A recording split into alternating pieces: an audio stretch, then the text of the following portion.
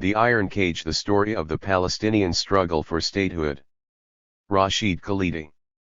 Contents. Introduction, Writing Middle Eastern History in a Time of Historical Amnesia. 1. Arab Society in Mandatory Palestine. 2. The Palestinians and the British Mandate. 3. A Failure of Leadership. 4. The Revolt, 1948, and afterward. 5. Fatah, the PLO, and the PA, the Palestinian Parastate. 6. Stateless in Palestine. Introduction. Writing Middle Eastern History in a Time of Historical Amnesia. This book examines the failure of the Palestinians to establish an independent state before 1948, the year of Israel's founding, and of the dissolution of Arab Palestine, and the impact of that failure in the years thereafter.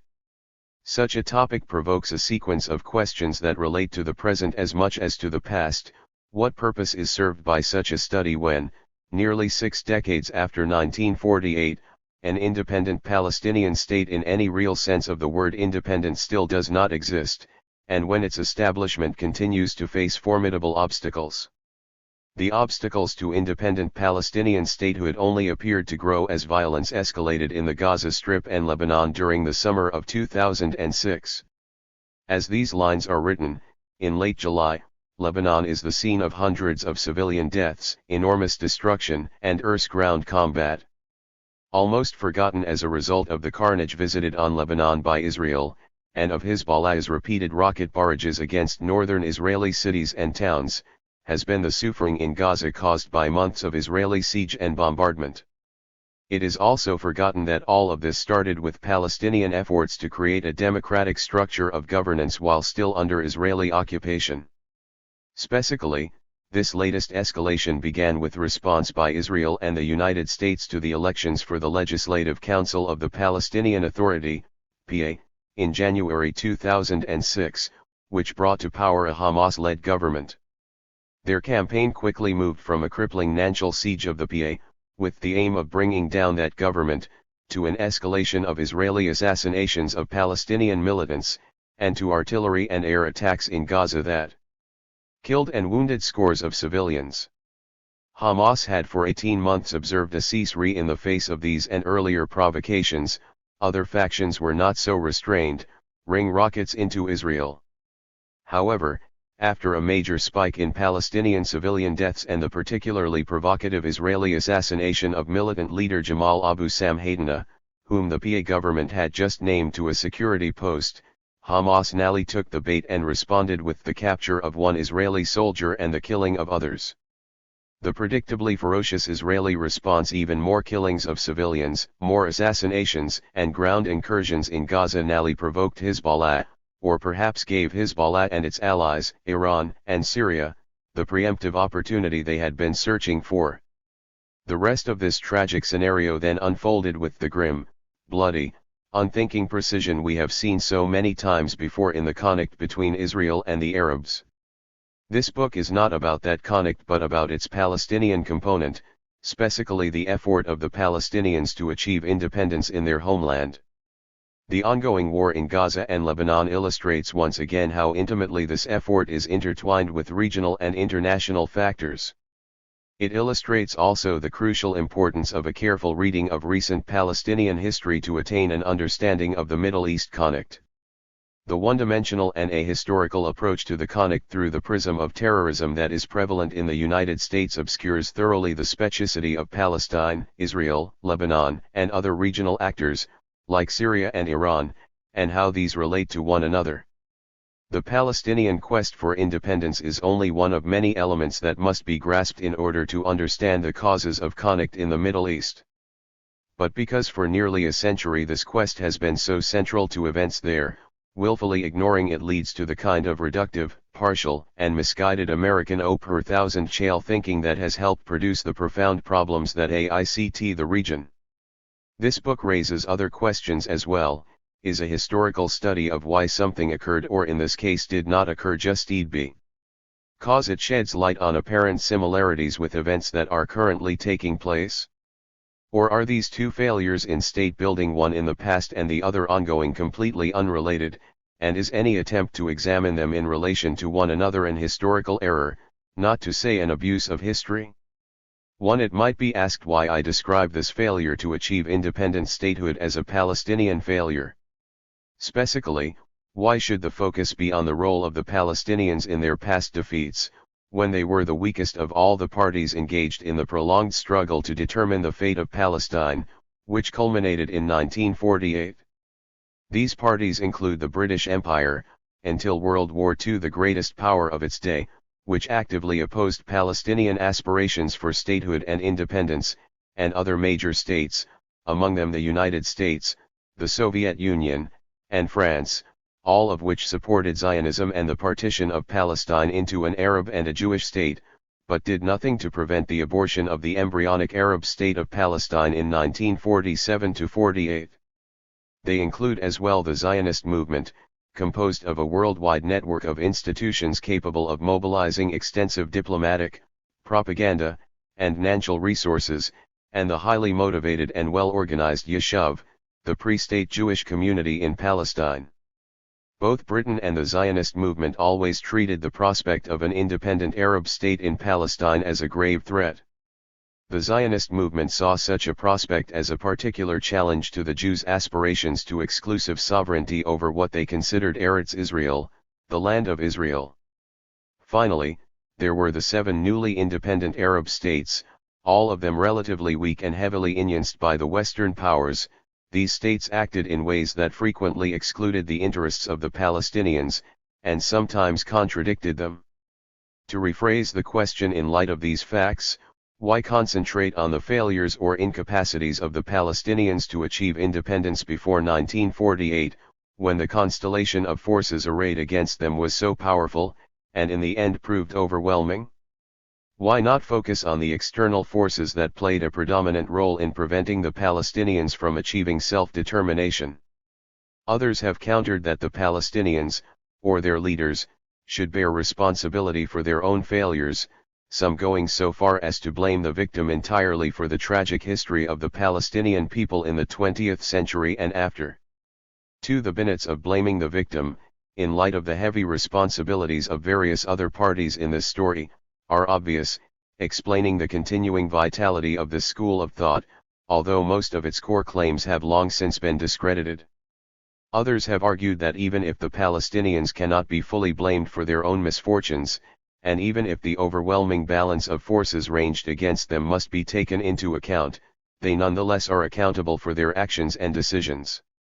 Similar arguments can be heard today regarding Palestinian responsibility for the dire situation faced by the Palestinians after the collapse of the Oslo peace process of 1991-2000, the full reoccupation of the West Bank by Israel in 2001-6, and the election in January 2006 of a Palestinian Authority, PA, government headed by the radical Hamas movement. Needless to say, all of these questions will be colored by the recognition that to this day the Palestinians remain considerably less powerful by any measure than the forces that stand in the way of their achieving independent statehood. It seems clear that in the decades since 1948 the Palestinians have been plagued by some of the same problems that faced them before that date. It is an open question whether examining past failures might help to prevent future ones, on the theory that there is a link between those structures and forces, internal and external, that operated in the past to hinder Palestinian self-determination, and those at work today. Either way, whether external forces or internal Palestinian weaknesses, or a combination of both, have prevented the establishment of an independent Palestinian state. Anal question remains: is statehood the destined outcome for a people who, since the early part of the 20th century had a clearly defined national identity but who have been unable to develop lasting, viable structural forms for it, or to control a national territory in which it can be exercised? Is it not possible that the Palestinian people will continue to exist indefinitely into the future, as they have since Ottoman hegemony ended in 1918, in a stateless limbo? Are we perhaps too obsessed with the very idea of the state, demonstrating the bias in favor of the state that Hegel found in historical discourse, in our attempts to place the state at the center of the historical narrative? 3. These are questions that perplexed me for several years after I finished an examination of Palestinian identity published in 1997.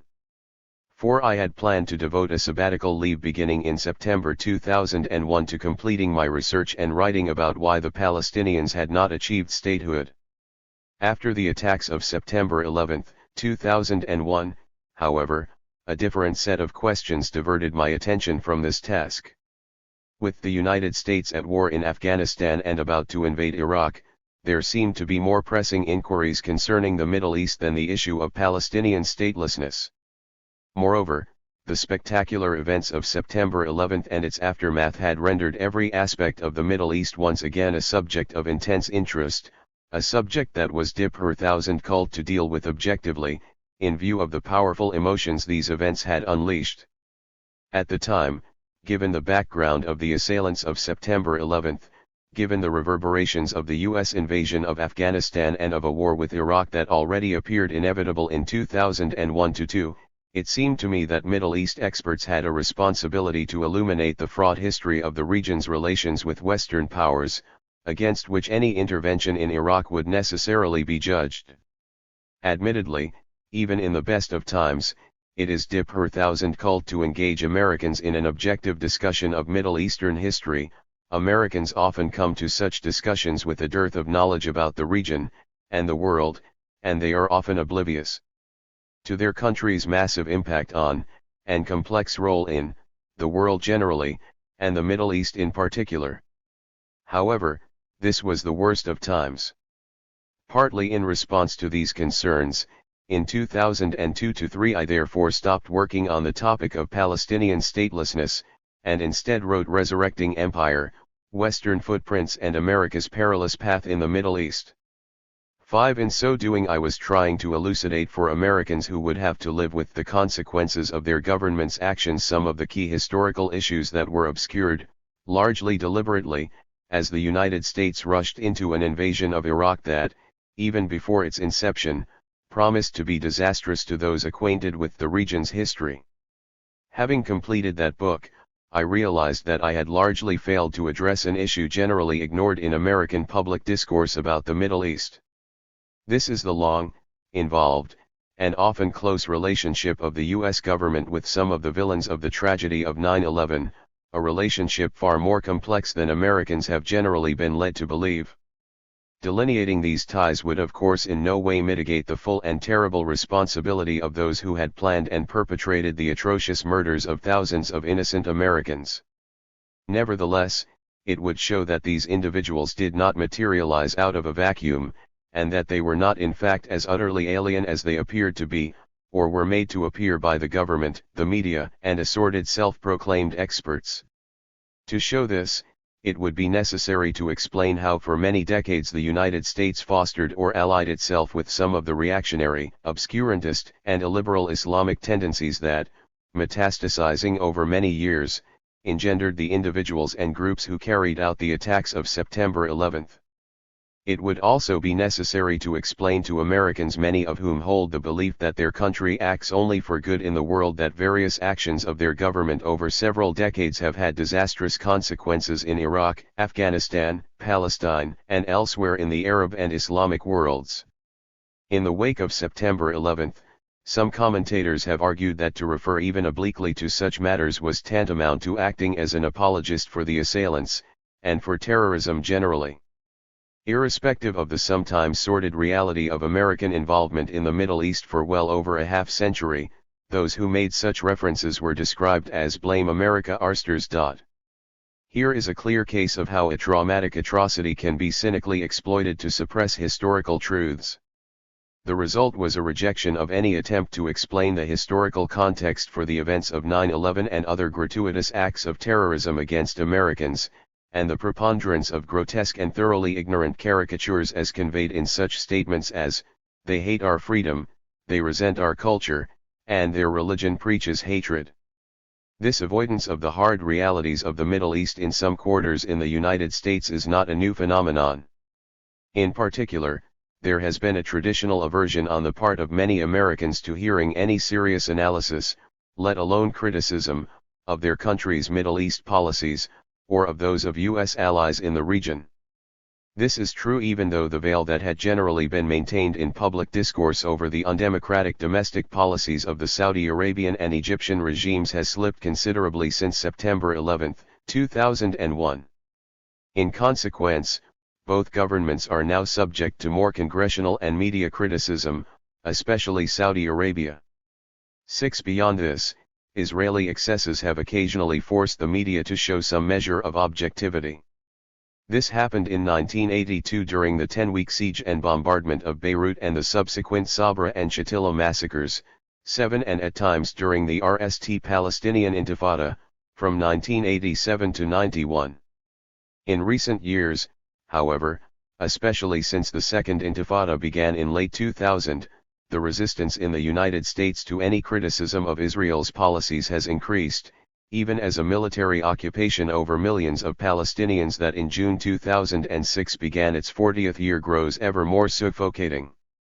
8. In consequence of all these factors, there has been little coverage of certain types of Middle Eastern news in the United States. This virtual blackout has largely been a function of American media self-censorship.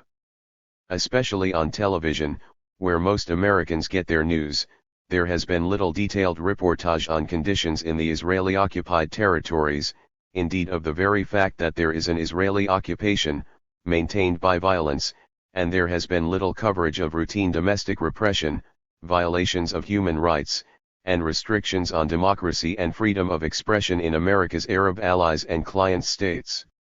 Such reports are common in the media of Europe and the rest of the world, and even in Israel. Only since the unrealistic war aims of the Bush administration in Iraq have produced chaos in that country has a willingness to critique some aspects of U.S. Middle East policy crept into American public discourse.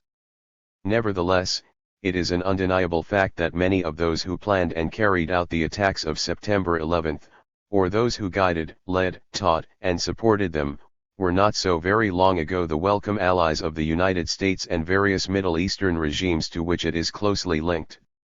This is true whether these individuals belong to one of the radical offshoots of the Muslim Brotherhood, an Egyptian Islamist political party founded in 1928, or adhered to some extremist version of the Wahhabi doctrine, which represents religious orthodoxy in Saudi Arabia, or aided the Afghan Mujahideen during the war against the Soviet occupation during the 1980s. Specifically, the masterminds of 9/11, and their intellectual forebears and spiritual guides, 9 were frequently the ardent and devoted foot soldiers of the United States and its allies in the murky covert struggles against the Soviet Union and other opponents in the Middle East from the mid-1950s until the early 1990s. American and Allied policymakers supported them against such identified enemy forces as Arab nationalism, Pan-Arabism, local communist parties, radical regimes, Palestinian nationalism, and later the Soviets in Afghanistan.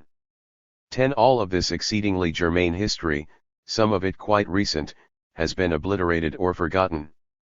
Over the past few years, the intellectual progeny of these U.S. clients, their successors, and in a few cases the very same individuals, such as Sheikh Umar Abd al-Rahman, convicted in connection with the 1993 World Trade Center bombing, 11. The late Sheikh Ahmed Yassin, founder of Hamas, Salman al-Adha and Safar al-Hawla, both Saudi clerics, 12. And the 2 top leaders of al-Qaeda, Ayman al-Zawahiri and Usama bin Laden, who once were allies, fellow travelers, or salaried agents of the United States and the Middle Eastern governments it supports, came to regard the United States and its allies in the region as their enemies. Another example would be the transformation of the Palestinian branch of the Muslim Brotherhood and its offspring, Hamas, from the protégés of the Israeli occupation into Israel's arch enemy. 13. One hears little about this history in the United States today, perhaps out of deference to the individuals and institutions that directed and executed American policy during the Cold War. 14. Uncomfortably for both American policymakers and for their critics, these Islamic radicals, beyond their reactionary social and cultural stances, which generally have had a narrow appeal in the Arab and Islamic worlds, also espoused other causes that have been broadly popular throughout the region. These causes included several related positions, opposing Israeli occupation and supporting Palestinian self-determination, condemning the sanctions regime imposed on Iraq after the Gulf War of 1991 and the 2003 invasion of that country, demanding the removal of unpopular American bases from Saudi Arabia, Iraq, and other Arab countries, and resisting the undemocratic, oligarchic, and often corrupt regimes like those of Saudi Arabia and Egypt, most of them shored up by the United States and other Western powers that dominate the Middle East. This situation is deeply problematic for American policymakers, especially those in the Bush administration, who claim that the United States always acts in the name of freedom and democracy. Yet if most people in Middle Eastern countries could freely express their opinion, they would likely be opposed to U.S. policy on all of these issues, from Palestine and Iraq to the presence of U.S. military bases, and including the propping up of unpopular autocracies. On the other hand, long-standing domestic opponents of American Middle East policies find it discomforting to hear Osama bin Laden or other such radicalgers attack these policies.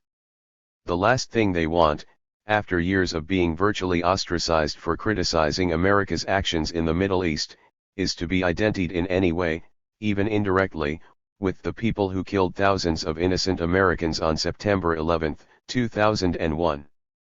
The task of policy critic thereafter became even harder as media self-censorship intensified, and as an especially problematic form of political correctness took hold in some quarters, one that implied that any critique of past policies amounted to treason in the global war on terror. In reacting on these considerations, I realized that there is a link between these pressing current issues of terrorism, war in Iraq, United States policy, and the seemingly unconnected question of the Palestinians' failure to achieve independence. It lies in a striking continuity of Western policies in Palestine and elsewhere in the Middle East, most especially a carryover from the policies of the once dominant power, Great Britain, to those of the current hegemon, the United States. Both have tended to favor outcomes that distorted accounts of the situation in Palestine, notably, the Zionist vision of Palestine as a land without a people for a people without a land. Both have favored outcomes that were politically convenient domestically, over what was in keeping with the actual realities of the situation on the ground and with the principles of self-determination and international law. Long before there was an American position on the Palestine question, driven primarily by domestic political concerns, there was a British position, similarly driven by concerns almost entirely external to Palestine. For reasons of self-interest, strategy, ideology, and domestic politics, both powers consistently privileged the interests of the country's Jewish population over those of its Arab residents, and, after about half of them were made into refugees, former residents. And facing both was a weak and ineffective Palestinian leadership that seemed to grasp only dimly, if at all, the strategic challenge facing their people, the actual balance of forces in the ELD, the exact nature of the relationship between the great power of the day and its local Zionist allies, the way politics functioned in London and Washington, and how best to use the meager resources at their disposal to overcome these long odds. A second link to current issues in the Middle East is the fact that over time, Palestine has proven to be the Achilles heel for both past British and current American policies in the Middle East. While each power has had to deal with various local sources of dissatisfaction with its Middle East policies, their respective handling of the Palestine question has rendered them unpopular in a broad range of Arab, Middle Eastern, and Islamic countries. This has become most apparent in times of crisis. Thus, on the eve of World War II, at the height of the 1936-39 Palestinian Arab revolt against colonial control, British policymakers realized that their policy of forcibly repressing Palestine's Arab population in the interest of the Zionist movement threatened to be a major strategic liability throughout a region that promised to be, and in the end was, a major arena of conflict with the Axis powers. They thus reversed some of their core policies in Palestine via issuance of the 1939 White Paper, in which they made apparent concessions to the Palestinians and placed restrictions on Jewish immigration. Similarly, on the eve of the invasion of Iraq, Bush administration per thousand Chales apparently felt obliged to shore up the United States' sagging image in the region by an endorsement of a Palestinian state. However, there were deep structural factors of support for Zionism in Britain and for Israel in the United States that remained unchanged in spite of these measures, and that in the end prevented either of them from having any significant effect. An examination of how Britain's handling of the Palestine issue helped to make it highly unpopular in the Middle East might shed light on a similar process that appears to be unfolding with regard to the United States. There are several aspects of continuity between the British Empire and the new post-World War II age of American hegemony insofar as Palestine is concerned. When Britain and the international community, whose will was then expressed by the League of Nations, solemnly committed themselves to self-determination and the establishment of a national home for the Jewish people in the Mandate for Palestine in 1922, at a time when the Jewish population of the country was less than 10% of the total, most Jews had probably not become political Zionists. This fact is easily forgotten today, now that there are over 5 million Jewish citizens of Israel, 15, and that political Zionism, the idea of the Jewish people as a national entity, has become the prevalent ideology among Jewish communities everywhere. Nevertheless, despite the fact that in the RST part of the 20th century Jews were a tiny minority of the population of Palestine, and the Zionist movement was as yet probably unrepresentative of mainstream Jewish opinion, Britain and the dominant institution of the international community, the League of Nations, were broadly faithful to that commitment. The reasons for this stand had primarily to do with the utility of Zionism to British imperial purposes, the sympathy of a major sector of the British elite for Zionism, and the skill of the Zionist leadership in cultivating those who might be of use to them. There was, however, no similar British or international commitment to the self-determination of the Palestinian people, in spite of the Palestinians' insistence on the justice of their claim, and on Britain's obligation to make good on its World War I promises of independence to the Arabs. Both the Covenant of the League of Nations, which deemed the former Arab provinces of the Ottoman Empire, Palestine among them, as Class A mandates, regions that had achieved a level of development that made them provisionally independent states, and the text of the various British and Allied pledges to Arabs, supported the Palestinian claims. Nevertheless, only after 3 years of a bloody Palestinian revolt that started in 1936, and with the shadow of another world war looming in 1939, did the British grudgingly, indirectly, and conditionally grant the principle of independence for Palestine with majority rule, to be implemented after 10 years, and only if the Jewish minority was in agreement, a condition that was presumably intended to be impossible to fool. Soon thereafter, World War II and the Holocaust changed circumstances so drastically as to render this promise effectively meaningless. In fact, the British government of the day always intended to subvert even this highly conditional projected extension of independence to the Palestinians. This is clear from the minutes of a British cabinet meeting of February 23, 1939, detailing the British approach that resulted in the White Paper of 1939, in which this promise was embodied. There it appears that the British Colonial Secretary, Malcolm MacDonald, and his cabinet colleagues meant to prevent Palestinian representative government and self-determination, even while appearing to grant the independence of Palestine. 16. Similarly, the United States, the RST country to recognize the independence of the Jewish state in May 1948, has yet to support indeed, as opposed to word, the independence of Arab Palestine. This remained the case in 2006, although with war looming in Iraq in 2002, President George W. Bush stated that an independent Palestine had always been an American policy goal. In fact, this was the RST time that such an objective was ever enunciated by an American president. On the contrary, in practice the United States is, and for over 60 years has been, one of the most determined opponents of Palestinian self-determination and independence. It has aligned itself closely with the Israeli position, thus, only when the position of Israel on this matter changed in 1992-95, under the government of Yitzhak Rabin, did U.S. policy change. Another area where there are profound continuities between the British Mandate period and today is in the interrelation between indigenous Palestinian leaderships and outside forces. One constant has been the frequent incapacity and weakness of these leaderships vis-a-vis the great imperial powers of the day. Another less visible continuity lies in the way in which this interrelation contributed to the genesis of political Islam in the interwar period and again in recent decades. The British Mandate government from the outset assiduously fostered the creation and development of ostensibly traditional, but in fact newly created, Islamic institutions such as the post of Grand Mufti of Palestine and the Supreme Muslim Council.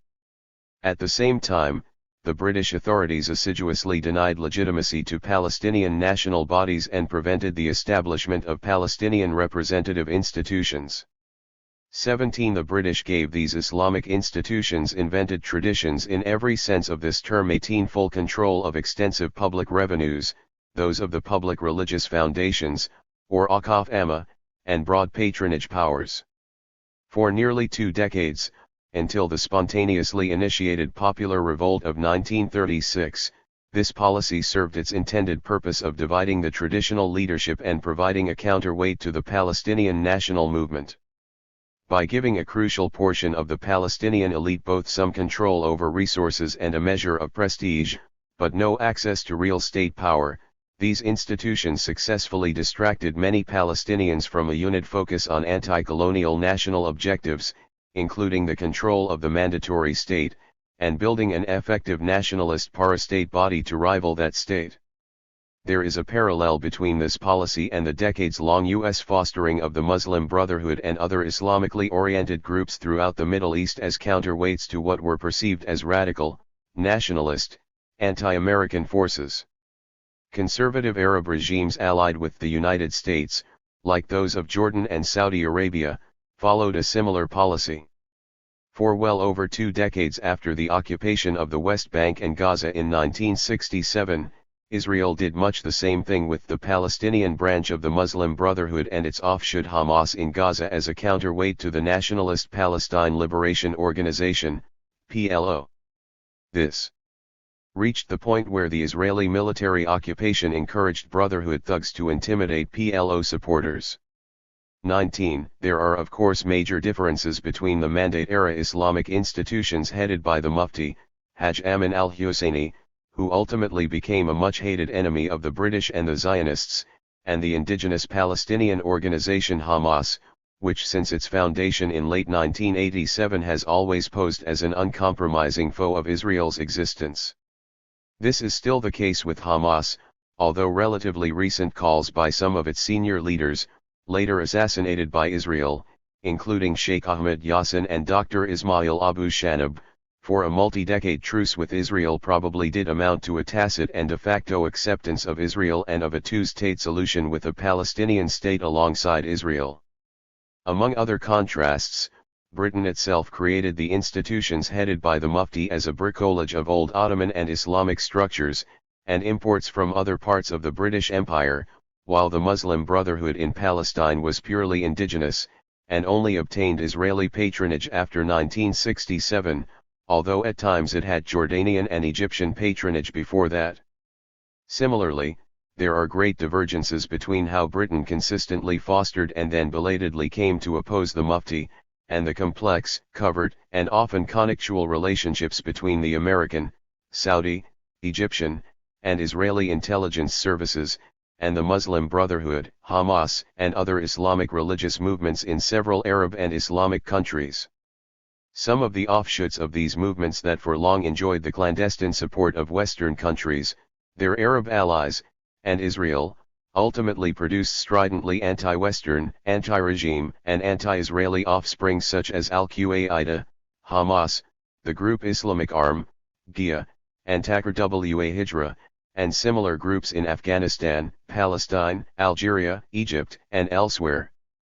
Political Islam has served as a vehicle for resistance as well as collaboration in different eras of Palestinian history, notably in the form of the grassroots combination of Islamic revival and nationalism espoused by the charismatic Sheikh Izz al-Din al-Qassam, whose martyrdom in 1935 can be said to have inspired the revolt of 1936 to 39-20. The same can be said of the more recent Islamic Jihad movement, an offshoot of the Palestinian branch of the Muslim Brotherhood.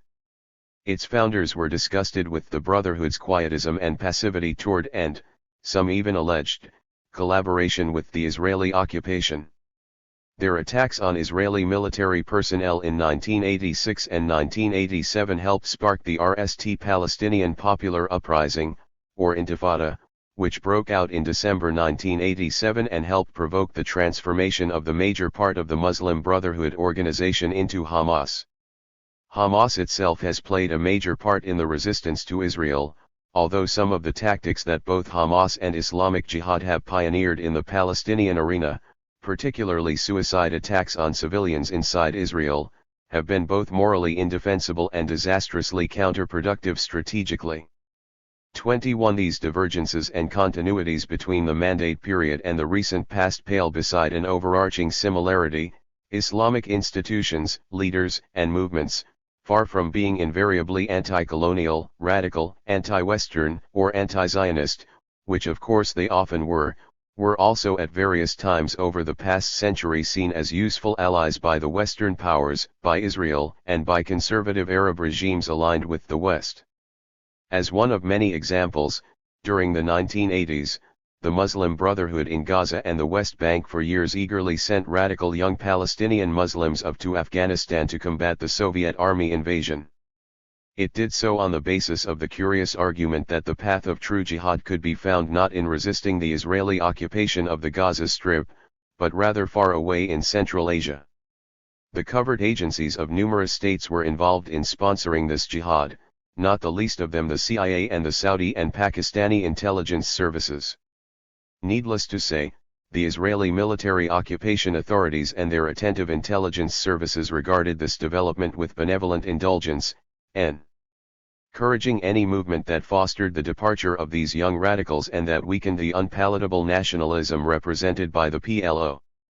22 It is yet another ironic twist in the obscure early part of this strange story that the man described by the young Osama bin Laden as his guide in the early 1980s was the charismatic Palestinian Islamic militant Dr. Abdullah Azzam, who met his death in a mysterious car bombing in Peshawar in 1988. 23 Azzam played a key role in the of hundreds of young Palestinians from the refugee camps and towns and villages of Gaza and the West Bank to the madrasas and training camps of Peshawar and the battlefields beyond in Afghanistan. 24 Azzam had his intellectual roots in the philosophy of the Palestinian branch of the Muslim Brotherhood. He thereafter became one of the leading theoreticians and practitioners of the transmutation of the Brotherhood's ideas into a radical new version of Islam, including a militant variant of Wahhabi doctrine, which became a new kind of political tool.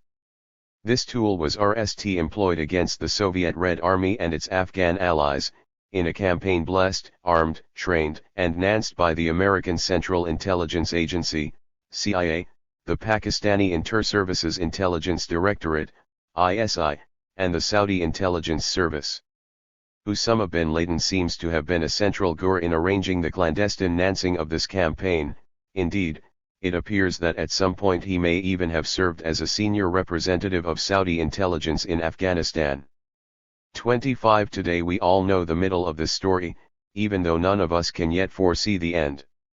American troops have since late 2001 been hunting their erstwhile Afghan and Arab allies, the latter in the meantime having transmuted into al-Qaeda, in Afghanistan and elsewhere around the world. The ISI and the Pakistani military have ostensibly switched sides and turned on the Taliban regime they had helped install in Kabul only a few years previously, and Saudi Arabia has been the scene of attacks for which al-Qaeda has claimed responsibility. But the beginning of the story is still being kept from us.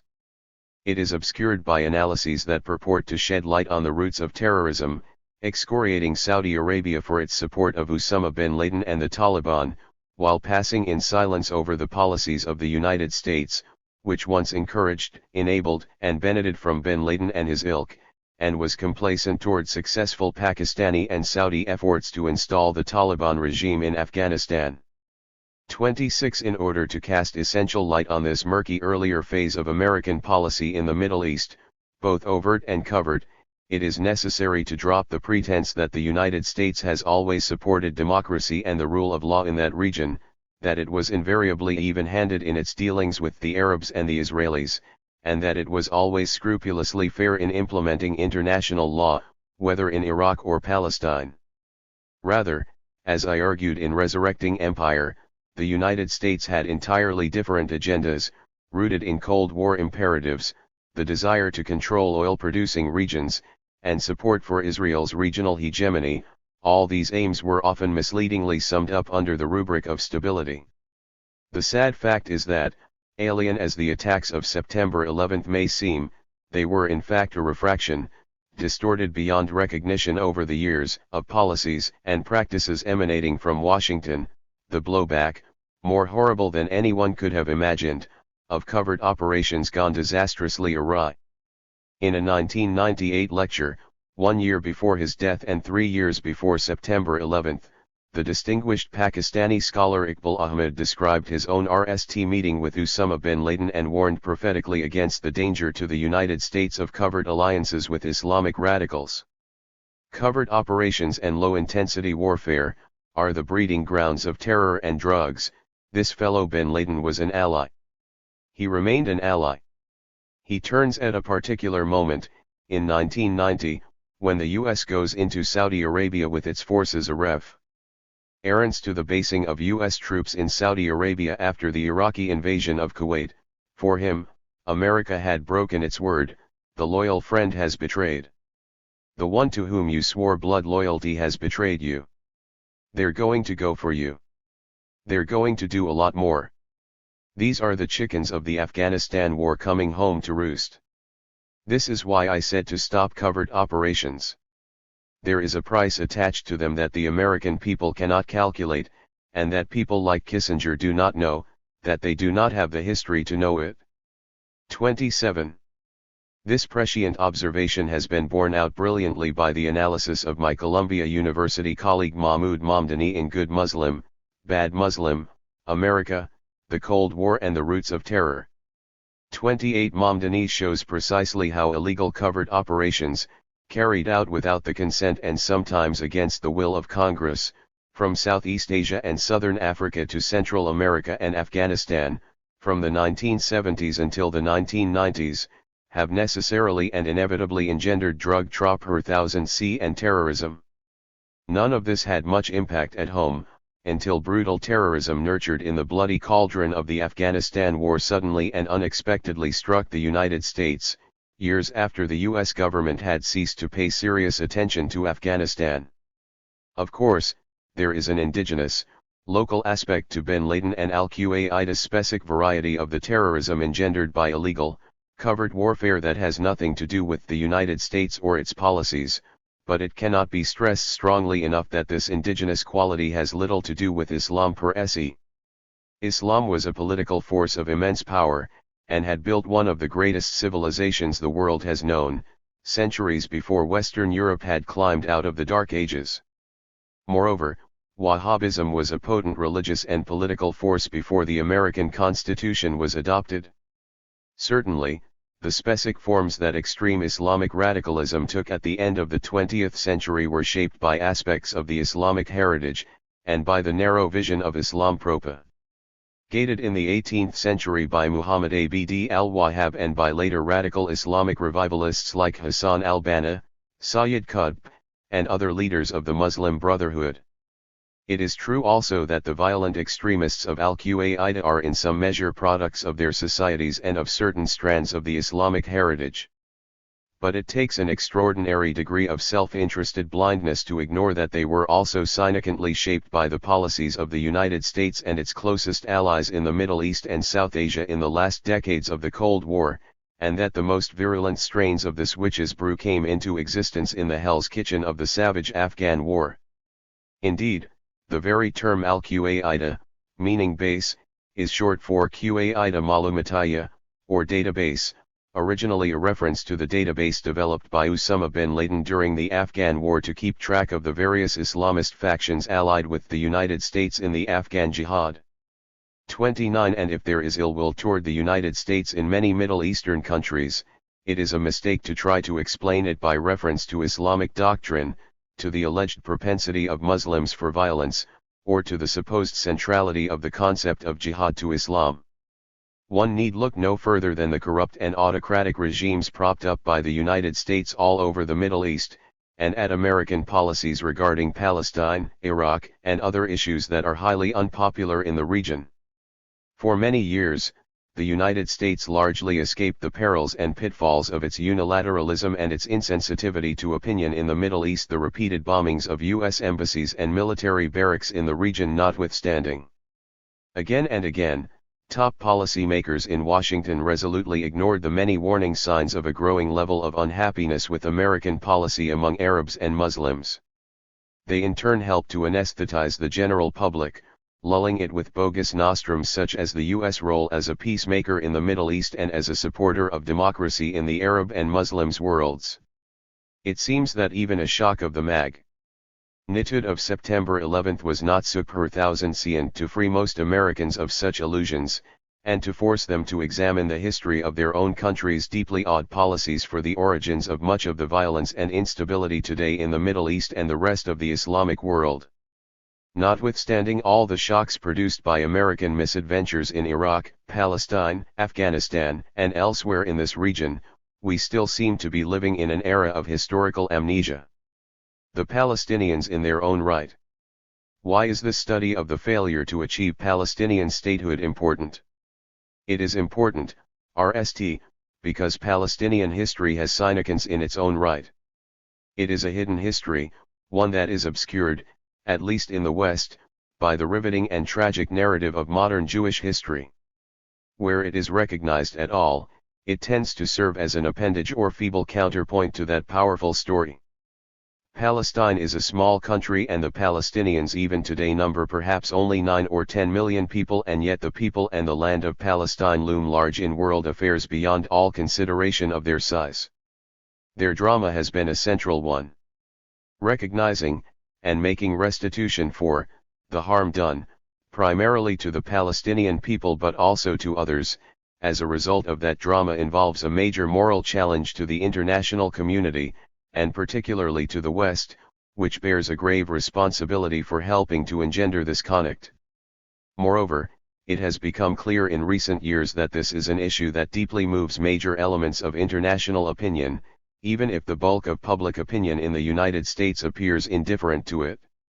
However, achieving any serious understanding of this poignant conflict, which has for decades rent the Middle East and has had such a wide-reaching political and moral impact outside it, requires a broad comprehension of Palestinian history in its own terms, and in its own context, which includes but cannot be subsumed by or subordinated to Jewish and Israeli history.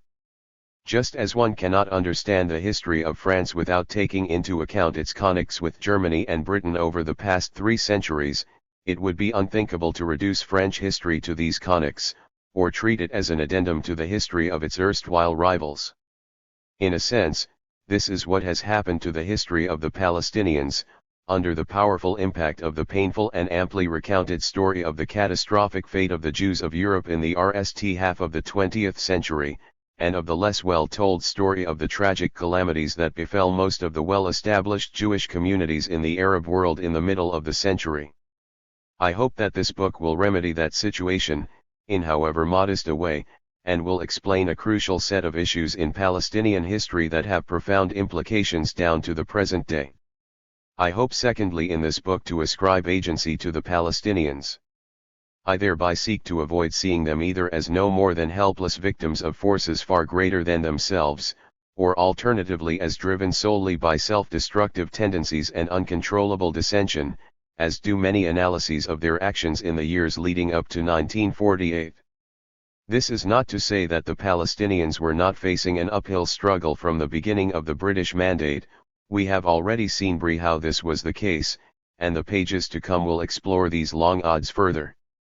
And Palestinian society and politics were most definitely divided and faction-ridden, in ways that gave hostile forces many cleavages to exploit. But the Palestinians had many assets, were far from helpless, and often faced a range of choices, some of which were better, or at least less bad, than others. In this way, I propose to put the Palestinians at the center of a critical phase of their own story.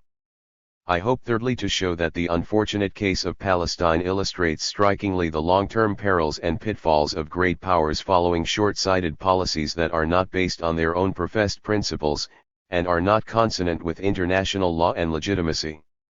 This was just as true during the many decades during which Britain dominated the Middle East, as it has been of the more than half a century since then, during which time the United States has been the preeminent power in that region. As we have seen, because of its commitment to Zionism, Great Britain constructed a mandatory regime for Palestine that was in important ways in contravention of the Covenant of the League of Nations and of its World War I pledges of independence to the Arabs. For decades, Britain twisted and turned between these two contradictory poles of respect for the principle of self-determination embodied in the Covenant, and faithfulness to its commitment to create a Jewish national home, embodied in the Balfour Declaration and reiterated in the Mandate for Palestine. There was, however, never any question that the commitment to Zionism was the stronger. In the process, Great Britain enabled the Zionists to create the springboard from which they were ultimately able to take over the entire country at the expense of its indigenous population. It thereby helped significantly to produce a conflict that only became more bitterly intractable as time went on.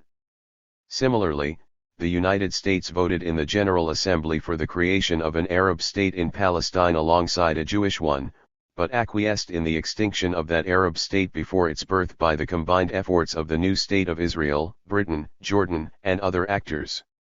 Thereafter, the United States repeatedly sponsored or supported measures in the United Nations or on its own that might have alleviated the conflict.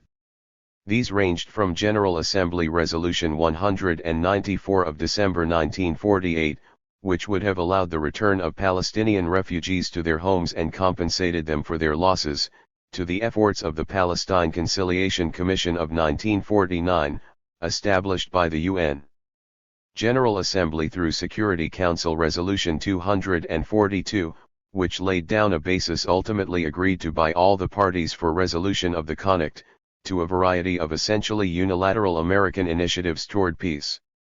In all of these cases, however, the United States never unequivocally and in practice supported the self-determination and independent, viable statehood of the Palestinians, and often acted to undermine this and other universal principles of international law and legitimacy. Without these principles, needless to say, a just and lasting resolution of this problem is impossible. In making policy on Palestine over most of the past century, leaders in both Britain and the United States were driven primarily by powerful strategic and domestic political considerations, rather than by principle. The strategic considerations included the goals of dominating this crucial piece of territory, keeping it in friendly hands, and denying it to others. 30. The political ones included cold calculations of the considerable domestic electoral and financial advantages to be obtained from supporting Zionism, as against the negligible domestic political costs. There also existed naive sympathy for Zionism among many British and American politicians, based on a particularly Protestant immersion in the Bible.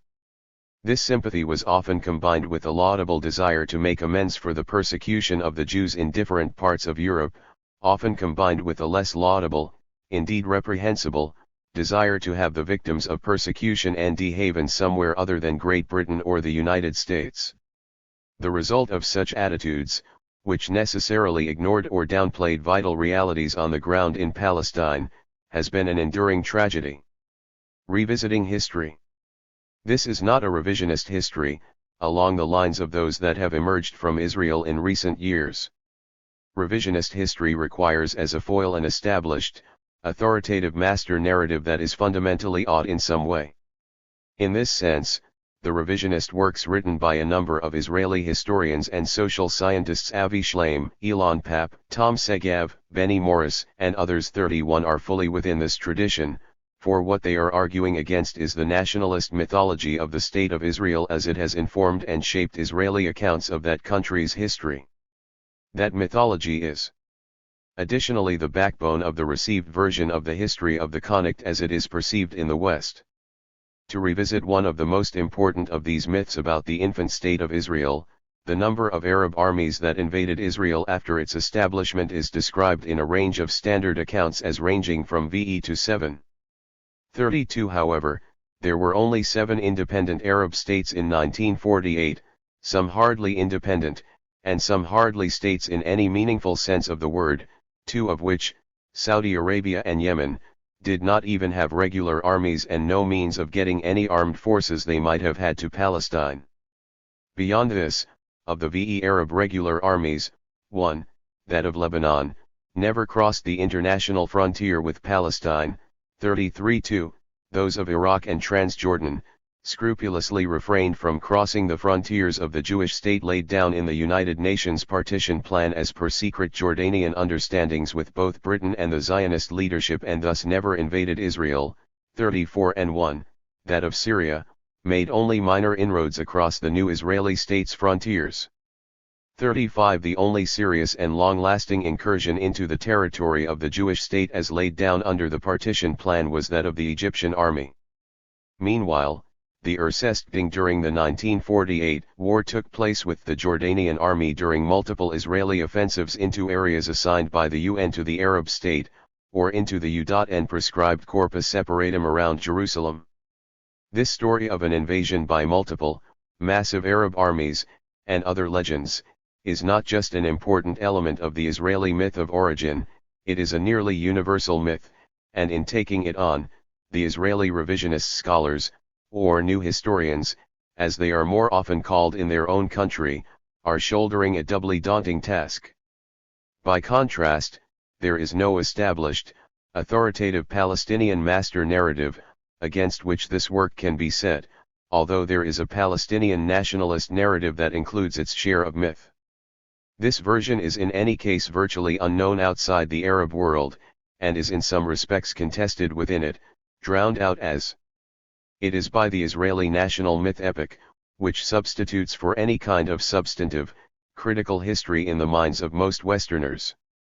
Moreover, as the Israeli new historians have been showing, many elements of the standard Palestinian narrative have in fact been borne out by archival research.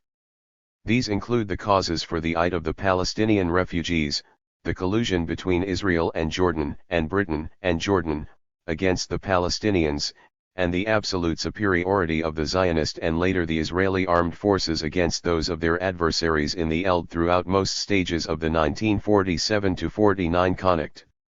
This is not to say that there are not many myths worth debunking in the Palestinian version of events, there are indeed, particularly ideas relating to the Zionist movement and Israel and their connections with the Western powers, the relation of Zionism to the course of modern Jewish history, particularly the central place of the Holocaust in this history, and the reductionist view of Zionism as no more than a colonial enterprise. This enterprise was and is colonial in terms of its relationship to the indigenous Arab population of Palestine. Palestinians fail to understand, or refuse to recognize, however, that Zionism also served as the national movement of the nascent Israeli polity being constructed at their expense. There is no reason why both positions cannot be true. There are multiple examples of national movements, indeed nations, that were colonial in their origins, not least of them the United States. Deconstructing these ideas will be crucially important to an eventual reconciliation of the two peoples. Because of the disparity in the Palestinian and Israeli archival sources, I am obliged to take an approach that prevents this from really being a revisionist history. Revisionist history, at least of the kind undertaken by the Israeli new historians, depends largely on archival revelations to upset established narratives. One major impetus for the efforts of these historians came from the opening up in the 1980s of materials in the Israel State Archives relating to the 1948 period. They were able to utilize this wealth of material, weeded and sanitized though it had been, as all archives inevitably are, to lay a documentary foundation for their effort to show the deeply odd nature of the dominant line of thinking about the origins of the State of Israel. In so doing, they found ample support for a number of arguments about the 1947-49 thing, such as the fact that most refugees were forced to leave their homes in 1948, that had previously been put forward by Arab historians, but that were ignored outside an extremely restricted circle.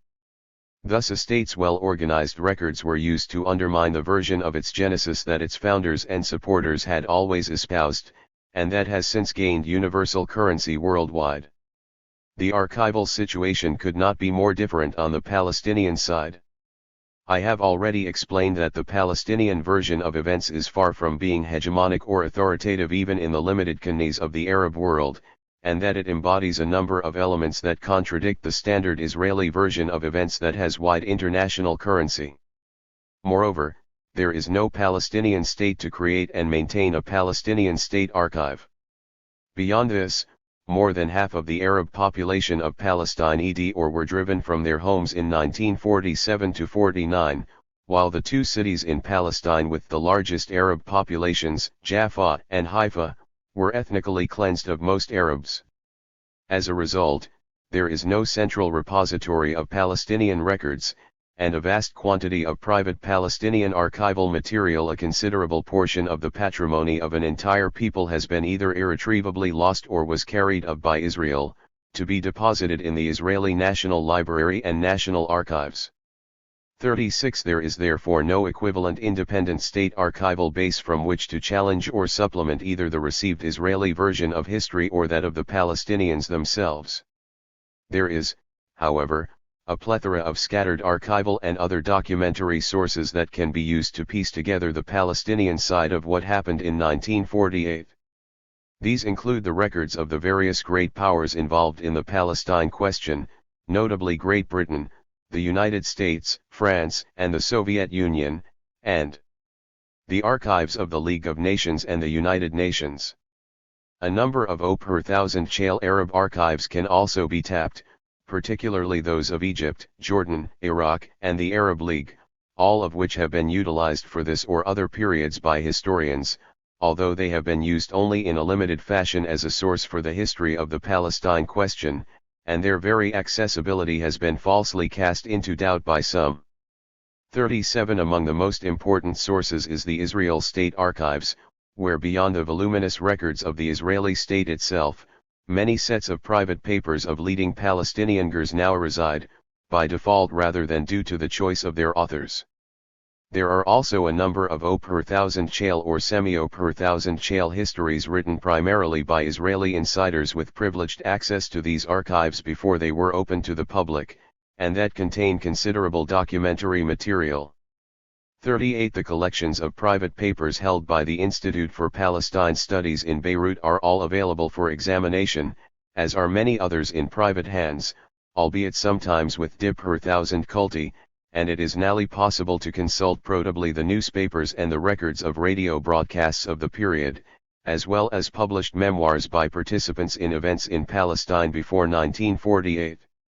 Given the fragmentary nature of the sources and the absence of a central Palestinian archive, even a fully archivally based work could not be called revisionist history in the same sense as the writing of the Israeli new historians can, for the simple reason that in the Palestinian case one is unable to start from the same massive, central, unit documentary base, or with the same resources, as are provided by a successful, modern state like Israel, or Egypt, or any other. This basic asymmetry with respect to archives is a reaction of the asymmetry between the two sides. While one side, operating through a modern nation-state, has used its documentary and other resources to produce a version of its history that has subtly shaped the way the world sees the conflict, a version that is now ironically being undermined from within via use of these same resources, the production of a standard per thousand shale Palestinian narrative was never really possible on the other side. In the absence of a central Palestinian state archive, a significant proportion of those archival resources which were painstakingly amassed and organized on the Palestinian side at various research institutions, were at different times attacked, confiscated, sequestered, or destroyed by the Israeli army and security services, efforts that jeopardized the Palestinians' historical patrimony. One of the most important of these institutions, the PLO's Palestine Research Center in Beirut, was attacked by Israel with rockets and artillery on at least 2 separate occasions before 1982, and its director was maimed by a package bomb, and during the Israeli occupation of Beirut of that same year its contents were seized. Another, the Arab Studies Society, was closed by order of the Israeli government for many years before 1992, and again in 2000. As of this writing, neither archive, including in particular many collections of private papers, 39 is accessible to researchers.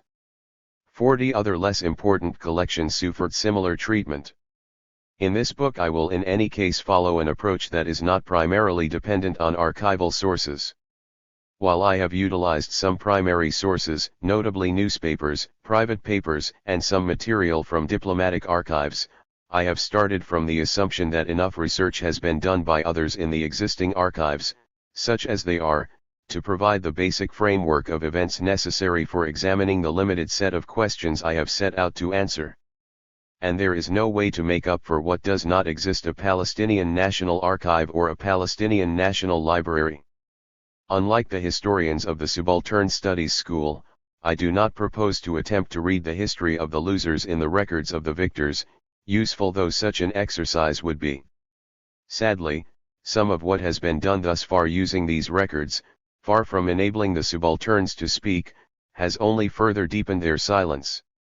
This is the case even with groundbreaking works such as Benny Morris's The Birth of the Palestinian Refugee Problem, 1947 to 1949. This book shattered many myths on this subject, but was almost entirely based on Israeli sources, as its author disdained one of the possible supplements to these sources, the testimonies of the refugees themselves. 41. I propose rather a rereading and rethinking of what is already known, with what I hope is the judicious addition of archival material that will help to illuminate the points I am making. I do not intend primarily to present documentary revelations, or significant new evidence, although it is undoubtedly possible to do so, and a few minor revelations have emerged from the research I have done. Rather, I hope to present new answers to rarely asked questions about why the Palestinians were as badly defeated as they were, and why they failed to create state structures. These are questions that in the past have found answers that in my view are too glib, too easy, and unfair to the actors involved. It is a tall order to explain why something did not happen, and taller still when much of the evidence has been scattered by the very events I am trying to elucidate. I nevertheless think not only that an explanation can be offered, but also that it will illuminate the history of the Palestinians before 1948 and indeed much that has happened to them and to others since then. How to approach a non-event. The narrative I propose in the following pages is neither linear nor chronological. I propose instead to focus thematically on different aspects of the problem of how the Palestinians related to the question of building an independent state before 1948. This procedure should provide illumination of the problem's contours, and at the same time suggests some answers to why it has recurred in the ensuing period. Each of these themes constitutes the core of a chapter, and each chapter, with the exception of the null 2, ranges over much of the entire 30 years of British control of Palestine. The story of how the Palestinians acted and reacted throughout 3 decades of British control of Palestine has been told at length. I see no purpose to adding my own full-blown version of this depressing story, which has been told in narrative histories and in a number of monographs. 42 The years since the turn of the 20th century have seen the appearance of a large number of new works devoted to examining the Mandate period or crucial aspects thereof. 43 None of these new books, nor the earlier monographs, focus specifically on how and why the Palestinians related to the issue of control of the apparatus of state. They therefore do not tell us why the Palestinians failed not only to take control of the mandatory state apparatus, but to create alternative state structures and structures of legitimacy of their own, and how these failures in turn made inevitable their defeat in the mid-1940s during the confrontation with the Zionist parastate and its successor, the State of Israel. In order to provide an appropriate context in which to judge the Palestinian case, this book looks thematically at Palestine in comparison with other Arab countries that fell under League of Nations mandatory regimes, and avoids the more conventional approach of comparing the Palestinians and the Zionist movement, and thus comparing the incomparable. My argument is that rather than being compared with the Yishuv, a community to which they were not in any way similar, but with which they were in deadly conflict for control of the country, Palestinian society should instead be compared with other Arab societies at an analogous stage of development. Such a comparison reveals that the Palestinians were at least as advanced by most available indices as most of their neighbors in the region. Since the Palestinians had a highly developed sense of national identity by the early 1920s, 44 the question arises of why they failed to realize their national aspirations, unlike all the neighboring peoples, including the Yishuv. The major constitutional problem created for the Palestinians by a mandatory regime that explicitly refrained from mentioning them or their achievement of self-government and whose legal structure, it could be argued, was specifically designed to exclude any such achievement, and the Palestinian response to this challenge, already touched on above, is another major theme of this book.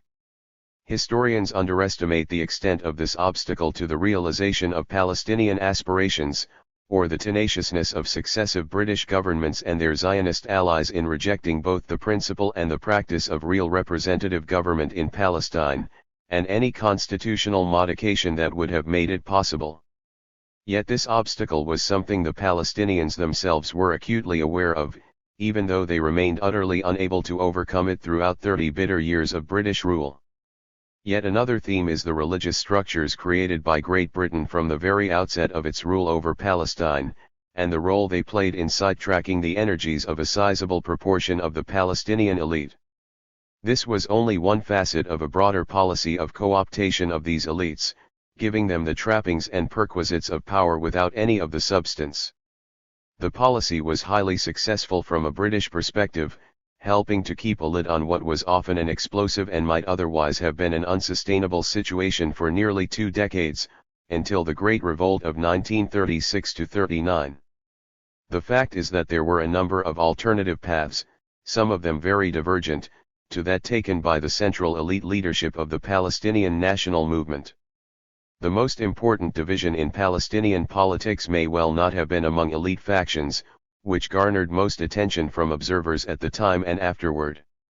It was rather between most of the traditional notable politicians, with their narrow, conservative view of how to deal with the challenges the Palestinians faced, and a broad range of other Palestinian individuals, political groupings, and social groups who proposed more imaginative and often more radical approaches. The manner in which all of these strands led to Palestinian failures in the climactic circumstances of the 1936–39 revolt, the partition of 1947, and the 1947–48 ding is the null theme of the RST part of this book. My basic thesis is that the causes for the crushing defeat suffered by the Palestinians in 1948 cannot be found in the events of that fateful year. It is RST necessary to examine the peculiarly disadvantageous terms for the Palestinians of the League of Nations mandate that the British crafted for themselves, the unique dilemmas that were consequently created for the Palestinians, and the structural problems in Palestinian society, and in Palestinian leadership, that prevented them from better handling these dilemmas. Starting from that point, one can understand the incapacity of the Palestinian national movement to oblige Britain to change its policies, which culminated in the Great Revolt of 1936–39, the success of the British in repressing it, and the profound effects of this revolt and of its failure to improve the Palestinians' situation. Thus the core problem was the failure of the Palestinians to create national structures that perhaps might have enabled them to wage a more coherent struggle before the 1936–39 revolt, to weather the repression that accompanied it, and to extract a better outcome from the 1939 negotiations in London, not what happened later. Comparisons with the more successful Indian effort in precisely the same period are of relevance here. Thus, to explain why Palestinian society fell apart with such rapidity in 1947–49, one must go back to well before the beginning of those years. Only thus can one fully explain the striking lack of organization, cohesion, and unanimity in the Palestinian polity in the years immediately preceding 1948, particularly in view of the marked contrast with the improving situation of the Yishuv in the same period. The concluding chapters of the book explore how this 30-year-long failure to seize the levers of power of the mandatory state or to create alternative state structures may have affected the Palestinians during the many decades of statelessness that followed 1948, down to the present. They examine both the structural constraints on the Palestinians their falling under the tutelage of several Arab states, none of which initially welcomed their efforts to reorganize their national existence, and the impact of the defeats and failures of preceding decades on their society and their national movement, when it was reconstituted in the late 1950s and 1960s. I also examine the less than successful experiences in state building of the PLO, which wielded many aspects of state power in several different places and ways from the late 1960s onward, and of the Palestinian Authority, PA, created to govern those tightly circumscribed areas of the West Bank and the Gaza Strip from which Israel withdrew its forces in the mid-1990s temporarily, as it turned out. Both of these entities, the PLO and its offshoot, the PA, have operated in situations of great difficulty, and against overwhelming odds, by no means an unusual experience for the Palestinians historically. But their failures were not just the result of the long odds facing them, any more than were the failures of the 1920s through the 1940s, for Palestinian agency and Palestinian decisions played a major part. While the past certainly cannot tell us how the future will turn out, it definitely helps to explain a variety of trends in the present, and can be useful in avoiding otherwise unanticipated pitfalls in the future. But if the main lesson of the past is that we do not learn from it, over 8 decades of Palestinian statelessness may well be prolonged even further. The Iron Cage. Arab Society in Mandatory Palestine. David and Goliath in 1948. The year 1948 was to prove so decisive for the history of the Palestinians that if one seeks to understand subsequent history, one must have a clear sense of how it changed their world. At the beginning of 1948, Arabs constituted an absolute majority of the population of Palestine within its British mandatory borders between the Mediterranean Sea and the Jordan River, approximately 1.4 million out of 2 million people. They were a majority as well in 15 of 16 sub-districts of the country. 1. Arabs owned nearly 90% of the country's privately owned land. 2. However, over a period of only a few months, as war in Palestine escalated from March until October 1948, a striking transformation took place. More than half of the country's Arab majority, probably over 750,000 people, were expelled from or forced to the areas that became part of the State of Israel. 3. About half were obliged to depart from their homes before the formal establishment of Israel and the entry of several Arab armies into Palestine on May 15. The rest left after that date.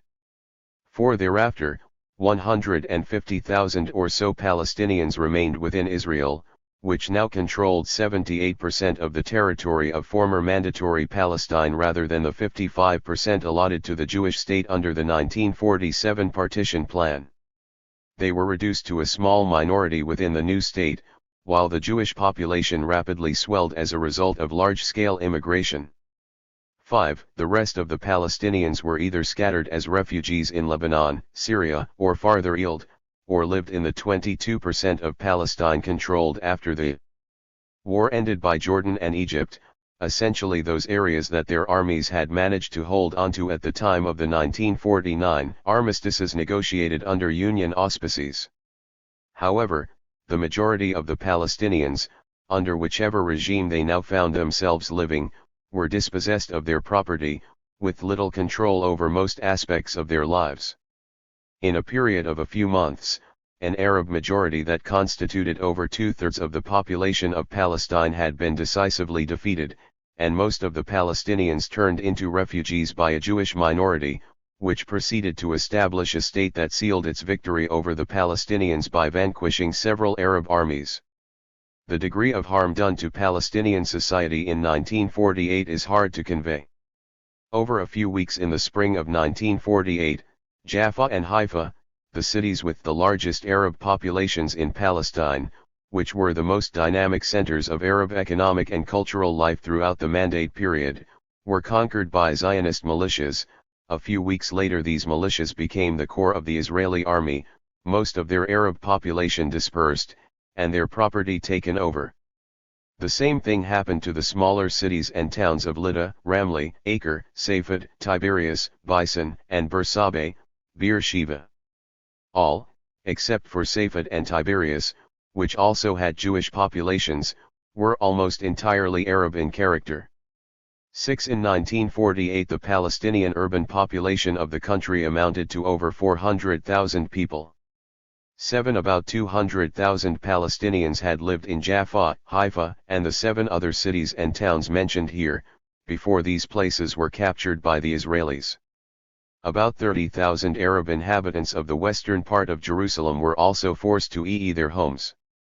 8. So by the end of 1948, a majority of the Arab urban population of Palestine, the most highly educated, the wealthiest, and the most culturally active, had lost their property and become refugees. The calamity that was visited upon the urban minority of Palestinians struck the rural majority of about 1 million with even greater force. Of the more than 100 Arab villages in the territory of what became the State of Israel, by the end of 1948 over 400 had been conquered by either pre-state Zionist militias, such as the Haganah, the Palmach, the Irgun, and the Lehi, or the Israeli army into which the militias were later incorporated. Their populations were driven out or in terror, their land was confiscated, and they were forbidden to return. The Israeli government subsequently destroyed nearly all of these empty villages. 9. The 120,000 residents of 100 Palestine villages that remained within Israel, as well as tens of thousands of Bedouins in the south of the country, were thereafter subjected to martial law for nearly 2 decades. These disruptions constituted massive and long-lasting changes. In the 78% of Palestine that became part of the State of Israel in this fashion, the end result was the creation of a sizable Jewish majority. Most of the new country's land was now owned or at least controlled by the Israeli state or its parastate agencies, such as the Israel Lands Authority or the Karen Kameth Lisrael, the Jewish National Fund. The basic demographic contours, and the property relations, created by this seismic event are extant to this day, whether inside Israel, in the Palestinian territories Israel occupied in 1967, or in the Palestinian diaspora. What were the causes for this debacle, in which Palestinian society, urban and later rural, crumbled with a rapidity that astonished even the Zionists at the time, and that has been inscribed in Palestinian memory as Al-Nakba, the catastrophe? 10. The traditional Israeli narrative of these events ascribes responsibility almost entirely to the Arabs, claiming that Arab leaders told the Palestinians to and denying that Israel bore any responsibility for the fate of the refugees. 11. Israel's new historians, using Israeli, British, United Nations, and other archives opened since the early 1980s, have shown these claims to be groundless. 12. The work of these and other historians indicates that while in a few areas non-combatants were urged by the Palestinian leadership to evacuate their homes for their safety, and some before the GDing reached them, most Palestinians left because they were forced to do so either by direct Israeli attacks on their cities and villages or due to conditions of extreme insecurity. Far from telling them to leave, by April 1948 the Palestinian leadership and the Arab governments were so harried by the of refugees that both made fruitless efforts to stem the 13. Another basis for denying Israeli responsibility for the fate of the refugees is the claim that the Palestinians attacked the Yishuv, the Jewish community in Palestine before 1948, RST, and that the fate of the refugees was simply a byproduct of a war that the Arabs had started and lost. This argument simplistically and falsely reads a desperate and unequal communal conflict between two peoples until the end of the Mandate on May 15, 1948, as Arab aggression. It also blurs the vital distinction between a RST stage of civil war between Palestinians and Jews living inside Palestine before May 15, which the smaller but far better armed and organized Yishuv eventually won decisively, and a second one, the war between the new Israeli army and the armies of several Arab states that entered Palestine after May 15. After a dip per thousand cult early period, this second phase also ended in a decisive Israeli victory. Both segments of the war were hard-fought, 14, and both witnessed significant gains of territory for the Jewish state and concomitant expulsions of the Arab population. During each phase several 100,000 Palestinians fled their homes. This argument furthermore ignores the fact that in many cases Palestinians were driven out of areas where there was no gding, where there were local truces, or where gding had long ended, and that the vast majority were not allowed to return to their homes even after the gding was over. Most importantly, it ignores a basic fact, which had been clear to those with any sense on both sides since the beginning of the conflict a few decades earlier.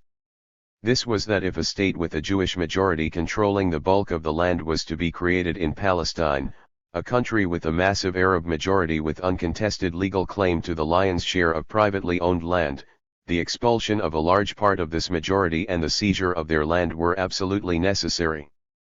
This fact was the basis of the extraordinary discussions among mainstream Zionist leaders in the 1920s and 1930s, always in private, so as not to reveal to unfriendly ears the true intentions of the movement, concerning the transfer of the Arab population outside the frontiers of mandatory Palestine, meaning their removal from the country. This was a fantastic concept at best, and a sinister one at worst, since it was manifestly clear to all concerned that the Palestinians had no intention of allowing themselves to be transferred out of their own country, and that if they were to be made to leave, massive force would be required. 15. The very term transfer, still occasionally used in Israeli public discourse, is an Orwellian euphemism for the violent removal of a people from a country, in order to create new demographic, and therefore national, realities. It is what today would be called ethnic cleansing, but that is a term that is rarely applied to what happened in 1948, most parties to the discussion inside Israel favoring transfer or some other sanitized and neutral designation. Important though the work of the Israeli new historians was, their primary subject was Israeli policies and actions, and they drew their conclusions mainly from Israeli, British, and American sources. They used relatively few, if any, Arab sources. 16 None interviewed surviving Palestinian participants in the events, 17 and none utilized the contemporary Arabic language press. There is a striking contrast with European historians of these events like Henry Lawrence and Gudrun Kramer, who both used the existing Arabic sources extensively in their work. 18 Moreover, as the Israeli new historians were understandably primarily interested in writing their own country's history, they only tangentially focused on the actions and motivations of the Arab states and the Palestinians. In analyzing the effect on the Palestinians of Zionist and Israeli actions and those of the great powers, these Israeli writers tended to stress the weakness of Arab social and political cohesion. Some gave great weight to the height of many members of the Arab upper and middle classes before the gding in most of Palestine reached its height. 19. Indeed, many well-to-do Palestinian families, particularly those with relatives or other connections in neighboring Arab countries, did leave the country, or stayed abroad, in response to the growing insecurity in Palestine from late 1947 onward. 20. In ascribing responsibility for the large-scale flight of ordinary Palestinians to the previous departure of many upper and middle-class families, these authors appear to have ignored the fact that the conquered cities, as well as the neighborhoods of West Jerusalem, in which most of these families lived, and the immediately adjacent villages, were the targets of most of the initial attacks of Zionist forces in the winter and spring of 1947-48, and were overrun well before most of the 400-plus villages were conquered in the more far-flung areas of Palestine. These attacks on the areas where Palestinian elites were located may or may not have been specifically intended to decapitate Arab society, but in any case the effect was disastrous for the Palestinians in rural areas, who saw much of the urban population, and the bulk of the middle and upper classes, e.e. their homes early on, before the tides of the conflict reached them. It was also harmful to the cohesion of these urban areas facing an armed onslaught, and undoubtedly contributed to their fall. If these are some of the most recent Israeli interpretations of what happened in 1948, what of accounts from the other side? Most Arab explanations have tended to describe the Palestinians as simply having been overwhelmed by superior armed force and by a multiplicity of enemies. The stress in these analyses is on the greater strength, better equipment, and superior organization of the Zionist forces, the complicity with the Zionists of the withdrawing British Army, and the support for them of the United States and the USSR. 21 other accounts stress the complicity between Israel and Transjordan, later the Hashemite Kingdom of Jordan, whose army, the British-led Arab Legion, was by far the most powerful Arab army in the Eld in Palestine after May 15, 1948. 22 This thesis was grounded in the experiences of many of the Legion's Arab per thousand sirs, all the top commanders of the Arab Legion were British, recorded a few years afterward in the memoirs of one of the most senior of them, Col. Abdullah al-Tal, 23, and since then confirmed by Avi Shlaim's pioneering research on the topic in the Israeli and British archives. 24 Also stressed were the military weakness of the Arab states and the debilitating internecine divisions among them. 25 Yet other Arab writers underscore the willingness of Zionist factions to resort to ruthless terrorist attacks on civilians, notably at Deir Yassin, 26, and their bombardment of heavily populated urban areas, especially Jaffa and Haifa. Even if we ignore the proximate causes of these climactic events, if we leave aside the imbalance of power in favor of the Zionists and the plethora of opponents faced by the Palestinians, we are left with the question of why Palestinian society crumbled so rapidly in 1948, why there was not more concerted resistance to the process of dispossession, and why 750,000 people led their homes in a few months. With the exception of a small number of Palestinian and Arab historians who have touched on the reasons for the Palestinians' own failures and weaknesses in this period, 27 such questions have tended to get relatively little attention in Arab historiography, which has generally focused on the external causes for defeat, rather than examining the internal dynamics of Palestinian society.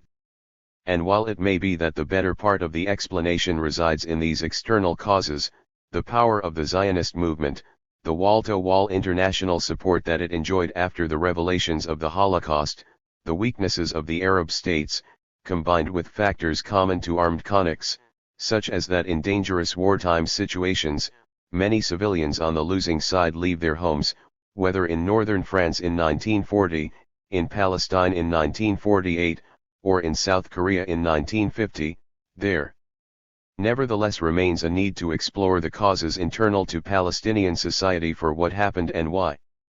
There is little question that Palestinian society suffered from deep internal divisions in the decades before 1948, and that these divisions contributed to the debacle of that year, although the most important cleavages may not have been those that were most apparent to external observers, and the obvious ones may not have been as serious as appeared. Regarding the rivalry between the dominant faction led by the Husseinis and that led by the Nashashivis, both powerful Jerusalem families, for example, a well-informed French diplomat in Jerusalem in the early 1930s commented that Khigars in the Nashashivi faction were subsidized by the Zionists, and that the opposition posed by the Nashashivis to the man who was to become the paramount Palestinian leader empowered by the British, the Grand Mufti of Palestine, Hajj Amin al-Husseini, thus has no natural power, no moral values, and has no Islamic significance whatsoever. 28 He added soon afterward that whatever personal differences separated their leaders, members of the two factions have the same national goals, and are animated by the same hatred of the Jewish newcomer. 29 Thus Palestinian society was divided, but the differences among the elite on which most observers focused may have been less important and less debilitating than others, between generations, between the urban and rural populations, between classes, and between the educated and the illiterate. In any case, it is futile to try to explain the collapse of Palestinian society in 1948 by means of a simplistic analysis comparing it with the highly cohesive and unit Yishuv, relating, through a process of circular reasoning, Palestinian political and military failures to the lack of unity and relative social backwardness of Palestinian society. Such an exercise can and indeed does lead to the denigration of the Palestinians, their society and their national movement, as backward, inferior, or even non-existent, all persistent underlying themes in a broad range of popular and scholarly writing on the subject. 30. These themes are sadly still all too present in much Western, and especially American, public discourse about the Palestinians. Comparing the incomparable. Examinations of the troubled history of Palestine before 1948 frequently compare Palestinian Arab society with the burgeoning Jewish community in Palestine, the Yishuv. This is especially the case where the events leading up to the 1948 war are concerned, but these comparisons are common for the entire period before 1948, and more infrequently, thereafter. Among the indices commonly compared are the two societies' respective levels of economic development, the growth of their political and cultural institutions, their ideological cohesion, and their military capabilities. These comparisons can be found in the social scientific literature and in historical accounts, as well as in popular treatments of both societies and of the conflict between them. 31. The rationale for making such comparisons between the two communities is obvious. Until 1948, they uneasily shared the country and were in increasingly fierce competition with one another. In that year, they nally and formally became two distinct entities, as one of them, after May 15, organized as the nascent state of Israel, decisively bested the other, the Palestinian people, establishing demographic dominance in Palestine, control over most of its land, and a sovereign, independent state. In so doing, Israel succeeded in instituting effective hegemony over Palestine that has lasted until the present day, and that has so far been instrumental in preventing the creation of a Palestinian state. Engaging in some sort of comparison of the two communities before 1948 is therefore both necessary and worthwhile, if one is careful not to ignore crucial external factors, especially foreign political, military, and economic support. This is a particularly important consideration where a quintessentially transnational movement such as Zionism is concerned. Both communities in confrontation in Palestine had important links with communities outside the country. However, only one, the Yishuv, and the Zionist movement that represented it, in consequence received powerful external support, both from many of its co-religionists elsewhere and from the greatest imperial power of the day, as well as from the League of Nations. By contrast, the Palestinians were largely bereft of significant, practical external support. This was true although they enjoyed the increasingly strong sympathy of public opinion in the surrounding Arab countries. Indeed, that popular sympathy in 1936–39 and 1947–48 produced numerous volunteers willing to GHT alongside the Palestinians. This was mildly ironic, since manpower was not one of the Palestinians' pressing needs, and it translated into little in the way of arms, funds, or effective international diplomatic support. 32. The lack of such practical outside assistance was not surprising, since until well after 1948 most Arab countries were still under colonial rule. Most of those that were nominally independent in 1948 remained subject to neocolonial forms of control and foreign military occupation. British troops remained in Egypt, Iraq, and Jordan until the 1950s, and French troops were in Syria and Lebanon until 1946. The other two, Saudi Arabia and Yemen, were hardly organized as modern states. All other parts of the Arab world, from Morocco, Algeria, and Tunisia to Libya and the Sudan, as well as South Yemen, Oman, and the other 4 countries of the Gulf, were still fully subject to direct or indirect colonial rule. Needless to say, the colonial powers, in particular Great Britain and France, did their best to prevent the Arab peoples under their control from supporting the Palestinians. Thus, the French archives for the interwar period are replete with cases in which the foreign ministry in Paris or au per thousand chales in Morocco, Algeria, or Tunisia prevented the sending of funds from North African Muslims to Palestine, or the sending of emissaries from the Maghribi community, of North African origins, in Palestine to North Africa to request aid, for example after the 1929 Wailing Wall disturbances. In contrast, the French authorities allowed considerable sums to be raised for the yeshuv among the large Jewish communities of North Africa, and themselves often transferred the funds immediately to Palestine, while Zionist representatives from Palestine were permitted to travel to French North Africa with little hindrance for these and other purposes. 33 The two sides were thus in very different positions as far as external support was concerned. If one avoids the pitfalls of glib comparisons, however, careful examination of the similarities and differences between the two societies can be particularly revealing in understanding what happened and why during the crucial period beginning in the 1930s, which witnessed a growing disparity in power between them and a decisive shift in favor of the yeshuv.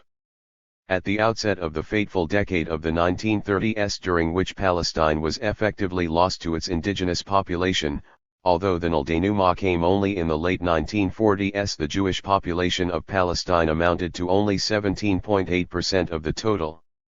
Indeed, this proportion had been declining slightly for several years, in spite of unstinting external financial support. For several years at the end of the 1920s and early 1930s, annual Jewish immigration to Palestine came to only a few thousand, an insignificant figure in a total population of over 1 million, especially given that the Arab birth rate was much higher than that of the Jewish community. 34 By the end of the 1930s, however, after the rise to power of Hitler spurred the annual arrival of many tens of thousands of refugees fleeing persecution in Germany and elsewhere in Europe, Palestine's Jewish population rose to more than 30% of the total. The year 1935 alone, the high point of Jewish immigration before 1948, witnessed over 60,000 Jewish immigrants, as many as the country's entire Jewish population in 1919. The Palestinian Arabs and the yeshuv were acutely aware that the outcome of the struggle between them depended largely on which one would win the demographic battle. This led both to pay extraordinary attention to questions related to immigration. Without massive immigration, the Zionist movement could not hope to claim majority status, dominate the Palestinians demographically, and build a Jewish national home in Palestine. Far-sighted Zionist leaders such as David Ben-Gurion realized that the massive wave of immigration to Palestine sparked by the Nazis' rise to power in the early 1930s nearly provided the critical demographic mass that would soon make it possible for the Zionist movement to achieve absolute Jewish hegemony and sovereignty over the entire country. He stated at the time that he could understand Arab fears. Immigration at the rate of 60,000 a year means a Jewish state in all Palestine. 35 Dr. Wolfgang von Weil, a representative of the Zionist revisionist movement, the leading rivals to Ben-Gurion's Zionist Labour Party, MAPE, said much the same thing to a senior French au per thousand chale in 1935, after only a few more years of immigration at the current rate of 60,000 per year, a Jewish state in all of Palestine and Jordan would be possible. It could not be seriously harmed by the Arabs, and would be strong enough to defend itself all by itself. 36 Such an outcome was impossible to foresee when the Jewish population of Palestine as a proportion of the total population actually declined in the late 1920s and early 1930s. 37 Economic dip per thousand cultis in Palestine, followed by the Great Depression of 1929, together with other factors, led to a decrease in immigration rates and the emigration of many Jews from Palestine during this period. The resulting wave of pessimism affected even some of the most stalwart Zionist leaders. 38 But when the immigration wave of the mid-1930s, which was accompanied by a major inflow of capital brought by German Jewish refugees fleeing Nazi Germany, reached Palestine, the situation changed dramatically. Thereafter, the possibility that they could be outnumbered in their own country came to be a growing concern for the Palestinians, even as that same outcome promised security, victory, and absolute sovereignty to the Zionists. Equally important, during the 1930s the Jewish sector of Palestine's economy came to have the larger share of the country's national income. By 1933 the part of the economy controlled by the considerably smaller Jewish community had already grown bigger than that belonging to the Arabs, although the disparity between them did not widen much further until 1948. 39 comparisons between the two communities before 1948 are useful beyond comprehending the course of the conflict between them, including understanding some aspects of each side's political, economic, and social development. 40 However, these comparisons are far less useful in other ways, and indeed they can be quite misleading, for reasons that are often ignored, such as the incommensurability of many things being compared.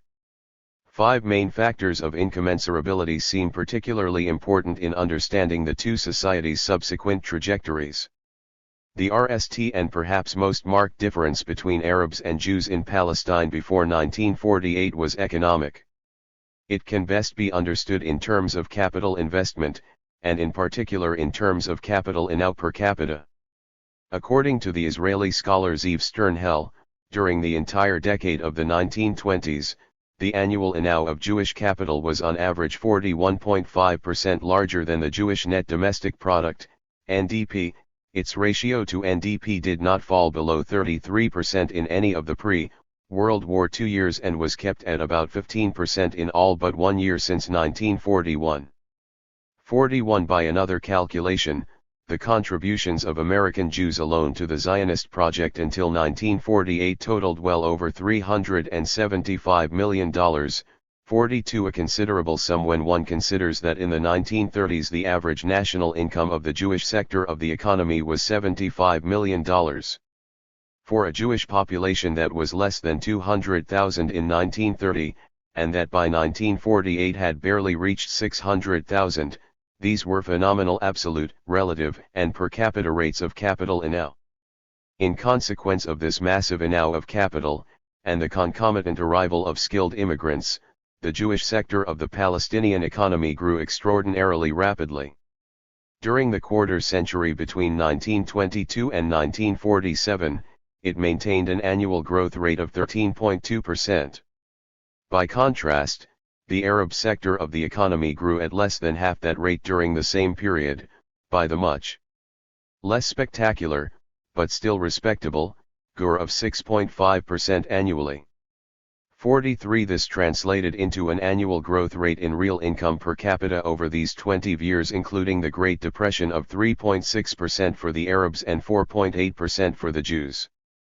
44 This meant that during the Mandate, while the Arab economy of Palestine had a vigorous average growth rate, the Jewish economy had one of the highest sustained growth rates in the world. Put in other terms, and considering the respective assets and starting points of the two economies, the result of these considerable capital and skilled labor INAUs and related disparities was that in relative terms one society was well off and the other remained comparatively poor. Thus in 1936, per capita national income in the Jewish sector was LP, Palestinian pounds, 44, in the Arab sector it was LP 17. 45 Thereafter the broad disparity in per capita income stayed about the same, with individuals in the Jewish sector enjoying on average 2.6 times as much income as those in the Arab sector. 46 Beyond these major economic inequalities, there was a second related set of perhaps even more extreme disparities between the Arab and Jewish sectors. These lay in the sphere of what might be termed human capital. This was notably the case in terms of literacy, education, and technical and professional training, in all of which the Arab sector suffered from serious deficiencies by comparison with the Jewish community, especially when one considers that the latter came to be dominated by relatively well-educated new Jewish immigrants from Europe, who became the overwhelming majority of the population of the Yishuv during the Mandate period. According to the 1931 census, the last such complete enumeration before the end of the Mandate, only about 22% of Palestinian Arabs were literate, as against 86% of the country's Jewish population. 47 Even though Arab literacy rates rose markedly over the following decade and a half, the gap in this regard between the two communities remained wide. By the end of the Mandate, according to the best existing GORs, while 77% of the Jewish school-age population, ages VE to 19, received schooling, 44.5% of school-age Arab children were in school. 49 The latter GOR in fact represented a relatively high proportion for a Middle Eastern country like Palestine at this time. As one of the most astute students of the subject, the respected Israeli economist Jacob Metzer, has noted, Arab school enrollment, though low, was not too low. Compared with other countries in the same income range, including Egypt and Turkey, the Arabs of Palestine did rather well. 50. This relatively creditable performance paled, however, by comparison with the extraordinarily high level of education among Jews in Palestine.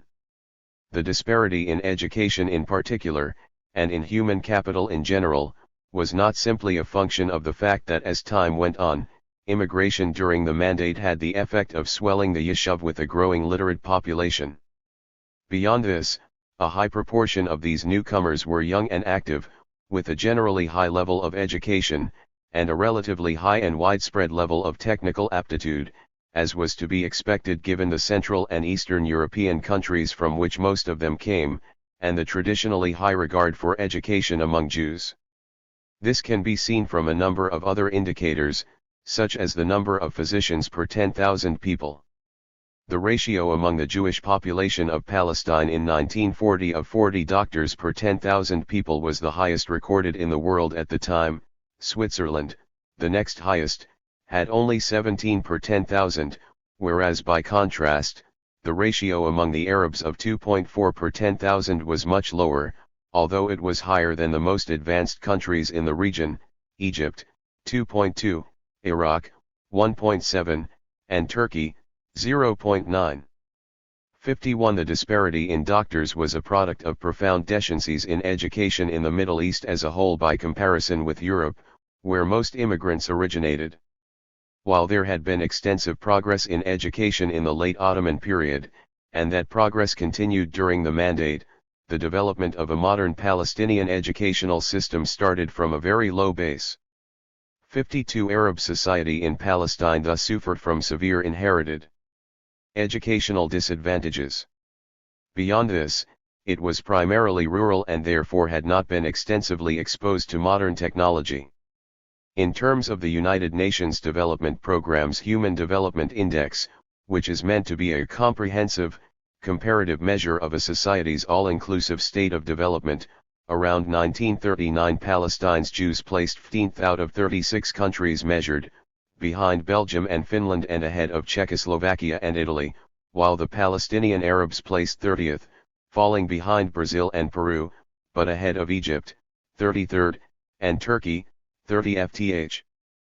53. In light of the advantages that the Yishuv enjoyed in the realm of human capital, it can be imagined what a Benet its phenomenally high ratio of capital investment per capita gave it by comparison with Palestinian Arab society. A Benet wreaked it in the exceedingly high growth rate of the Jewish economy already mentioned. A third factor of incommensurability between these two communities is that while before 1948, Palestinian society was predominantly rural, the Yishuv was always overwhelmingly urban. This was the case notwithstanding the enormous emphasis that Zionist ideology and propaganda placed on rural settlement, and on an almost mystical connection with the land. Relatively few Jews lived in rural areas during the Mandate period, before, or since. The highest proportion reached by the rural sector of the total Jewish population of Palestine before 1948 was under 27%. 54. Notwithstanding this lopsided imbalance in favor of the urban population, there was clearly an important ideological purpose to the attachment of the Zionist movement to a return to the soil and to control of the land. Beyond this, the Zionists' action on the land also had a crucial strategic motivation, for the establishment of heavily forded rural settlements along several major geographic axes was instrumental in enabling the Zionist movement to take control of most of Palestine during the Gding of 1947–49. In the words of Kenneth Stein, by 1939 these settlements already provided a geographic nucleus for a Jewish state, in Palestine. 55. Ideology and strategy aside, the Jewish population of Palestine during the Mandate, and afterward, was principally concentrated in the urban and semi-urban regions of coastal Jaffa/Tel Aviv and Haifa, and Jerusalem. It constituted a majority in each of these three urban centers, which, to revert briefly to strategy, ultimately helped give it military control of the country's three largest cities and of both its main ports. By contrast, Palestinian society was, and had always been, overwhelmingly rural. The events of 1948 were to change that reality drastically, turning most Palestinians into refugees, and ultimately city dwellers, or rather refugee camp dwellers, which in practice for most of them meant residence in some of the poorest quarters of the cities of Palestine and the rest of the Levant, the eastern Mediterranean coast. In the event, the strategic advantages that might have accrued to the Palestinians from their being spread out over so much of the country were never realized, as we shall see in Chapter 4. Even at the end of the Mandate, by which time a significant shift of the Arab population from country to city had taken place, Palestinian society was still predominantly rural. Only 32.7% of the country's Arab population lived in cities and large towns, by contrast with the Jewish population, which was 76.2% urban. 56. The related disparities in terms of occupation were also great. While only 13% of the Jewish population was dependent on agriculture, indicating incidentally that a large portion of the non-urban Jewish population was engaged in services and industry rather than agriculture, about half of the Arab population was involved in agricultural pursuits. 57. In terms of communications, military mobilization and indoctrination, and many other factors, this concentration of the Jewish population in urban areas proved to be a great advantage, as it was strategically during the Gding of 1948, when the small Yishuv benefited from being concentrated on interior lines. Gding RST against the Palestinians and later against the more formidable Arab armies. The fourth factor of incommensurability is the wide disparities between the politics of the two communities. All observers have agreed on the essentially European nature of Zionist ideology and of the major political currents within the Yishuv. This contrasted strikingly with the diverse range of local, Arab, Islamic, European, and other sources enuncing the political trends found within Palestinian Arab society, which in this respect was very similar to other societies in the Middle East. As Zeev Sternhell and others have convincingly shown, in the development of national identity and of ethnic, religious, and cultural particularity, Israel was not dissimilar to other states in Central and Eastern Europe. 58. Moreover, the great majority of the population of the Yishuv in effect constituted a self-selecting sample, united by the Zionist ideology that had brought most of them to Palestine.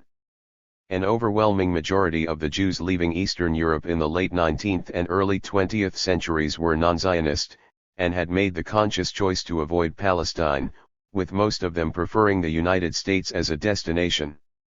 Thus, of the 3.3 million Jews estimated to have emigrated from Europe between 1881 and 1939, 2.6 million went to the United States, while less than a sixth of that number, 420,000, went to Palestine, and many of those later left.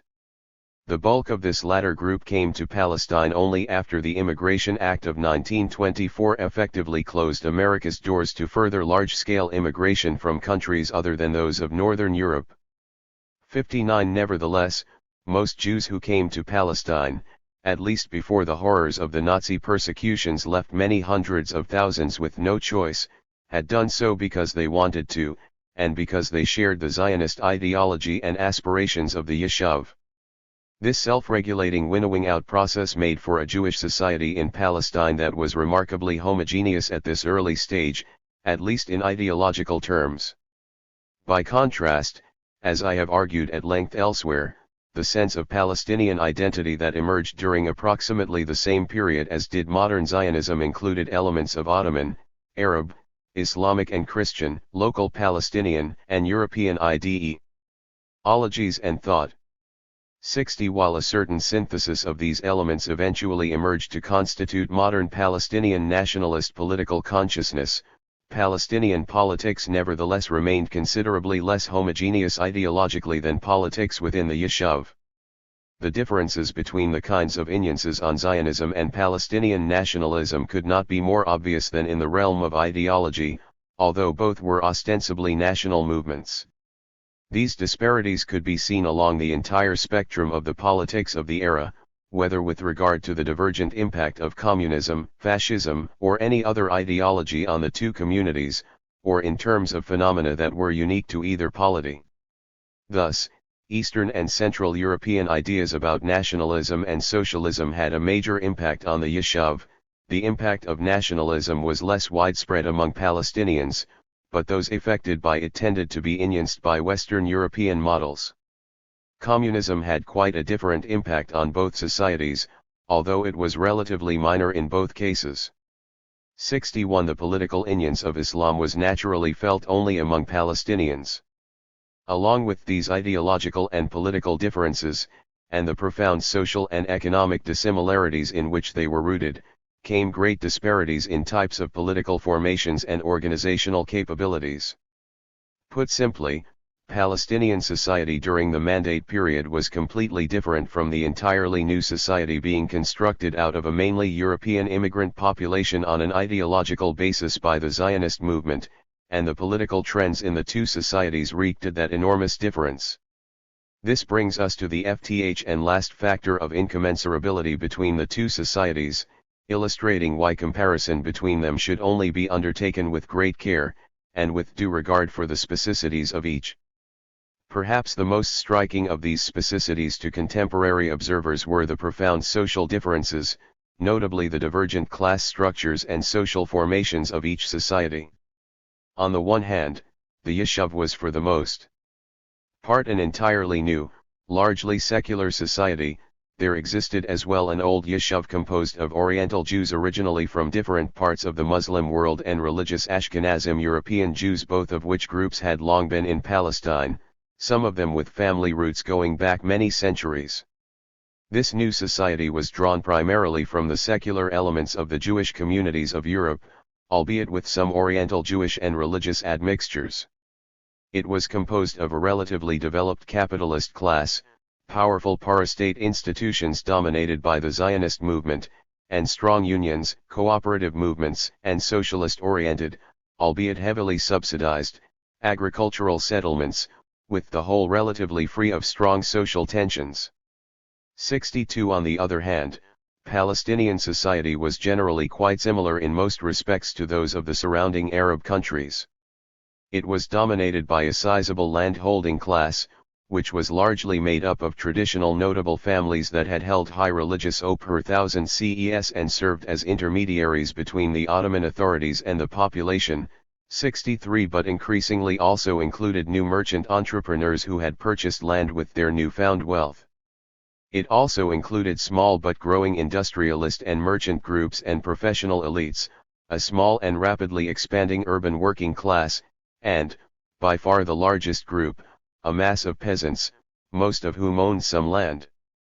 These socio-economic differences in turn produced greater income disparities on the Arab side by comparison with the relatively egalitarian Yishuv, although the egalitarian rhetoric of Zionism was not always wreaked in practice. 64 Another major difference between the two societies was the contrast between their starkly different ethnic makeups.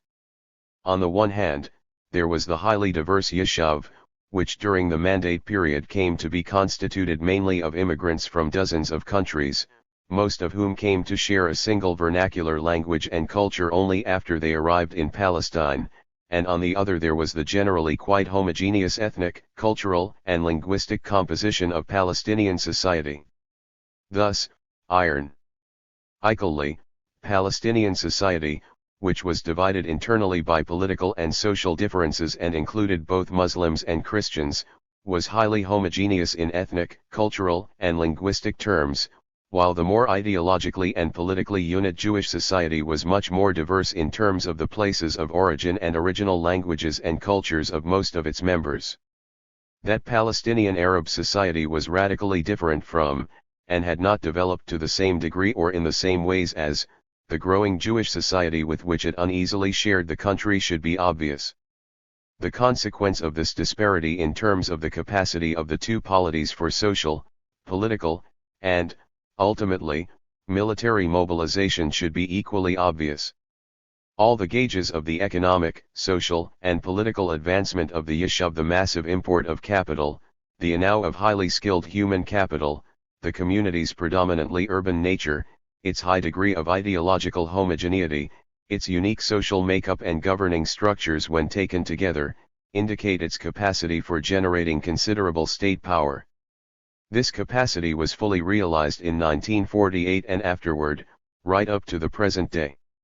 Small though the Jewish population of Palestine was, and recent though the inception of the modern Yishuv had been, by early 1948 it already contained within it many of the institutions characteristic of a fully developed modern society, headed by a highly developed state structure.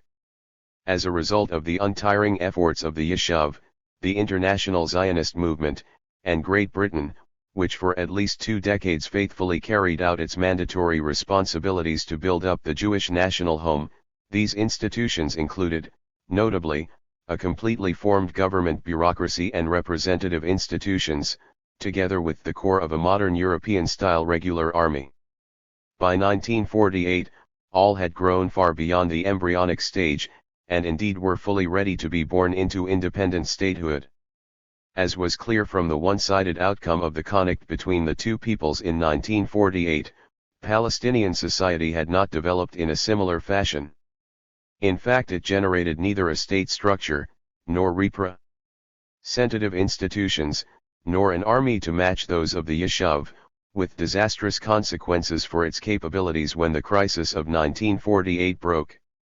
This discussion makes clear why the competing Arab and Jewish communities in Palestine during the Mandate period should be compared only with great care. There is another context in which to place the Palestinians, however, that yields a less problematic comparison. This context might further our understanding of why the Palestinians performed as they did in the face of the challenge from the Yishuv and the British mandatory power, and allow us to accurately assess their performance. The Palestinians and the Arab world. For a clearer understanding of Palestinian Arab society during this period, fruitful comparisons can in fact be made between it and the societies of neighboring Arab countries like Lebanon, Syria, and Jordan, and even with much larger and more distant ones like Egypt and Iraq. Comparisons with non-Arab Turkey and Iran are occasionally useful as well. Here again, the reasons should be obvious.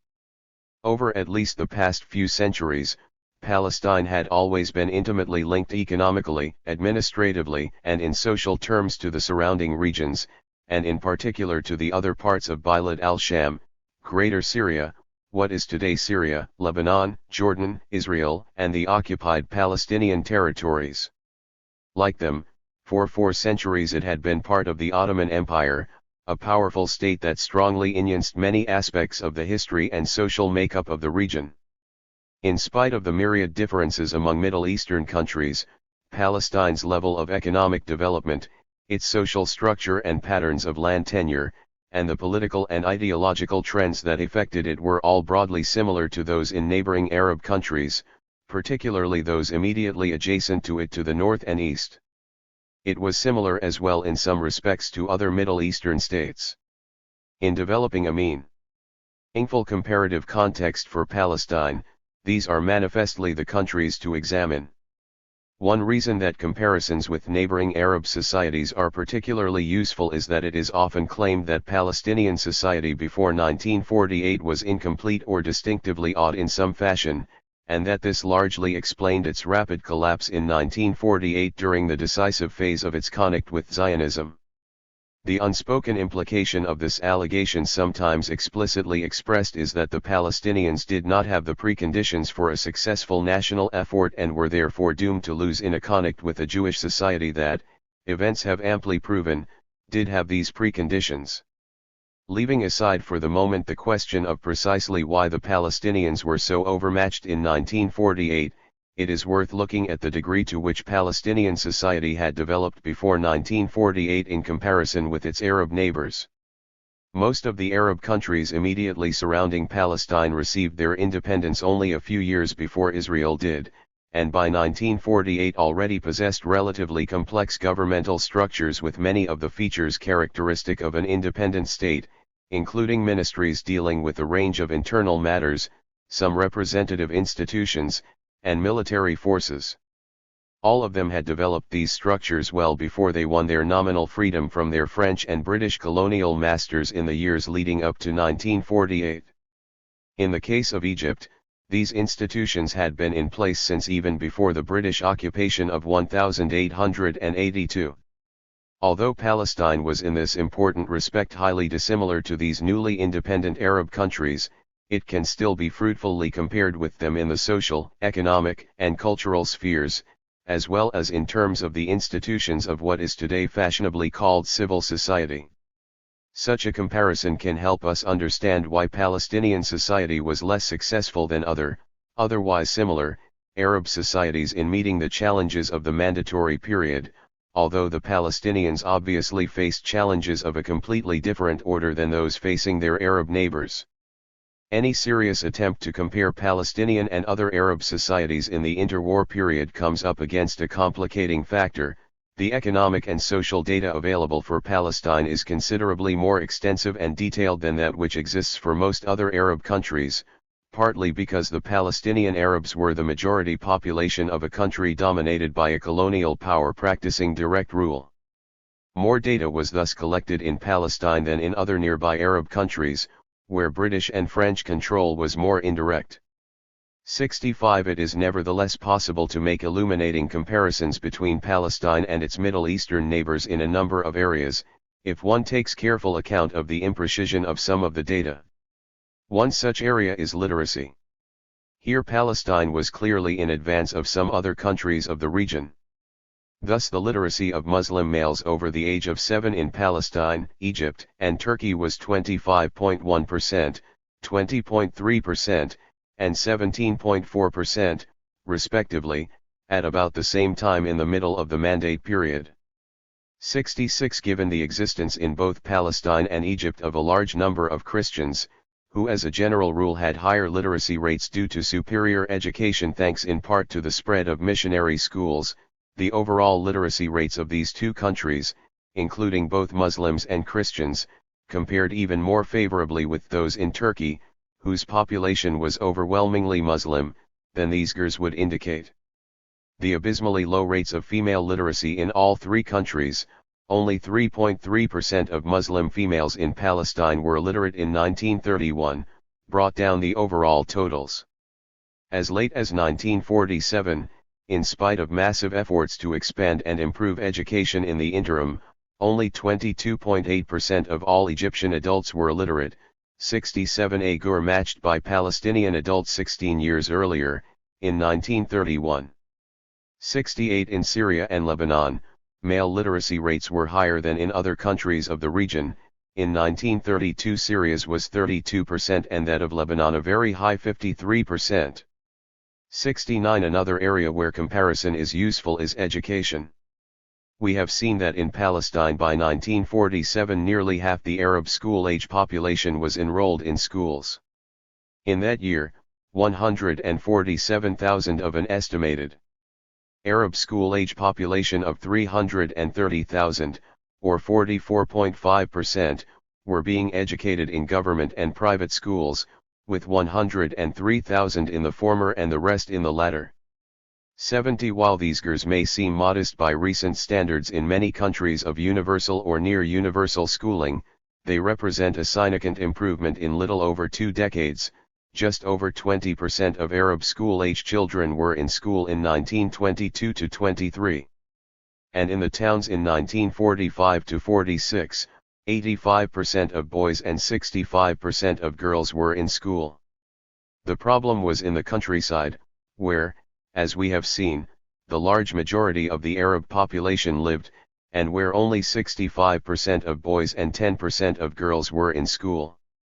These very low numbers were in large part a function of the fact that only 432 of about 800 Arab villages had schools.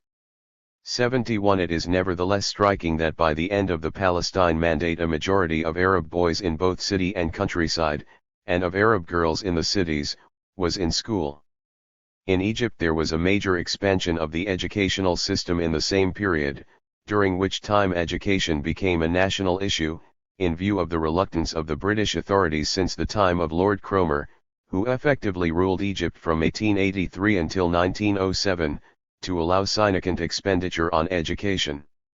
School enrollment went from 324,000 in 1913 to 942,000 in 1932, but even with further expansion by education-minded national governments in the late 1930s, by the end of World War II Egypt's schools were able to accommodate only well under half of the school-age population. 72 The situation of public education in Syria compared even more unfavorably with that in Palestine. In 1938 there were 58,867 students in 472 state schools in Syria, while in Palestine 402 state schools had 49,400 Arab pupils. 73 The Syrian numbers compare very poorly with those in Palestine, given that the Arab population of Palestine was less than half that of Syria. Moreover, these GERs do not reach the proportionately larger number of Palestinians than Syrians in foreign and missionary schools. With respect to the press, a realm related to and dependent on literacy and education, Palestine also compared favorably with some of its neighbors. Although there are no fully reliable circulation GERs for any Middle Eastern country for this period, the press obviously grew and expanded in direct relation to the expansion of literacy and education. In spite of its relatively small population, Palestine supported a remarkable number of newspapers and other periodicals. Many were ephemeral or had a restricted number of readers, although the audience for a newspaper was often larger than might be imagined, and often considerably higher than the number of subscribers, because newspapers were commonly read out loud in homes, coffee shops, and other private and public gathering places, and were passed from hand to hand. In an age before the invention of the internet and television, and in a part of the world where radios were still not to be found in every home, and where literacy was less common, newspapers were a far more important source of news, information, and entertainment, and were certainly considered more important than they are today. 74 The number of newspapers and periodicals established in Palestine from World War I to the end of the Mandate was striking. It totaled 200, with 48 founded by 1929, 85 in the 1930s, and 67 between 1940 and 1948. 75, by way of contrast, in Syria's two main cities, Damascus and Aleppo, during the same years of the Mandate, only a total of 123 titles appeared. 76 The number of papers published in both Egypt and Lebanon was certainly greater than the total for Palestine, and the quality was often higher, due to the large market of the former and the sophisticated level of the journalism in both Cairo and Beirut. Even before 1914, Beirut and Cairo had become the preeminent centers for Arabic-language journalism. In Beirut and other parts of what was to become Lebanon, 143 periodicals had been founded by 1914, 77, and no less than 263 in Beirut alone in the interwar period. 78 Nevertheless, the Palestinian press generally compared quite favorably with that in most other Arab countries in this period, as any reader of leading papers like Philastin, Palestine, and Al-Carmel, Mount Carmel, could attest. 79 One last set of GERs can be provided, these are economic statistics. Unfortunately, it is dip per thousand cult to make good comparisons here, since the nature of the existing GERs is so different, and often incommensurate, where data exists at all. For Egypt, where the best statistics exist outside of Palestine, estimates of national income for the late 1930s range from LE, Egyptian pounds, 168 to 200 million, 80 while we have seen that the national income of Palestine for 1936 was LP 33 million, of which the Arab sector produced LP 16 million, both the Egyptian and Palestinian pound were at parity with sterling, so the GERs are comparable. This amounted to a national income per capita for the Arabs of Palestine of about LP 17.4, as against a range of LE 10.5 to 12.5 per capita for Egypt in 1937, at a time when Egypt's population was 13.8 million. Although reliable national income estimates for other Arab countries are hard to come by, there is one other set of GERs that perhaps provides a yardstick for comparison, Government revenue and expenditure. The only trick here is to estimate what share of the revenue and expenditure of the British Mandatory Government in Palestine should be allocated to each community.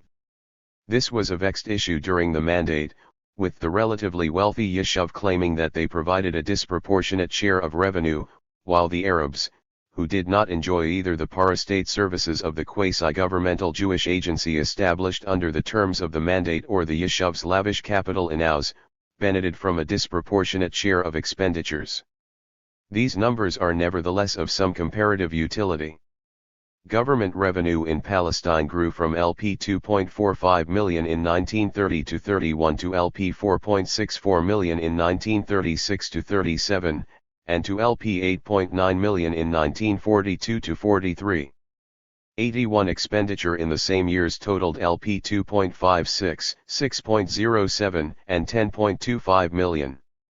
Even if one assumes that more than half of both revenue and expenditure should be allocated to the Jewish sector of the population, the contrast is striking with countries like Iraq, Syria, and Lebanon, whose populations were respectively triple, double, and the same size as that of Arab Palestine.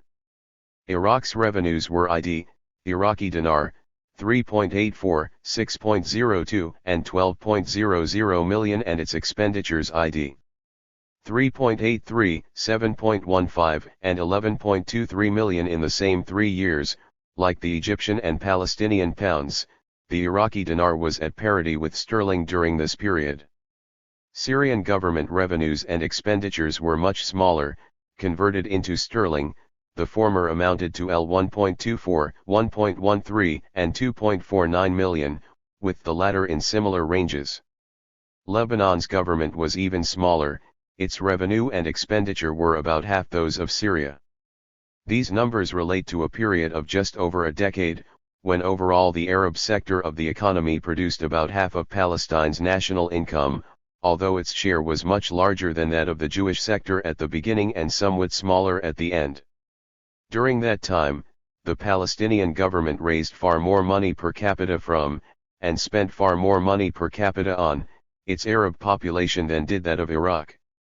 Moreover, in absolute terms it raised and spent more than those of Syria and Lebanon by multiples ranging from 2 to 10 over these 11 years, from 1930 to 31 until 1942 to 43. By another set of calculations for the year 1935, government spending per capita in Palestine was more than double that in Syria and Iraq. 82. The size of government may be less likely to be considered an index of progress today than it once was, and it is certainly no measure of the growth of what is usually understood by the term civil society. In the Palestinian case this is particularly true, given that from 22% to 33% of expenditure during these years was on security. 83. The higher overall per capita expenditure of the Palestinian Mandatory Government with respect to that of the governments in Syria and Iraq was matched by its relatively higher per capita spending on public security, even in the relatively calm year of 1935. 84. Throughout the Mandate, but in the late 1930s during the Arab Revolt in particular, security generally meant the forcible suppression of the aspirations of the Arab majority in the interest of the aims of the Jewish minority. 85. While it could be argued that public security in all three countries reeked at colonial interests more than those of the peoples involved, this was most blatantly the case for the Arabs of Palestine, most of whom received little or no benefit from this expenditure on British-controlled security forces, while often suffering great harm from them.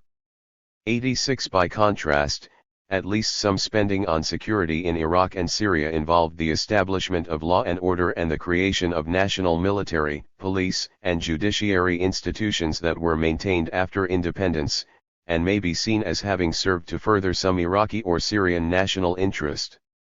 Nevertheless, when these gers on the money raised and spent by government are taken together with the gers cited earlier on national income, the press, and education and literacy, a clear picture emerges. This is of a Palestinian Arab society and economy that were certainly as fully developed as those of any neighboring Arab country in the same era, and more developed than some.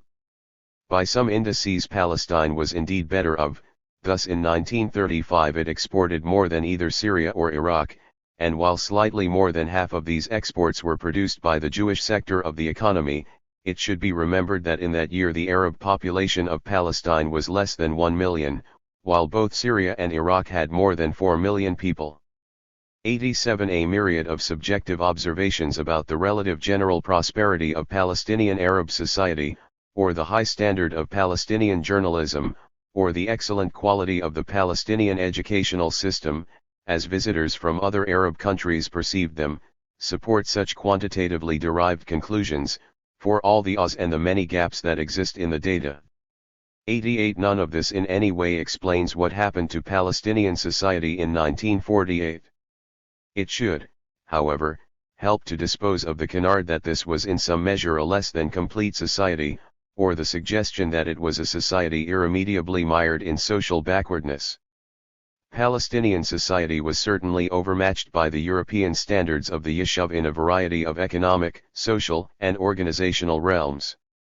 It definitely could not match the Yishuv's truly exceptional levels of capital investments per capita and human capital inau, which were among the highest in the world at that time. Nonetheless, it was manifestly as advanced as any other society in the region, and considerably more so than several.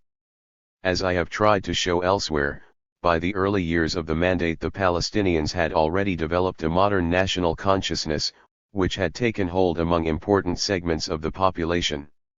Nevertheless, as the climactic decade of the 1930s went on, in spite of the remarkable national effort embodied in their abortive revolt of 1936–39, the Palestinians certainly fell short of the high standards of political cohesion and advanced political organization exhibited by the Zionist movement. During this critical decade, the Yishuv managed to surmount the grave challenges posed by the into Palestine of Jewish immigrants the Nazis, the Palestinian revolt of 1936–39, and the shock of Great Britain's 1939 White Paper, which for the RST time placed a significant limit on British support for Zionism. 89. For reasons I will explore later, the Palestinians did not succeed in surmounting the related and graver challenges they faced during this decade from Britain, Zionism, and internal Palestinian and inter-Arab divisions.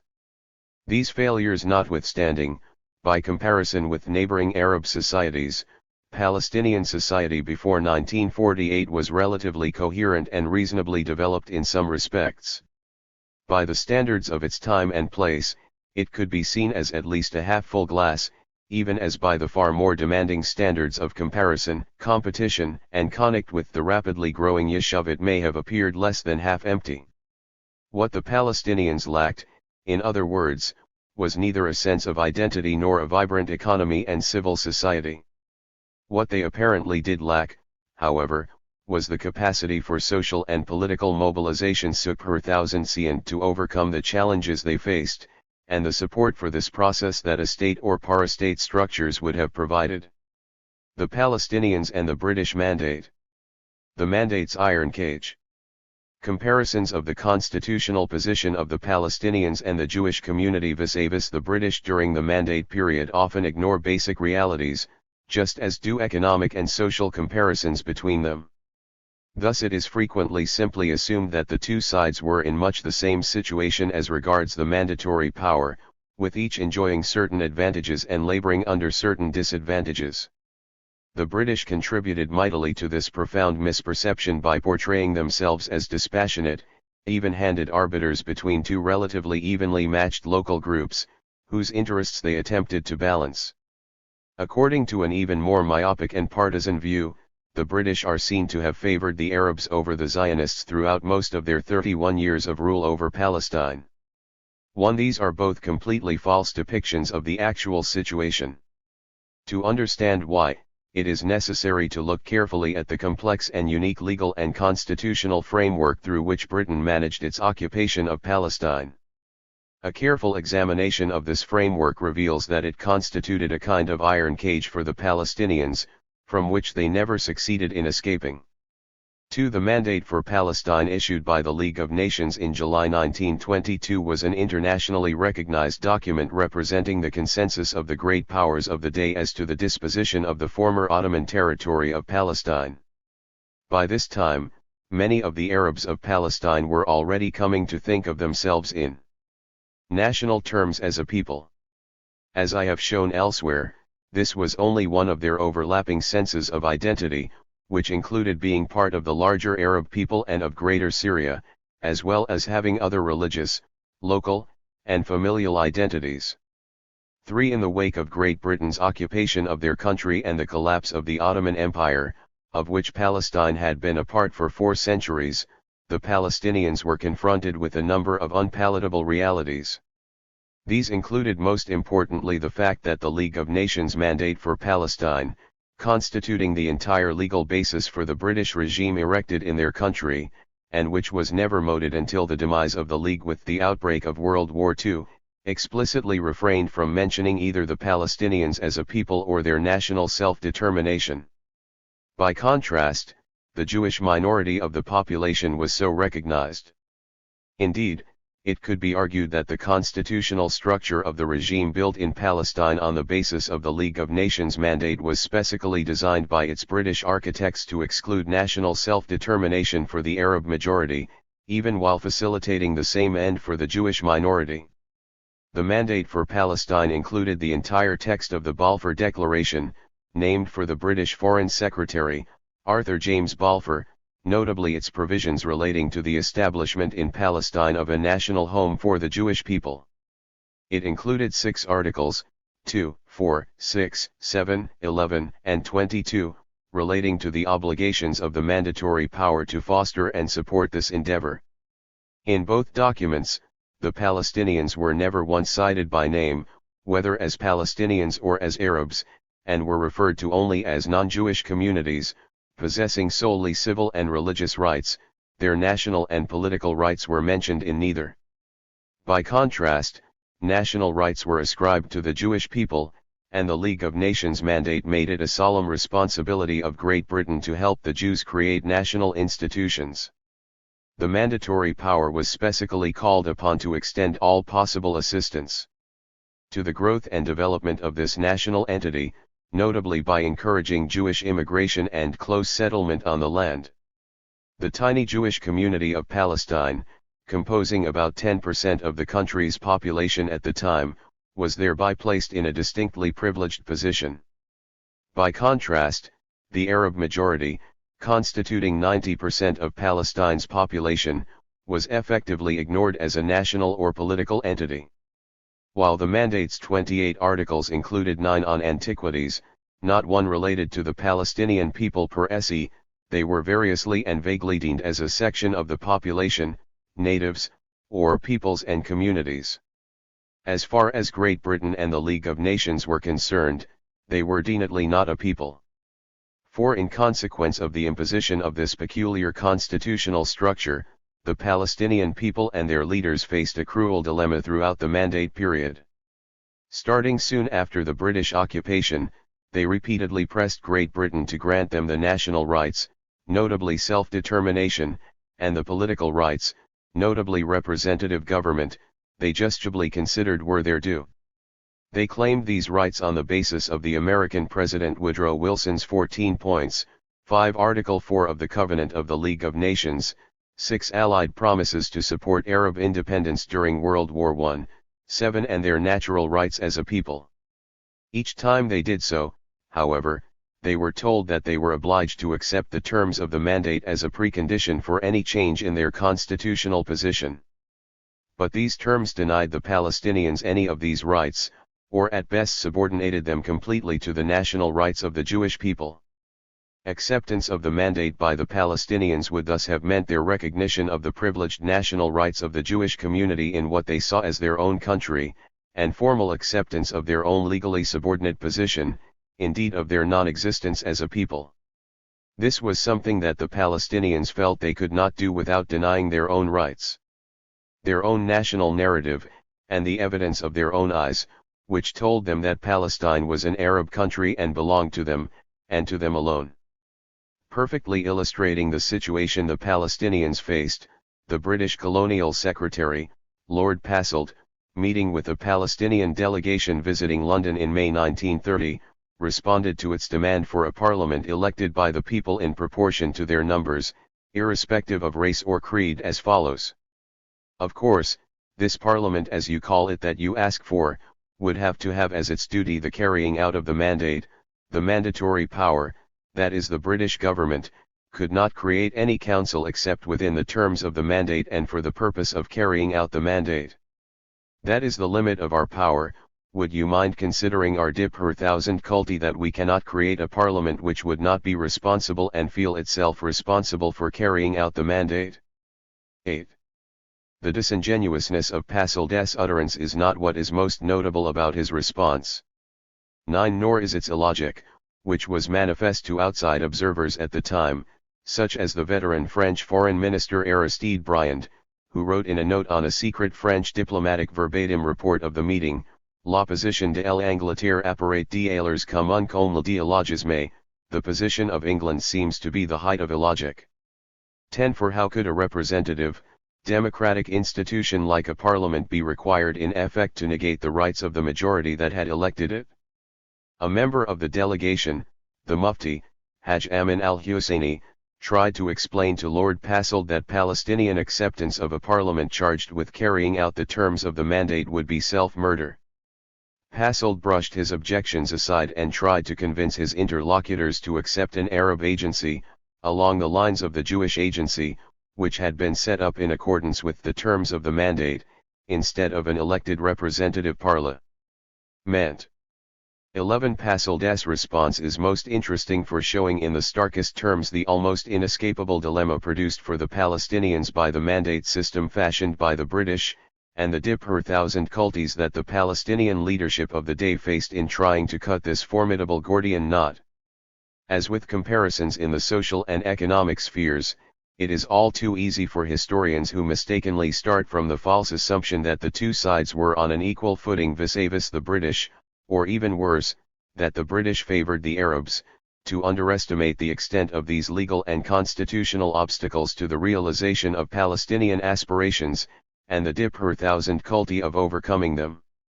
They may also fail to appreciate the tenaciousness and sheer doggedness of British governments throughout most of the mandate period in resisting the principle of responsible, representative government in Palestine, and any constitutional modification that would have made this possible. From the beginning of the mandate and until the end of the 1930s, the British obstinately rejected the principle of majority rule, or any measure that would have given a Palestinian Arab majority control over the government of Palestine. This seemed to change with the White Paper of 1939, whereby, facing the 1936-39 revolt and the looming clouds of World War II, Britain nally accepted that it was simply not possible to suppress the Arab majority in order to make possible the growth of a Jewish majority, such that a Jewish national home would mean Zionist domination of Palestine. However, even when the British appeared to grant the form of a concession on this point in the 1939 White Paper, which envisaged an independent Palestine after 10 years, the cabinet discussions at which this initiative was decided upon reveal the government of Prime Minister Neville Chamberlain to have been fully intent on withholding the substance of any such concession to the Palestinians. These discussions make it clear that the British intended to make any changes in the system whereby Palestine was governed totally dependent on the consent of a Jewish minority. 12. Of course, by the end of the 1930s, the political leadership of the Jewish minority was fully intent on achieving nothing less than independent statehood in as much of Palestine as possible, although Jewish leaders would have preferred and fully intended to try to take all of Palestine for the Jewish state and were already close to having the means to attain at least their minimal goal. 13. From November 2, 1917, the date that the Balfour Declaration was issued, over 4 years before the mandate for Palestine was granted, Britain was fully committed to the creation of a Jewish national home in Palestine, whatever that term meant precisely. The Jewish national home in fact meant quite different things to different British per thousand shales at different times, whereas for most Zionists, whatever they may have said for public consumption, it always meant ultimately transforming all of Palestine into a Jewish state. 14. What was fully clear throughout, however, was that successive British governments simply were not prepared to countenance any progress toward Palestinian self-determination, or toward the linked principle of representative government, that would enable the country's overwhelming Arab majority to place meaningful obstacles in the way of the Zionist project. They were committed to holding fast to such a position at least until immigration brought about a Jewish majority, at which stage it would become a moot point and perhaps democracy could be admitted. There was a fully etched out, subtly racist rationale behind this British policy, one that certainly operated for the RST part of the mandate, and perhaps throughout it. It was that the Jews were important, were a people with significance, while the Arabs of Palestine were insignificant, could be ignored, and indeed were not even thought of as a people per se. This was put most clearly by Foreign Secretary Balfour, in a damningly frank confidential 1919 memo that deserves to be far better known. Zionism, be it right or wrong, good or bad, is rooted in age-long traditions, in present needs, in future hopes, of far greater import than the desires and prejudices of the 700,000 Arabs who now inhabit that ancient land. 15. Note that, in Balfour's view, the ancient land of Palestine did not belong to the Arabs who constituted the majority of its population. These Arabs just happened to inhabit the country at that moment in time, and they did not have lofty traditions, needs, or hopes like the Jews. By contrast, they had the far baser desires and prejudices. Above all, they were not a people. In view of these revealing words, one can easily identify the source of the discriminatory language of the famous declaration that bears Balfour's name, and of the mandate document that he helped to negotiate. To carry out this policy of rank discrimination against the Palestinian Arab majority, it was necessary for the British to resort to means that were unusual even for the leading colonial power of the day, which ruled over a huge area of the globe via a broad range of systems of direct and indirect rule, and had vast experience in thwarting the will of majorities in different countries.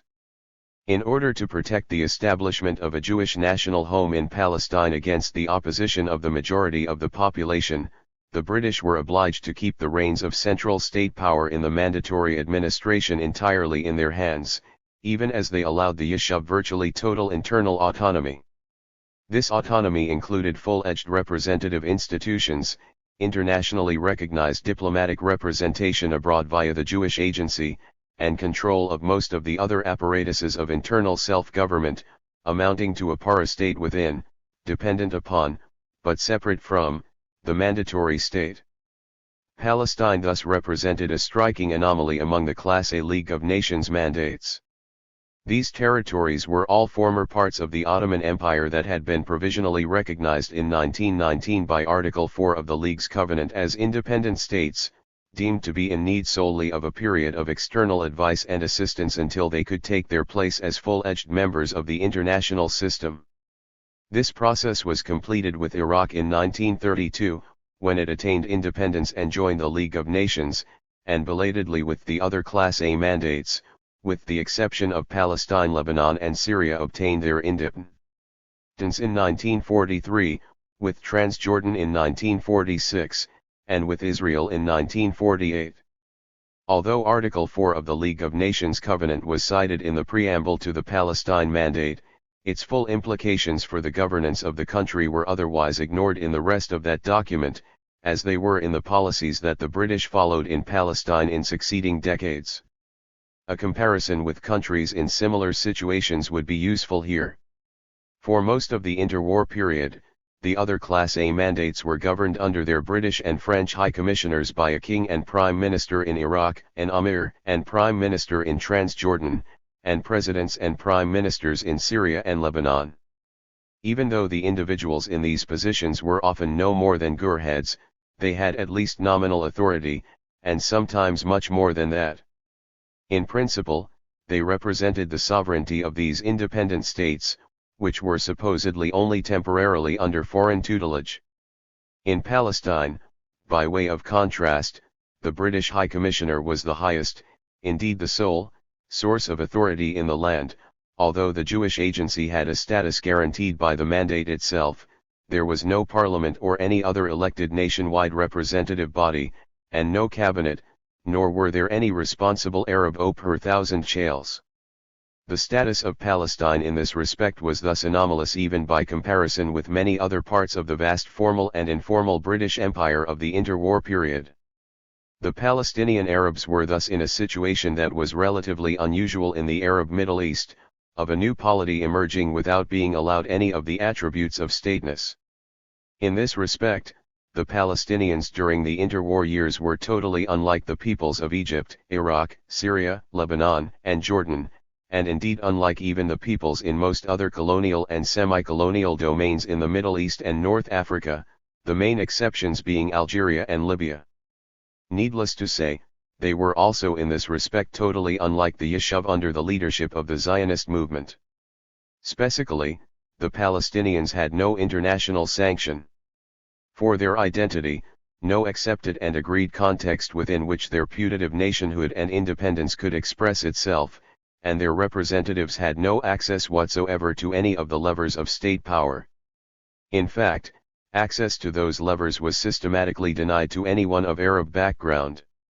The low ceiling that Arab functionaries came up against is best illustrated by the case of George Antonius, an urbane, articulate Cambridge-educated, but Lebanese-born, per thousand chale of the mandatory government, who performed ably in the positions he held in the education department, but was repeatedly passed over for responsible posts, as mediocre British subordinates were promoted over his head, until he nally resigned in disgust.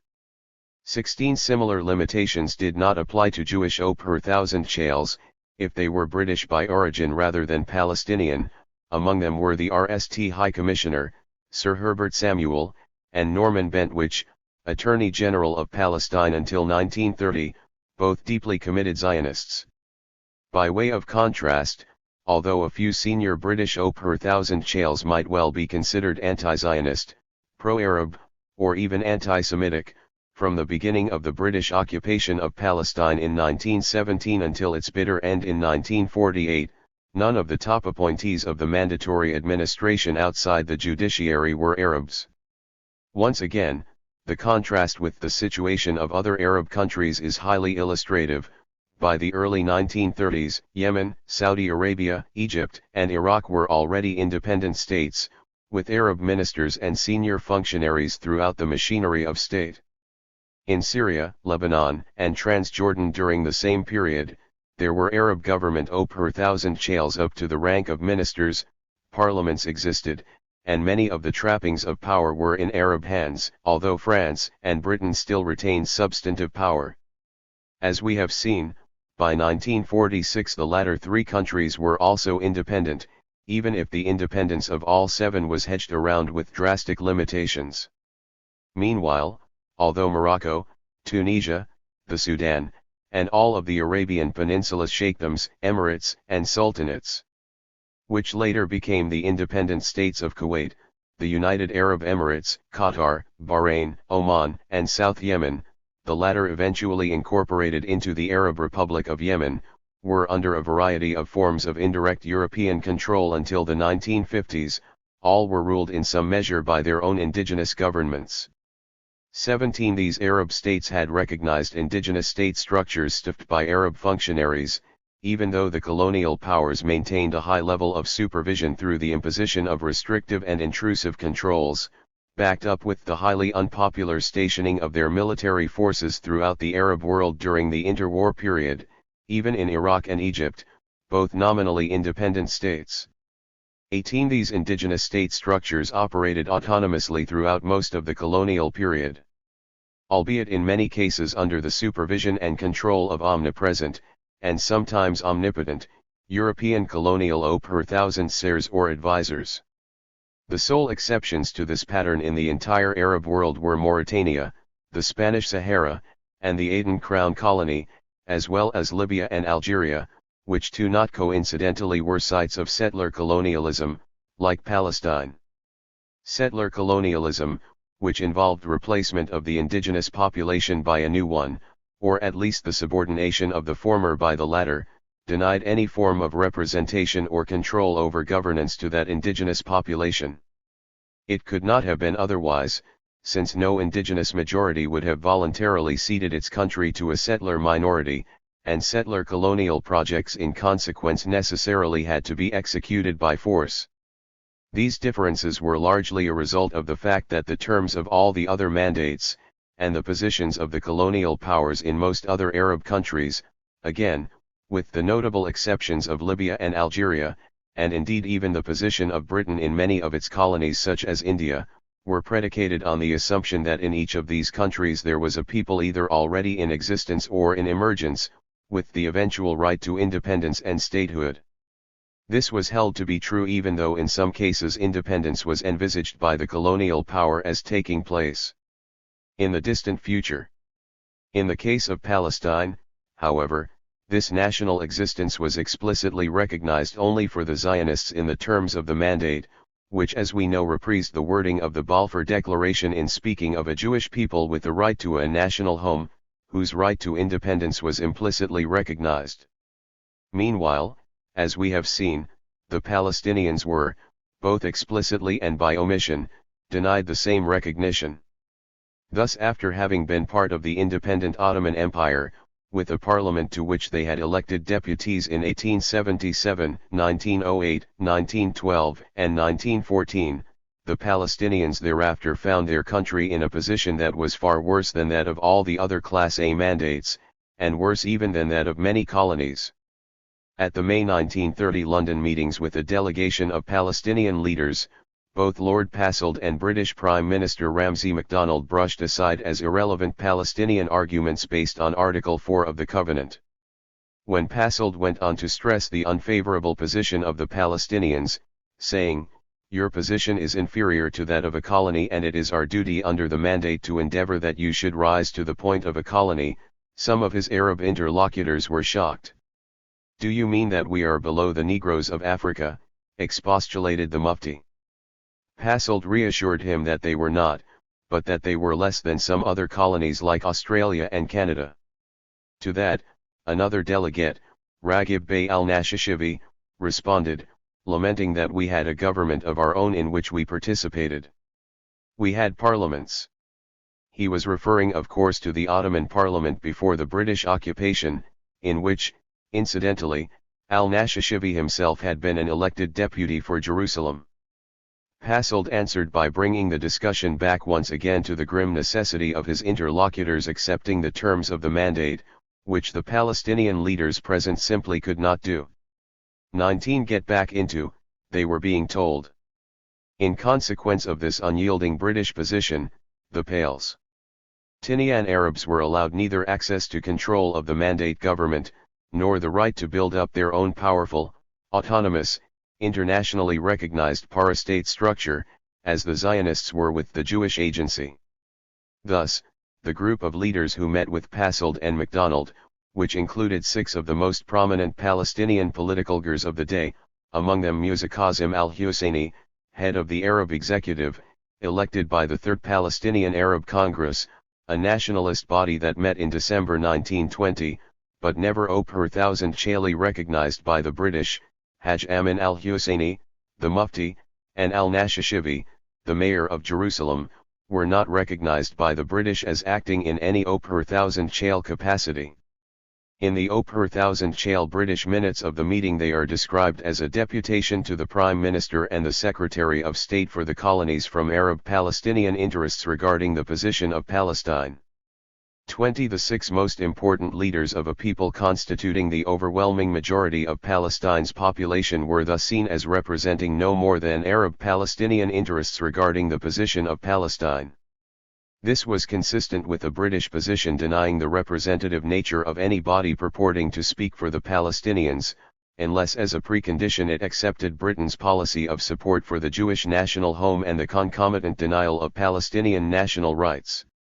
Thus, as early as 1920, Wyndham Deeds, Chief Secretary of the Palestine government, responded to a protest memo sent to him by Musa Kazim al-Husseini on behalf of the Third Palestinian Arab Congress, by disputing the representative nature of the Congress.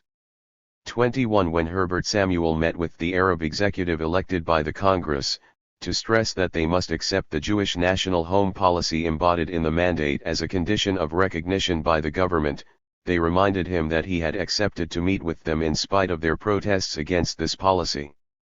Samuel stated coldly, "Yes, but I meet with you in a private capacity only." 22 Even when the British purported to redress this egregious imbalance, via proposals for a legislative assembly or for an Arab agency, these offers, like that made by Lord Passelt during the 1930 meeting, were fatally compromised in the Arabs' eyes by the absolute precondition that they accept the terms of the mandate, which enshrine their inferior status by comparison with that of the Jews. In other words, Britain did not accord the Palestinian Arabs the right of national self-determination and representative self-government, as it did to the Jews of Palestine, and as the other mandates promised, and ultimately belatedly provided, the peoples of Syria, Lebanon, Iraq, and Transjordan. Instead, in the British view, they might at best be allowed to share with the Jews in some of the functions of government. However, unlike them, the Arabs were to do so not by right, nor as a national entity, as was laid down regarding the Jews in the documents denning the mandate, but as supplicants, and unsufferants, as it were. These are not insignificant matters. In consequence of these British positions, the Palestinians did not have any form of organized access to the supposedly uncontested, neutral, and universally accepted forum that a state, even one still under a greater or lesser measure of foreign control, provides to a polity. For in many colonial situations, even if the state is still essentially dominated by the imperial power, there exists a shared assumption between the colonizer and the colonized, except in the case of settler colonialism, that the latter will ultimately be the heirs of the structures of the state. So it was for the Yishuv, and for the Arab peoples living in the other countries under Class A mandate, in all of which the transition took place either more or less smoothly. Indeed, it is striking how easily the new state of Israel took over most of the levers of the administrative structure left behind by the British in May 1948, and how access to them was even at that late stage largely denied to the Palestinians. 23 Beyond this, the forum of the state proved invaluable to the colonized in most normal colonial situations as an axis around which the polity could coalesce, or as a focus for its action, even if complete control over the structures of the state or over national sovereignty was denied by the colonial power. Access to a state also provides leverage over the monopoly of armed force that only the state can claim, and over the educational system, state-controlled media, and other means of influencing and shaping public perceptions. It was just these assets of the state that Egyptian and Iraqi nationalists found so valuable when they nally began to wrest control of them from the colonial power in the 1920s and 1930s.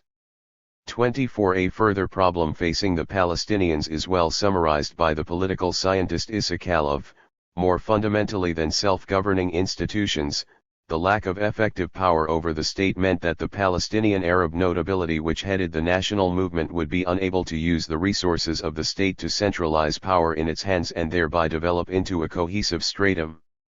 25 This lack of even a minimal level of cohesion by comparison with other Arab elites, resulting in some part from the systematic British denial of access to power over a state mechanism, would long continue to plague the Palestinian leadership, even after the catastrophe of 1948.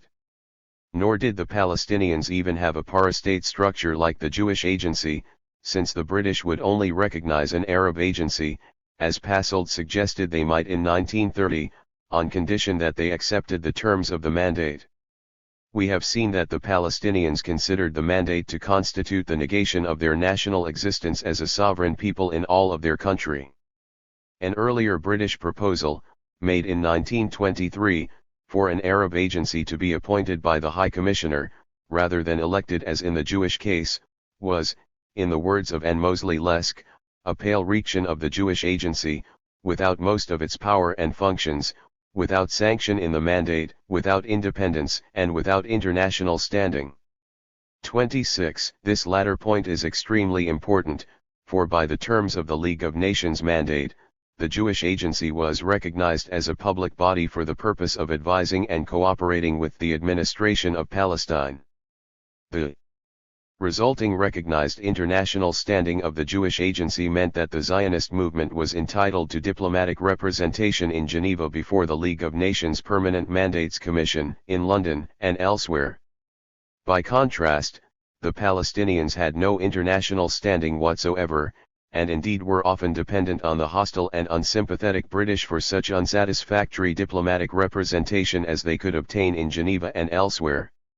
As Iabd al-Hadi, a member of the 1930 Palestinian delegation, complained to Passold when the latter suggested that the delegation take their grievances to the Permanent Mandates Commission in Geneva, rather than addressing them to the British. When we submit a petition to the League of Nations, it is carried by His Majesty's government, who is there our antagonist. We are not represented there, and our case is being made by our opponents. 27. The significance of the quasi per thousand shale diplomatic status accorded to the Jewish Agency by Britain and the League of Nations through the mandate thus cannot be overemphasized. It gave the Zionist movement an international legitimacy and guaranteed it invaluable access in world capitals, besides providing the framework within which the Zionist parastate that ultimately became Israel could be constructed without hindrance, and indeed with ample British and international support. 28. Palestinian politics were thus condemned to an even higher level of frustration than politics in the other Arab countries. In the other mandates, there was a constant struggle between the mandatory authority, which was nearly always reluctant to cede any of its authority, and the local nationalist forces that composed the national movement, over the powers to be accorded to the national government. In none of them, nor in Egypt, which was under some form of British occupation from 1882 until 1954, however, was there any question about the existence or potential sovereignty of this government. In Egypt, the British and their allies within the Egyptian system, including the king and his cronies, managed to keep the hugely popular Wafd party out of power for all but 12 of the 30 years from nominal independence in 1922 until King Farouk was deposed and the parliamentary system came to an end in 1952. Vital elements of state power were nevertheless in some sense in Egyptian hands. Similar manipulations of the political and electoral systems by the colonial power, often in collusion with its local political clients, occurred in Iraq, Syria, and Lebanon. Even though the European powers maintained military forces in most of the Arab countries against the will of their populations during the interwar period, the struggle against these powers and their unwanted military presence was nevertheless directed from within the state, or could be when control of the state could be won.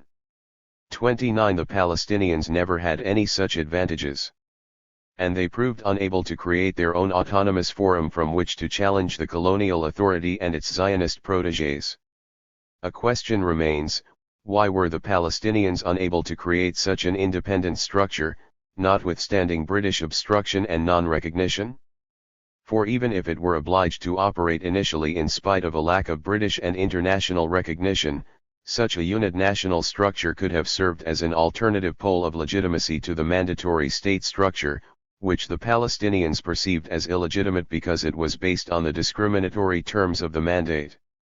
Although the Egyptians and Indians faced completely different, and no doubt less daunting, challenges, creation of an alternative structure was done with no little success by the Egyptian national movement through the Wafd party during the years after 1919 and until Egypt gained its nominal independence in 1922. The Indian independence movement did it even more successfully via the Congress Party during the same period and afterward. Denied access to the levers of state power, and denied full representative government, both national movements broke decisively with the British and created alternative sources of legitimacy. In both cases, this approach was successful in achieving major concessions, including aspects of representative government and commitments to self-determination. 30. This is a crucial question, to which we will return as part of an analysis of Palestinian critiques in the late 1920s and early 1930s of the approach followed by the Palestinian leadership, which was dominated by traditional elites, or notables, of refusing to separate themselves from the British until they had no choice, and by then it was probably too late. There is ample illustration of this tendency in the minutes of the many meetings between Palestinian delegations and British per thousand shales. A plaintive, almost piteous, tone emerges from the statements of Palestinian representatives. Their legalistic arguments for independence, sovereignty, and representative government, often grounded in Article 4 of the League of Nations Covenant, which referred to Palestine as independent, were constantly tuned aside by patronizing British per thousand shales. In spite of facing this unyielding stonewall of British rejection of their national claims, and indeed of their national existence, these Palestinian notables were for far too long unable to find a means to disentangle themselves and their people from the legal and constitutional constraints that Great Britain had forged for them. They could never get out of fashioned by their British masters. What British per thousand shales wanted from the Arab leaders with whom they dealt was crystal clear, and they were explicit in spelling it out, privately and publicly. In the words of Ramsay MacDonald, it was to cooperate together in pacifying legitimate opinion in Palestine. This meant one thing: bringing Palestinian elites to acquiesce in Britain's policy of establishing a Jewish national home in Palestine. The Palestinian notables MacDonald was trying to convince understood precisely what was required of them. In the words of the Mufti, what the British wanted them to do was to cooperate with them for our detriment. 31 This is what most of these notables in effect did for the better part of the rst 2 decades of the British occupation of their country. All the while, as they went along with the British, they protested loudly at being obliged to do so. Presumably, members of this elite, drawn largely from the old notable class, assumed that sooner or later the British would come to their senses and deal with them as the natural rulers of Palestine. Whatever the thinking behind this doomed policy of de facto cooperation with a mandate designed to extinguish Palestinian rights, the Palestinian notables continued along this fruitless path until pressures from below that both they and the British proved unable to contain exploded into the bloody revolt of 1936–39.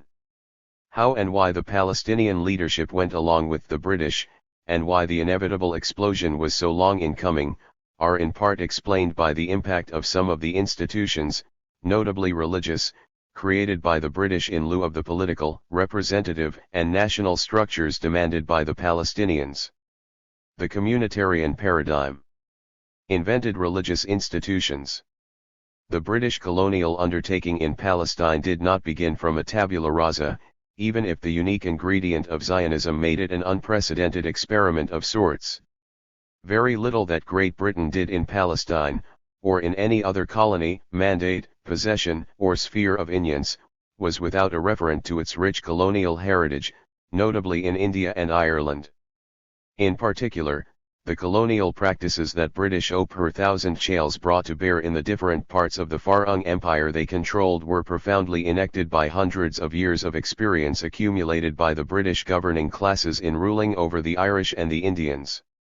Historian Roger Owen has deftly shown how the regime Lord Cromer imposed from the early 1880s onward on one of Britain's most important possessions, Egypt, was patterned largely on the system he had earlier helped run in India as an assistant to his cousin, the Viceroy Lord Northbrook, and a later Viceroy, Lord Ripon. 32 The same was true for Palestine, mutatis mutandis. 33 And there are plentiful examples of similar borrowings elsewhere in the British imperial experience, such as replication of some of the forms of indirect rule practiced in some parts of the British Indian Empire in the Persian/Arabian Gulf region and in British West Africa. 34 Similarly, in dealing with nationalist movements among the Indians, the Palestinians, and others, British politicians and per thousand shales were deeply imbued with what they took to be the lessons of their lengthy and unpleasant experiences with Irish nationalism. Needless to say, these experiences were mutually unpleasant. And indeed undoubtedly more unpleasant for the Irish. The stratagems the British developed in dealing with the Irish, and in particular the rhetorical styles and patterns of derogatory discourse they deployed, such as utilization of the term terrorist, or in an earlier era, criminal, were the prototypes for their efforts to control, diminish, and denigrate other peoples, and disrupt the national resistance. 35 It should not surprise us to learn that on the other side of the colonial divide, leaders of some nationalist resistance movements sought to learn from others who had experience in confronting British colonial rule. Certain Palestinian and Egyptian nationalists, for example, saw the Indian Congress Party as an exemplar during the interwar period, and there was often cooperation between nationalists from different colonial possessions abroad. 36 The cases of Ireland, India, and Palestine, three countries ruled by Britain and which all ultimately suffered bloody 20th century partitions heavy with consequences for their later history, furnish a number of general lessons about how colonial powers maintained control of populations characterized by deep internal divisions. 37 These examples provide a particularly illuminating comparative perspective on the history not only of countries that were colonized by Great Britain, but also of those ruled by other colonial powers.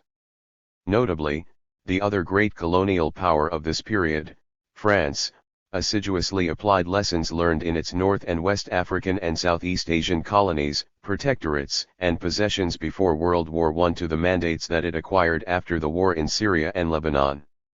As elsewhere in its colonial empire, French rule in the latter two possessions was based on a reductive representation of the colonized societies as primitive or backward, 38 but especially their representation in religious terms, and their control through the manipulation, modification, and often even construction of religious, ethnic, and other identities. 39 One of the most notable results of the manipulation of religious identities was the creation of Greater Lebanon, which became the modern state of Lebanon, out of Mount Lebanon and its environs. Mount Lebanon had a long history of the involvement of Western powers, notably France and Britain, in support of the latter's local clients. 40 Over time, its mainly Maronite, a mainly Lebanese Christian sect in communion with Rome, ruling strata became eager to create a larger entity centered on Mount Lebanon that would include many non-Maronite areas, and would be intimately linked to France. 41 The Sunni and Shiite Muslims, Greek Orthodox, and Druze who formed the bulk of the areas thereby annexed were largely unfavorable to being included in the new Greater Lebanon, and the resulting intercommunal tensions dominated much of the history of Lebanon for the rest of the 20th century. These tensions neatly served the divide and rule purposes of the French colonial party. Variants of this approach were utilized with considerably less success in Syria. 42 As we shall see, a similar approach, used extensively throughout the British Empire, was crucial to the effort in Palestine. 43 It is now well established that in the colonial era, one of the most crucial forms of control developed by Britain for maintaining hegemony over a vast empire with relatively modest military forces was the management, and sometimes the encouragement, or even the creation, of religious and ethnic difference. The British did this in a manner not at all dissimilar to that followed by the French in Lebanon and elsewhere. This process was often grounded in existing distinctions within the societies the British ruled over, but it frequently involved the development and enrichment of these existing differences, and sometimes even the production of new ones. 44. The net result was often a highly developed and systematized communitarian structure, within which the British could play their favored role of arbiter, and ideally be seen as above or outside a local connacht, rather than as part of it, or even the creator of it, as they were in many cases. Of course per thousand shale Britain, whether in the 19th century or the interwar period, was always pleased to be invisible in these sordid matters, or as close to invisible as was possible. The preferred posture of the greatest power of the age was to pose as the impartial external actor, doing its level-headed, rational, civilized best to restrain the savage passions of the wild and brutish locals. One cannot read the memoirs or many of the per thousand shale reports of British per thousand shales in mandatory Palestine, an entity that in its then current form the British themselves had created, and that was riven by political connects they themselves had fostered, without being repeatedly struck by this tone of innocent wonderment at a bizarre and often tragic sequence of events for which these per thousand shales rarely if ever acknowledged the slightest responsibility. 45 Another form of imperial control involved a reliance on indigenous elites, and sometimes other social strata, to participate in structures of indirect rule. This device relieved Britain of some of its more onerous duties and responsibilities, while distributing a limited amount of power, as well as a significant degree of prestige and status. These elites could be existing aristocracies, as in the princely states in India, or invented aristocracies, as in many of the Gulf principalities. 46. On another level, these groups could be segments of the dominated society chosen by the British for specific tasks, but rigorously restricted to those tasks and otherwise kept strictly in their place. 47. One example was the martial races that were utilized to help Britain's wars for the empire. 48. These included the Sikhs and Pathans of India's northwest frontier, the Gurkhas of Nepal, the Bedouin of the Arabian and Syrian deserts, and other groups deemed virile enough to serve their British colonial masters in this way. Indeed, the British over 1,000 seared and controlled Transjordanian Arab Legion, raised from the latter groups, played a crucial role in maintaining British control over Palestine, as well as in suppressing the Iraqi revolt of 1941, and overcoming the Vichy French forces in Syria and Lebanon in the same year. In its dependence on colonial auxiliary forces to maintain its global strategic position, Britain was little different from France and other colonial powers. 49. In Palestine, where the British had taken on the daunting responsibility of creating a Jewish national home in an Arab land with a 90% Arab majority, they faced an especially difficult task. In keeping with their hierarchical view of all societies, particularly subordinate ones, the British saw that one essential precondition for achieving this task was preventing the resistance to the Zionist project by a critical mass of the Palestinian elites, the notables who dominated Arab society and had previously served as intermediaries between that society and the Ottomans. 50. While refusing the notables any over 1,000 shale standing, and frustrating their national aspirations along with those of the rest of the Palestinians, the British nevertheless treated them with a certain ostensible deference, and were careful to allow them a limited role as intermediaries for the rest of Palestinian society, as well as certain other prerequisites. This was in line with the well-established British predilection, already mentioned, and seen most spectacularly in India, but also elsewhere in the British Empire, for developing privileged relations with real or invented aristocratic elites, rather than political formations rooted in the middle classes or the mass of the people.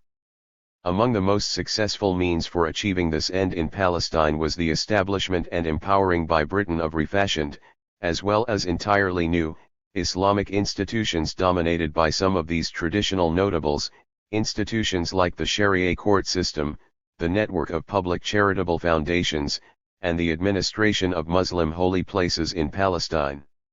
The need for the creation or refashioning of some of these institutions originally emerged from the transition in Palestine from an Ottoman state that, even after the reforms of the 19th and early 20th centuries, was still at least nominally Islamic, to a mandatory state dominated by a Christian power.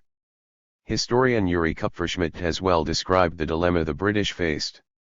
Here was a Christian mandatory power, committed to the establishment of a Jewish national home, controlling a Muslim majority in a country considered holy to the three main monotheistic religions. 51. Under the system in the late Ottoman Empire, religious over 1,000 chales, notably the qadis, or judges in the Islamic religious courts, and the muftis, who rendered consultative opinions in legal cases, had been appointed by the Ottoman central government. Public endowments, what were known as al-Awqaf al-Amma 52, whose revenues went for the support of schools, soup kitchens, hospitals, mosques, and other public purposes which had been established over many centuries of Islamic rule, had also formerly been administered as part of a bureaucracy whose apex was in Istanbul, headed by the Sheikh al-Islam, who was both the Mufti of Istanbul and a cabinet-level minister. Those who created the institutions of the new mandatory regime felt that as a non-Muslim power, it would be inappropriate for Britain to be seen to usurp directly these functions of the Islamic Ottoman state. So, making a virtue of necessity, they resorted to the principle of indirect rule borrowed from India, and already being implemented in other parts of the Arab world that had just come under their control, around the turn of the 20th century and at the end of World War I. In so doing, the British architects of the mandatory regime in Palestine were operating on the basis of a worldview rooted in their earlier colonial experiences, notably in Ireland and India, with a crucial Egyptian admixture. This was a worldview that almost invariably perceived colonized societies in religious and communitarian rather than in national terms, and as profoundly divided internally rather than as potentially unit. In many ways, the most relevant parallel is to the way the British and other European observers saw Egypt. Indeed, the Egyptian example was drawn upon liberally by several of the earliest British administrators of Palestine, including Sir Ronald Storrs, Brig. Gen. Sir Gilbert Clayton, and Col. Sir Wyndham Deeds, all of whom had served extensively in Egypt, whether in the Arab Bureau, in military intelligence, or in other branches of the British regime there. The view of Egyptian society that formed the intellectual underpinning for the British regime of indirect control there, which lasted in one form or another from the occupation of 1882 until the evacuation of 1954, received its fullest exposition in Lord Cromer's magisterial Modern Egypt. In this book, published immediately after Cromer's retirement, the RST British proconsul on the Nile set out the results of his decades of Egyptian experience. 53 Cromer was categorical in asserting that there was no Egyptian nation, that Egypt was a congeries of disparate and incompatible religious and ethnic groups, and that these competing groups would be at one another's throats were it not for the benevolent presence of the British. 54 As an apology for colonialism, this description served perfectly. However, as an analysis of Egyptian society, it was obviously somewhat lacking, particularly in an era of rising Egyptian national feeling, and a growing sense of national unity against the occupier. This was demonstrated in 1906 during the Dinchwai affair, when Egyptian villagers were executed for the accidental death of a British per thousand seir, and the Aqaba crisis with the Ottoman government over the eastern frontiers of Egypt, and more tangibly during the great nationwide Egyptian revolt against the British in 1919. Nevertheless, in many ways this distorted and self-serving model of Egyptian society served as a template for what the British chose to see in Palestine, a land composed of 3 religious communities, only one of which, the Jews, had national rights and status. However, in order to complete this vision of a sort of moded Ottoman millet system, 55 with each group enjoying a certain element of autonomy, something in the way of religious institutions for Muslims and Christians to match the Jewish community's newly recognized national institutions was needed. These would have to be offered in place of the Arab national institutions that Palestinians, both Muslims and Christians, were clamoring for soon after the British occupation, citing British promises of independence to the Arabs and Article 4 of the Covenant of the League of Nations. Such national institutions the British were resolutely determined to deny the Arabs, complicating the task facing the British in constructing religious institutions to substitute for them was the fact that many members of the Palestinian middle and upper classes had lived, studied, worked in, or visited Egypt. They were therefore well aware of the Egyptian precedents, and of Britain's notorious predilection for the politics of divide and rule, generally on a religious basis. 56 Thus, early after the British occupation, Palestinian political groups set up Muslim Christian associations, and later a Palestinian Arab Congress, in major cities and towns all over the country as a means of countering an attempt to use this approach to divide the Palestinian Arabs along religious lines. This did not stop the British, who proceeded in the haphazard, non-systematic fashion of British colonialism to construct an entirely new communitarian system that denied national rights to the Arabs while preserving them for the Jews.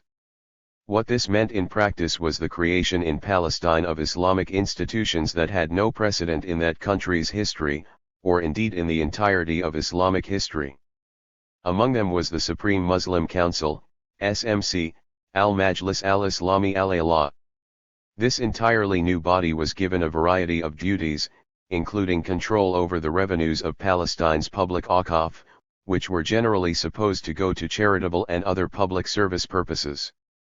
These considerable revenues had formerly been controlled by the Ottoman state's central religious bureaucracy.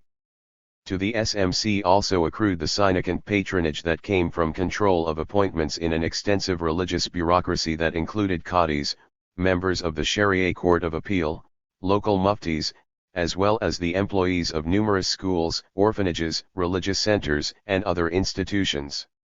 The council also had the power to hire and re-all Awqaf and Sharia court per thousand chales employed with Awqaf funds. 57. For all the Indians of Palestine's notables at different times in the past, never in the preceding several hundred years of Ottoman rule had such power over religious institutions and the resources they allocated been concentrated in local hands. Formerly, Qadis had always been appointed from Istanbul, Awqaf funds and other revenues had been dispersed by the Ottoman bureaucracy, and tight control was always maintained over all aspects of Sunni religious orthodoxy. Another such refashioned Islamic institution was the per thousand CE of Mufti of Jerusalem for the Hana rite, which of the four Sunni legal and religious rites had the largest following in Palestine, and had been the per thousand chale rite of the Ottoman state.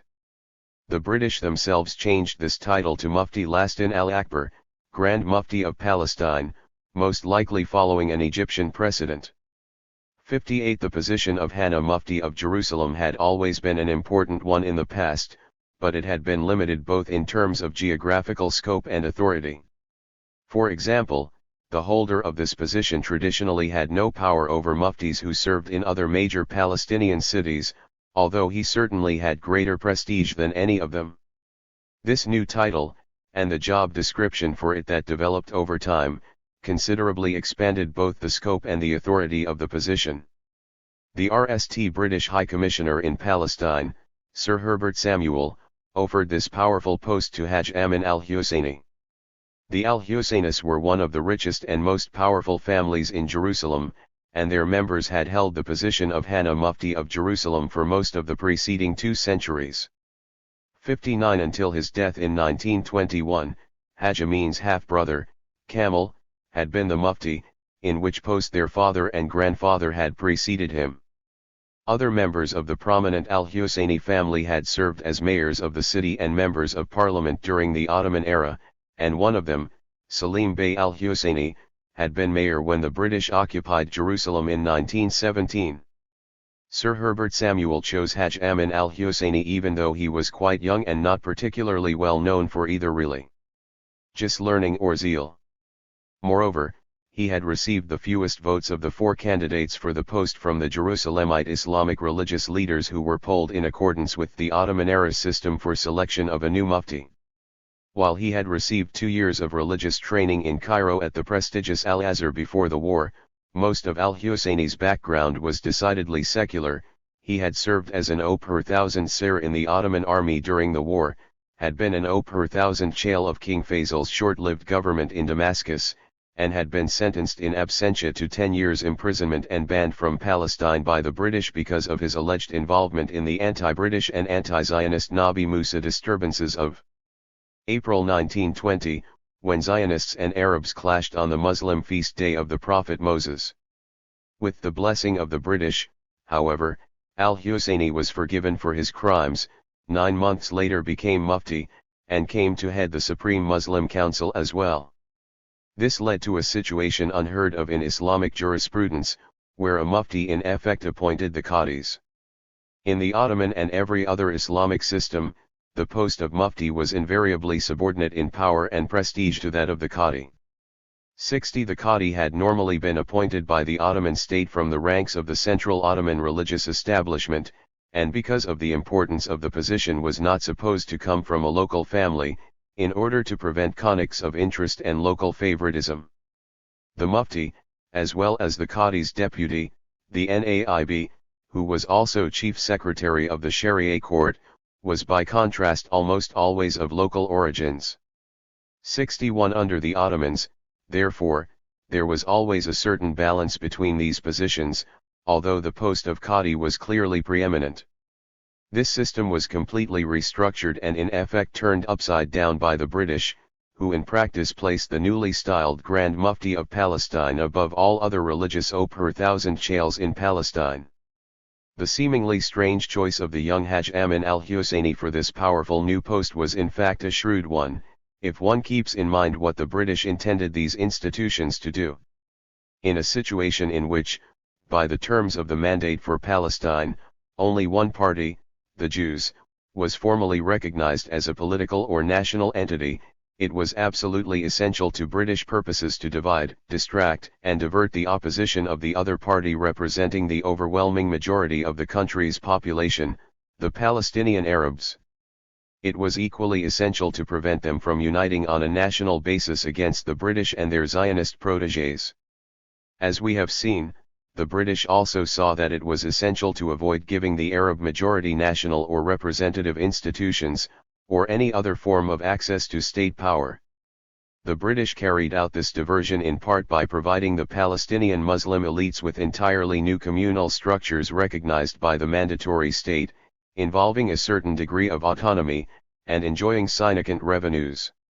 These Muslim institutions were created out of the bits and pieces of the previous Ottoman religio-political system, and were housed in the same locales previously utilized for analogous purposes, thereby constituting a peculiarly brazen form of invented tradition. 62 The Muslims could consider these new religious institutions their own, which in a sense they were, but they were devoid of power or authority outside of the purely religious and communal sphere. The most important legal cases were decided by three-man appeals courts on which sat a British and a Jewish, as well as a Muslim, judge. There was a clear bargain involved in accepting positions within this and other British-devised structures in mandatory Palestine.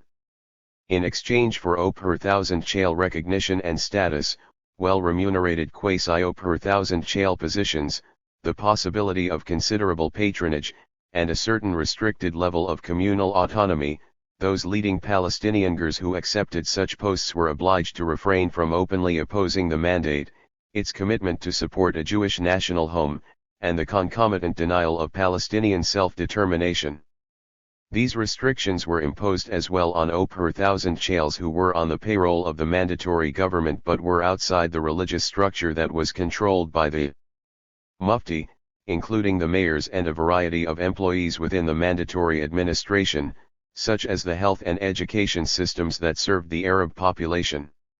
However, the greatest coup for the British in the RST decade after their occupation was to have inveigled Haj Amin al-Husseini, a leader of the most prominent family in the most important city of Palestine, a man with familial, religious, social, and political prestige, into accepting such a position as part of an implicit bargain of this sort. In making this decision, British policy-makers could not but have been aware of the fact that a few months earlier, in December 1920, al-Husseini's older relative, Musa Kazim al-Husseini, who had been removed from his post as mayor of Jerusalem after the 1920 Nabi Musa riots, had been elected head of the Arab executive of the Palestine Arab Congress.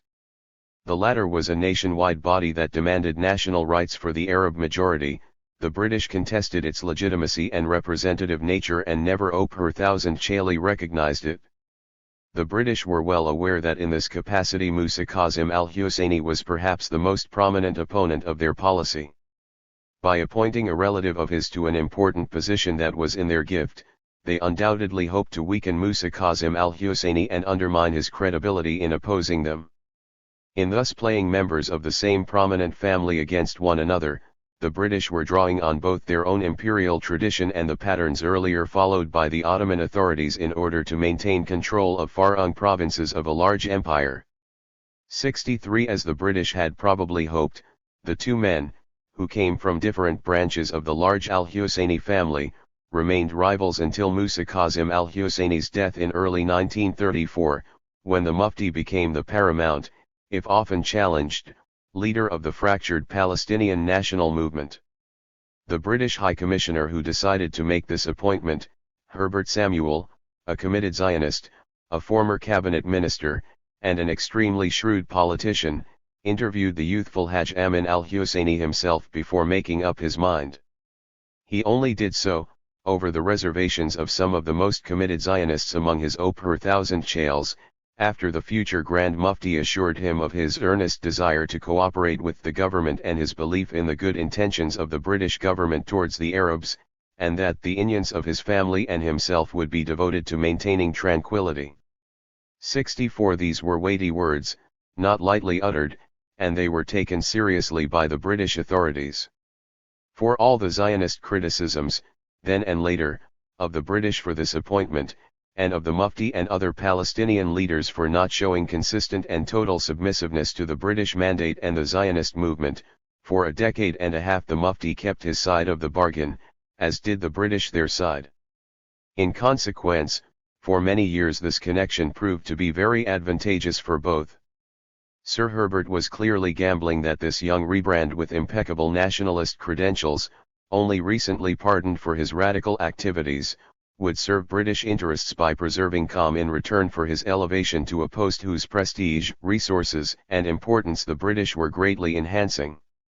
Despite constant, bitter Zionist complaints about the Mufti, Samuel's gamble paid off for the British until the mid-1930s, when al-Husseini could no longer contain Palestinian popular passions. While he built up a position of considerable power and influence for himself, thereby angering the Zionists, who understandably feared any autonomous representation of the will of the Palestinian Arab majority, the Mufti was generally quite careful not to alienate the British, without whose constant support he could not have retained his position. It was a mark of the Mufti's skills that he was able to manage the stiff per thousand cult balancing act for so long. These skills were demonstrated as well by his lengthy survival near or at the top of the harsh world of Palestinian politics.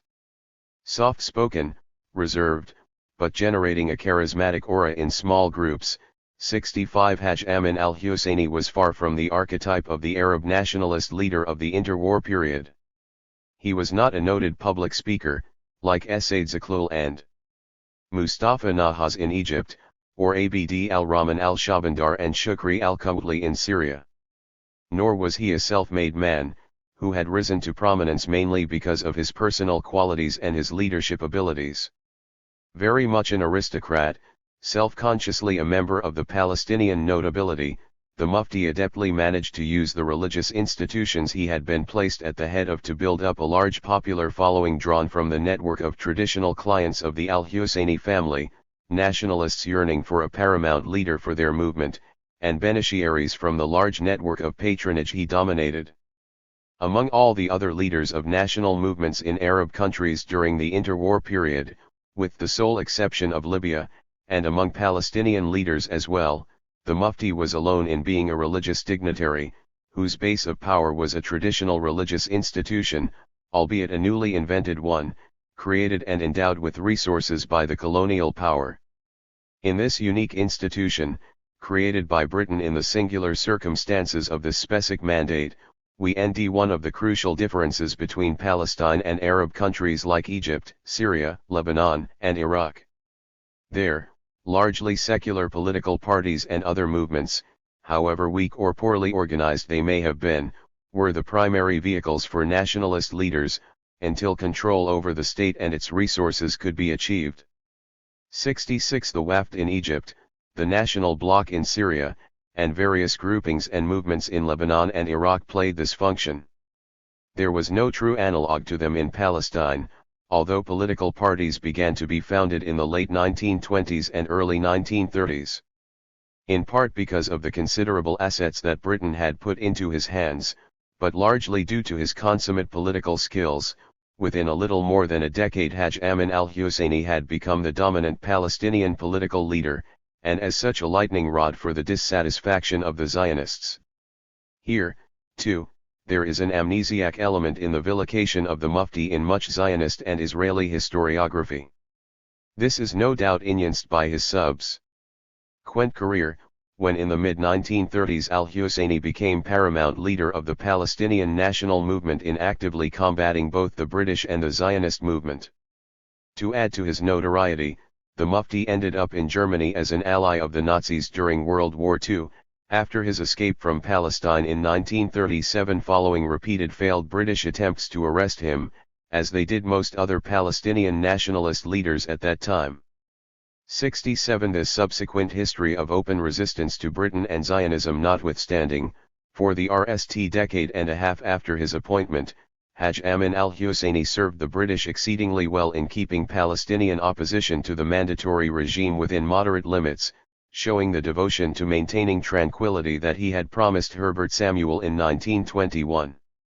This certainly continued to be the case until the mid-1930s, when the Mufti felt obliged to align himself with a growing popular rebellion against his former British masters, and reluctantly abandoned his balancing act between them and the popular forces that threatened to leave him and the rest of the traditional leadership behind. One indication of how valuable the British perceived the Mufti to be is the willingness of the notoriously tight-stead mandatory administration to subsidize him out of their own revenues, in addition to those produced by public Awqaf properties. When the largely agricultural revenues of the latter declined after the Great Depression of 1929, knocked the bottom out from under the prices of agricultural products, leading to a decline in the revenues of the Supreme Muslim Council, they were supplemented by direct British subventions starting in 1931. These were naturally kept secret, in the interest of both parties. 68 We have seen that the British rigorously denied the Palestinians access either to the forum of the state, or to a nationalist parastate structure, and that the Palestinians themselves ultimately failed to develop their own institutions that might serve this purpose.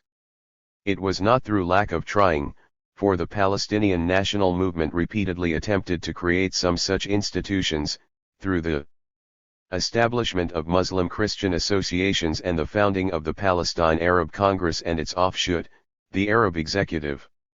None of them grew into the kind of structure that might have served as the nucleus of a state, or as an alternative to the mandatory state, from whose higher ranks Arabs were systematically excluded.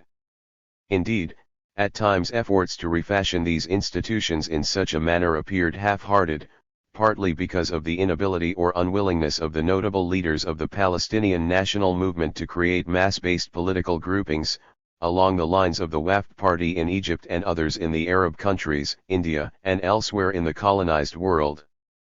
Beyond this there was the unremitting hostility of the Mufti to any institution or any individual that threatened to challenge the power and prestige of the extensive religious institutions he controlled. This jealousy obviously extended to the municipality of Jerusalem, formerly headed by a member of the Al-Husseini clan but controlled from 1920 until the mid-1930s by one of the Mufti's leading rivals, Raghib Bey al-Nashashivi. 69 As we shall see later, the Mufti's jealousy also affected nascent political parties and other groupings that emerged in the late 1920s and early 1930s, such as the Istiqlal Party, especially if they were not dominated by his own partisans. Lacking effective vehicles for building toward statehood, either pre-existing, provided by the British, or developed by the Palestinians themselves, the Arab population of Palestine was instead granted a religious leadership, authorized, encouraged, legitimate, subsidized, and always in the end controlled by the British. This new creation was very much in keeping with the British vision of a Palestine composed of three religious communities, only one of which, the Jews, had national rights and status.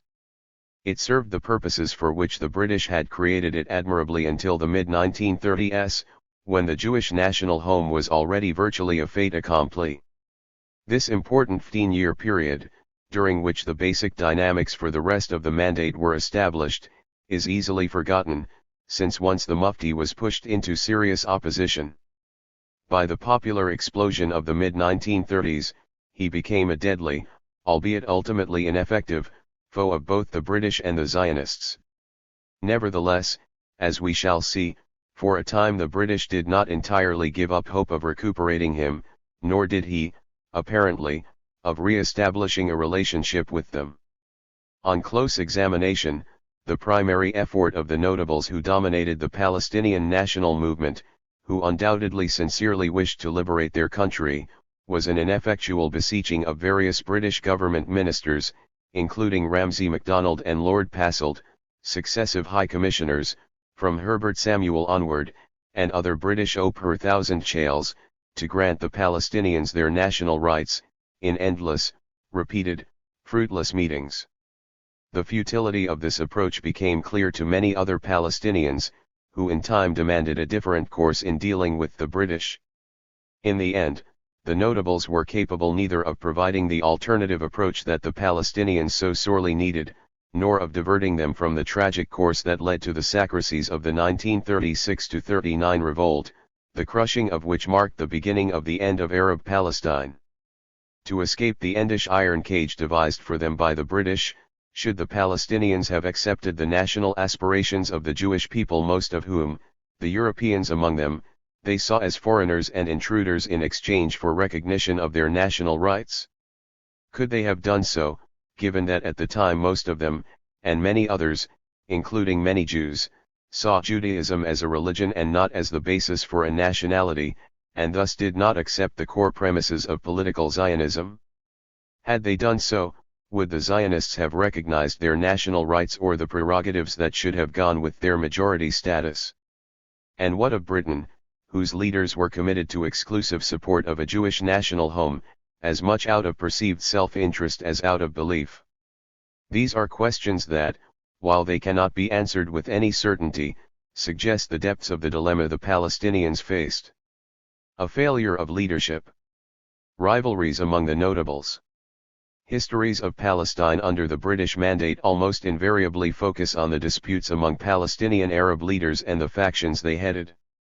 Quite frequently, attention to these and other aspects of political history comes at the expense of the underlying economic, demographic, and constitutional realities, which were re-examined in the last two chapters. The factions that are the subject of this attention were indeed important. They were sometimes based on long-standing groupings centered on notable families, such as that headed by the Al-Husseinis of Jerusalem. The Al-Husseinis possessed relatively large land holdings, had far-flung networks of clients, and had traditionally held prestigious religious and political oaths per thousand CES, such as those of Hana Mufti of Jerusalem, and the posts of mayor and parliamentary deputy for the city in the late Ottoman era. Other factions were more recent in origin, or were no more than coalitions of leaders, families, and village groupings. Connects among these and other local factions in Palestine and elsewhere in the region had once been quite important. They diminished in both intensity and significance beginning in the mid-19th century as a consequence of the growth in power of a modern central Ottoman state and the decline in local autonomy, and later with the emergence of mass politics. However, both factionalism and factional rivalries grew more potent during the British Mandate. Among the various inter-elite rivalries during the Mandate period, one primary cleavage stands out. This was the deep gulf between two groups that ironically were both sustained and encouraged, albeit in different ways, by the British mandatory authorities. The RST was made up of supporters of the Grand Mufti, Haj Amin al-Husseini, who came to be known as the al-Husseini faction, or as Majlisiyun, partisans of the Supreme Muslim Council, al-Majlis al-Islami al-A'la, the institution invented by the British, discussed in the previous chapter. The second group was known as the Mu'aridun, the opposition, and was headed by Raghib Bey al-Nashashivi, whom the British had appointed mayor of Jerusalem after the Nabi Musa riots of 1920, replacing the Mufti's distant cousin, Musa Kazim al-Husseini. While this rivalry certainly dominated the politics of Arab Palestine, particularly in the latter half of the Mandate period, there were many other cleavages in Palestinian politics. For example, until the death of Musa Kazim al-Husseini in 1934, he and his much younger cousin, the Mufti, were often engaged in discreet competition. Especially after the disturbances of 1929, this came to wreak generational, intrafamilial, institutional, and other tensions. Over time, moreover, numerous challenges were launched by other sectors of society against what was perceived as the overly conciliatory approach toward the British that was taken by all the notable leaders. This was contrasted with the empty militant rhetoric of the rival leaders, most of whom were correctly perceived by Palestinian public opinion to be surreptitiously cooperating with the British. Both the Mufti and al-Nashashivi, of course, had been appointed to their positions and were sustained there by the British authorities. The rivalries between the two leading factions were often very real, and at times became exceedingly fierce. Won by the later phases of the great 1936-39 revolt, this conflict had degenerated to the point that some al-Nashashivi supporters and others organized by the British in so-called peace bands were actively engaged alongside British troops in the massive campaign to hunt down partisans of the Mufti's faction and other armed rebels. Meanwhile, several supposed collaborators with the British from among the ranks of al-Nashashivi's partisans were assassinated, presumably by followers of the Mufti. Homes were burned, and key oppositioners were forced into exile. The deep political differences between these two factions continued after the termination of the mandate. When Jordanian troops took control of the eastern part of Jerusalem during the 1948 war, al-Nashashivi was named military governor of the city by Amir, later King, Abdullah of Transjordan. Al-Nashashivi's supporters and allies thereafter voted at a special congress convened in Jericho by Amir Abdullah in December 1948 for the incorporation of the West Bank into what became the Hashemite Kingdom of Jordan. Many of them were thereupon absorbed into the new Jordanian administration. By contrast, in areas under Jordanian control the Mufti's followers were disarmed and many were proscribed and hunted by the Arab Legion beginning on May 15, 1948. Some of them were later plausibly accused of involvement in the assassination of King Abdullah while he was on a visit to Jerusalem in 1951.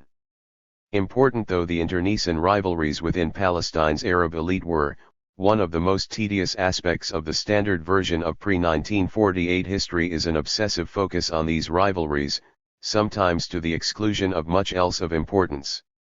3. It is partly a function of the long-standing tendency of historians of the Middle East to concentrate on political history at the expense of economic, social, cultural, and intellectual history, and on elites rather than other segments of society. 4. This tendency appears to be diminishing in the treatment of the modern period. 5. While the notables had great importance as a group, and are certainly worthy of attention, a persuasive argument can be made that there has been an overemphasis on them in the literature, to the detriment of the examination of other social groups and other problematics. 6. Beyond this broader general concern, there is reason to be skeptical about the sometimes mean-spirited and often condescending contemporary depictions by some outsiders of the pettiness of Palestinian inter-elite rivalries, especially during the Mandate period. There is no question that some of these rivalries were personal or trivial. Nevertheless, the subtle, and at times not so subtle, racial attitudes that characterize the remarks about Arab politics of many of these contemporary outside observers should cause us to treat their views with caution. Examples of such attitudes from this period are Legion, the head of the education department in Palestine, Humphrey Bowman, noted of two of his British subordinates that one had contempt for people in the East, while the other rather despises the Arabs. 7. Similarly, the Hebrew writer Joseph Haim Brenner described the degeneracy and savagery of the Arabs, who could only become part of the human fellowship through the efforts of the Jews of Palestine. 8. Meanwhile, contemporary French observers, such as the young intelligence agent Lt. Pierre Rondat, later to become a noted scholar, often referred to the tendances fanatics of the Palestinians. 9. In spite of such problems, these observations by frequently ill-informed outsiders, whether contained in contemporary diplomatic dispatches, intelligence reports, private letters, or journalism, are among the main sources we have for the period. And it is beyond question that these rivalries played a major part in the politics of the period, even if they may have been exaggerated, distorted, or misunderstood as a result of such attitudes on the part of Western observers. It is not just in the secondary works that deal with this period that one nds a heavy emphasis on conflict within the Palestinian elite. While these differences are naturally featured in the Arabic language press, much of which was aligned with one or another faction, contemporary British and Zionist records also focused intensely on this topic, both because it was of importance in and of itself and, crucially, because the existence, and if necessary the encouragement, of internal Palestinian differences were critical to the achievement of British and Zionist aims in Palestine. The extent to which these internal Palestinian differences were actively fostered and encouraged by outside actors is an aspect of the history of the period that is all too rarely emphasized by scholars. We have seen one instance of the manipulation of internal Palestinian differences by the British in the appointment of Hajj Amin al-Husseini as Grand Mufti by Sir Herbert Samuel. As already noted, this was an extraordinary action. Al-Husseini had been sentenced in absentia to 10 years in prison for fomenting the Nabi Musa riots of April 1920.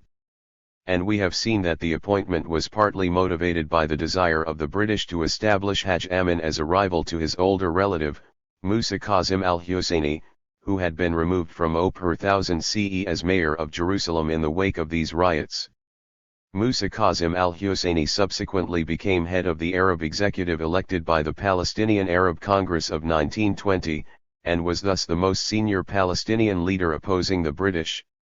At the same time, the British desired to conciliate another branch of the large and influential al-Husseini family, that from which holders of the position of Hana Mufti of Jerusalem had been drawn for 4 generations.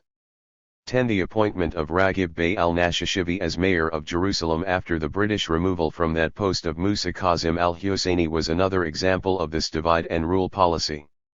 According to one account, Nashashivi's acceptance of the mayoralty in succession to Musa Kazem Pasha al-Husseini highlighted the feud between supporters of the two rival families, a dispute which was to dominate the politics of Arab Palestine during much of the mandatory period. 11. It can be surmised that among the reasons for the British to appoint al-Nashashivi was the objective of enaming that pre-existing feud. As we have seen, the British and the Zionists made efforts to play Palestinian leaders of against one another in order to exacerbate old rivalries, or create new ones as part of a strategy of divide and rule. That some of these rivalries existed before the British arrived is unquestionable, as is the fact that the Ottomans consistently played one notable faction of against another. 12. The British themselves were of course steeped in the time-honored imperial tradition of divide et impera in Palestine and elsewhere. 13. It is dip her thousand cult to verify the scope of such efforts, however, as the underhanded methods employed by OP her thousand chales in enaming local tensions were generally considered highly confidential. Solid evidence of this type of active ity is scant, thus the subject is rarely addressed in the literature on the period. Another problem all too rarely addressed in the literature is that beyond the generalized racism already mentioned, most contemporary British and Zionist observers, as well as other Europeans, revealed an attitude of superiority toward Arabs of all classes, ranging from casual condescension to outright contempt.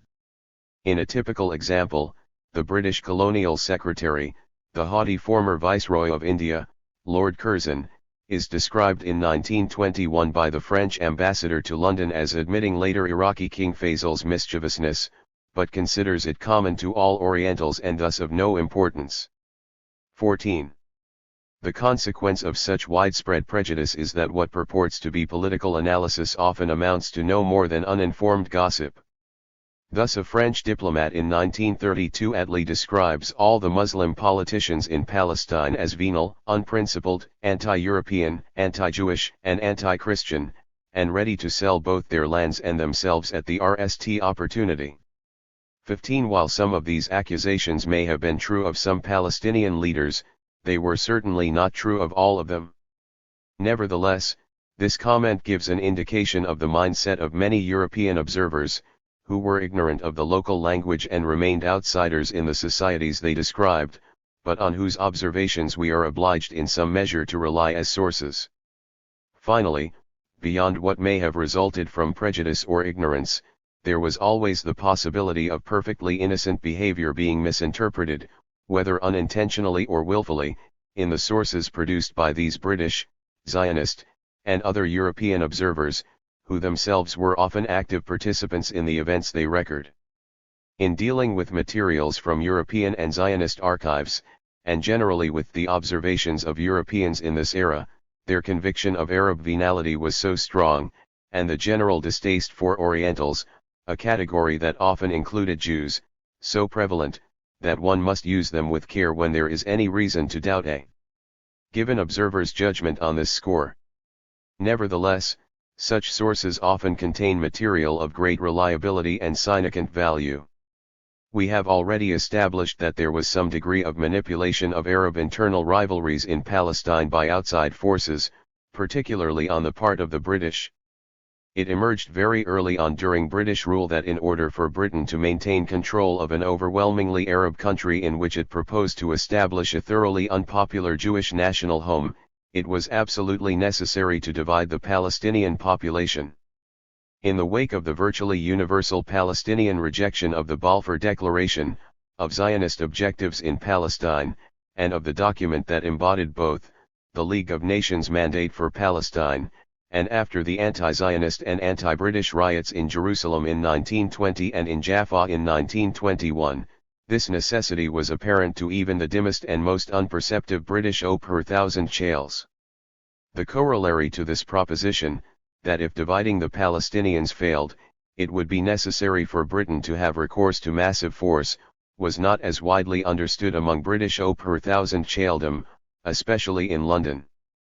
However, successive British governments from 1917 until at least 1939 were RMLY committed to Zionism for reasons rooted partly in strategic considerations, partly in Christian Zionism, and partly perhaps in a subtle form of anti-Semitism that supported the national rights of Jews in Palestine while remaining silent about discrimination against them elsewhere. 16. Given this commitment, and given a certain degree of obstinacy in London in avoiding confronting the costs that would eventually owe from such a policy, those O per thousand chales in Palestine who had their doubts as to its viability generally kept their views private. The few who voiced them publicly in the Palestine administration often found themselves branded as anti-Zionists, or worse, as anti-Semites, by those back home in Britain who refused to recognize these realities on the ground. 17. These accusations were leveled in particular against some O per thousand chales of the British military administration that controlled Palestine in the years until Sir Herbert Samuel was named High Commissioner. Zioner and the mandate was nally implemented, and later against others under the mandate. Some of these individuals were anti-Semitic, many of them, indeed, loathed all Semites equally, including the Arabs. 18. But this did not vitiate the acuity of their analysis that massive force would have to be employed in order to impose a Jewish national home on the unwilling Arabs. The leader of the radical revisionist Zionist movement, Zeev Jabotinsky, nearly alone among his peers, recognized this fact from the very beginning. As early as 1925 Jabotinsky wrote, "If you wish to colonize a land in which people are already living, you must provide a garrison for the land, or end a benefactor who will maintain a garrison on your behalf. Zionism is a colonizing venture and, therefore, it stands or falls on the question of armed forces." 19. Jabotinsky and the few British O per thousand chales who agreed with him were in fact right, although this was only unequivocally proven to be the case during the Arab Revolt of 1936–39, and the Bloody Ding of 1947–48. In the intervals, many British O per thousand chales in Palestine and London preferred to bury their heads in the sand. It was therefore a vital objective of the British to keep the Palestinians from uniting against them and their policy of support for Zionism in order to prevent or at least delay the inevitable Arab backlash against this policy. This necessarily involved accentuating existing differences, and in some cases creating new ones. A variety of means were used to achieve these ends, with considerable success at least until the mid-1930s. As we have seen, British efforts to manipulate Palestinian leaders and factions could take the form of O per thousand chale appointments in the gift of the mandatory power, whether these were within the administration or in semi-O per thousand chale institutions such as the Supreme Muslim Council. While other forms of blandishment and punishment were employed, there was often little need to resort to such extremes, as the power of the mandatory government was so great that it could seriously harm the interests of those it chose to punish, and richly reward those whom it wished to favor, simply via the utilization of the considerable authority at its disposal. The power to hire and re-employees in government and semi-O per thousand chale jobs, the existence of government censorship, the power to allow or ban meetings, demonstrations, and the organization of groups and associations, the authority to impose administrative detention and internal and external exile, and myriad other overt and covert means enabled the British to exert enormous influence over Palestinian society. The individuals receiving these benefits may have believed that they were outsmarting the British, and that they were getting the better part of the bargain. The Mufti most likely felt this to be the case, as he built the Supreme Muslim Council and the other institutions he controlled into an alternative political base for himself and his supporters. But such deals were a devil's bargain since, As we shall see, the political leaders who entered into them were fatally limited in their freedom to oppose British policies in the 1920s and 1930s. Meanwhile, representatives of the Zionist movement appear to have paid subventions to certain leading Palestinian Gurs, at least through the mid-1920s and in some cases afterward. This seems clearest in the case of newspaper owners and publishers, since we know that as early as the pre-World War I period, subsidies were paid to a few individuals to produce pro-Zionist articles, whether in Palestine or Egypt or elsewhere. 20. The means of influencing the press included as well the purchase of large numbers of subscriptions, something quite valuable in a time and place when paying readers were hard to end, and steering lucrative advertising to cooperative newspapers. 21. The evidence is murkier for later periods, and for instances of direct subventions to politicians. 22. As with the touchy issue of land sales by Arab landlords to Zionist land purchase agencies or to individual Jewish buyers, all concerned carefully wreathed these activities in secrecy, with multiple intermediaries sometimes involved. On the other hand, as any allegations in this regard, even unfounded ones, were enough to harm the reputations of nationalist Palestinian politicians, they could be a potent political weapon for all and sundry, and even today these allegations must be examined carefully. We shall see later in this chapter how the nationalist leader Abd al-Hadi came to be affected by just such allegations when his opponents perceived his activities to be dangerous. The main sources that reveal to us the payment by the Zionist movement of subsidies to Palestinian political Gurs are per thousand Shale reports or private papers and diaries in the Zionist archives. Typically, Chaim Kalvarisky, a leading per thousand Shale in the Zionist movement, in 1923 reported that Fakhri al-Nashashivi, Raghib Bey's cousin and deputy, had asked for funds to help set up a political party in opposition to the Supreme Muslim Council and the Arab Executive.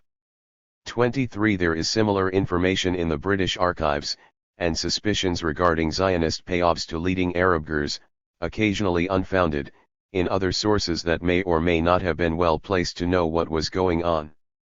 These include the diplomatic and consular correspondence of other powers, such as that of the French.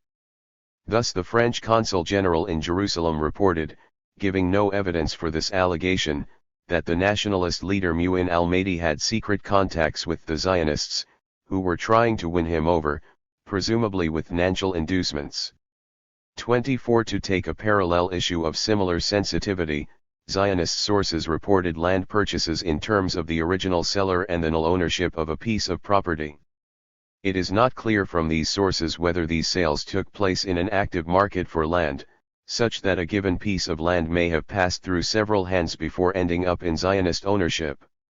25. Similarly, it is not always clear whether the middlemen who were frequently involved were so well disguised that sellers might have had no idea to whom their property was ultimately being ceded. On the other hand, in many cases the only possible purchasers were Zionist organizations, or sellers were aware of the identity of the purchasers. 26. It appears that direct payments were made to a number of Arab politicians, but sometimes we do not know by whom, in what guise, or what the recipients thought they were being paid for. This should lead us to use with caution some reports on this topic. Moreover, it is rarely mentioned by historians who note this practice that it seems to have been abandoned as a general policy in the mid-1920s when its INE per thousand khaki became manifest. 27. As Tom Segev correctly points out, much of this effort was dedicated to fanning inter-Arab rivalries. 28. There was another objective besides subversion that drove many of the key Zionist Gurs involved in these efforts: intelligence gathering. The historian Benny Morris notes that these individuals saw links with Arabs as both attempts at conciliation and as the cultivation of sources of information. 29. Thus the ubiquitous Chaim Kalvarisky, active in land purchase, bribery of Arab notables, and political negotiations, was a key issue of intelligence per thousand sir. 30. Morris names 4 other key Gurs in the Zionist movement involved in the same efforts. They, too, wore several hats, including work in espionage. Perhaps the most eminent of the 4, Reuven Zaslany, eventually became the founder of Israel's external espionage agency, the Mossad. Zaslany later changed his name to Shaloach, and the Middle East Center at Tel Aviv University, now the Moshe Dayan Center, was named for him for a time. The two names that the center has borne illustrate the intimate, and thoroughly unself-conscious, relationship within Israeli institutions between academic study of the region on the one hand, and both intelligence work and warfare directed against the Arabs on the other. 31. Radical challenges to the notables. While there existed rivalries among Palestinians that external forces sought to exploit for their own purposes, rivalries also existed between the imperial powers, which local actors attempted to exploit, with greater or lesser degrees of success. In the interwar period, the most noteworthy of these was the long-standing Anglo-French competition for Indians in the Middle East, which had been particularly acute before World War I. The 1904 Entente, whereby France acquiesced in Britain's preponderant position in Egypt, and Britain accepted France's dominant standing in Morocco, at least nominally resolved those two aspects of this rivalry. With respect to Syria, the competition for Indians between the two powers was supposedly settled by a series of diplomatic exchanges in 1912 and subsequent Anglo-French railway understandings, later formalized in the 1916 Sykes-Picot Accords, which promised France a hegemonic position in the areas that were to become Syria and Lebanon.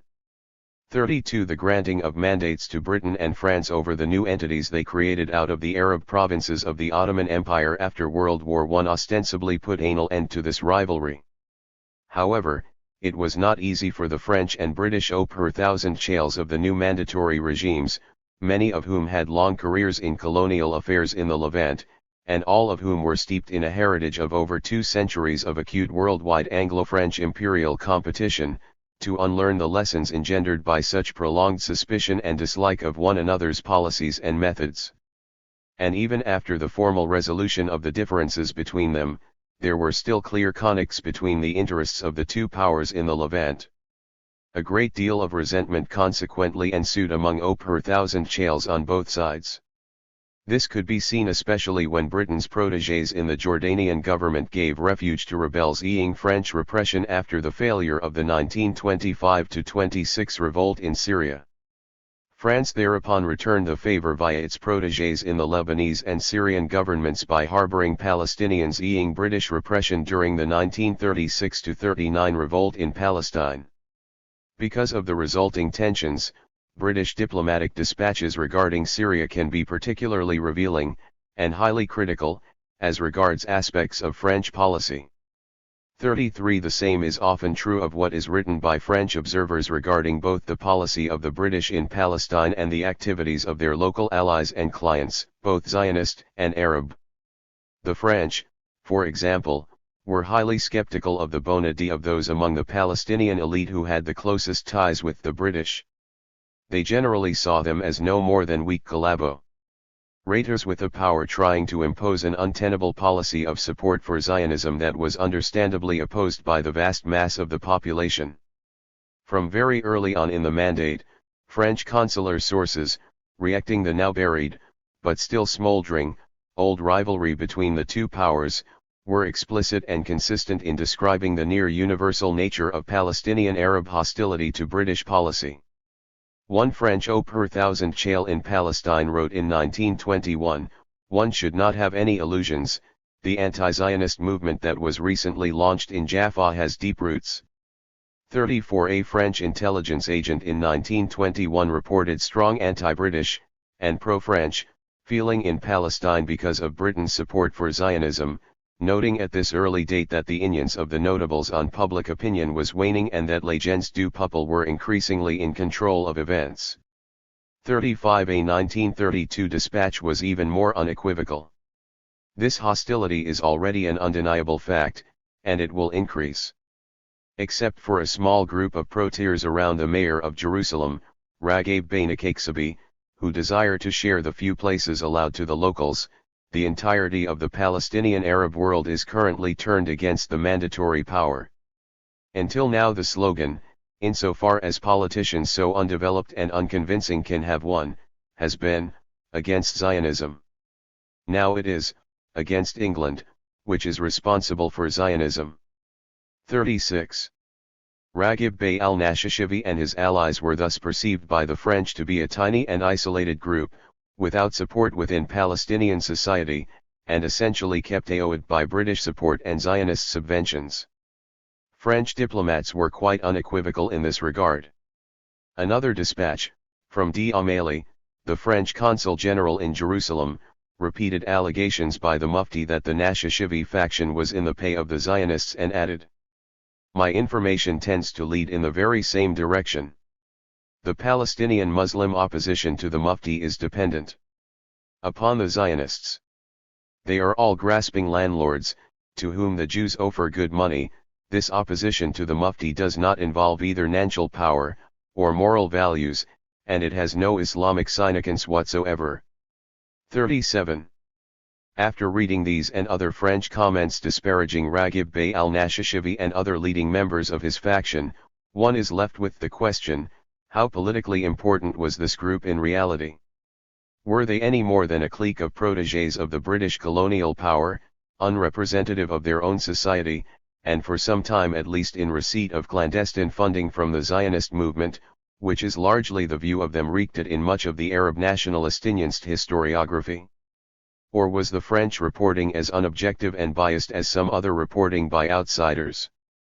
As we have seen, French observers clearly considered that the degree of support that this group could muster for their positions on the popular level was very small. At the same time, however, it should be noted that by the 1930s there were many Palestinians who were highly critical of the Mufti and his faction, because they, too, were seen as having close links with the British, and because they were perceived to be just as responsible as the Nashashivi faction for the passiveness, torpidity, and general ineffectiveness of the notable leadership of the forces that composed the Palestinian nationalist movement. In fact, in fairness to al-Nashashivi, until the mid-1930s his public position vis-a-vis the British, to be distinguished from what he might have said and done in private, was no more and no less conciliatory than that of the Mufti. Indeed, until only a few years before the outbreak of the 1936-39 Arab revolt in Palestine, virtually the entire Palestinian leadership remained individually on relatively cordial terms with senior British per thousand shales. Their actions indicate that for well over a decade they believed that by simply continuing to negotiate with British per thousand shales, combined with a little genteel pressure, they would eventually be able to persuade Britain to change its policy and hand over the reins of power to the country's natural rulers, that is to say themselves. This comes through clearly in the entirety of the records we have of meetings between Palestinian leaders and the British, such as the London meetings of 1930 described in Chapter 2. The Mufti shared fully in this approach. Indeed, he was a leading member of the 1930 delegation that met with Lord Passold. But beyond that, in the last analysis the Mufti was fatally compromised in the eyes of many Palestinians by being no more than a functionary of the British Mandatory Administration.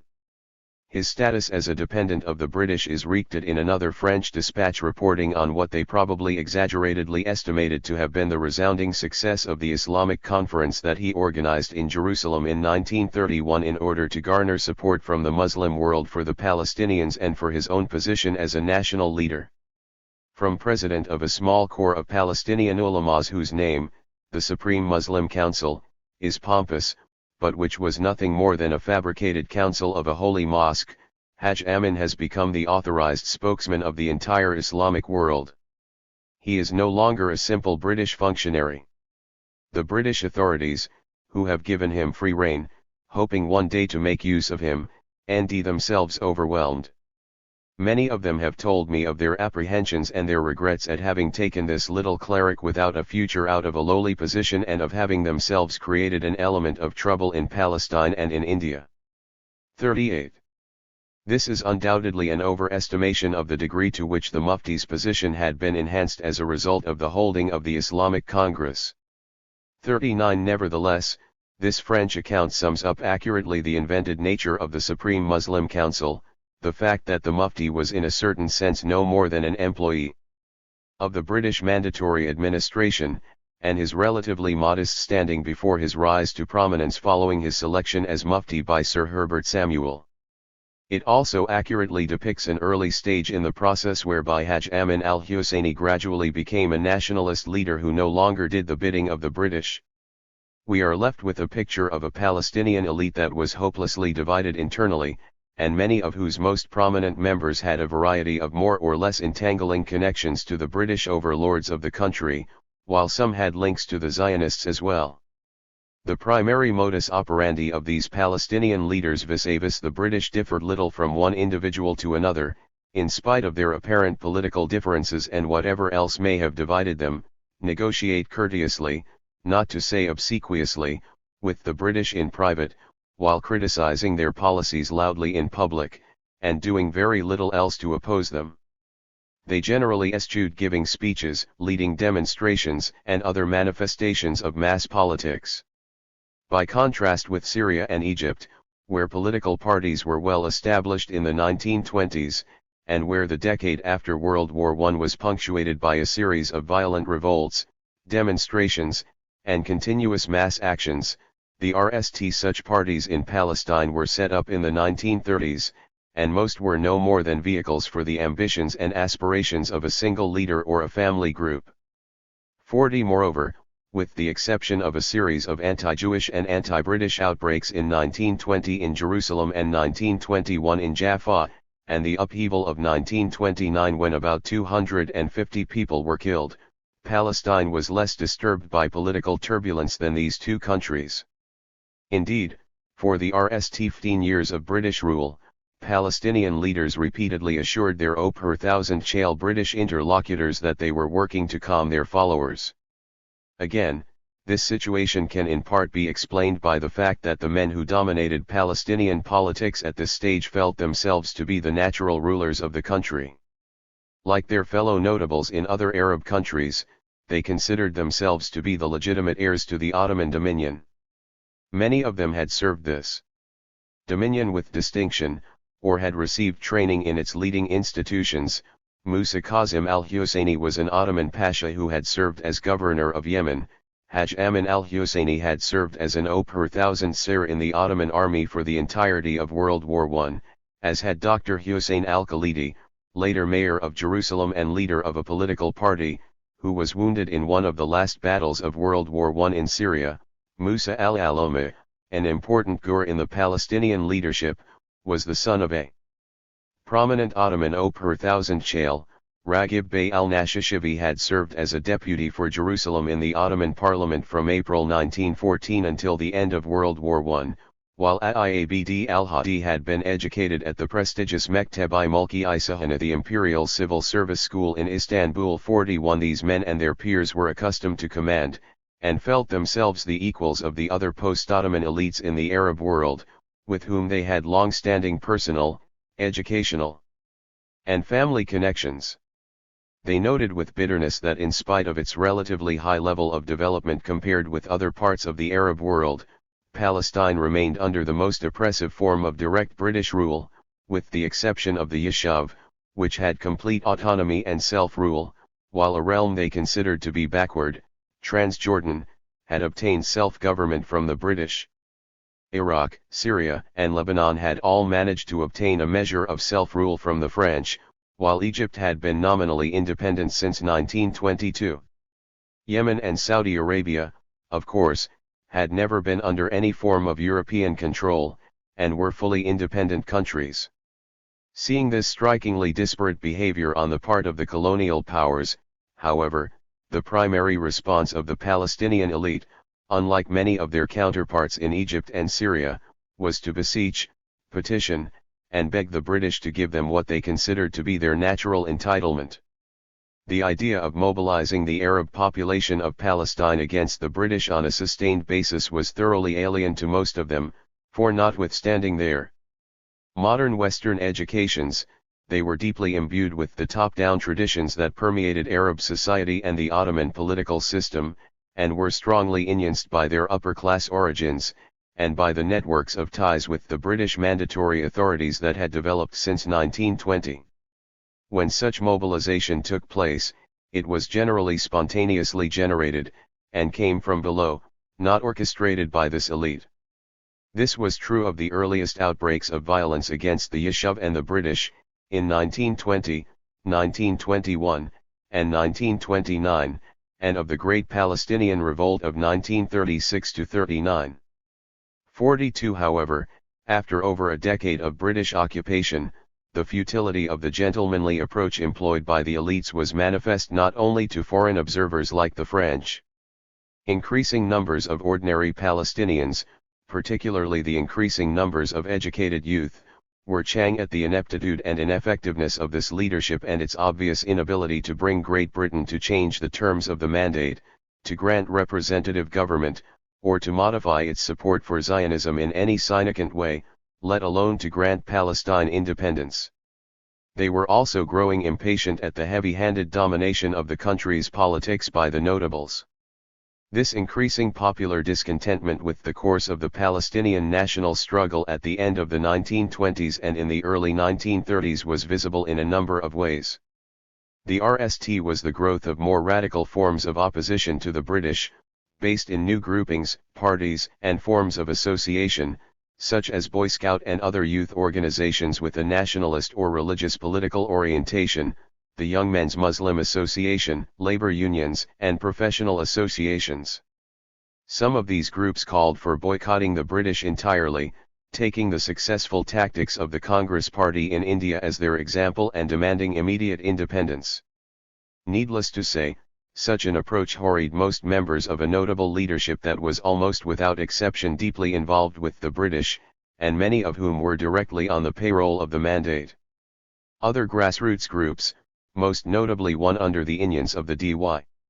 Namak and popular Syrian Sheikh Is al-Din al-Qassam in the Haifa area, began laying the groundwork for the underground armed militant networks in the Palestinian urban areas and countryside that would later constitute the backbone of armed rebellion against the British, although this eventuality still seemed quite far off in the late 1920s. 43. The most significant of the new formations to arise at this time was probably Hizb al-Istiqlal al-Arabi, or the Arab Independence Party, whose RST precursors developed in 1930, and which was formally founded in 1932.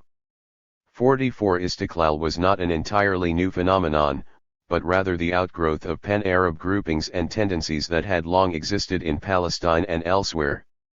The leading members of the party had an involvement with pan-Arab causes that went back to the Arab secret societies of the late Ottoman period, via the Istiqlal Party founded in Syria during the period of Faisal's Arab kingdom there, and of which the Palestinian Party saw itself as a continuation. Its preeminent gur in Palestine was Abd al-Hadi, a member of an aristocratic family educated under the Ottomans, who had been a leader of the pre-war secret societies and of the Istiqlal Party in Syria, and a condent of King Faisal's there. Lacking personal charisma, and practiced in backroom politics, Abd al-Hadi was a charter member of both the Palestinian and Arab elites.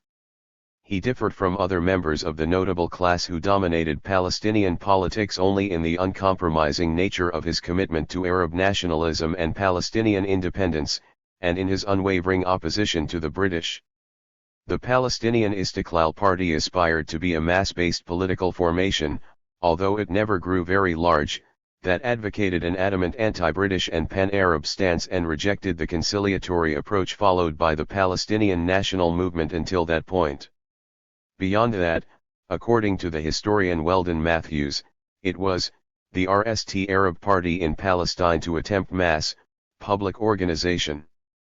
45. In addition to its declaratory policy, the Istiqlal Party called for specific radical measures, such as a nationwide boycott of the mandatory administration, non-cooperation with the colonial authorities, and sometimes non-compliance with their laws, along the lines advocated by the Indian Congress Party, which was a source of inspiration for it. 46. Short-lived though it was, the party effectively ceased to exist in 1934. Istiqlal was in fact one of the only true Palestinian political parties in the full sense of that term, meaning having a clear ideology, a broad membership, and a national rather than a regional, local, or family base, which was the case of virtually all the other Palestinian parties formed in the 1930s. The party's formation was a clear sign of the dissatisfaction of many educated young people with the uninspired and unsuccessful forms of struggle that were unvaryingly employed by the national movement's notable leadership. Paradoxically, although Abd al-Hadi, the paramount leader of the Istiqlal Party, was himself an eminent notable Ghur, the formation of the party constituted an expression of a social, educational, and generational divide. This divide separated most of the older Palestinian notable leaders, educated and trained under Ottomans, and who for the most part wore the red tarbush, the fez, that denoted a certain generation and class background, and a respectable status in society, from many of their younger, less well-off followers. The latter were brought up under the British Mandate, had received a modern education and had often learned English, were impatient with the tactics of their elders, and were at least as scornful of this earlier generation's corruption, self-serving maneuvers, and ineffectiveness as were many outside observers. By contrast, Abd al-Hadi was older, had an Ottoman education, spoke French in preference to English, though he knew both, and was in every way a patrician. His age, he was born in 1882, his training as a lawyer, his consequent involvement in business affairs, and his dip-per-thousand-dent, aloof manner, all marked him up from the younger, more radical, lower middle and middle-class core of the party's membership. As we shall see, Abd al-Hadi's work as a lawyer was ultimately to expose him to damaging accusations, which in turn gravely harmed the image of the party he headed. Needless to say, the Palestinian notable leadership, the British, and the Zionists, collectively perceived this and other radical new Palestinian political movements and forms of organization with deep concern. For many of the notables, a boycott of the British would not only have meant admitting the complete futility of the tactics they had followed for over a decade. Perhaps worse, it would also have meant losing the jobs on which many of them depended for their livelihoods. This involvement of so many educated Palestinian members of the country's elite in the British Mandatory Administration was ultimately highly damaging to Palestinian unity, as the condition for such involvement was acquiescing in, or at least not opposing, the Mandate policy of support for a Jewish national home. Many members of this elite who held such positions had to choose between their livelihoods and the social status and prestige that went with them on the one hand, and their beliefs and principles on the other. Whatever the outcomes in individual cases, the overall impact of this dilemma was to paralyze many Palestinians who would otherwise have played a leadership role in politics. Yet another illustration of the British Mandate created for the Palestinians, and into which some Palestinian leaders willingly entered. An Arab policy of boycotting the British also posed problems for the Zionist movement. It would have meant that the Palestinians were changing their avowed focus from anti-Zionism, a stance relatively easy to connate with anti-Semitism, thereby raising hackles in Europe, America, and among Jewish communities worldwide, to outright opposition to British colonialism, a much more dip-per-thousand cult position for the Zionists to counter successfully. For the British, nally, such a radical shift would have revealed the bankruptcy of the pretense that they were even-handed brokers between the two sides, or that the Jewish national home policy could be implemented without the employment of overwhelming force against the recalcitrant Palestinian Arab majority. It also would have meant that they were embroiled in confronting yet another frustrating anti-colonial struggle in a world slowly growing less favorable to colonialism. It therefore became essential for the British to end the means of weakening the Istiqlal Party's influence in Palestine. 47. Another manifestation of Palestinian discontent with the failure of the national movement to achieve any of its objectives was a general increase in rebellious acts, whether directed against the British or the Zionists, or sometimes other Arabs. The authorities naturally described these acts in terms of lawlessness or banditry, rather than in political terms, and sometimes they were nothing more than that, although, as the eminent economic historian Eric Hobsbawm has shown, much more is often involved than mere unruliness where banditry is involved. 48. The mounting number of attacks on travelers or on isolated Zionist settlements was in some measure a function of the increasing landlessness of the Palestinian peasantry in some parts of the country.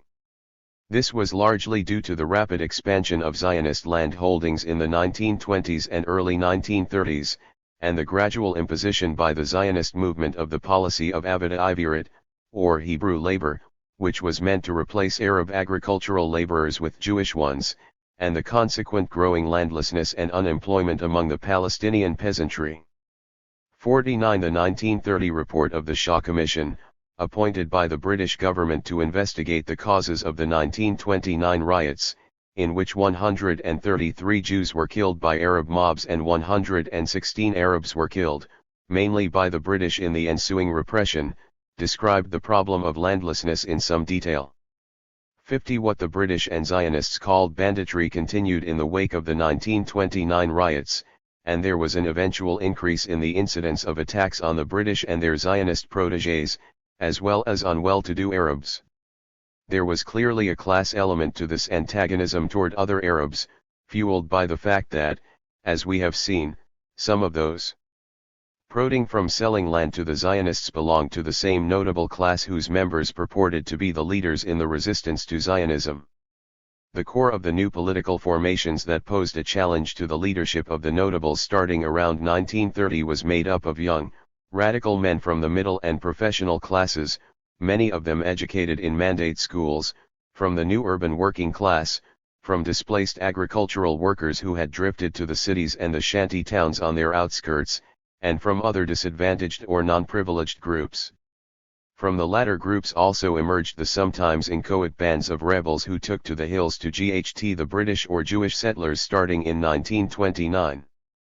From these same sectors of the Palestinian population came those who later organized the six-month general strike of 1936, which marked the start of the great 1936-39 Palestinian revolt and formed the backbone of the nationwide armed resistance to the British during the subsequent phases of the revolt. The anger expressed by Palestinian public opinion at the unchecked expansion, with British support, of the Zionist project grew exponentially in the mid-1930s. This was particularly the case after the of tens of thousands of new Jewish immigrants yearly in the wake of Hitler's rise to power transformed the fundamental dynamics of the demographic battle, to the deepening disadvantage of the Palestinians. This in turn fed the growth of British-described lawlessness, the development of grassroots organizations beyond the control of the traditional notables, and the adoption of new forms of struggle and new demands. These unprecedented pressures pushed many of the traditional leaders, notably the Mufti, to do two contradictory things in the mid-1930s. They escalated their public political confrontations with the British authorities even as they tried as best they could to maintain their cozy private relationships with them. 51. These confrontations with the British were initially verbal. However, popular anger and both spontaneous and organized demonstrations and protests over rapidly rising Jewish immigration, increasing Palestinian landlessness, and the absence of measures to respond to this ever more critical situation eventually forced the Palestinian leadership, spurred by the Istiqlal Party in particular, to organize public marches the likes of which had been banned by the authorities. During one of the biggest and most turbulent of these protests, in Jaffa in October 1933, 22 demonstrators and a policeman were killed, and the nominal leader of the national movement, the octogenarian Musa Kazim al-Husseini, was beaten to the ground by stick-wielding British security forces. 52. He died a few months thereafter, and with him passed a certain old-fashioned style of leadership, and much of the assurance of the notables in their ability to control their nominal followers, the Palestinian people.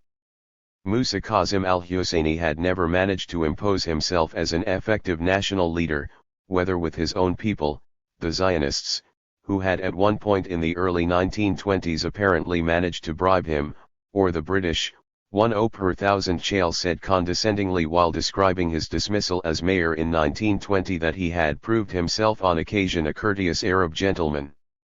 53. In consequence, after the 1929 riots he had gradually lost ground to his younger and more astute relative, the Mufti. Only 2 years after Musa Kazim al-Husseini's death, his son, Abd al-Qadir al-Husseini, followed the lead of Sheikh Izz al-Din al-Qassam and his followers and became one of the leading exponents and practitioners of armed resistance to the British and their Zionist protégés. This marked a major shift in Palestinian strategy from the cautious approach of playing both sides of the street with the British, typed until this point by Musa Kazim al-Husseini, the Mufti, and most of the rest of the traditional Palestinian leadership. Abd al-Qadir al-Husseini's death in battle with Zionist forces in April 1948 during Erskine over the strategic village of Al-Kastal on the road to Jerusalem symbolized as well a generational shift that was taking place in Palestine at this time. 54 The short, eerie trajectory of his career, ending as the military leader of Palestinian forces in the Jerusalem area, contrasted starkly with that of his father, a gentlemanly Gur whose ineffectual efforts were conned to the corridors of power until his death in the wake of a demonstration in which he seemed quite out of his element. The second response of the notable leadership to the challenge posed by these new grassroots organizations and the new demands they represented was to try to undermine or co-opt their rising political and associational formations, which were challenging the notables' power. In at least one aspect of this endeavor, they found willing allies among both the British and the Zionist leadership. In his path-breaking study, Weldon Matthews has shown clearly how both parties colluded with the Mufti and his political associates to meet what they perceived as the most dangerous of the overt challenges to their dominance, that posed by the Istiqlal Party. 55 Thus, he reveals that at a dinner in his home in 1932, the British High Commissioner, Sir Arthur Wauchope, asked Haim Arlazarov, the head of the political department of the Jewish Agency, to provide incriminating material on the involvement of Istiqlal Party leaders in land transfers to the Zionist movement. Clearly, the British and the Zionists were as deeply alarmed as the Palestinian notables by the rise of a Palestinian radical grouping with nationwide support and a pan-Arab agenda dedicated to opposing British rule and defeating Zionism. In 1933 the Mufti's cousin and political ally, Jamal al-Husseini, published an anonymous story in the Damascus paper Aleph Ba, later reprinted in a paper associated with the Mufti, about the role of the Istiqlal Party's Gur head, Abd al-Hadi, in a complex deal involving 10,000 acres of land in Wadi Hawarith that thereafter resulted in its sale to the Zionists, in 1927. That this story had some basis in truth, whatever Abd al-Hadi's real role in this murky episode, did not make any more savory the spectacle of the Mufti and his cohorts conniving with the British and the Zionists to block the rise of a more militant alternative to their failing leadership and incoherent tactics. 56 But when radical change in the course of Palestinian political opposition to the British and to Zionism was RMLY blocked by the determined resistance of the traditional notable leaders to any diminution of their inept control over the Palestinian national movement, frustrated popular discontent had to end another avenue of expression. It ultimately did so in a variety of even more radical forms. These included the abortive attempt of Sheikh Izz al-Din al-Qassam in November 1935 to launch an armed uprising in which he was killed. His funeral was the occasion for a huge popular demonstration, whose size astonished contemporary observers. 57, the nationwide 6-month general strike in 1936, the longest in colonial history to that point, and the subsequent massive armed rebellion against the British that lasted until 1939. Although at the outset these were spontaneous, grassroots popular manifestations, eventually they were all in some measure co-opted by the notable leadership. The failure of their traditional tactics ultimately obliged these leaders to stand uneasily at the head of mass movements that they did not fully control, and whose tactics they undoubtedly would not themselves have voluntarily chosen. Their inept leadership ultimately helped to doom these movements as well. The challenge from the press. Isa al-Isa and Philastin.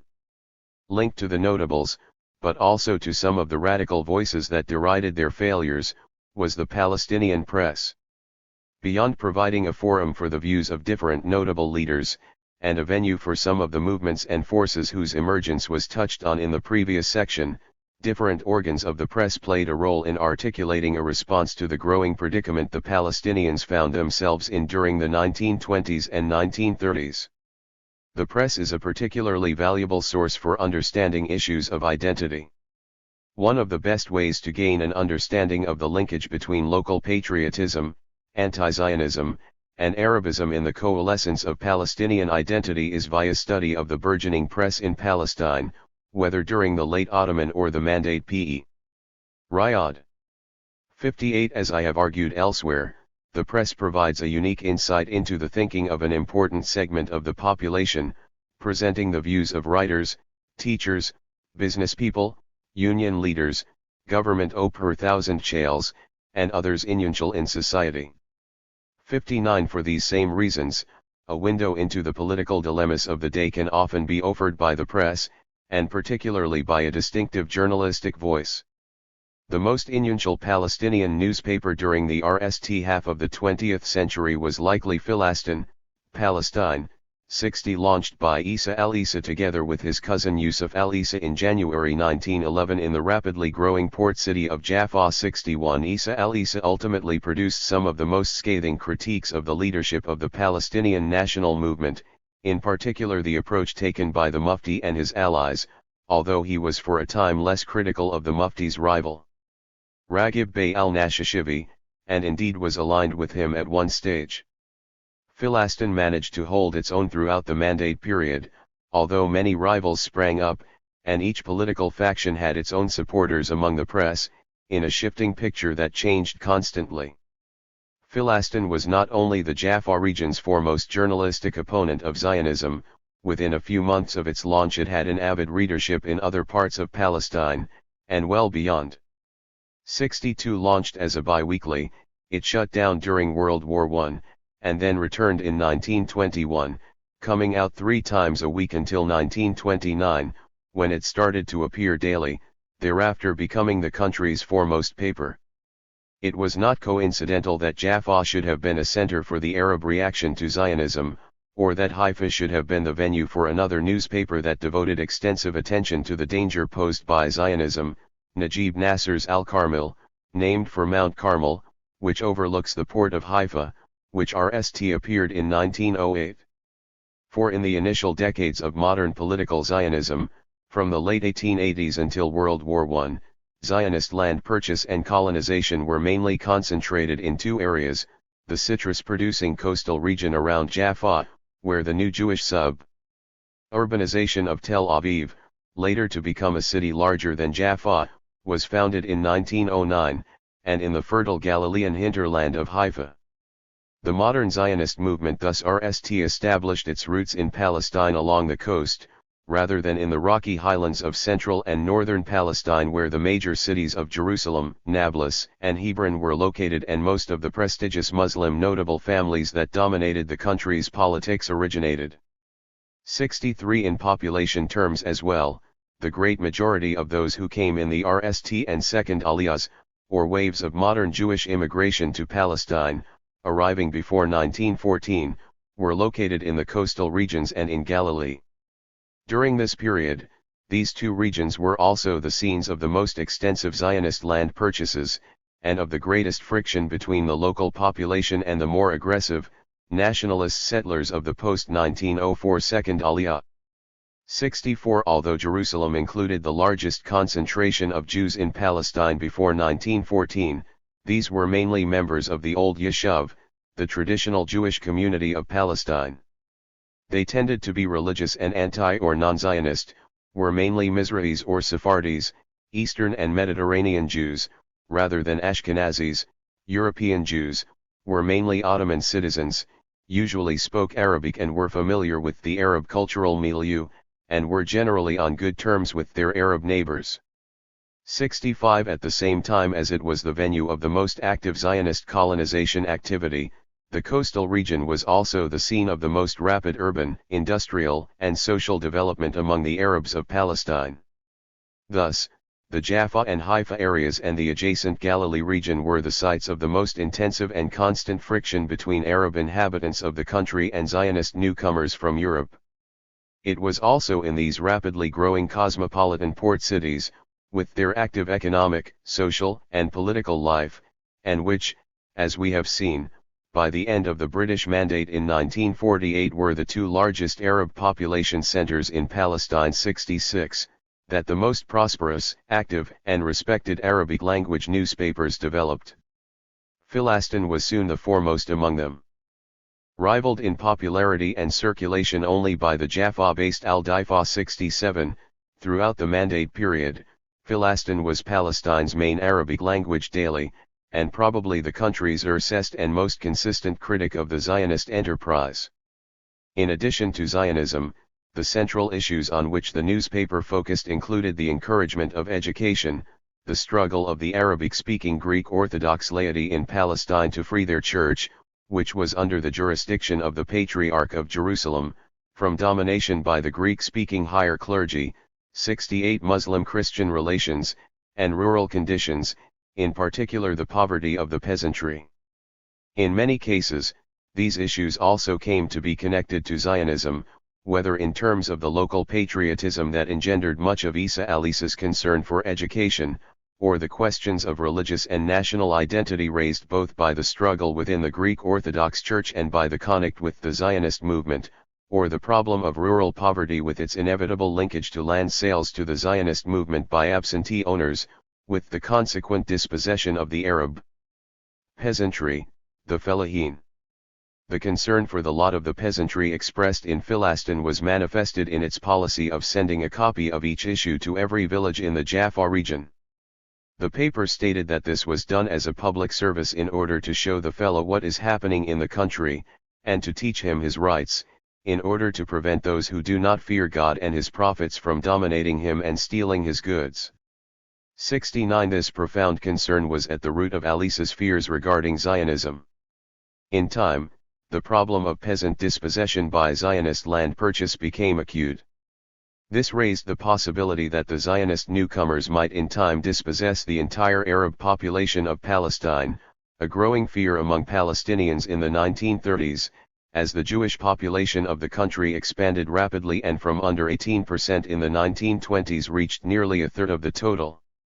70 In this and other ways, Philastin played a major role in shaping a sense of Palestinian identity, which clearly was one of its main aims, given that its title means Palestine.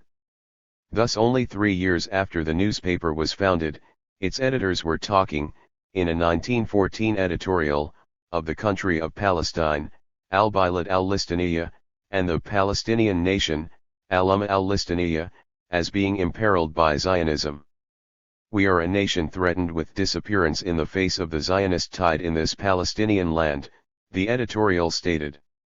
This idea of a Palestinian nation was clearly complementary in the minds of Yusuf and Isa al-Isa with the idea of the Arab nation, al-Umma al-Arabiya, whose existence they invoked in the same editorial. 71 This powerful overall nationalist orientation comes through in a speech Isa al-Isa delivered many years later, stating that while he originally was drawn to journalism in order to champion the cause of the Arab Orthodox laity and lower clergy against the Greek hierarchy, he soon became involved in other national questions, between Arabs and Turks, and between Palestinians and Zionists. 72 As time went on, moreover, Philastin came to be relied upon throughout the Arab world for news of Zionist policy initiatives and the progress of Zionist colonization in Palestine, thereby playing an important role in establishing Zionism as an issue that concerned all Arabs. Even before World War I, the paper's editorials and articles on Zionism were picked up and reproduced by other newspapers, not only in Palestine but in Beirut, Cairo, Damascus, and other centers throughout the Arabic-speaking world. Philastin became even more influential regionally after World War I, when readers in different parts of the Arab world showed an increasing interest in the Palestine question, and came to rely on articles reprinted from Philastin for news and opinion on this subject. This newspaper was thus a journalistic pioneer of an unwavering opposition to Zionism on both the Palestinian and pan-Arab levels.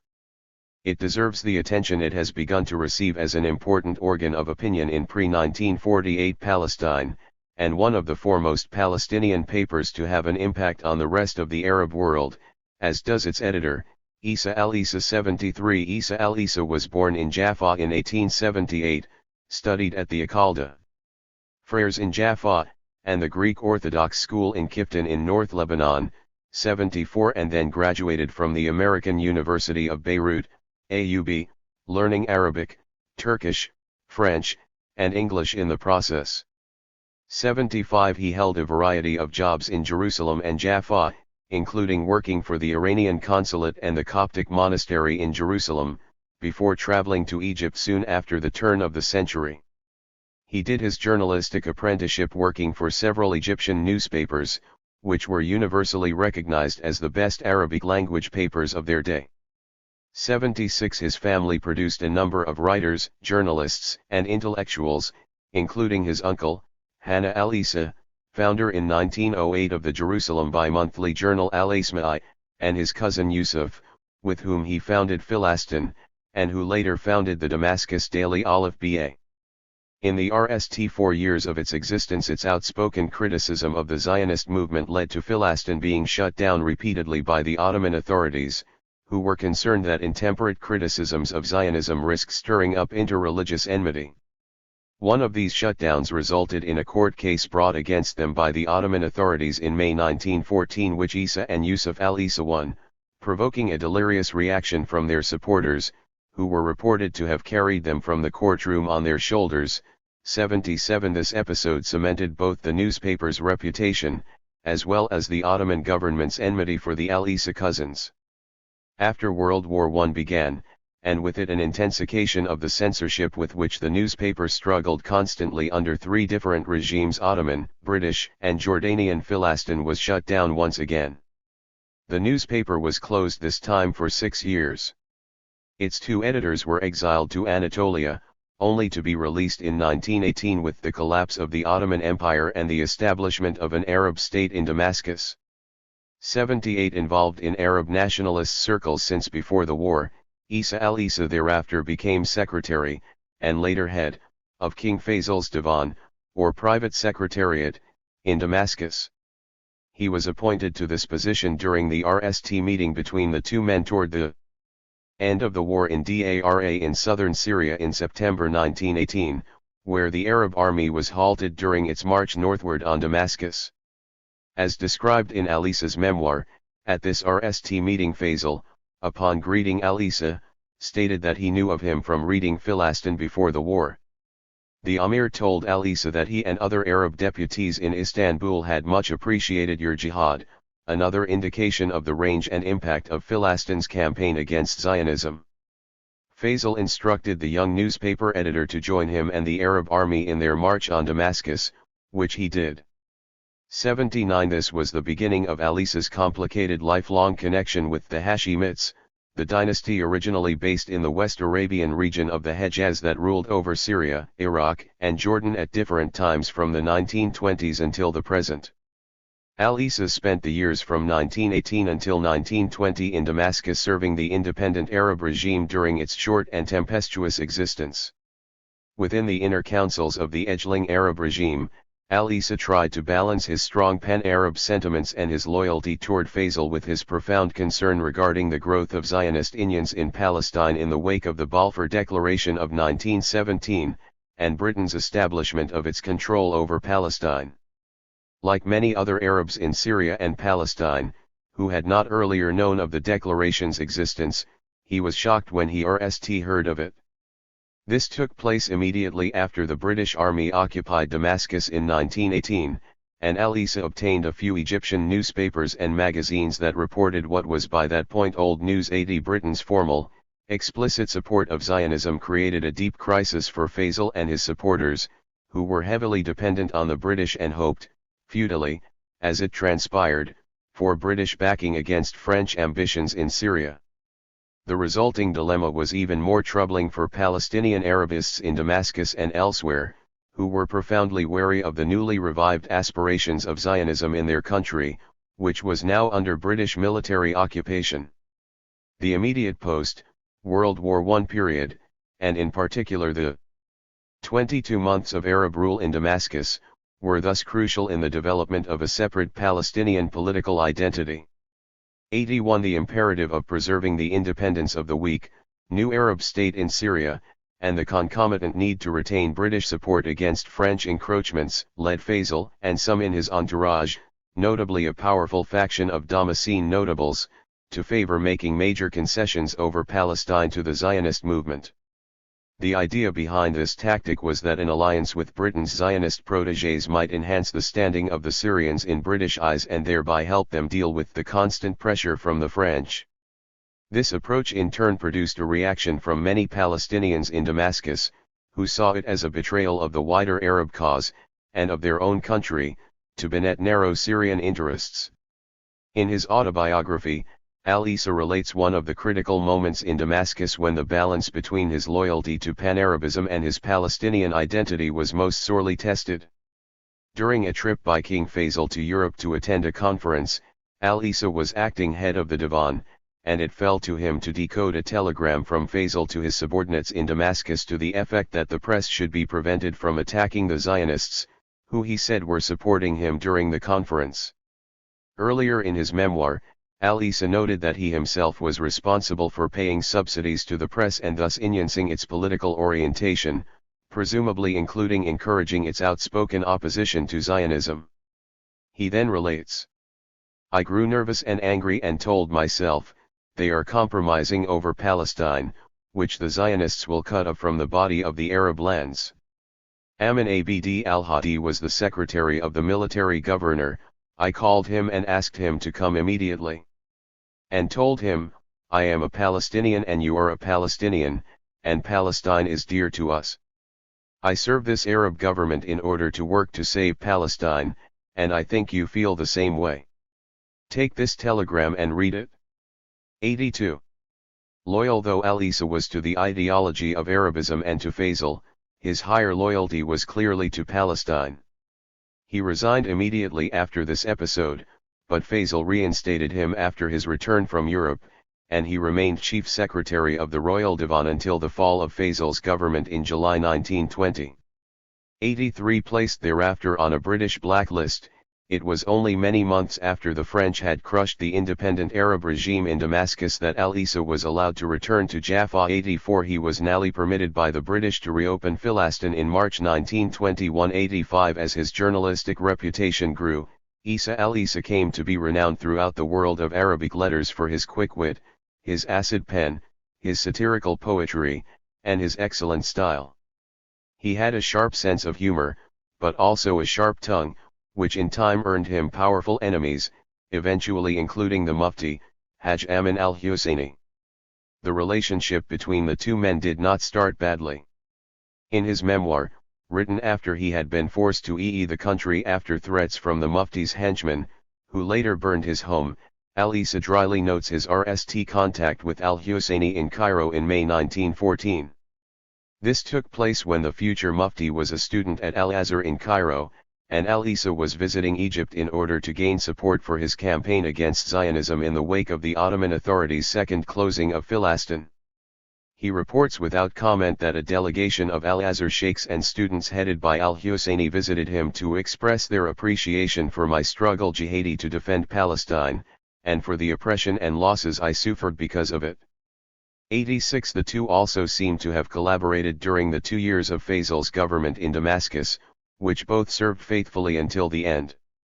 Indeed, in his memoir, Al-Issa makes a point of noting that during this period al-Husseini often visited him in his Opher 1000 CE and at his home, where they discussed the Palestinian cause and the means of advancing it. 87. However, their differences escalated dramatically in the 1930s, as Al-Issa became identified with a number of the Mufti's rivals, including Raghib Bey al-Nashashivi, and his newspaper developed into a fierce critic of al-Husseini's policies and actions. After the widening of the Arab revolt and the aid of the Mufti to Lebanon in 1937, inter-Palestinian differences were gravely exacerbated. As British repression intensified and the polarization of Palestinian politics grew, any criticism of the line taken by the Palestinian national movement dominated by the Mufti was punished increasingly harshly. This reached the point that in November 1938, soon after he had been forced by repeated threats against his life to flee to Beirut, Al-Issa's house in Al-Ramla was burned down by partisans of the Mufti. All of his books and papers were lost. 88. Al-Issa remained in exile in Beirut for most of World War II, and continued to write prolifically for Philastin and other newspapers. Philastin continued production in Jaffa under the editorship of Isa al-Isa's son Raja until April 1948, just before the fall of the city, at the time the largest Arab urban agglomeration in Palestine, to Zionist forces. 89 In his memoirs, written in Beirut between 1942 and 1947, 90 Isa al-Isa noted, "When I launched the newspaper Philastin, my objective in publishing it was to serve the Orthodox cause in the RST place, in the struggle with the Greek upper clergy." 91 Speaking after World War II, al-Isa declared that thereafter, he found himself in the midst of a national conflict being fought on two fronts, one Arab-Turkish and the other Arab-Jewish.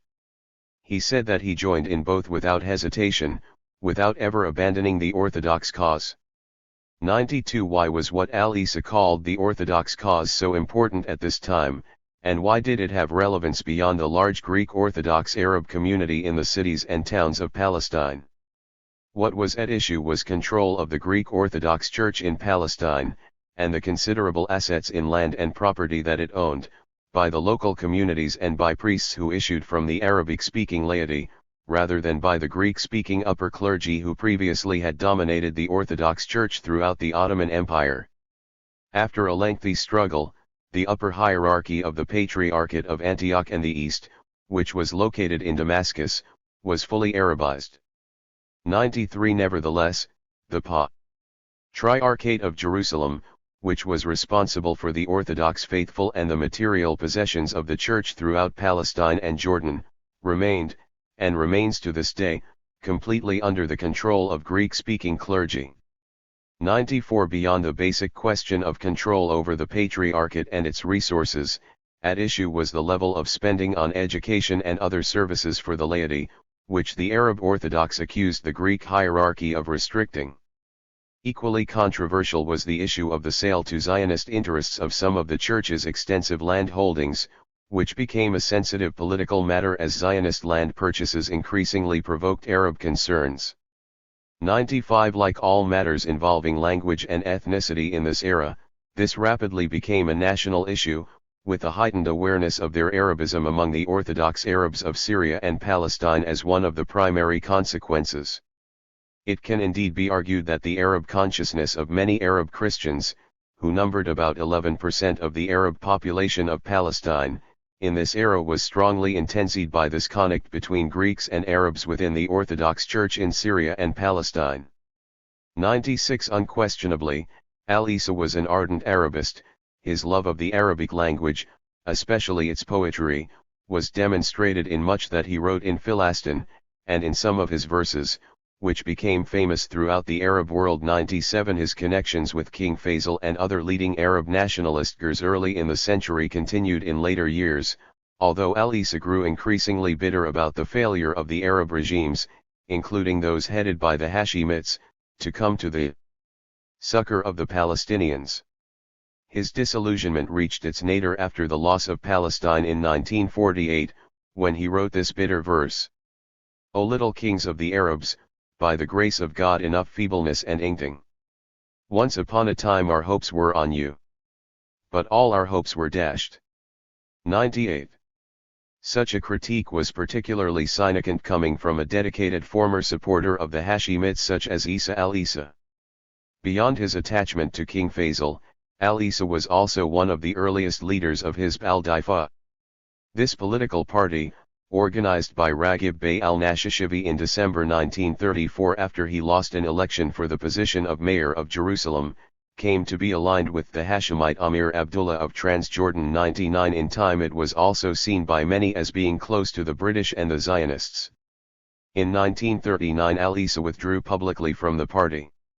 Most likely he did this because of his dissatisfaction with either al-Nashashivi or Abdullah, or both. His relationship with al-Nashashivi dated to before World War I, and was cemented when the then deputy in the Ottoman parliament used his inions to moderate the harsh terms of al-Isa's exile by the Ottoman authorities. 100 However, al-Isa had nothing positive to say about al-Nashashivi during the part of his memoir devoted to the latter years of his life. It is apparent, moreover, that al-Isa never developed the same close relationship with Abdullah as he had had with the emir's younger brother Faisal, nor did he ever have the same degree of respect for Abdullah. This is evidenced by the uncomplimentary passages in his memoir where Al-Isa describes two unsatisfying encounters with the Jordanian ruler 101, having for much of his life advocated the interrelation of the Palestinian and Arab spheres, and the need for the Palestinians to rely on the other Arabs. Near the end of his days, in exile from a Jaffa that was no longer an Arab city, Al-Isa was forced to recognize that the Arab rulers could not be relied upon, just as he had long argued that the Palestinian leadership had failed. In November 1948, writing from Egypt at a time when the full dimensions of the catastrophe that had befallen the Palestinians were clear, Al-Isa wrote the following bitter words in a poem published in an Egyptian journal under a transparent pseudonym. Between His Majesty Abdullah and His Eminence the Mufti, my country was lost, without doubt. 102. It is worth mentioning that the weight of Palestinian opinion in the hard years that followed 1948 came to hold similar critical views about the leadership of both in the disaster that had befallen them. Paramount for Al-Isa was his concern, bordering on an obsession, with Zionism. Very soon after he founded Philastin, Zionism became a central concern of the newspaper, which quickly came to devote constant and extensive attention to it. In the section of his autobiography immediately after that already cited relating to the Orthodox cause, Al-Isa wrote, "There was the problem of Zionism, there were those in the Committee of Union and Progress, the ruling party in the Ottoman constitutional period, 1908-18, in sympathy with the Zionists, who tried to achieve their aims via political or financial pressure. So I adopted this cause as well, and exerted my efforts until the Jews saw me as their worst enemy, which they still do until this day." 103. In fact, much more attention was devoted to Zionism than to any other matter in the pages of Philastin, almost from its inception in 1911 until its closure in 1967. In the pre-World War I period, it soon matched the intense focus on the subject of Zionism of the Haifa paper Al-Carmel, founded 3 years earlier. A survey of the Arabic language press coverage of Zionism during this period shows that these two papers were the leaders of opinion on Palestine and in much of the rest of the Arab world on the dangers of the Zionist movement to the population of the country and indeed of the region. 104. In his autobiography, Al-Isa relates that after one of several closures of his paper by the Ottoman authorities, he traveled to Egypt to publicize the case in the press there. His success was in getting a Palestinian friend who was editor-in-chief of the French-language paper Journal du Caire to publish a front-page interview with him on the subject of Zionism. This was followed by the publication of a number of articles and letters by Al-Isa in the Arabic language press, including responses to articles in the prestigious pro-British Al-Muqaddam. The newspaper's correspondent in Palestine was Nissim Malal, who played an important role in the Zionist movement. Suddenly, however, Egyptian newspapers began to refuse to print his articles, with some of their editors claiming that the Zionist question does not concern Egypt or the Egyptians. In spite of this setback, Philastin was reopened by the Ottoman authorities, and Al-Isa returned to Palestine triumphant. 105. Related to this profound concern about the dangers inherent in the progress of Zionist colonization of Palestine was Al-Isa's strong sense of the salience of an independent Palestinian identity, which was an Arab identity to be sure but had a specificity of its own nevertheless. For Al-Isa and others of his generation, their Arabism was directly related to their sense of being Palestinian and their love of country. This in turn was related to an acute social consciousness, based on a belief that the struggle for Palestine would be decided at the level of the individual peasant and the individual Zionist settler. As a result, a large number of lead articles in Philastin were devoted to agricultural matters, and in particular to the state of the peasantry. 106. In an editorial describing the success of Palestinian farmers at the Haifa Agricultural Fair of 1927, Al-Isa underlined one of the main reasons for his concern for the Palestinian peasant, the connect on the land with the Zionist movement. Thus, he noted, if a tenth as much of the concern and efforts and wealth were spent on the local fellah as is spent on the Zionists, Palestinian agriculture would be in an enviable situation. 107 This concern for the peasantry was linked to a fear that social divisions weakened the Palestinians in the face of what Al-Issa perceived as a unit Zionist movement. Thus the subtitle of another editorial stated, "Whoever humiliates a worker, humiliates the nation." 108 Such sentiments were understandable coming from a resident of Jaffa, which together with Haifa had a large working-class population and was the natural destination of dispossessed peasants who had lost their land as a result of land purchases by the Zionists. The sale of land to the Zionist movement by large absentee landowners, many of them non-Palestinian, was a major topic in Philastin and other newspapers during the pre-war years, 109 and during the Mandate. The paper frequently carried articles about land sales on page 1 with titles like Selling Wholesale and The Party of the Brokers and The Party of the Government. 110 The anger of Al-Issa in the face of the apparent blindness of so many of his compatriots, especially the rich and powerful ones among them, to the danger that he perceived, was often expressed, sometimes intemperately, in the columns of his paper. A theme touched on before the war, that of the Arabs going from masters of the land to outsiders, recurred in later years. A typical title for an article warning against this danger was one published in 1929, "Strangers in Our Own Land, Our Negligence and Their Awakening." 111 As we have seen, by the end of the 1930s, the Yishuv had grown to nearly a third of the population of the country. The exclusively Jewish economy that it controlled was larger than that owned by the Arabs, and land purchases, which amounted to a small fraction of the country's total area, nevertheless provided the strategic backbone for a Jewish state. Even at this stage, the warnings of Al-Issa and others like him had already been proven to be prescient indeed. Like much of what he wrote, this editorial was implicitly a criticism of the leaders of the Palestinian community. Beyond furthering our understanding of the common themes and ideas that increasingly bound Palestinians together as a people over the decades after its founding in 1911, Philastin exposes us to a critique of the failures of Palestinian leadership from within Palestinian society. Unlike critiques sympathetic to the parties the Palestinians were struggling against, the British and the Zionists, it is animated by a deep Palestinian patriotism and an expert knowledge of the country. Subjective, partisan, and often acerbic, it remains one of the best sources for understanding the failure of Palestinian leadership in the years leading up to 1948. The Revolt, 1948, and afterward. General Strike and Revolt. Much has been written about the Palestinian Revolt of 1936–39, which was sparked by the death of Sheikh Izz al-Din al-Qassam in 1935, began with a 6-month general strike, and ended with the crushing by British forces of a nationwide armed insurrection. Even more has been written about the 1948 war, whose result for the Palestinians was what they called al-Nakba, the catastrophe of their dispossession, and which for Israelis marks the independence of their national state. It is not possible to recapitulate in detail here these two sequences of events, nor will I attempt to do so. What has not been fully explained before, however, is how the crushing of the 1936–39 revolt largely determined the outcome of the 1948 war for the Palestinians, and how the failures of their leadership, and the absence of structures of state, contributed to their military and political defeat in both cases, and nally how this heavy legacy affected them thereafter.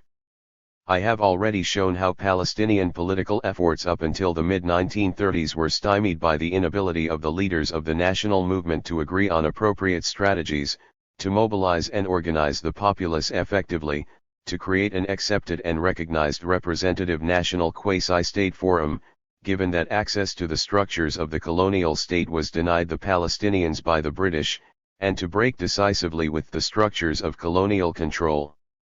My purpose in this chapter will be to explain how these same problems effectively both doomed the Palestinian revolt, and precluded a unit effort to resist the takeover of large parts of Palestine by Zionist forces in the few months of 1948. It may well have been the case that both of these efforts were doomed no matter what the Palestinians did. Nowhere around the globe during the interwar years was an armed revolt of the colonized successful, nor did an anti-colonial movement secure full national independence, Egypt and Iraq being partial exceptions, since both countries had achieved at least nominal independence by 1922 and 1932 respectively.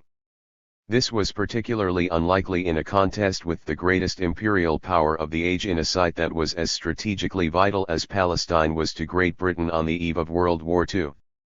It was made all the less likely by the alliance until the end of the 1930s of Britain with a worldwide Zionist movement and a Yishuv rooted in Palestine, both of which grew stronger and more determined as the situation of the Jews of Europe worsened dramatically year by year. Both in 1936–39, and again in 1947–48, the Palestinians undoubtedly faced overwhelmingly unfavorable odds, on the international, regional, and local levels. But these factors, decisive though they may have been, are not enough by themselves to explain the Palestinian failure to achieve self-determination and establish a state during these crucial 12 years between 1936 and 1948. Once again, it is necessary to come back to the fact that however bad all their options undoubtedly were in an exceedingly per-thousand cult situation, the Palestinians did have choices, and some of them may have been less bad than others. We have already examined how poor were some of the choices made by their leadership until the mid-1930s. Even more fateful ones awaited them. The 1936 Palestinian general strike and the armed revolt that followed were momentous events for the Palestinians, the region, and the British Empire. The 6-month general strike, which ran from April until October and involved work stoppages and boycotts of the British and Zionist-controlled parts of the economy, was the longest anti-colonial strike of its kind until that point in history, and perhaps the longest ever.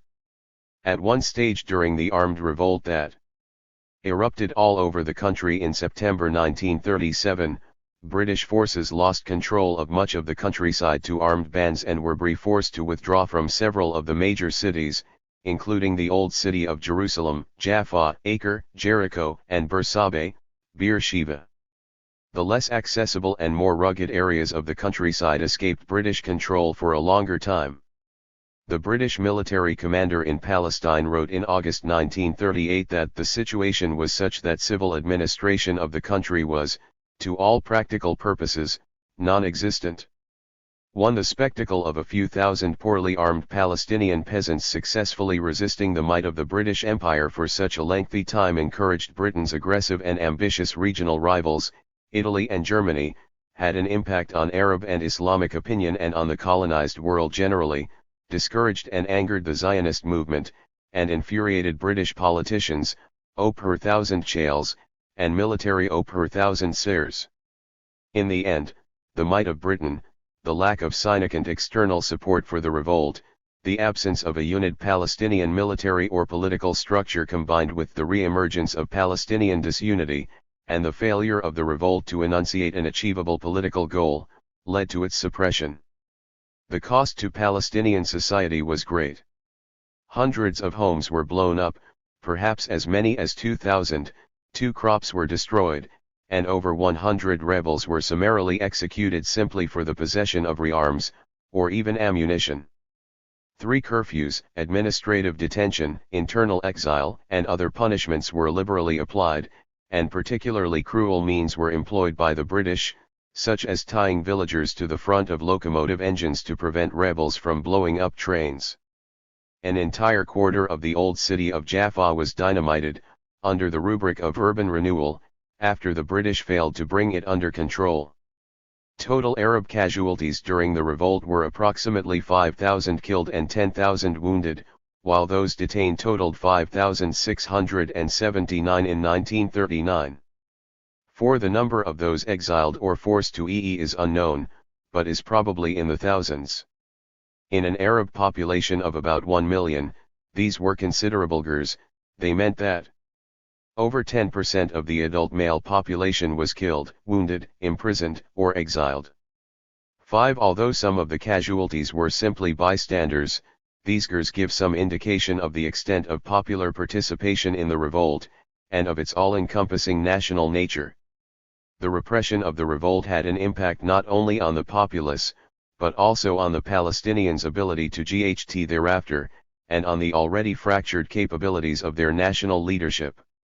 A high proportion of the Arab casualties included the most experienced military cadres and enterprising leaders. 6. By the end of the revolt, most of the top Arab political leaders and thousands of other cadres, militants, and leaders were imprisoned, interned by the British in the Seychelles, in exile, or dead. The British also confiscated large quantities of arms and ammunition from the Arabs during the revolt, and continued to do so during later years. 7. By the end of the revolt, existing political divisions within the Palestinian polity had become envenomed, leading to profound rifts between the majority supporting the revolt and a minority that had become alienated from the leadership. The consequence was assassinations, inting, and further weakening of the Palestinian position. The impact of the revolt on the Palestinian economy was also severe, although some of that damage was self-inflicted, as a boycott of British and Jewish goods and of the mandatory government during the strike and the revolt simply opened up opportunities for the already larger Jewish-controlled sector of the economy of Palestine to expand further. The revolt profoundly affected others besides the Arabs of Palestine. For the Yishuv, it meant a sudden interruption in the growing wave of immigration to Palestine. This came at a time when it appeared that had there been a continuation of the trend in the annual level of immigration, which had topped 61,000 in 1935, a Jewish majority in Palestine was within reach. Moreover, as Nazi persecution of Jews in Germany escalated, while most countries of the world callously refused to open their doors, at a time when European Jews able to enter refuge could still escape, the prospect of the closing of the doors of Palestine to Jewish immigration was particularly chilling. Even as Zionism won new adherents the world over as Nazi Germany slid toward new depths of depravity in its treatment of Jews, the Zionist movement faced a grave crisis in Palestine. Meanwhile, the Yishuv joined in the GHT against the Palestinian revolt, extending its support to British repressive efforts. More Jewish policemen were recruited, trained, and armed, and existing Zionist military formations were expanded and strengthened, receiving British training and eventually acquiring valuable combat experience against the Palestinian rebels. The British welcomed this support, even as they began to question their own long-standing commitment to Zionism. As the general strike and later the armed revolt ground on, the need to bring their vital Palestinian possession back under control had obliged the British to deploy over 20,000 troops and considerable contingents of the Royal Air Force to Palestine by September 1936, and even more in the fall of 1938. This was a military burden that the empire could ill afford, with conflict looming in Europe. Indeed, the revolt spread and took over several major cities in the summer and fall of 1938 because British forces had to be held in reserve during the Czechoslovak crisis over the Sudetenland between Britain, France, and Germany.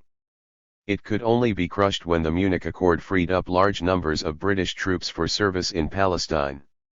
The need to spend large sums of money and deploy so many troops for such a long period to suppress the revolt in Palestine was clearly causing serious headaches for the British government and for imperial military planners. British leaders thus watched with dismay as a commitment to support the Zionist project that had initially been perceived as promising various advantages while involving limited liabilities gradually became an onerous burden. By the end of the 1930s, Palestine had become an embarrassment to the British in a number of respects. As if all this were not bad enough, newspaper and radio depictions of Britain's repression of the Palestinian Arabs, amplified by Italian and German propaganda, caused anger and resentment in the Arab world from Cairo to Baghdad and beyond. The situation in Palestine thus gravely compromised already complicated British relations with Arab rulers and their nationalistic subjects. This was a crisis that the British Empire could ill afford at a time when this strategic region was all the more vital in view of the potential for a war with Germany and Italy, in which it was feared, correctly, as it transpired, that the Mediterranean would once again be a central theater, as it was during World War I. From being a major asset to the defense of British interests in Egypt, the Suez Canal, and along the land route to the Gulf, Palestine was becoming a considerable liability. Finally, in 1939, after several years of costly and ugly repression had nearly broken the back of the Arab revolt in Palestine at great harm to Britain's standing in the Arab and Muslim worlds, Britain would be obliged to reassess its weighty commitment to Zionism. While sympathy for the Palestinians was widespread in the Arab countries, particularly in Lebanon and Syria, and increasingly in Egypt and Iraq, the revolt posed acute problems for the Arab elites who dominated their respective national governments. At just that moment in 1936, leaders in Syria and Egypt were involved in delicate negotiations over treaties with their colonial overlords that would have given these countries a greater measure of independence from France and Britain respectively. Neither the Syrian nationalist leaders, who hoped for British support in their dealings with the French, nor the ruling Wafd party in Egypt, which had enough problems with the British as it was, could afford to alienate London over the Palestine question. In consequence, both were more subdued in condemning the British than they otherwise might have been. At the same time, public opinion in both countries was increasingly agitated by news of the revolt and its suppression by the British. There was intense popular pressure on Arab leaders to take a decisive stand on this emotional issue, and many Syrians, Lebanese, and Egyptians volunteered to go to Palestine to GHT, notably the Egyptian Muslim Brotherhood. 8 similar considerations obtained in Iraq and Saudi Arabia, whose governments were in large measure dependent on British support, although as nominally independent countries they could be somewhat more open in disagreeing with Britain. The initial result of these contradictory pressures was the intervention of the Arab rulers in the fall of 1936 to press the Palestinians to suspend their general strike. This démarche, combined with unrelenting British military pressure, and their dire economic situation, impelled the Palestinians to halt the strike, without the British making any significant concessions. This initiative had far-reaching implications, however, for the RST time. The Arab countries had been brought into the Palestinian imbroglio. This was to be the beginning of a series of interventions that would eventually end with the subordination of the Palestinians to the Arab states, a situation that continued for many decades, until the mid-1960s. In the meantime, however, it appeared as if calm might be restored to Palestine. Once again, Britain's region-wide system of indirect colonial control had proven its worth, although it was to be sorely tested within months as the disturbances in Palestine erupted in open revolt in the fall of 1937, after a British commission headed by Lord Peel published its recommendation for the partition of Palestine and the creation of a Jewish state. The revolt rose to a crescendo in the following months. A rebellion by the Palestinians against such a formidable foe could not have been sustained without widespread popular support. The heavy casualties suffered by the Palestinians give ample evidence of their willingness to make sacrifices in order to achieve their national goals of independence from Britain and an end to the process whereby they saw their country slipping under the control of foreigners. Nevertheless, deep cleavages eventually emerged in Palestinian society. These were in large measure rooted in the divisions that had been evident previously. Even though the entirety of the deeply fractured Palestinian political class had managed to pull together in April 1936 to create a new body grouping leaders of all major factions, headed by the Mufti, the Arab Higher Committee, differences among the members of this class continued and were eventually exacerbated. These disagreements were partly over tactics, but also over the growing preeminence of the Mufti as he became increasingly identified with militant resistance to the British. This stance was unacceptable to other Palestinian politicians, notably Raghib Bey al-Nashashivi, who was adamantly opposed to anal rupture with the mandatory power. As we shall see, some of these differences may not have been as absolute as they appeared, for even in exile in Lebanon on the eve of World War II, the Mufti was apparently hoping to restore his links with the British. Nevertheless, this dispute became so bitter that some supporters of al-Nashashivi and others were eventually stigmatized by the rebels as collaborators, and harassed or even assassinated, while others later joined the British in helping to suppress the revolt. Other important cleavages included that between the senior political leadership, drawn mainly from the notable class, and both the militants who had initiated the general strike of 1936 and the guerrilla leaders in the hills who by late 1937 had launched a nationwide armed revolt that resulted in the British losing control over much of the country for a time. There was deep mistrust between the nominal Palestinian political leadership grouped together in the Arab Higher Committee and many of those who were actually involved in the armed resistance to the British.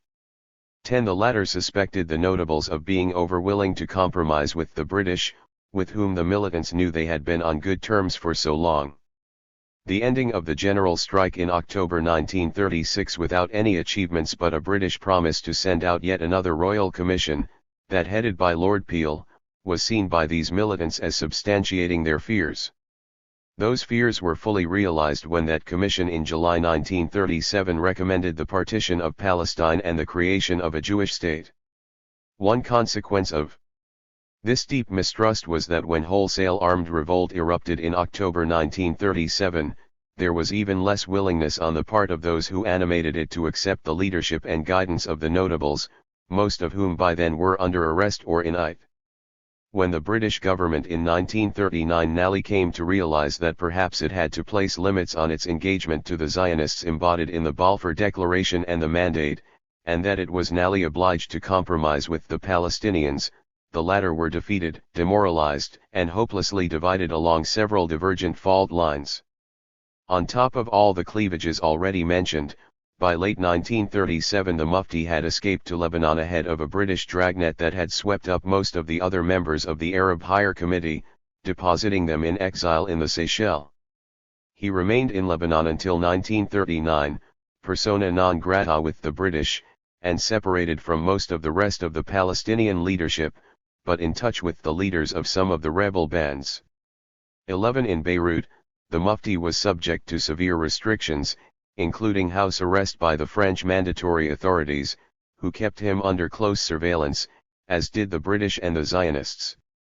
12. He was nevertheless allowed to receive visitors, and managed to engage in a broad range of political activities with Palestinian, Lebanese, and other Arab political personalities, to the intense chagrin of the British and the Zionists.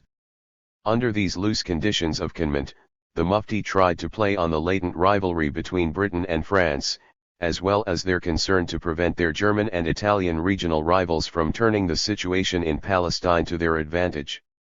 Thus, in one conversation with French Opéra Chales just before the outbreak of World War II, in August 1939, the Mufti sought to win their favor by assuring them that he was advising his friends in the Pan-Arab movement to avoid an insurrection against the French in Syria. 13. Such tactical moves may have given the Mufti a small margin of maneuver, and may have lulled him into thinking that he could play on such great power rivalries with little cost to himself or to the cause of Palestine. The falsity of this notion was to be proved when he ed to Germany during World War II, becoming a pariah, and gravely harming the Palestinian cause with which he had become identified.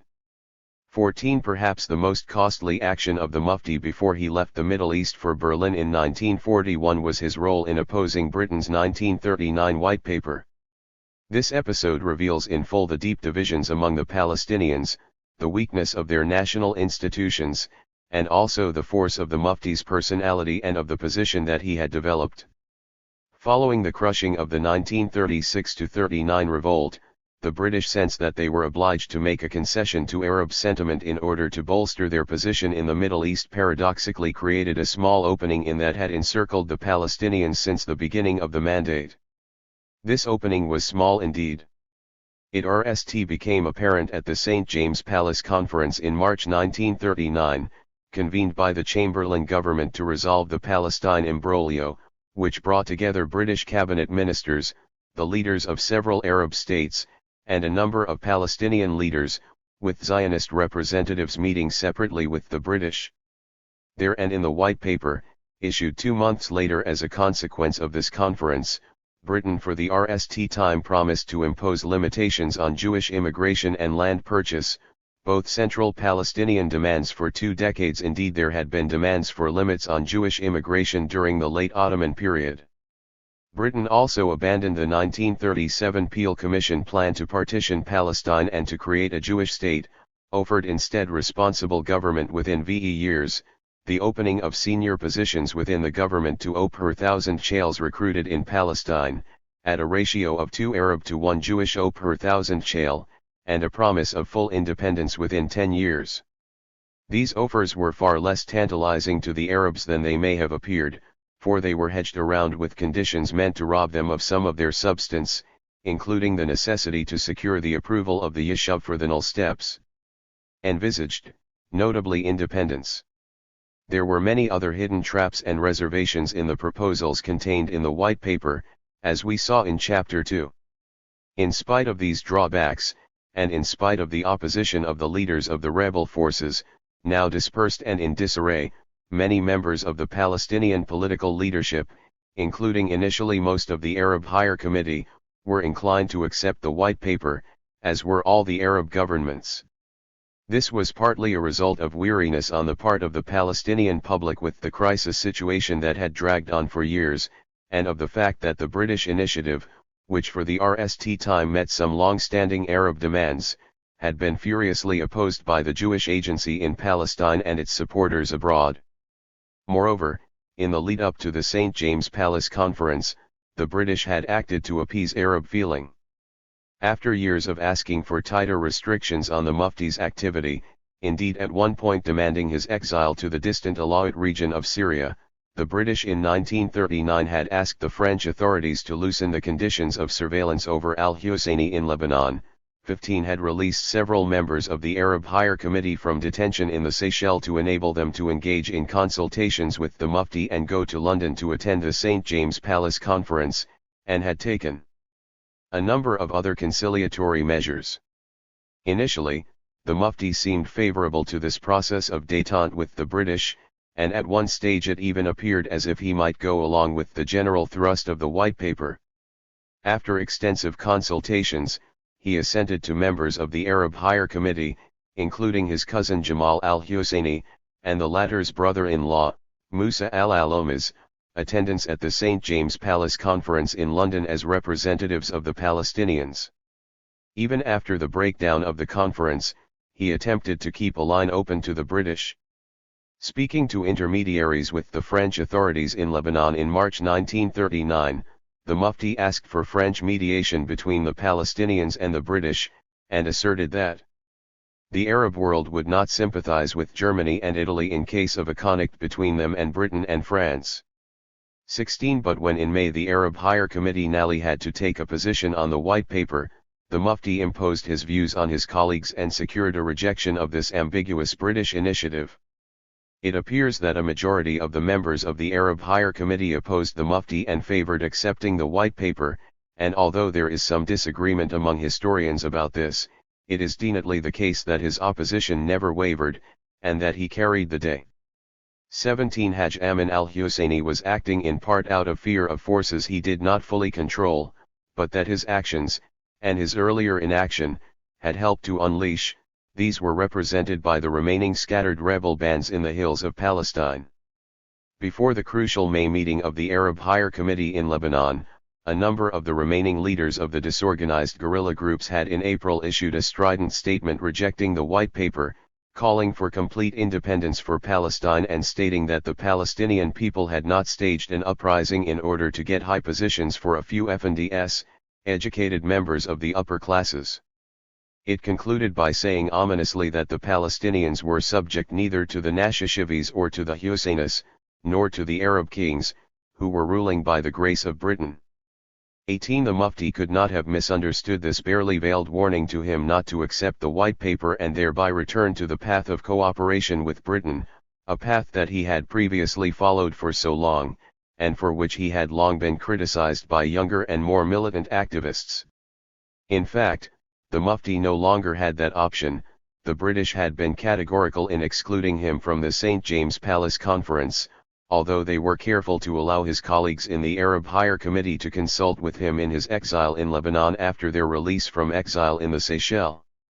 19 The British would never reconcile with or forgive the Mufti, whom they blamed for their embarrassment during the long Palestinian revolt of 1936–39.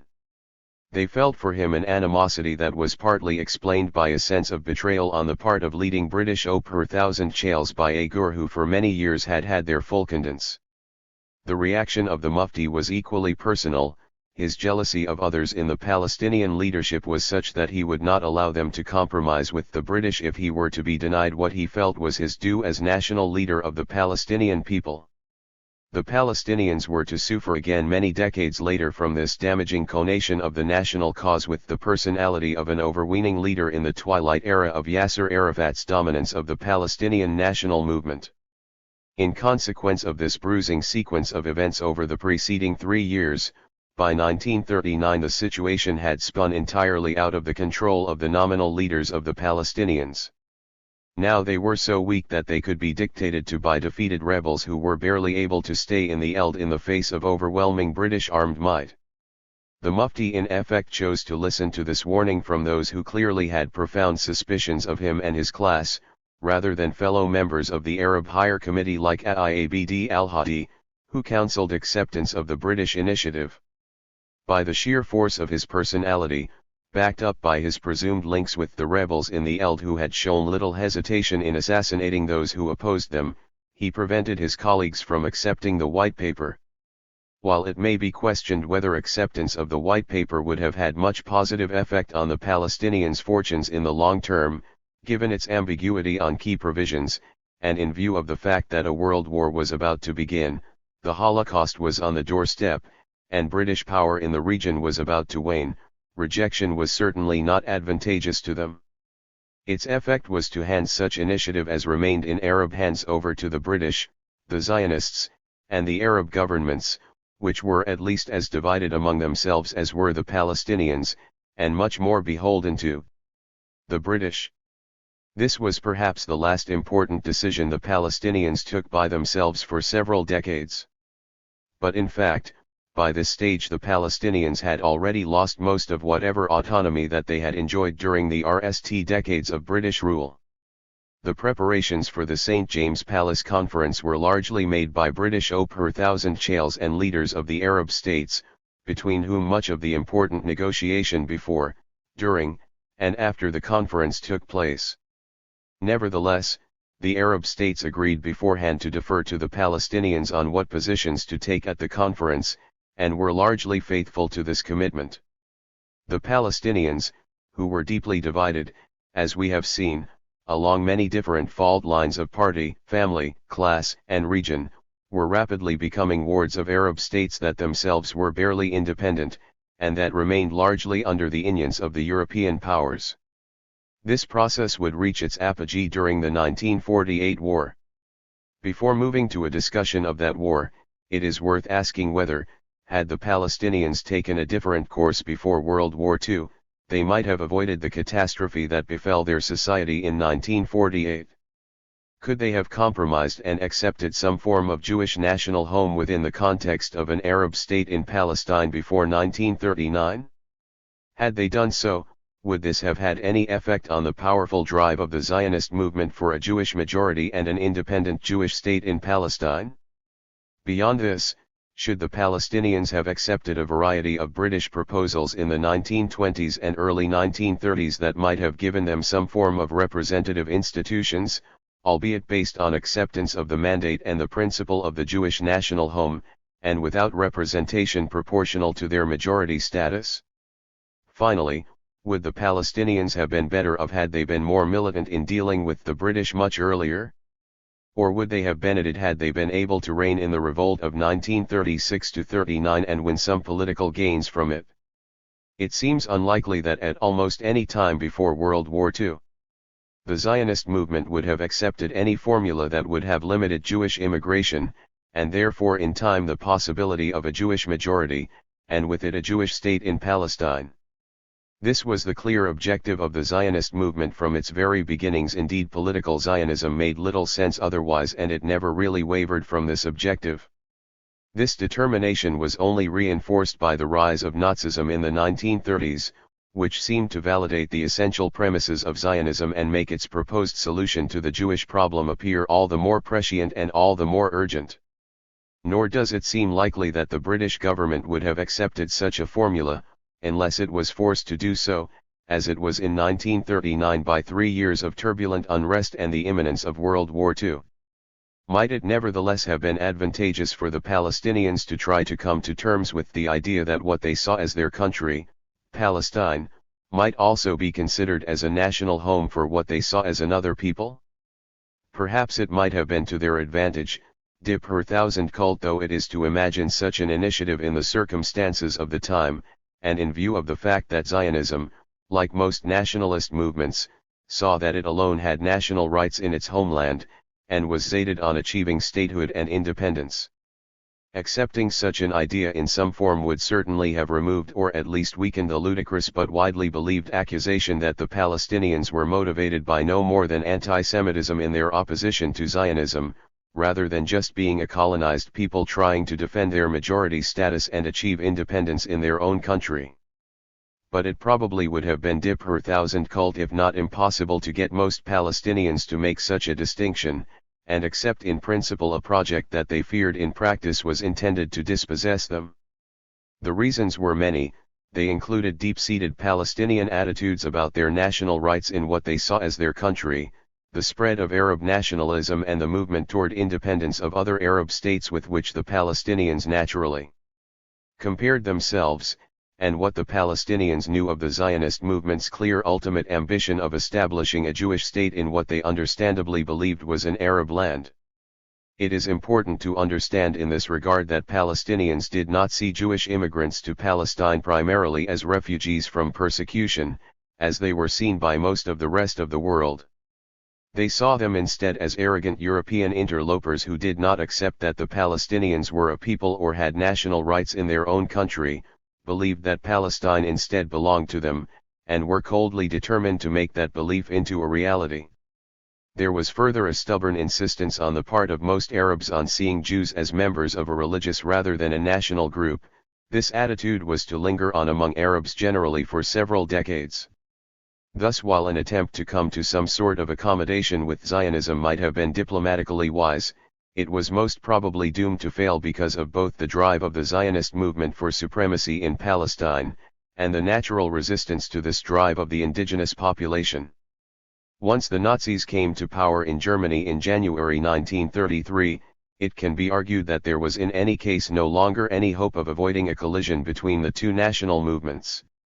If there was ever any slim possibility for compromise or coexistence between them when the Jewish population of Palestine as a proportion of the whole stagnated between 17% and 18% from 1928 until 1932, this possibility evaporated rapidly as the ode of Jewish refugees from Nazism brought this proportion to over 30% by 1938, and gave the Zionist leaders confidence in their ultimate triumph. By the end of the 1930s the die had been cast, and the ultimate conflict over control of the country between a determined minority and a disorganized majority was virtually inevitable. Could the Palestinians have improved their situation by accepting some British proposals, whether for a legislative council or an Arab agency? 20. Given the low ceiling that would have been imposed by the British in view of the terms of the mandate, and that necessarily would have obliged the mandatory government to act in support of the Zionist project, any such body, irrespective of its makeup, would undoubtedly have had little impact on changing the nature of the pro-Zionist policies followed by the British in Palestine. Moreover, it would have given tacit Palestinian approbation to the idea of a Jewish national home in Palestine, and indeed of the subordination of their rights to those of a Jewish majority, both of which were naturally anathema to the Palestinians.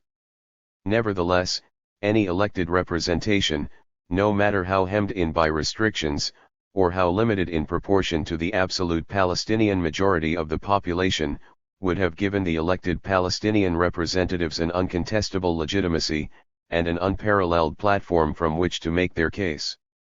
The Congress Party in India used state assemblies to just this end in the late 1930s.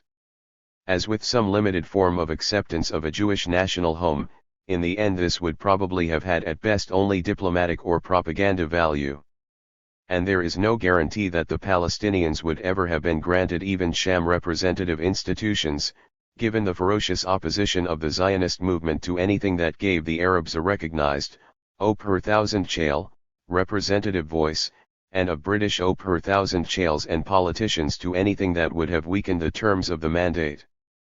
but in view of the glaring weaknesses of the Palestinians in just these realms of diplomacy and public relations, acceptance of such proposals might conceivably have slowed the slide of their country into the hands of the Zionist movement.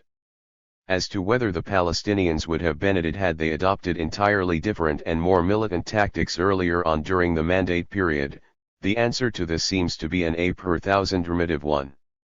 A Palestinian revolt against their colonial overlords much earlier than that which eventually transpired in 1936-39, like that of the Egyptians in 1919, the Iraqis in 1920, and the Syrians in 1925 would have made the British confront much earlier the dilemma inherent in their commitment to Zionism that they were only forced to come to grips with in 1939, when it was probably already too late for the Palestinians. The case of Palestine was of course not as straightforward as those of these other Arab countries, because of the Zionist project and the British commitment to it embodied in the terms of the Mandate. Nevertheless, the concession of a measure of independence by the British in 1939, analogous to similar concessions made by Britain and France with respect to these other cases, indicates what might have been possible for the Palestinians had they acted earlier. Similarly, a resolute and universally accepted Palestinian policy of non-cooperation with the British in the 1920s or even in the early 1930s might have had an impact. We saw in earlier chapters why the short-sightedness of Palestinian elites prevented such a course from being adopted. Finally, as we have just seen, acceptance of the White Paper, while it probably would have come as too little too late, might have slightly improved the position of the Palestinians in view of the dip per thousand cult odds facing them. In the end, however, because things happened as they did, the Palestinians ended the 1930s in a particularly disadvantageous position. By 1939 the Yishuv was larger, more prosperous, and economically secure, better organized, and better armed than ever before. The horrors of Nazi persecution, well known to the entire world, only steeled the determination of Zionists and their supporters everywhere, while the far greater horrors of Hitler's final solution, only a few years in the future, were to have a decisive impact in convincing Jews and non-Jews alike of the merits of Zionism, and in greatly reinforcing and broadening its appeal. More to the point, the White Paper, dead letter though it was in large measure because of the outbreak of World War II, convinced far-sighted Zionist leaders like David Ben-Gurion, who would become the RST Prime Minister of Israel, that the Zionist movement was obliged to acquire a new great power sponsor. With the Zionist movement's Biltmore program, pointedly enunciated in New York in 1942, calling for a Jewish Commonwealth in Palestine, Ben-Gurion began the process of setting more explicit and more ambitious goals and reorienting the movement toward the United States, which he correctly identified as the great power of the future. Although the landing of American troops in Iran and North Africa only took place the following year, it was already clear to him that Britain was a declining power and the United States a rising one, in the Middle East and in the world as a whole. Very few Middle Eastern, or for that matter world, leaders were as perspicacious in this regard as was Ben-Gurion. 21 The Palestinians, meanwhile, had made a supreme effort in 1936-39, only to come up short. They had been resoundingly defeated on the battlefield, and their society would long suffer from the aftereffects of this defeat. Because their leadership failed to accept the White Paper, moreover, they had failed to take advantage of the momentary weakness of the British position or to win any political gains from the sacrifices that had been made by the rebels who had tenaciously but unsuccessfully fought superior forces of British troops, backed by air power, for many months in the hills of Palestine. We have seen that the Mufti could in large measure be blamed for the tactical error of rejecting the White Paper. But the larger defeat of the Palestinians was certainly not solely his fault. It was a function of nearly 2 decades of leadership failure, the absence of national or representative institutions, and the inherent weaknesses of Palestinian society facing more powerful, more coherent, and better organized foes. In view of this background, the terrible events of 1947-49 for the Palestinians in an important sense were no more than a postlude, a tragic epilogue to the shattering defeat of 1936-39. With the events of these 4 years, the Palestinians entered a new and even more per-thousand cult era that persisted for many decades afterward. This was an era characterized by an even more divided leadership with diminished standing, much of it in exile and physically separated from its people, without the ability to provide a centralized national framework to confront the challenges to come. This era began with a Palestinian society under connecting strains that ultimately shattered it, sapped by the debilitating struggle against years of British repression, and leaving it vulnerable to the expulsion in 1948-49 of more than half of the Arab population of Palestine from their homes and lands. Finally, 1936-39 marked when the political initiative on the Arab side passed to the Arab states, all of which were deeply under British influence and thus unable to act with full independence. At the same time, these Arab states were riven by dynastic and national differences. They had entered the Palestinian arena in 1936, at the behest of both the British and the Palestinian leadership, and also in pursuit of their own interests. They were to continue to dominate Palestinian politics for many decades. In the lead-up to the St. James Palace Conference, the leaders of the Arab states had said that they would follow the line set down by the Palestinians, and they were generally faithful to their word. This was the last time for many decades that the Arab states would cede any form of primacy in Palestinian affairs to Palestinian leaders. Thereafter, these states in effect took responsibility for the Palestinian cause, but each major Arab state came to follow its own line and to seek to serve its own interests, generally with disadvantageous consequences for the Palestinians. After 2 decades in an iron cage largely denied for them under the mandate by the British and the Zionist movement, in 1939 the Palestinians began a disorienting period of transition during which they lost control over their own fate. This period only ended a decade later in the wake of the 1948 war, when the Palestinians found themselves dispersed, divided, and caught between the new state of Israel and the Arab states, which between them controlled the entire territory of former Mandatory Palestine. The name Palestine appeared to have disappeared from the map, and the Palestinians from the political arena. This new stage lasted for nearly 2 decades after 1948, until the rise of the PLO at the end of the 1960s returned the Palestinians, if not Palestine, to the map, and restored some measure of control over Palestinian affairs to Palestinians. War, al-Nakba, and Arab tutelage. The decade from 1939 until 1949 marks a new low point in the story of the Palestinians' effort to achieve their national objectives of independence and statehood, low even by comparison with what preceded it. Worse was still to come. For most of this 10-year period, the key actors in this story are not Palestinian, and many are not Arab.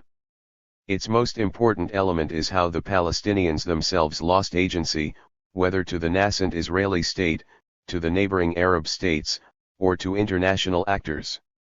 It was here, in the bitter endgame of the Palestine Mandate, that the Palestinians suffered the most from their previous failure to establish a recognized representative national body.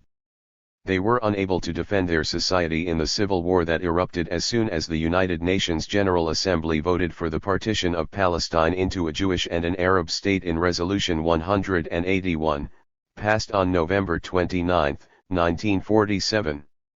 Even before that, they were either not consulted, or were effectively ignored by the various international efforts that culminated in this resolution. This was true of the actions of the British government at the end of World War II, when it still believed it could hang on to Palestine, of the Anglo-American Commission of Inquiry of 1946, created in response to increasing American involvement in the Palestine question in support of Zionism, and of the committee set up by the new United Nations Organization in 1947 to make recommendations on the future of Palestine once the problem was thrown into its lap by Britain's abdication of its responsibilities in Palestine. Even if the Palestinians were occasionally nominally represented in the post-World War II deliberations that sealed their fate as a people, in practice they were effectively ignored.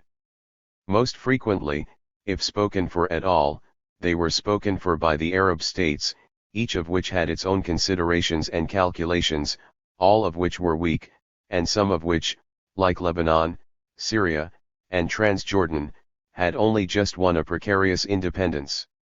Even such limited Palestinian efforts to speak for themselves internationally as took place were entirely dependent on the support of Arab states. These efforts ultimately foundered because of these states' inconsistency and because of divisions among them, as well as among the Palestinians themselves. It is clear that for most of the major actors dealing with Palestine at this stage, the Palestinians were considered a negligible factor if they were considered at all. British, American, and other international diplomats and statesmen paid them little heed, except for occasional efforts to exclude them. Even the Arab states, while generally hoping that the Palestinians would not be overwhelmed by the Zionists, were often most concerned about how the endgame of the Palestine Mandate would affect their relations with Britain and the other great powers, the other Arab states, and the Jewish state that was gradually emerging. This was even true of the Palestinians' Zionist rivals for control of Palestine. For all the shifts in momentum of the civil war that erupted in Palestine at the end of 1947, at least in its earlier stages, the eyes of planners for the Israeli state about to be born were already RMLY on the Arab armies across the frontiers of Mandatory Palestine, even as they dealt with the Palestinians. It was of course vitally important to these planners that Zionist and later Israeli forces overcome Palestinian resistance and then clear as much of the country as they could of its Palestinian population. They understood perfectly that otherwise the Jewish state called for by the partition plan would not have control of its internal lines of communication. Most importantly, they understood the well-established demographic calculus of Palestine, which meant that without such ethnic cleansing, the new state would have had nearly as many Arabs as Jews. The expanded territory eventually incorporated into Israel after the 1949 armistice agreements would have had many more Arabs. But at least as important as this objective was the driving forward and establishing of strategic lines on which the Arab armies could be confronted should they enter Palestine, as they did after May 15, 1948. Thus the Palestinians began this phase of their tortured national history in a particularly disadvantageous position.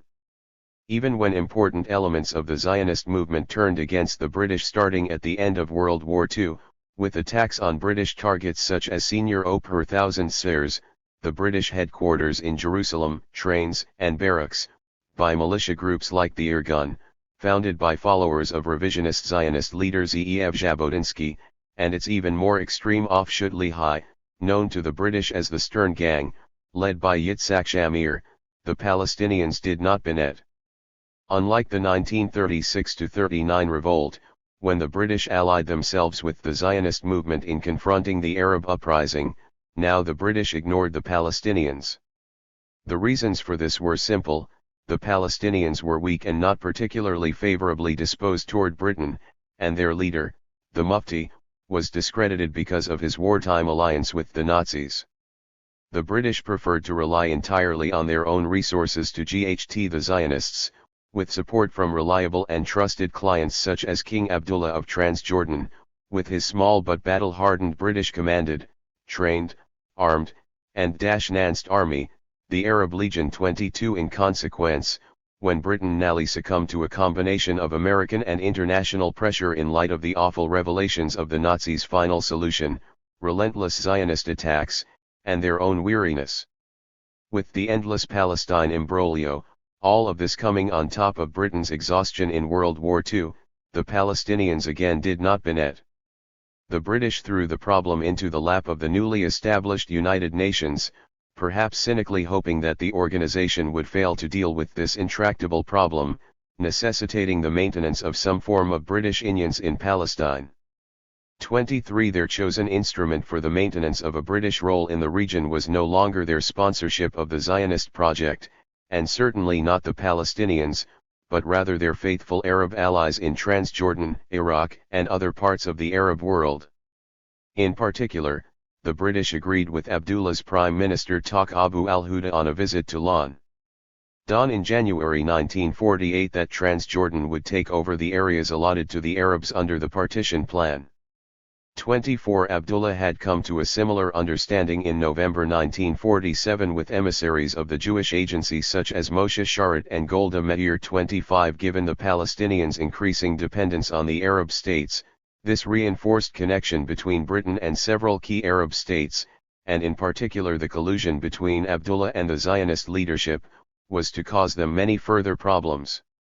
By contrast with British policymakers, who had come to resent the Zionists bitterly for turning against them, a sentiment that was more than reciprocated, American and Soviet planners saw the nascent Jewish state as a possible asset in their efforts to diminish the overwhelming influence of Great Britain in the Middle East. Both appreciated the vital strategic importance of the region, both were in search of local allies and clients, and both saw Britain as an obstacle to the enhancement of their own influence. Although we naturally tend to see the United States and the Soviet Union as the primary powers in the Middle East, as elsewhere, in the wake of World War II, in fact this only became true in the mid to late 1950s. Their ascendancy, and the eclipse of both of the formerly dominant great powers in the region, Britain and France, was only fully brought home during the Suez Crisis of 1956, when the latter, acting in collusion with Israel, were humiliated by the United States and the Soviet Union, which turned back their tripartite invasion of Egypt. In the meantime, what this meant for the Palestinians was that no great power was on their side. The United States and Soviet Union were overtly ranged against them, both voting for partition and for the establishment of a Jewish state in 1947, and immediately recognizing Israel on May 15, 1948. The reasons were simple. Both looked with disfavor on the Palestinians because of the Mufti's years in Berlin, and neither had developed any links with them. The Palestinians, meanwhile, had even less of a presence in, or understanding of, the Soviet Union or the United States than they had with regard to Britain.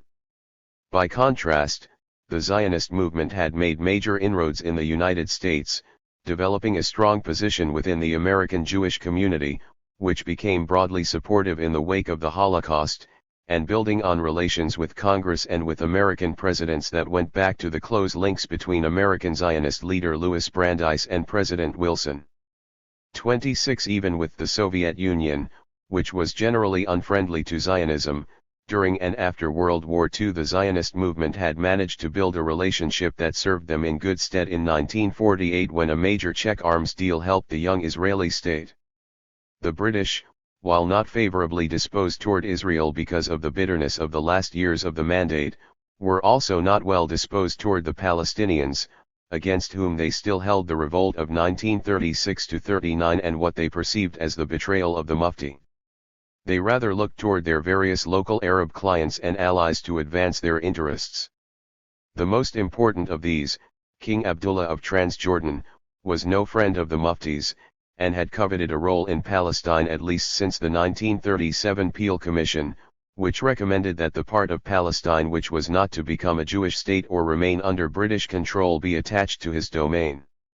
Expansion of his power was Abdullah's idée fixe at this stage, and the idea of doing so westward across the Jordan animated his secret diplomacy with both Britain and the Jewish Agency, with whose leaders he met repeatedly. 27 This meant that Abdullah, Britain, the new state of Israel, and the United States and the Soviet Union, notwithstanding all the many differences between them, in effect shared one objective in Palestine, preventing the establishment of the Palestinian Arab state that had been called for by the partition plan.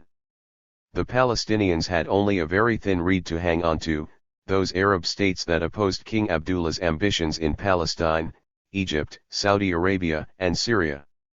Through the newly established Arab League, founded in Alexandria in 1944, these states attempted to restrain Abdullah, albeit to little effect in the end. All were militarily weak. Saudi Arabia did not even have a modern army at this stage, their armies far less well equipped and trained and considerably less battle-worthy than the Jordanian Arab Legion, which was also closest to the scene and had extensive familiarity with Palestine, having helped the British Army to garrison the region until Britain's withdrawal in May 1948. During World War II, the Egyptian and Iraqi armies had been looked on with deep suspicion by the British, indeed the latter had fought the British in 1941, who had kept them on a very short leash, and little was done thereafter to build them up. Moreover, the Arab states had limited financial means, found great difficulty in coordinating strategy, and did not entirely trust the Mufti, who by 1947 had returned to the Arab world, making Cairo his base, and with whom their experiences over more than a decade had been less than reassuring. Efforts to make the Palestinian case internationally were crippled by differences among the Arab states, as well as among Palestinian leaders. These efforts included Musa al-Aloma's Arab O per 1000 CE project, funded by Iraq but ultimately opposed by al-Aloma's erstwhile colleague the Mufti, and later repudiated by the Egyptian-dominated Arab League 28. This initiative provided the Palestinians, for the first time in their existence as a people, with diplomatic representation abroad, and they initially opened O per 1000 CES in London, New York, and Geneva. The Arab League eventually came to back the Mufti as the best obstacle to King Abdullah's ambitions in Palestine and elsewhere in the region, and the Arab O per 1000 CE project eventually died and the O per 1000 CES were closed. The results on the battlefield in Palestine reeked the same elements as had been in evidence for 12 years, since the 1936 general strike, the weaknesses of the Palestinians, the divisions among the Arab states, the determination, organization, and competence of the Jewish Agency, which on May 15, 1948, was to transform itself into the government of the new State of Israel, and the broad international support that the Zionist movement enjoyed. The Palestine War, which began with bloody skirmishes as soon as the partition resolution was passed on November 29, 1947, escalated rapidly. This war had two major phases. The RST was a civil war between the forces of the contending parties within Palestine, the Jews and the Arabs. The second was a war between the armies of the newly established State of Israel and four Arab states. The RST phase involved on one side the military forces of the embryonic Jewish state, primarily the Haganah, already a single quasi-regular military force that generally coordinated with military units of the dissident Zionist splinter groups, the Irgun and Lehi. On the other side, it involved disunited Palestinian irregular forces, organized locally and led mainly by veterans of the 1936-39 revolt, together with an Arab volunteer force sent into Palestine at the end of 1947 by the Arab League, Jaish al-Inqad al-Arabi, the Arab Liberation Army, Allah. 29. The balance between the two parties was lopsided. Zionist forces, most of them under a central command and organized as a regular army, numbered well over 1,000, including reserves, while the Arab forces, nearly all of them irregulars with widely divergent levels of training, if any, armament, and organization, numbered a total of under 10,000. Even more grave, from the very outset there were profound political divisions and no cooperation whatsoever in the ELD between the local Palestinian forces and those of the Allah commanded by Fawzi al-Qawqji. 30. This RST phase of the conflict went on for about 6 months until the rout of the inferior forces of the Palestinians and the Allah in April and early May 1948, a defeat marked by the fall of several major Arab cities, scores of villages, and the expulsion or ide of between 250,000 and 350,000 Palestinians. This phase ended on May 15, the date of the simultaneous termination of the British Mandate, the proclamation of the State of Israel, and the entry of several Arab armies into Palestine.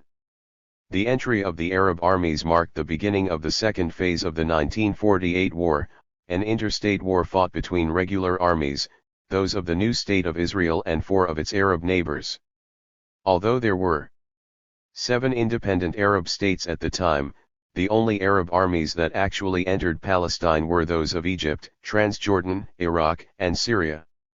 31. Moreover, by prior agreements between King Abdullah and the Jewish Agency, and between Abdullah and Britain, the most powerful and combat-worthy of these armies, the Transjordanian Arab Legion, and the Iraqi forces that were under Abdullah's command and control, never crossed into the territory allotted to the Jewish state. These two armies fought Israeli troops only in the area originally assigned to the Arab state, or in the area of Jerusalem, which according to the partition plan was supposed to have been an international corpus separatum, and thus they never invaded the territory of the Jewish state. Although it was not initially apparent, in the Gding during the RST phase of the war between the Haganah and its Arab opponents, the former were considerably superior to the latter in weaponry, numbers, and organization. Their most important asset, besides these advantages, was unity of command. For the RST few months of the Gding, until March 1948, the Palestinians nevertheless appeared to be holding their own.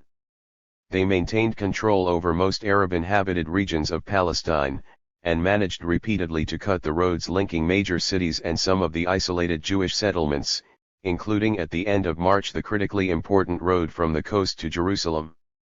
However, as soon as the Haganah and its allies went on a nationwide offensive early in April 1948, on the basis of a military plan for linking up most of the major Jewish inhabited regions of the country, known as Plan Dalet, they rapidly showed their overwhelming superiority. 32 By the end of their offensive, they had overrun the major coastal cities with large Arab populations, Haifa, Acre, and Jaffa, as well as Tiberias, Bison, and other cities and towns, and scores of villages, and set hundreds of thousands of Palestinians on the road to exile.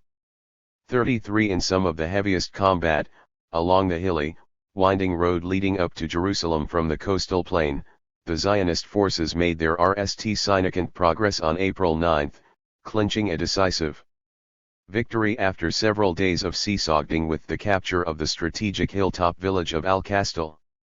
The charismatic Palestinian commander of the Jerusalem region, Abd al-Qadir al-Husseini, died in this crucial battle, and 2 of his key lieutenants were wounded.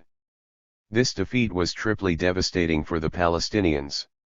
Abd al-Qadir al-Husseini was the most universally respected Palestinian military commander, a man of unquestioned courage, and the top gur in the high command of the Jerusalem area because of his combat experience going back to the 1936-39 revolt, and his lineage as the son of the celebrated Palestinian nationalist Musa Kazim al-Husseini and a relative of the Mufti.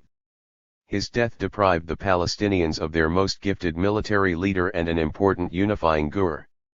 Secondly, following his death, a huge funeral cortege for him in Jerusalem several miles distant drew the attendance of most of the Gders who had succeeded in retaking Al-Kastel. In consequence, the village was now once more occupied, this time for good, by the Haganah, giving it control over this strategic high point on the vital road to the coast. Finally, even more devastating, on the same day, April 9, 1948, Irgun and Lehi forces, backed by Haganah artillery, took the neighboring village of Deir Yassin, and after several hours of Gding killed many of its surviving inhabitants, blowing up their homes. The figures given for the number of victims ranged from the contemporary Red Cross estimate of 254 to a high of 350, but the most detailed and careful study of the massacre gives the names of 100 persons killed, 75 of them children, women, and the elderly. 34 Some of the survivors were paraded through Jerusalem before being taken back to the village and shot. The Palestinians did not recover from the impact of this triple blow. With the capture of Al-Kastel, Deir Yassin, and a half-dozen other Arab villages along the strategic road to Jerusalem, a major obstacle to supply of the city's large Jewish population had been removed and an enormous inroad had been made into the area allotted to the Arab state under partition. It was becoming increasingly clear that this Arab state would never be allowed to see the light of day.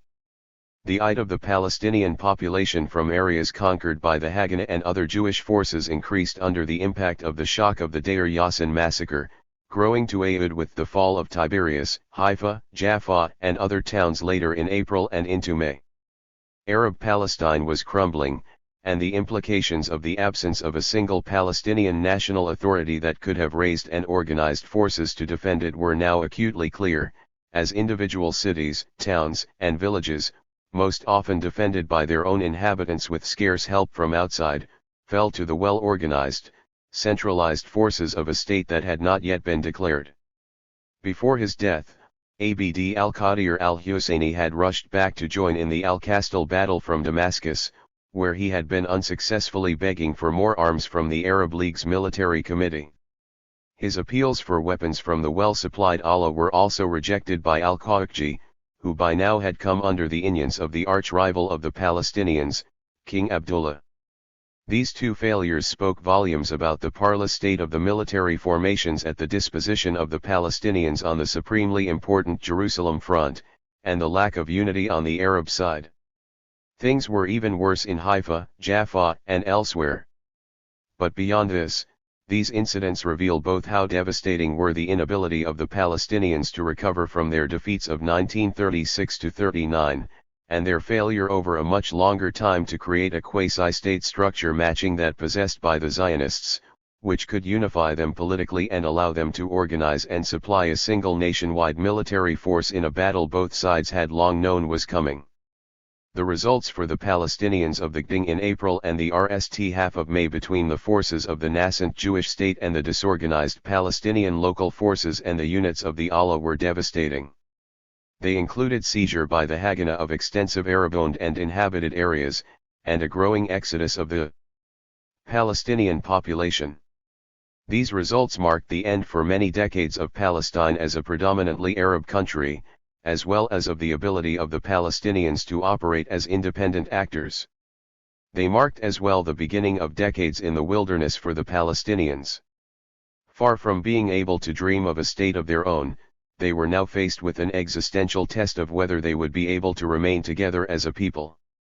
Paradoxically, later events showed that the traumatic impact of the shared experience of 1948 on the entirety of Palestinian society helped to weld it together even more strongly, obliterating much that had transpired before 1948, rendering many earlier divisions irrelevant, and creating a sort of tabula rasa on which Palestinian identity could be re-established. This new post-1948 world RST manifested itself in the struggle over who would represent the Palestinians. King Abdullah immediately acted to further his own dynastic and nation-state interests, his army having retained the largest part of Palestine that had not been incorporated into the new state of Israel. He organized a conference at Jericho in the Jordan River Valley in December 1948, inviting pro-Hashemite notables from across the West Bank, who made a demand for the unification of the region with Transjordan. In 1950 the Transjordanian parliament ratifying the unification of the two banks of the Jordan into what now was called the Hashemite Kingdom of Jordan. Abdullah was doing more than annexing the largest remaining Arab piece of Palestine. He was also laying claim to representation of the Palestinians. His only challengers for this role, the discredited Mufti and an Arab League, supported all-Palestine government established in Gaza, were both further undermined by the defeat of Egyptian forces in southern Palestine in one of the last phases of the 1948 war, obliging this government to withdraw to Cairo. 35 Neither it nor the Mufti was to play a major role thereafter in Palestine or Palestinian politics, although the Mufti remained alive until 1974, and through a shadow Arab Higher Committee under his control continued to claim to represent the Palestinians until the bitter end. By this time, of course, the Mufti had long since been eclipsed by younger men of a much different stamp. From this point onward and for many decades, most Palestinian political activity would take place outside Palestine rather than inside it. The reasons for this had to do with the policies of the three states that controlled the territory of the former Mandate for Palestine. The State of Israel kept a tight rein on the 150,000 Palestinians in the 78% of Palestine that had been brought under its control by the time of the 1949 armistice, maintaining a military government and oppressive movement and political restrictions on them until 1966.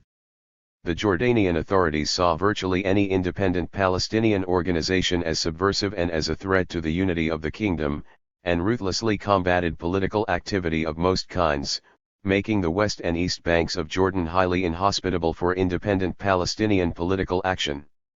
The Egyptian military authorities, in control of the Gaza Strip at the end of the war, allowed only limited Palestinian activity, and none that could jeopardize Egypt's armistice agreement with Israel.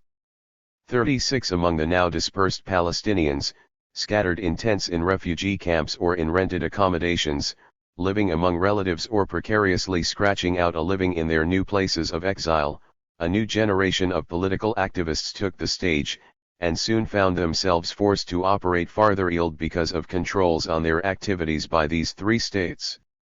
This new generation of Palestinian activists was rooted in a major change in the social basis of political power, which deeply influenced the politics of the subsequent decades. The entire stratum of leaders drawn from the notable class who had dominated Palestinian politics until 1948 had been swept away by the tidal wave of the Nakba that had engulfed Palestinian society. Beyond being discredited for their failures in the years up to 1948, beyond many of them being demoralized and dispirited, they now were frequently deprived of the social basis of their political power, as many of the wealthiest lost their lands and homes, and all lost their social status in a society that no longer felt deference for what was seen as an outmoded, depassed class that had failed its own people. It is striking how few members of the major families of Palestine played a political role after 1948, whether the old notable families of Jerusalem and Nablus, other land-holding families, or those that had risen to wealth through trade and commercial agriculture in the coastal cities.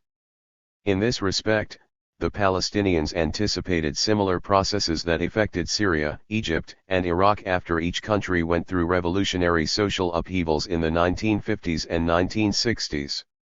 In the Palestinian case, it meant the eclipse of the old political class and the rise of an entirely new generation of activists from new social strata, and with a different educational background, a different worldview, and entirely different solutions to the problems of Palestine and the Palestinian people.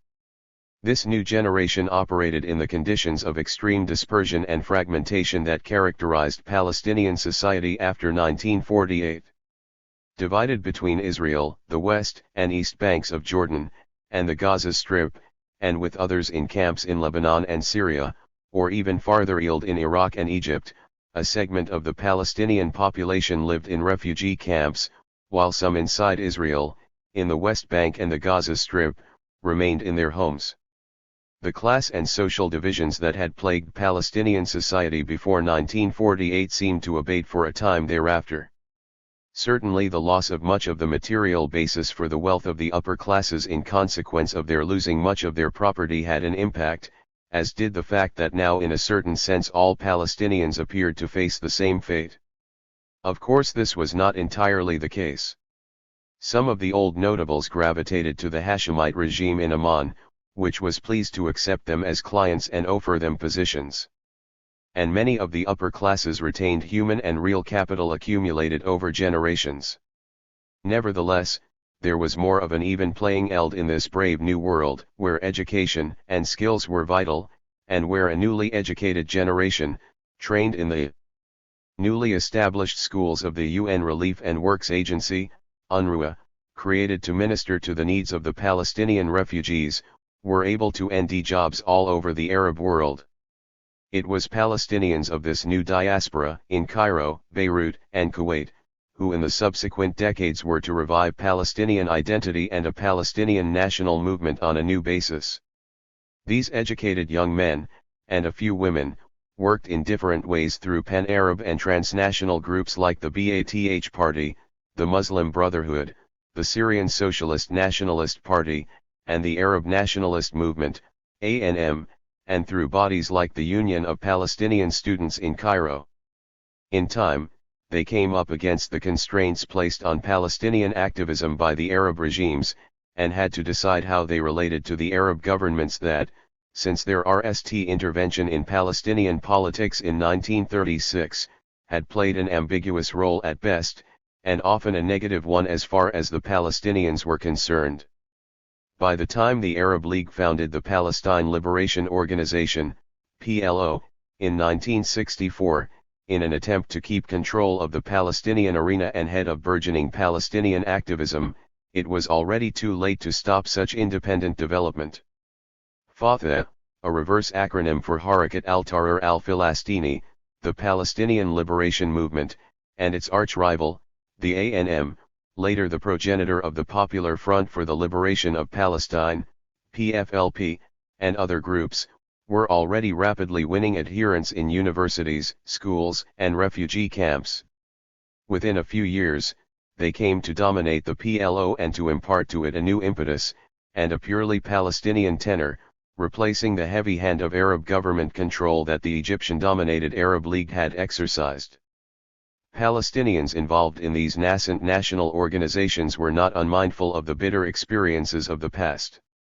Among the heroes singled out in their publications by the new Palestinian organizations that took over the PLO in 1968 were Sheikh Izz al-Din al-Qassam, and Abd al-Qadir al-Husseini, both of whom had died in battle, in 1935 and 1948 respectively. They became symbols of militancy for the next generation. Conspicuously absent in these publications was any reference to the failed notable leadership of the Mandate period, which had disappeared, apparently unmourned, from the arena of Palestinian politics. It remained to be seen how much better their successors would do in meeting the new challenges that faced the Palestinian people. Fatah, the PLO, and the PA, the Palestinian Parastate. The Palestinians after Arafat.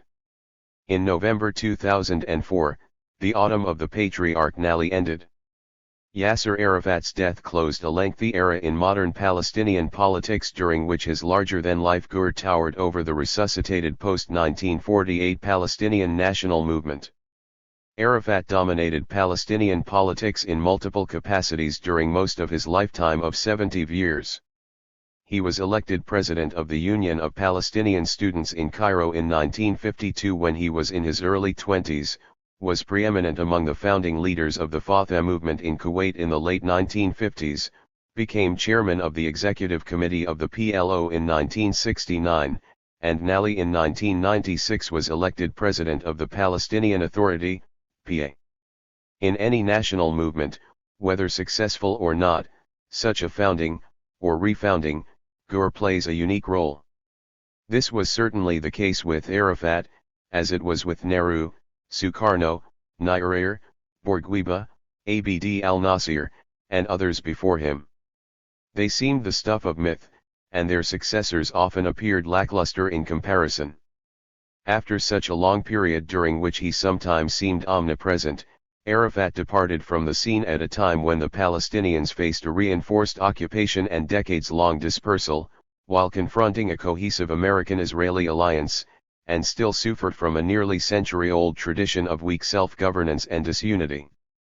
These are long-standing problems that could not have been resolved by any single individual. Nevertheless, there has often been a tendency to personalize Palestinian politics, such that every decision, every vagary, every awe, has been described as being the work of one man, Yasser Arafat. It is true that to Arafat, and to his fellow founders of Fatah, goes much of the credit for reviving the Palestinian cause in the 2 decades immediately after the debacle of 1948. In the 1950s and 1960s, the young leaders of Fatah, including Salah Khalaf, Abu Iyad, and Khalil al-Wazir, Abu Jihad, one among whom Arafat for his entire life was RST among equals, galvanized Palestinian politics with their airy militant rhetoric, their air of mystery, and their vague ideology, which had the potential to embrace virtually all political tendencies. Also extremely attractive to many Palestinians in the 1950s and 1960s was Fatah's insistent preaching of direct, armed action against Israel, combined with its independence from Arab governments. This struck a chord among those seeking redress for their recent dispossession, particularly at a time when the governments of the Arab countries bordering Israel, with the exception of the short-lived Syrian neo-Ba'ath regime, in power from 1966 until 1970, were generally quite careful to avoid any provocation of the powerful Jewish state. The ascendancy in the 1950s and 1960s of the leaders of Fatah, along with the rise of other competing militant groups, represented a thoroughgoing generational change and a striking alteration in the image presented by those who represented the Palestinians. It involved a shift from the domination of Palestinian politics by sober men in their 50s and 60s wearing suits and red tarbushes, and in the case of Hajj Amin al-Husseini, in the traditional robes of the ulama, to the leadership of militants in their 20s and 30s wearing short-sleeved shirts and military fatigues. Arafat's trademark checked copper thousand-yah headdress harked back to the dress of the rural Palestinian rebels of the late 1930s. More importantly, these sartorial changes also represented a shift from the failed elitist politics of the notables of the Mandate era, disastrously dominated, as they had been by the old urban aristocratic families, to modern mass-based politics. At the same time, an important social change in Palestinian leadership took place. The leading elements of Fatah and the other major political movements of the period were drawn from individuals of diverse class, social, and regional backgrounds, with very few, if any, coming from among the urban notables, and many having lower middle class, rural, and refugee camp origins. Because the rise of Fatah and the other militant groups ushered in an era of true mass politics, involving many more people in political activity than had been the case in the 1920s through the 1940s, the leadership stratum became far larger and broader. At the same time, the educational level of the new generation of leaders and cadres was in many cases higher than those of the 1930s and 1940s. This wreaked at the increasing prevalence of education in Palestine during the mandatory period, when these new militant leaders were born, as compared with the late Ottoman period, when those who dominated Palestinian politics during the Mandate period came to maturity. Over time, the remarkable efforts in the field of education of the United Nations Relief and Works Agency, UNRWA, the agency responsible for providing services to the Palestinian refugees, bore fruit as well, and the Palestinians came to have the highest literacy rate in the Arab world after Lebanon. This, too, eventually affected Palestinian politics. Yasser Arafat dominated the Palestinian political scene for over 2 generations. However, if he deserved much of the credit for returning to center stage a people who momentarily appeared to have disappeared from the Middle Eastern scene after 1948, to him also belonged a share of the blame for the problems with which his people were saddled at his death.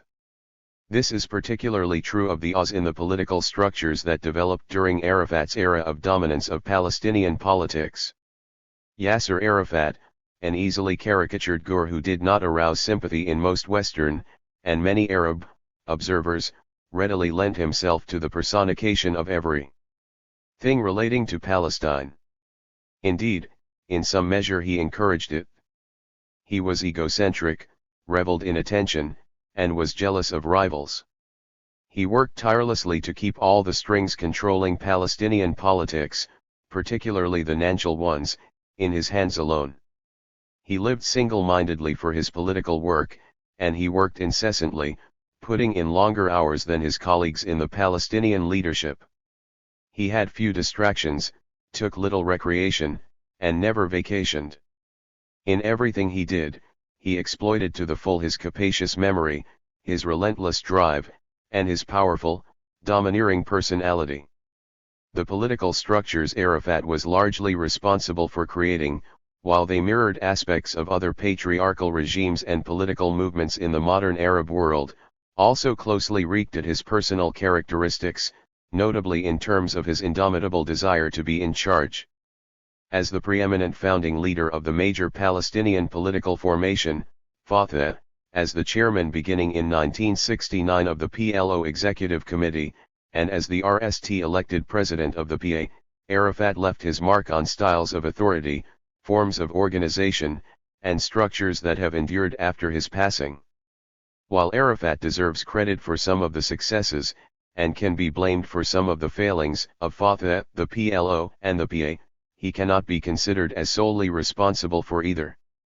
Some of these failings were a result of problems that were manifestly structural and deeply seated, notably the failure of the Palestinian polity during the Mandate period to develop the attributes of stateness, or even to appreciate the importance of developing quasi-state structures as a paramount national goal. Arafat's preference for the personal over the organizational, his notorious tendency to create duplicate lines of authority, and often duplicate structures, notably within the security services, his systematic undermining of administrative routine, and his general preference for controlled chaos over order, can be faulted in part, but in part only, for the Palestinians' failure to move much further than they had during the Mandate period toward a stable, unit quasi-state structure. Against this background must be set the undeniable fact that Fatah was remarkably successful in dominating Palestinian politics from soon after its establishment in the late 1950s until Arafat's death, a period of gratuity and dip per thousand culti for an independent Palestinian political movement. Moreover, there is little question that the recognition of the PLO as the sole legitimate representative of the Palestinian people, by the Palestinians themselves, by the Arab states, and by most of the world, was a considerable achievement, for which Arafat deserved much of the credit. The Arab Higher Committee and other earlier Palestinian national bodies had never known such a level of unrivaled, universal recognition. At the same time, it must be acknowledged that this was an achievement undermined by the hollowness of the structures of the PLO itself, which in turn can in part be blamed on the deeply ingrained habits of Yasser Arafat. Beyond the lack of a strong, unit central body dominating and organizing Palestinian politics, an absence that long anteceded Arafat's emergence, new complications arose for the Palestinians after 1948. A particular problem was their physical dispersal and the consequent fragmentation of the Palestinian polity after 1948, which in many ways has come to deem the Palestinian condition. Today some 5 million Palestinians live in former Mandatory Palestine west of the Jordan River, divided into 4 distinct groups. Over 1.2 million are citizens of Israel, as they or their families have been since 1948. They constitute nearly 20% of that country's population, a large non-Jewish minority in the self-proclaimed state of the Jewish people, where they have negligible political influence. In 2006 the over 3.6 million Palestinians in the West Bank, Gaza Strip, which remains under effective Israeli control even after the disengagement of 2005, and East Jerusalem were enduring their 40th year of Israeli military occupation, 2 generations in their lives, and 2/3 of the lifetime of the State of Israel. Those in the 3 areas under occupation are hermetically sealed up from one another by Israel. Each of these 4 groups, those with Israeli citizenship, 250,000 Arab Jerusalemites who since the 1967 annexation of East Jerusalem are permanent residents, but not citizens, of Israel, 2 million plus West Bankers, and over 1.3 million Gazans is subject to a different legal framework. The West Bankers and the Gazans face stringent movement restrictions. Outside Palestine, meanwhile, live between 4 and 6 million Palestinians, reliable Gers are not available. They exist in situations ranging from the utter misery, since 1982, of those in refugee camps in Lebanon, to a wide diversity of conditions, some of them quite comfortable, in various other Arab countries, Europe and the United States. These Palestinians of the diaspora, al-Shadat in Arabic, possess a variety of passports, laissez-passers, and refugee documents, some of which are looked upon with great suspicion by certain states, and some of them face harsh restrictions on their movement in consequence. The largest single group of Palestinians of the diaspora, between 2 and 3 million, carry Jordanian passports, and most of them live in Jordan. What unites the overwhelming majority of these 4 to 6 million people is that they or their parents or grandparents were obliged to leave their homes and became refugees in 1948 or afterward, and that they are barred from living in any part of their ancestral homeland, Palestine. While Palestinians coped with this inhospitable environment, Palestinian political structures suffered from the efforts of several Arab governments to dominate them, even as they continued to be the object of the hostility of Israel and the Western powers. And while the PLO struggled to resist Arab pressures, under the slogan of preserving the independent Palestinian decision, its weakness and dependence on different Arab states for diplomatic support, bases, and money often drew it into a delicate and exceedingly dangerous balancing act. Arafat was a past master at this, and indeed it may have been his greatest skill. One consequence of decades of this constant leaping from one ISOE to another, however, was that by the end Arafat had exhausted the patience of many of the leaders, Arab and others, with whom he dealt over the decades. But Arafat alone cannot be blamed for all of the many strategic errors made by the PLO after it came under the control of independent Palestinian groups in 1968.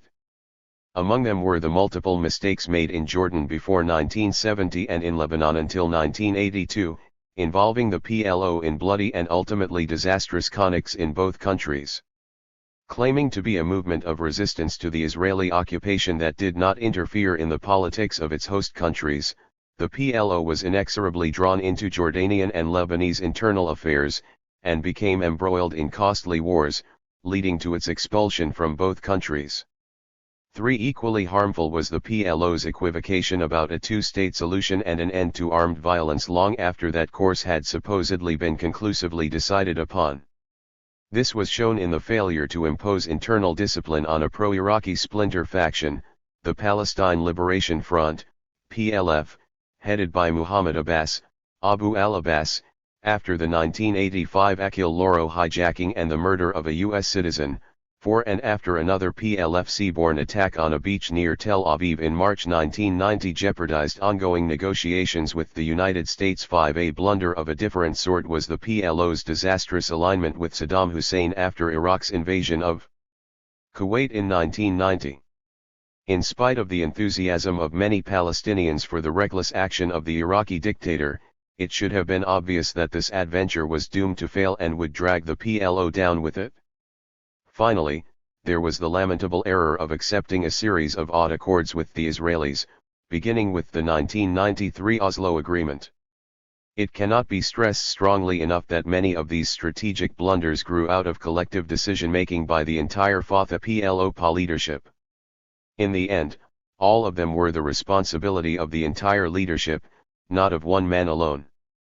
There was, however, dissent over several of these decisions, notably Abu Iyad's strong disagreement with the PLO's support for the Iraqi invasion of Kuwait, for which he may well have paid with his life. Abu Iyad fully recognized the many dangers for the PLO inherent in aligning with Iraq in 1990–91. He understood, as Arafat and some other Arab leaders apparently did not, that the United States was without rivals or constraints in the new post-Cold War world after the collapse of the Soviet Union, and that it could and would easily drive Iraqi forces from Kuwait, completely changing the Middle Eastern strategic map. He understood further the disastrous impact of such an alignment for the PLO's vitally important relations with Saudi Arabia and the other Gulf countries, which stood squarely in opposition to Hussein's invasion of Kuwait. Finally, Abu Iyad understood that this ill-considered decision spelled doom for the well-to-do Palestinian community of 250,000 people in Kuwait, a crucial pillar of the PLO's prosperity and independence. He did not live to see his forebodings realized. He was assassinated in Tunis with 2 other PLO leaders on January 14, 1991, the day before the U.S.-led offensive against Iraqi forces in Kuwait began, by a double agent whom the Palestinian intelligence services, headed by Abu Iyad, had utilized to penetrate and destroy the Abu Nidal Group, a terrorist organization sponsored by the Iraqi regime. However, if Arafat dominated Palestinian politics for most of his adult life, over the years since the early 1970s much changed in the internal balance of Fatah and the PLO, notably with the assassinations by agents either of Israel or of Arab regimes, in particular those of Iraq and Syria, of many of the most important leaders of Fatah and the PFLP. Especially after the assassinations in Tunis of Abu Jihad in 1988 and Abu Iyad in 1991, by Israel and the Abu Nidal Group respectively, there remained virtually no one within the Palestinian leadership who could stand up to Al-Qatyar, the old man, as Arafat was respectfully referred to privately. Before this, although he was always RST among equals, Arafat had at times been obliged to defer to his comrades, particularly on those rare occasions when they succeeded in banding together to oppose him. Moreover, several of the founding leaders of Fatah had their own organizational bases and sources of support. They could afford to defy Arafat, although given his temper and autocratic tendencies they were generally loath to do so. In consequence of the balance of power within the leadership of Fatah, and of the variety of political tendencies in the Palestinian political arena, there were serious internal and public deliberations about strategy within Fatah and the PLO from the 1950s until the mid-1980s. There was also a degree of freedom of expression among Palestinians generally that was rare in the Arab world at that time. One example of these contentious strategy deliberations was the wide-ranging debate in the late 1970s and early 1980s over whether to end the pretense of using bases in Lebanon to wage armed struggle against Israel, which already had become desultory, and instead follow a Jordanian option, al-Khayar al-Urduni in Arabic, of reconciling with the Hashemite regime in order to develop closer political ties with the occupied territories. This debate took place over several years in newspapers, at public meetings and seminars, and in open and closed conclaves of the Palestinian leadership. By contrast with this robust contention over strategy until the mid-1980s, for the decade and a half until his death, Yasser Arafat increasingly made most decisions himself, surrounded by a coterie of deferential yes-men. Paradoxically, the man whose longevity, luck, and skill enabled him to dominate Palestinian politics more and more completely as time went on became less and less personally impressive over the same period. After a close brush with death in an air crash in the Libyan desert in April 1992, Arafat seemed diminished to those who had known him before. His memory, always one of his most potent weapons, was no longer what it had once been. Thereafter, his alertness would appear to vary from day to day. In his 2 or 3 years, the once vigorous Arafat seemed increasingly frail as his health visibly declined. In his late 70s, mortality was revealing itself in a man who had once seemed unchanged by the passing years, but who had lived a hard, dangerous life for decades. This increasing feebleness was most apparent after the Israeli army immured Arafat in the spring of 2002 in the wreckage of his headquarters, creating a situation where the elected and universally recognized leader of the Palestinian people, though his term as elected president of the PA ran out in 2000, was immobilized and virtually imprisoned. Increasingly isolated from reality, largely cut off from his own people, receiving only a few visitors compared with the many who had to see him in Beirut, in Tunis, and in Gaza and Ramallah before 2002, Arafat was even more dependent on a close circle of trusted aides, chosen more for their absolute loyalty than for their competence. Even in infirmity, however, Arafat was a more formidable politician than his colleagues in the Fatah, PLO, and PA leaderships, Abu al-Allah, Ahmed Kouré, and Abu Mazen, Mahmoud Abbas. Both these men failed miserably in 2003 to impose themselves against Arafat's will in the newly created post of Prime Minister. Arafat thereafter decisively showed himself more able than men half his age, rapidly crushing an open challenge to his authority in the summer of 2004 by Mohammed Dallon, former chief of preventive security in Gaza, one of more than a dozen competing PA security services created by Arafat. But Arafat's isolation, and his increasing loss of focus, left the Palestinian polity drifting like a rudderless ship, without any recognizable strategy at a time of supreme crisis, as the Intifada ground on with devastating effects for the Palestinians. The Oslo period, 1991 to 2000, adjudged in retrospect to have been disastrous by most Palestinians, was fully identified with Arafat. It was followed by 4 years of the Second Intifada, which Arafat had ambiguously embraced, and which exhausted and debilitated Palestinian society. Not surprisingly, the passing of this Gur, who had inspired strong positive and negative feelings among his people, elicited both intense mourning and veiled relief among Palestinians. There was a sense of anxiety at the disappearance of the only leader most of them had ever known, combined with a sense that change was imperative after a long period of aimlessness and lack of direction.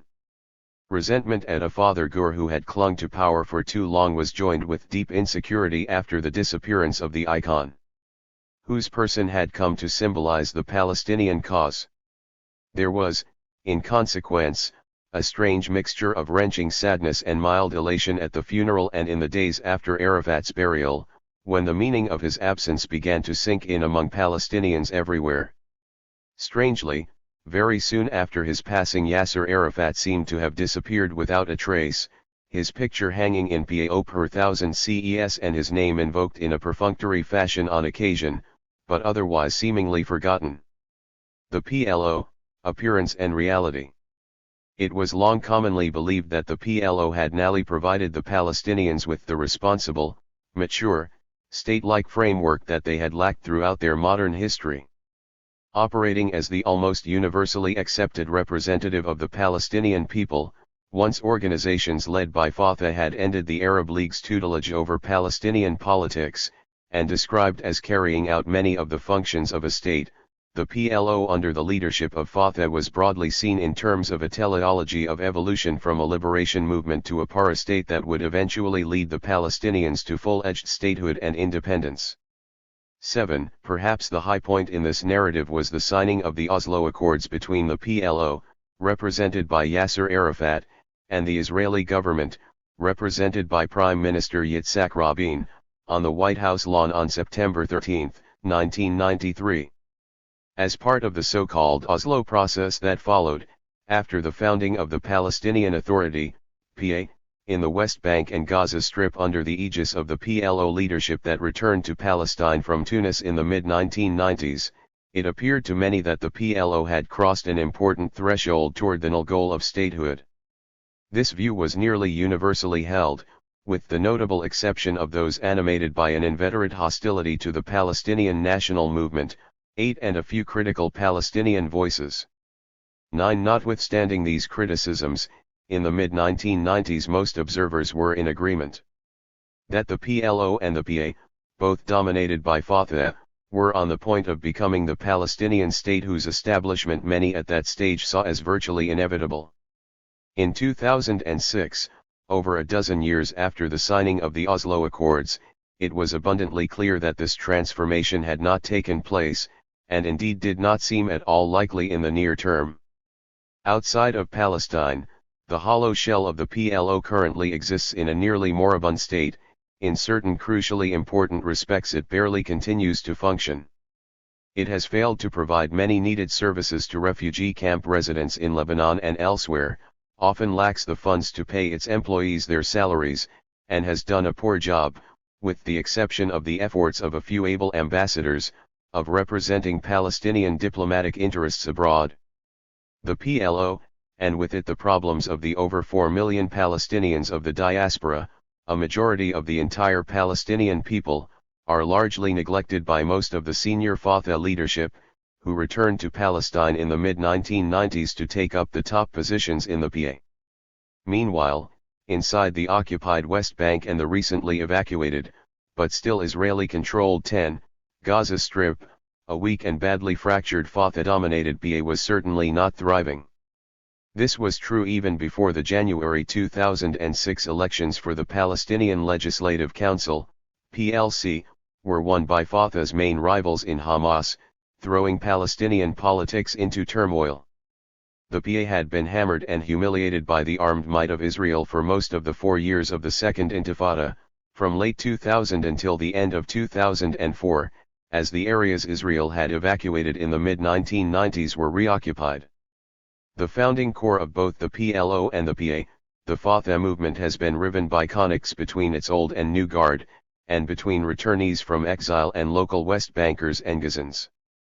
It was also plagued by rivalries between the widely loathed warlords who emerged from the competing security services created by Yasser Arafat, RST in the PLO and then later in the PA.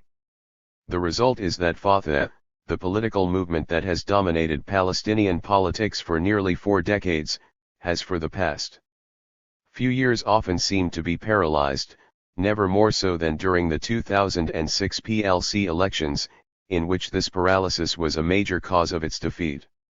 The PA itself, thoroughly dominated by Fatah, was widely accused of corruption, featherbedding, and nepotism, accusations that have much substance in fact, although it has been cogently argued recently that some of these criticisms miss their mark. 11. Beyond these damaging criticisms, the effective monopolization of power in the PA by Fatah never brought unity and discipline to the Palestinian political scene.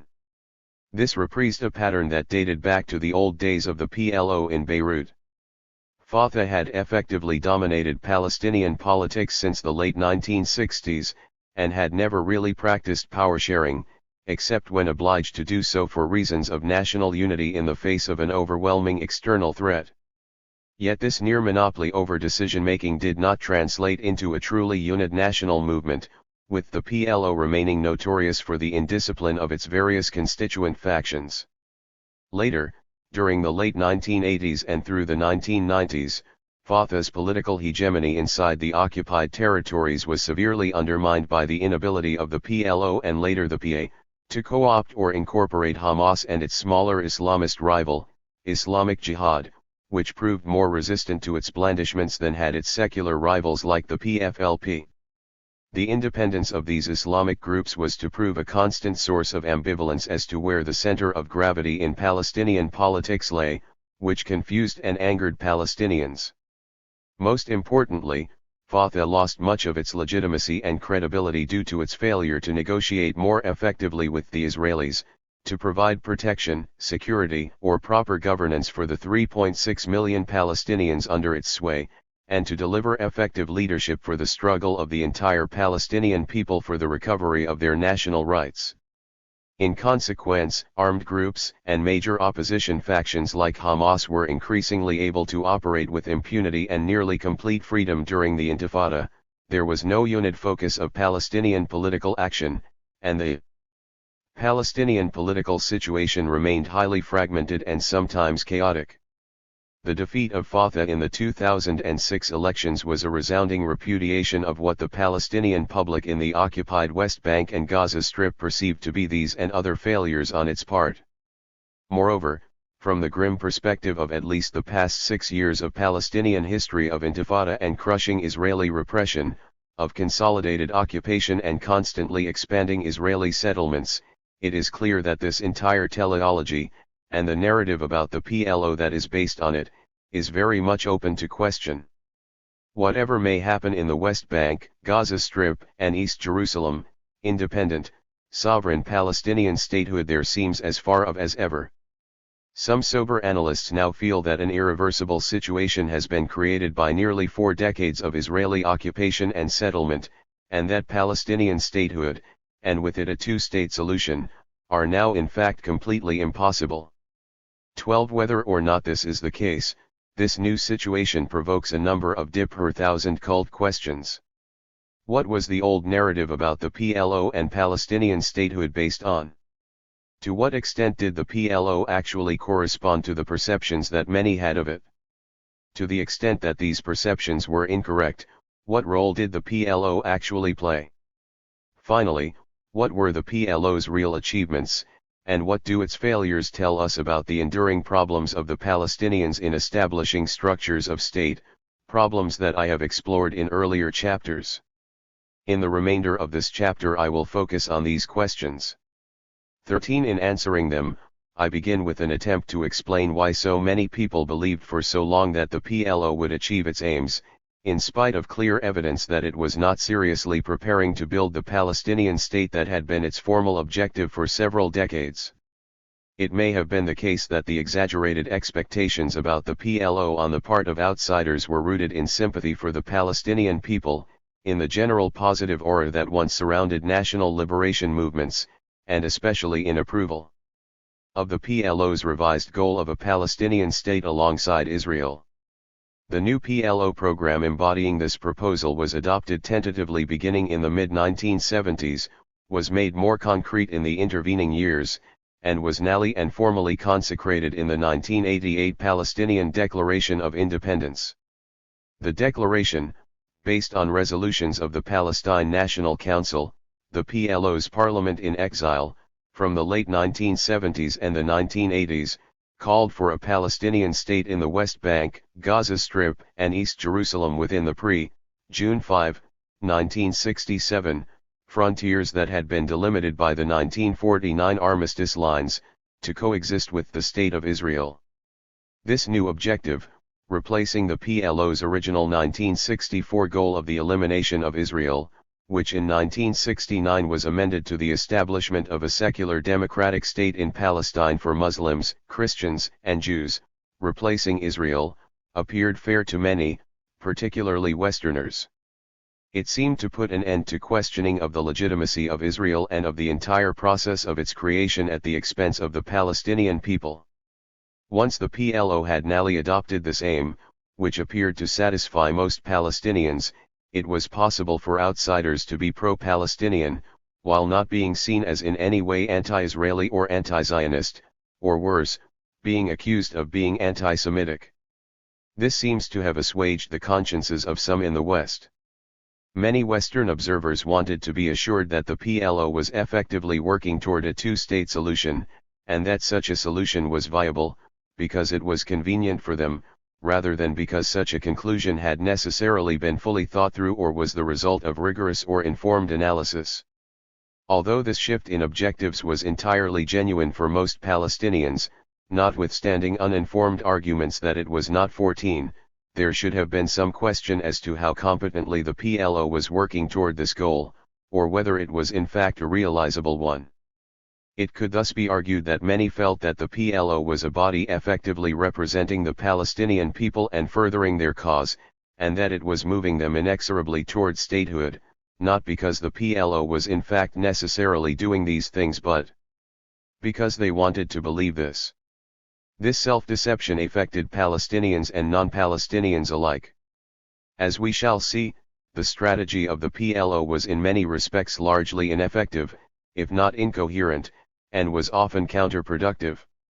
This strategy was characterized by profound internal awes, some of which only became fully manifest when the PLO emerged from its largely clandestine incarnation as a national liberation movement and established the PA in the mid-1990s. In spite of some notable successes over the past 4 decades, the PLO has failed to tilt the balance of power that overwhelmingly favors Israel. By some calculations, quite the contrary has happened. In many respects, the situation is worse for the Palestinians today than it was in 1964 when the PLO was founded. By contrast, others would argue cogently that given the daunting odds against them, the Palestinians could hardly have done much better than they did. 15. In view of the experience of numerous other colonized countries and their national liberation movements from the 1940s until the 1970s, the idea that the Palestinians would achieve statehood and independence, and that the PLO constituted the core of that state in becoming, was not in fact so far-fetched.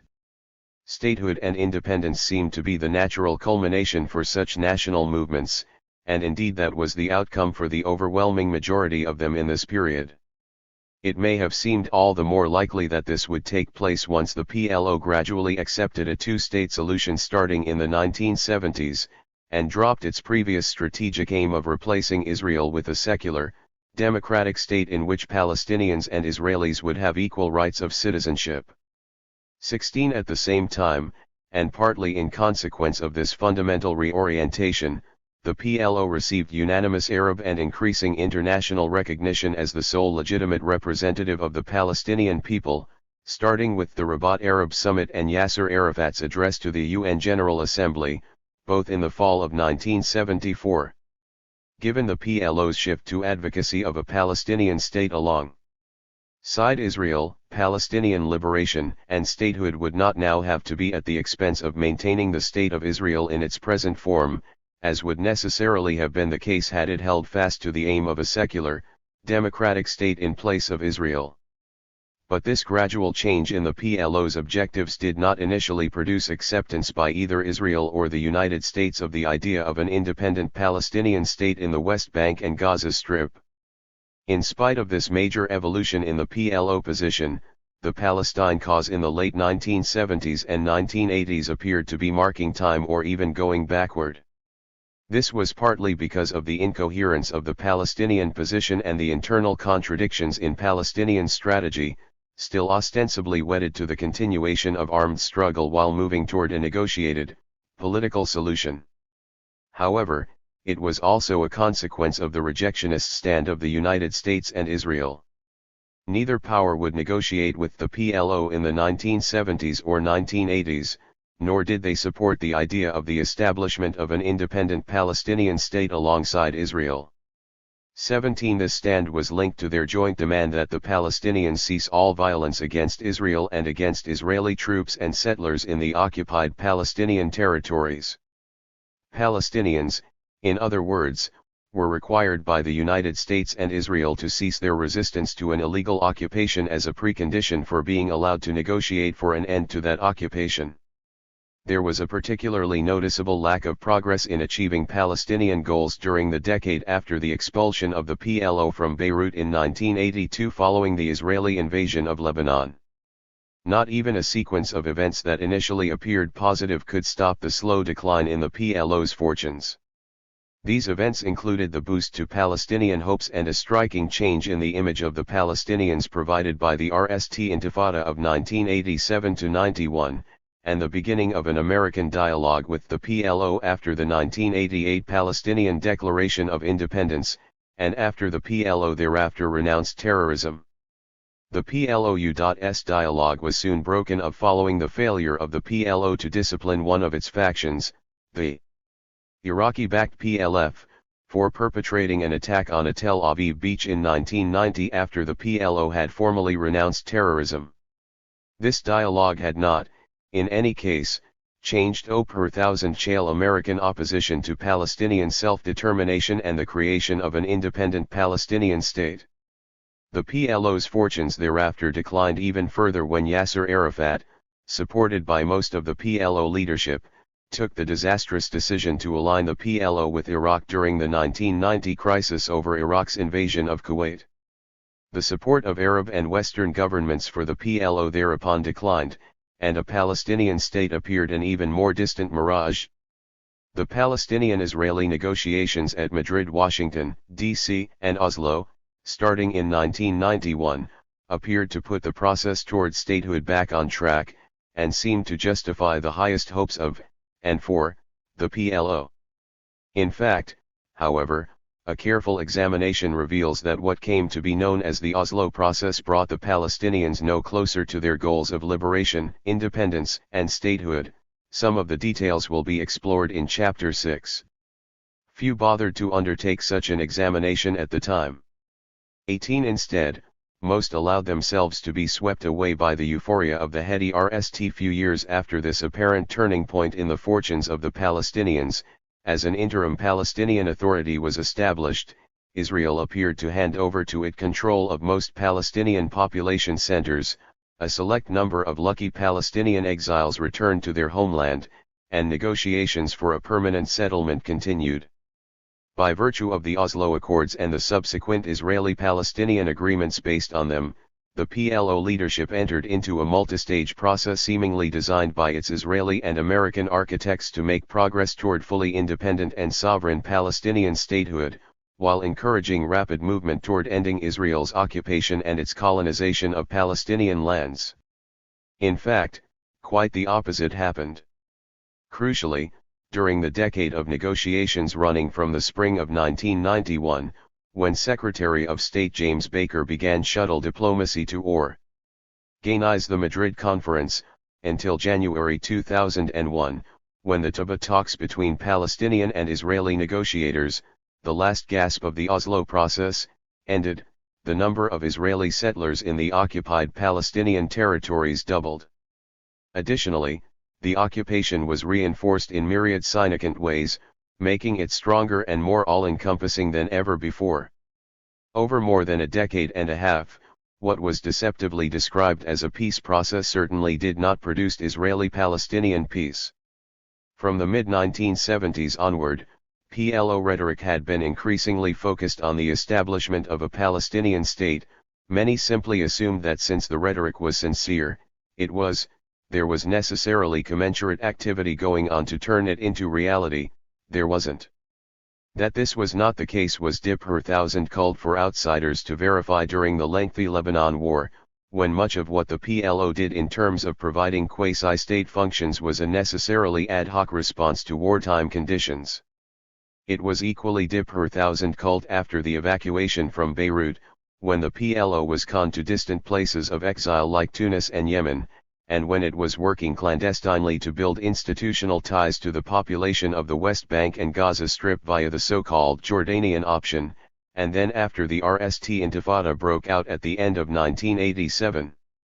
Such highly charged situations necessarily led to opacity in the behavior of the PLO. But with the return of the PLO leadership to Palestine and the formation of the PA in consequence of the Oslo Accords in the mid-1990s, it began to become apparent, RST to those in occupied Palestine living under its rule and eventually to others, that over the preceding decades the PLO had done precious little to prepare for independent statehood.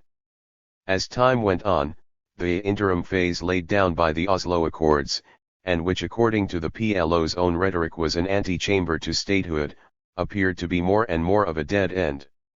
The RST decade of the existence of the PA has been testimony to the unpreparedness of the PLO leadership for the duties attendant on creating a real state. It is true that the PLO leaders who dom in at the PA were severely inhibited by Israel's overwhelming power, and by restrictions written into the Oslo Accords to which they themselves had consented, from obtaining sovereignty, statehood, or even jurisdiction and real control in most of the occupied territories. Nevertheless, there was much that they could have done in spite of these crippling disabilities that they did not do. Notably, when they established the PA they failed to create a solid framework for the rule of law, a constitutional system, a balance of powers, and many of the other building blocks of a modern state to organize the governance of the 3.6 million Palestinians whose welfare they were now responsible for.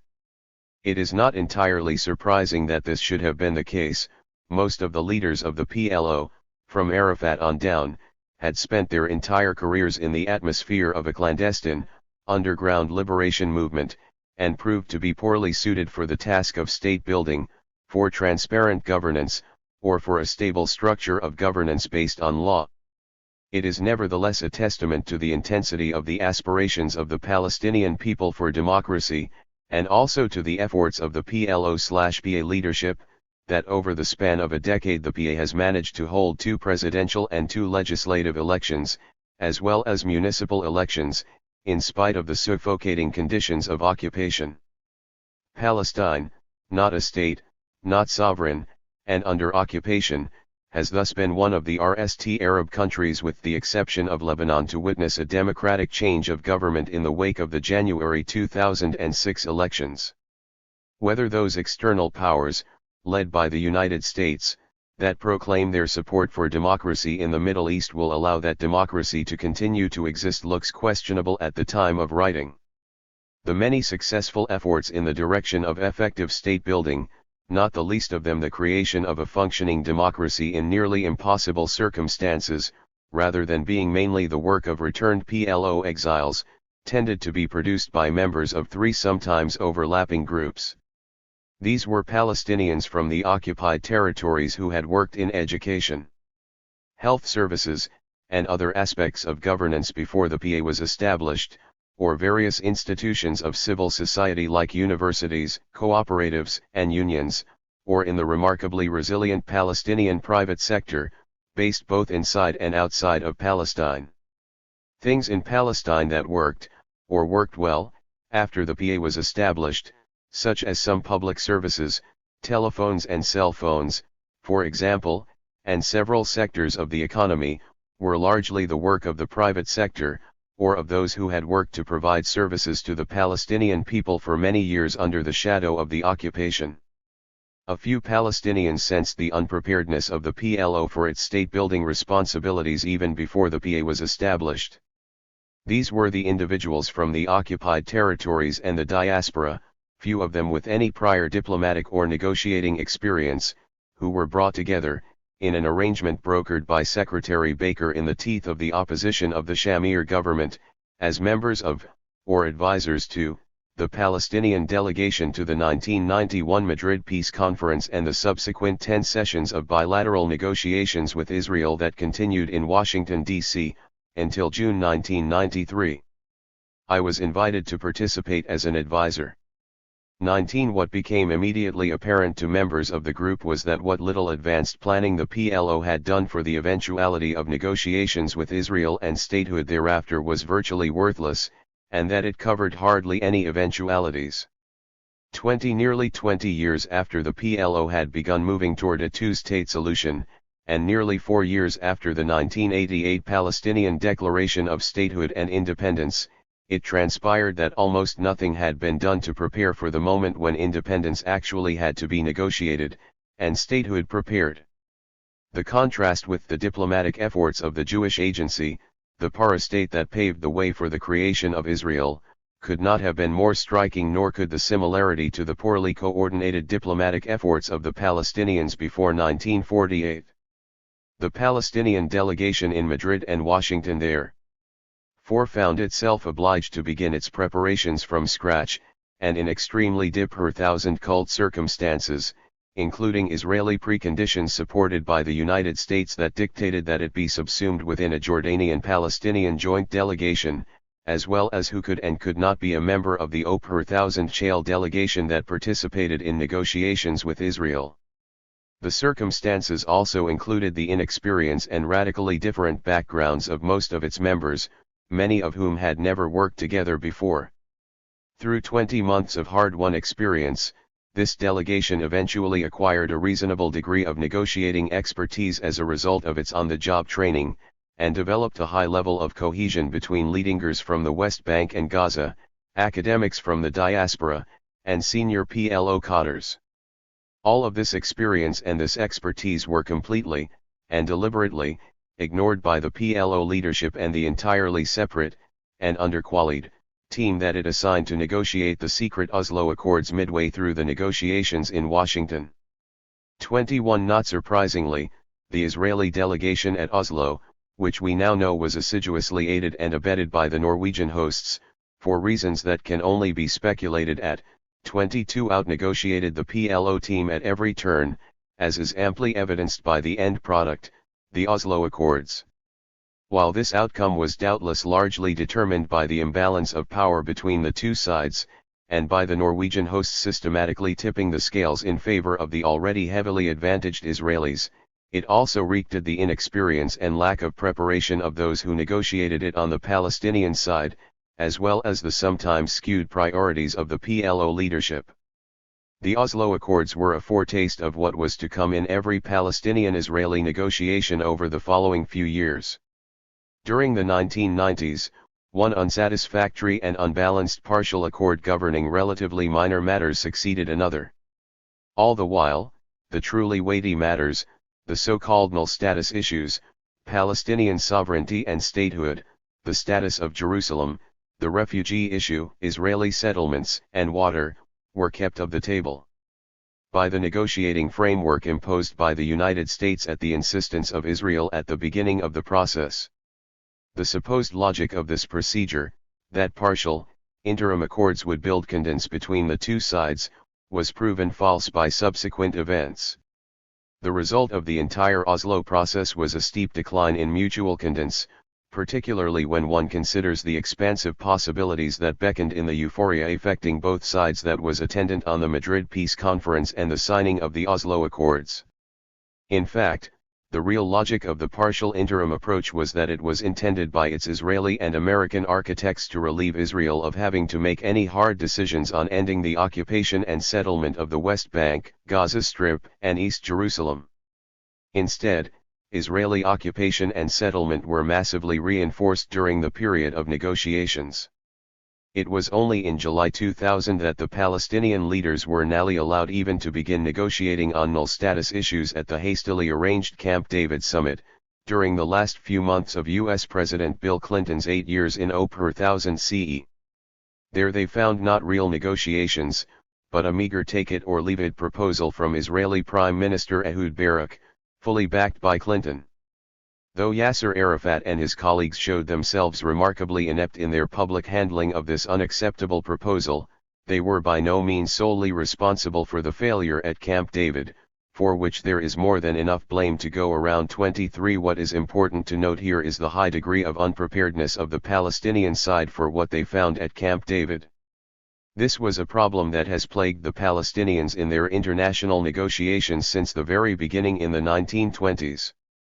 It became particularly acute at the moment when the PLO leadership in 1992-93 in effect took negotiations with Israel out of the hands of the relatively competent delegation of generally respected Gers from the occupied territories, such as Dr. Hyder Abd al-Shah, Faisal Husseini, and Dr. Hanan Ashrawi, and others from the Palestinian diaspora and the PLO, that they had chosen and sent to Washington, and placed it instead in the hands of the team of loyal PLO per thousand shales that they appointed to negotiate the Oslo Accords, while calling all the shots from Tunis. 24 There had been efforts by PLO leaders in Tunis, especially Arafat, to micromanage the work of the Madrid-Washington delegation in 1991–93 as well, sometimes to the detriment of the Palestinian cause, but this delegation was much better prepared to generate its own position papers and negotiating documents, and to resist such pressures from Tunis with well-founded arguments. One can see how this might have caused the PLO leaders, grown autocratic over many years of undisputed power, to be suspicious of the delegation they had sent to Madrid and Washington. In one instance, much of the delegation, myself included, was present when Faisal Husseini had a long, angry phone dispute with Yasser Arafat over the negotiating position to be taken in Washington. Anal problem with the PLO negotiating position may simply have been the steady decline in the competence of its leadership, and indeed of the effectiveness of the organization itself, in the years after it was forced to leave Beirut in 1982. Many of the most dynamic individuals who had founded Fatah, and who had dominated the PLO for the RST decade and more after the mid-1960s, as well as other competent PLO leaders, had disappeared by the mid-1990s. Most of them were eliminated as a result of assassination by Israeli or Arab intelligence services or by others acting for them, like the Abu Nidal organization, while a few of them died of natural causes or were otherwise disabled. PLO leaders who were assassinated between 1968 and 1991 included Abu Ali Iyad, Ghassan Kanafani, Said Hamami, Abu Yusuf al-Nayyar, Kamal Nasser, Kamal Adwan, Majid Abu Sharar, Abu Hassan Salameh, Brig. Gen. Said Sail, Abu al-Walid, Isam Sirtai, Abu Jihad, Abu al-Hal, and Abu Iyad 25. However well or badly it had performed in Beirut or before, the PLO itself, fragmented and spinning its wheels in a variety of widely scattered locations in its post-1982 exile, most of them far from any concentration of Palestinian population, was not what it had once been. And, as we have seen, in his last years, Yasser Arafat was not the leader he had once been. Many Palestinians were privately highly critical of the PLO in the post-Beirut phase, but generally preferred not to talk about its failings in front of outsiders, Arab or foreign, in effect muzzling themselves and helping to retard any process of self-criticism or renewal. Moreover, the lively political debates that characterized Palestinian politics when Beirut was its center, fed by a plethora of newspapers and magazines, research centers, a lively publishing industry, and a vigorous public sphere, and including Lebanese and other Arabs as well as Palestinians, gradually died out after 1982. Nothing arose to take their place in Tunis, where the bulk of the PLO leadership found itself, completely isolated from the Palestinian people. Meanwhile, inside the West Bank and Gaza Strip, the omnipresent Israeli occupation severely inhibited freedom of expression, as did suffocating governmental repression in the various Arab countries where most of the rest of the Palestinian population was located. Nevertheless, the PLO continued to be represented in over 100 countries, where its O per thousand CES generally had the status of embassies, and it could still credibly claim to represent the Palestinian people. To some, looking from afar, all seemed to be as it had been before 1982. Few outsiders, and not all Palestinians, noticed just how hollow this ethos had become. The PLO's achievements. When the PLO was founded in 1964, the existence of the Palestinian people as a coherent entity, indeed the very idea of Palestine, appeared to be in a grave, and perhaps in a terminal, state. It was so grave that even years later, a serious politician like Golda Meir could say with a straight face to a reputable publication that the Palestinian people did not exist, and that paper could publish her words without the slightest qualm. 26 The Palestinian people truly appeared in the mid-1960s to be facing an existential crisis of daunting proportions, and to be in serious danger of disappearing from the political sphere, just as their country had disappeared from the map, and indeed from public discourse. At this stage, nearly the only exception to this slow disappearing act could be found at the United Nations, where the question of Palestine stubbornly kept appearing on the annual agenda of the General Assembly. Today, over 40 years later, although their existential crisis is in some respects as acute as ever, it is apparent to most observers not only that the Palestinians are a people with clear national rights, but that for all their material weaknesses and their lack of a state, they are nevertheless a significant factor in the Middle East. This is apparent if only from the inordinate amount of attention devoted to this relatively small people by the United Nations and the governments of the United States, Israel, and other countries over many years. One can debate precisely who deserves the credit for putting the Palestinians back on the political map, and bringing them back from the brink of oblivion, or if it could or should have been done differently. Certainly, acts of terrorism directed against civilians played a part in bringing the Palestinians to the attention of the world in the 1960s and afterward, acts that had and have an enormous cost, both moral and political. However, some would say that the revival in the salience of the Palestinians was mainly the result of the cohesiveness, persistence, and perseverance of Palestinian society and the Palestinian people, their steadfastness and their stubborn refusal to cease to exist in the face of the extraordinary pressures on them to disappear. Others would ascribe it entirely to the actions of the PLO and its leadership. Although this is an exaggeration, there can be little question that the PLO deserves at least some of the credit, and that this was a major, if not the most important, attainment of its leadership. The PLO certainly deserves credit in whole or in part for at least 3 major achievements related to this revival of the Palestinian national movement over the past 4 decades. The RST was to create a vehicle for the achievement of their national aims that was universally accepted among the entirety of the Palestinian people, at least by most of them for several decades, and that was broadly understood to constitute this people's sole central political address. The creation of an accepted forum grouping all major Palestinian political forces was something that no earlier Palestinian political leadership had been able to achieve during the mandatory period until 1948. Although the Palestinian Arab Congresses, the Arab Executive, and later the Arab Higher Committee, could with at least some credibility claim to represent the Palestinians, as we have seen in earlier chapters, that claim was constantly contested, both overtly and implicitly, by various important Palestinian leaders and political forces, not to speak of the League of Nations, the British, and the Zionists, who never formally recognized any of them. In effect, there was never an unchallenged, universally accepted structure within which Palestinian politics functioned before 1948.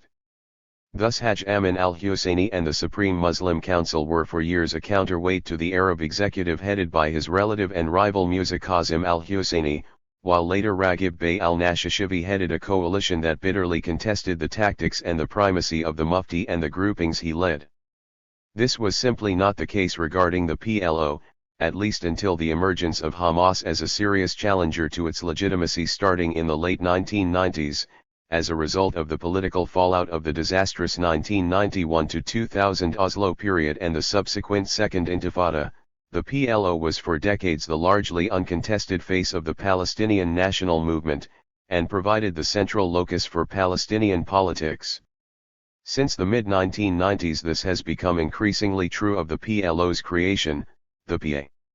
The participation, and then the victory, of Hamas in the PLC elections in January 2006 underlines the extent to which the structures originally created by Fatah and its allies in the PLO remain the uncontested forum for Palestinian politics.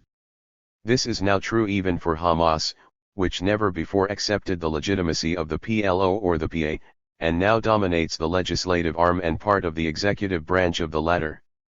A second related achievement was to parley this acceptance and recognition by the Palestinian people of the PLO as their representative into recognition by the Arab states, and later recognition by the international community. In some ways this was an even more impressive achievement than the RST, at least when it is compared with prior periods in Palestinian history.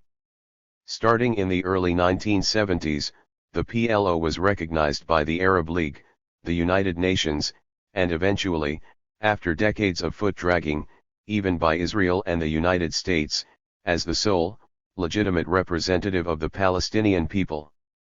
Indeed, for many years, more states have recognized the PLO than have recognized Israel, and the PLO has come to play a major role at the United Nations and in other international forums.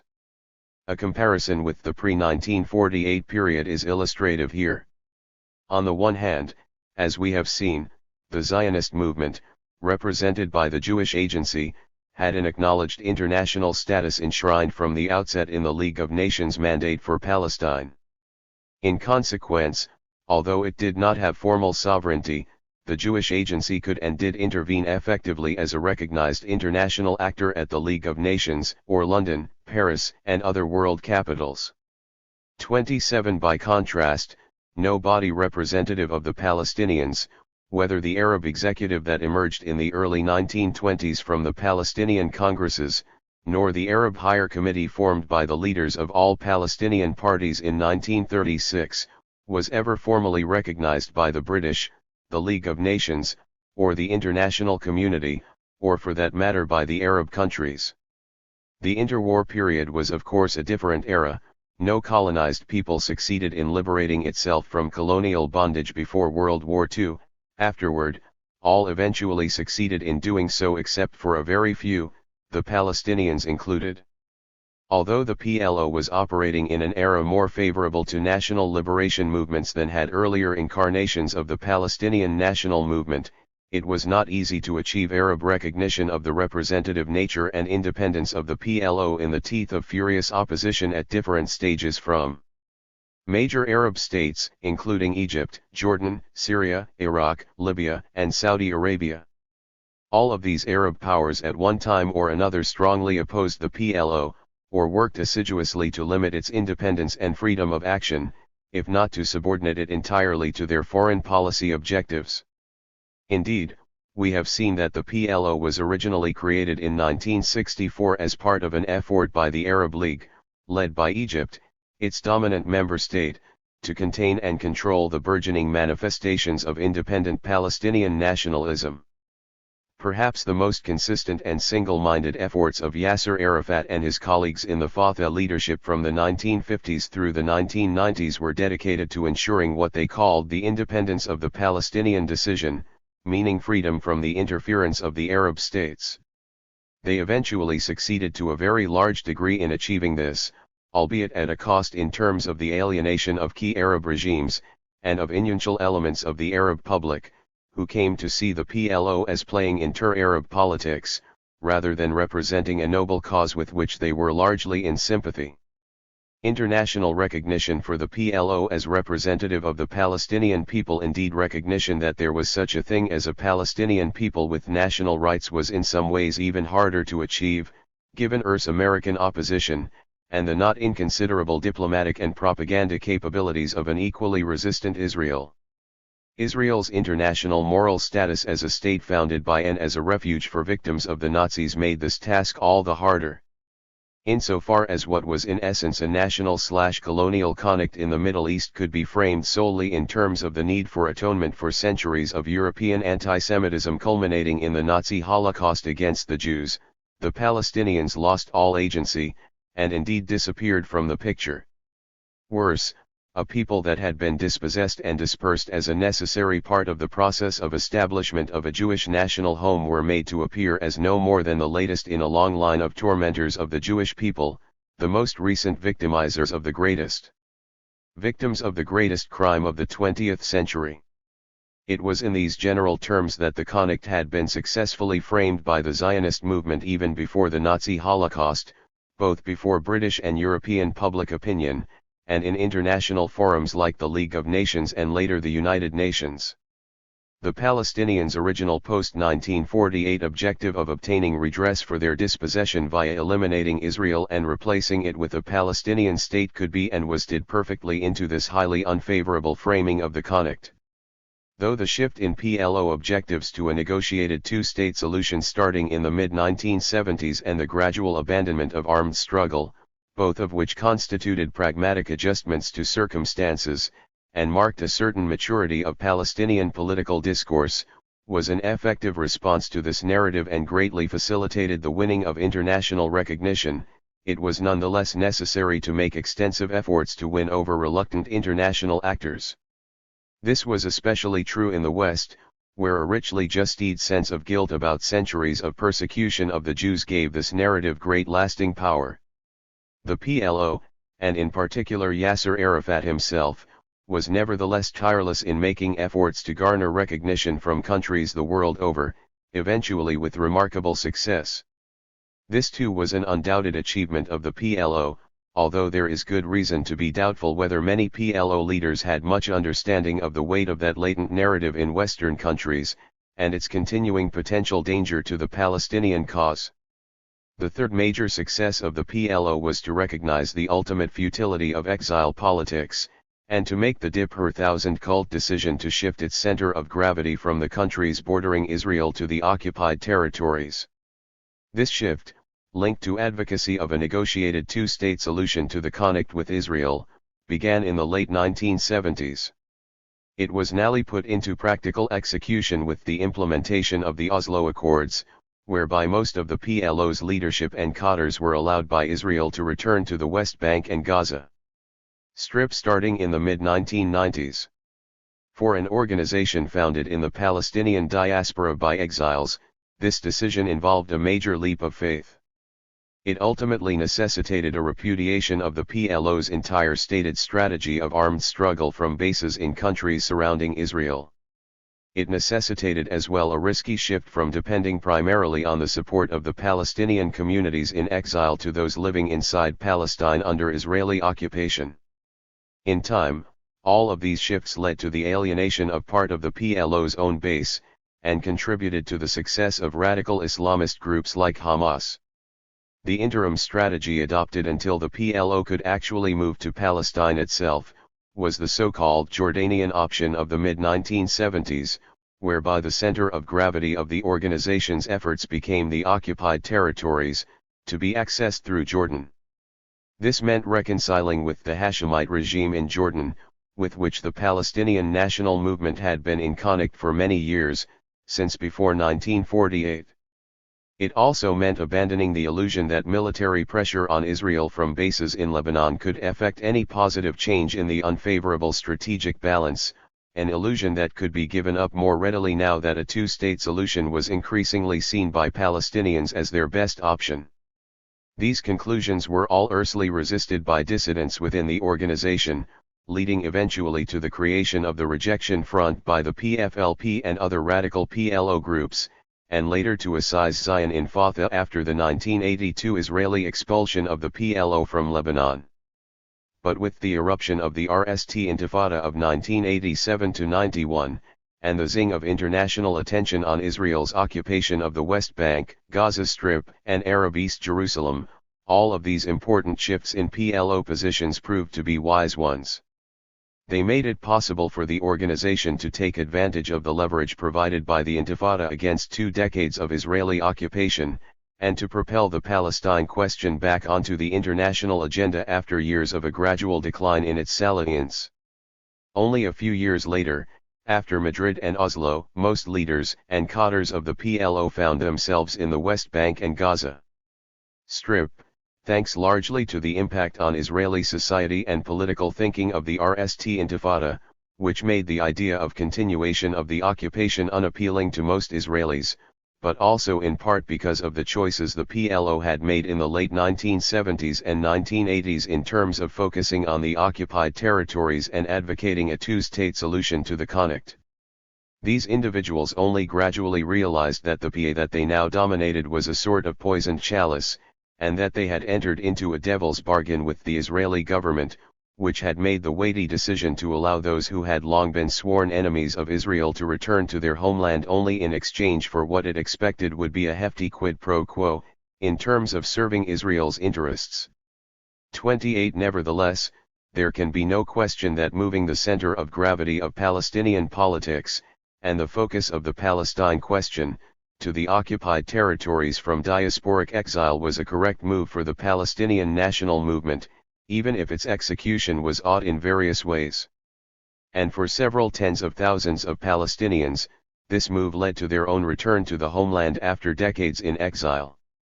Admittedly, only a few thousand leaders and cadres and their immediate families were allowed to return to the West Bank and Gaza Strip by Israel, after careful security vetting.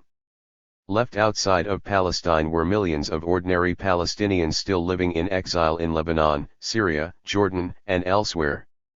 Many of them understandably felt left behind, and even abandoned.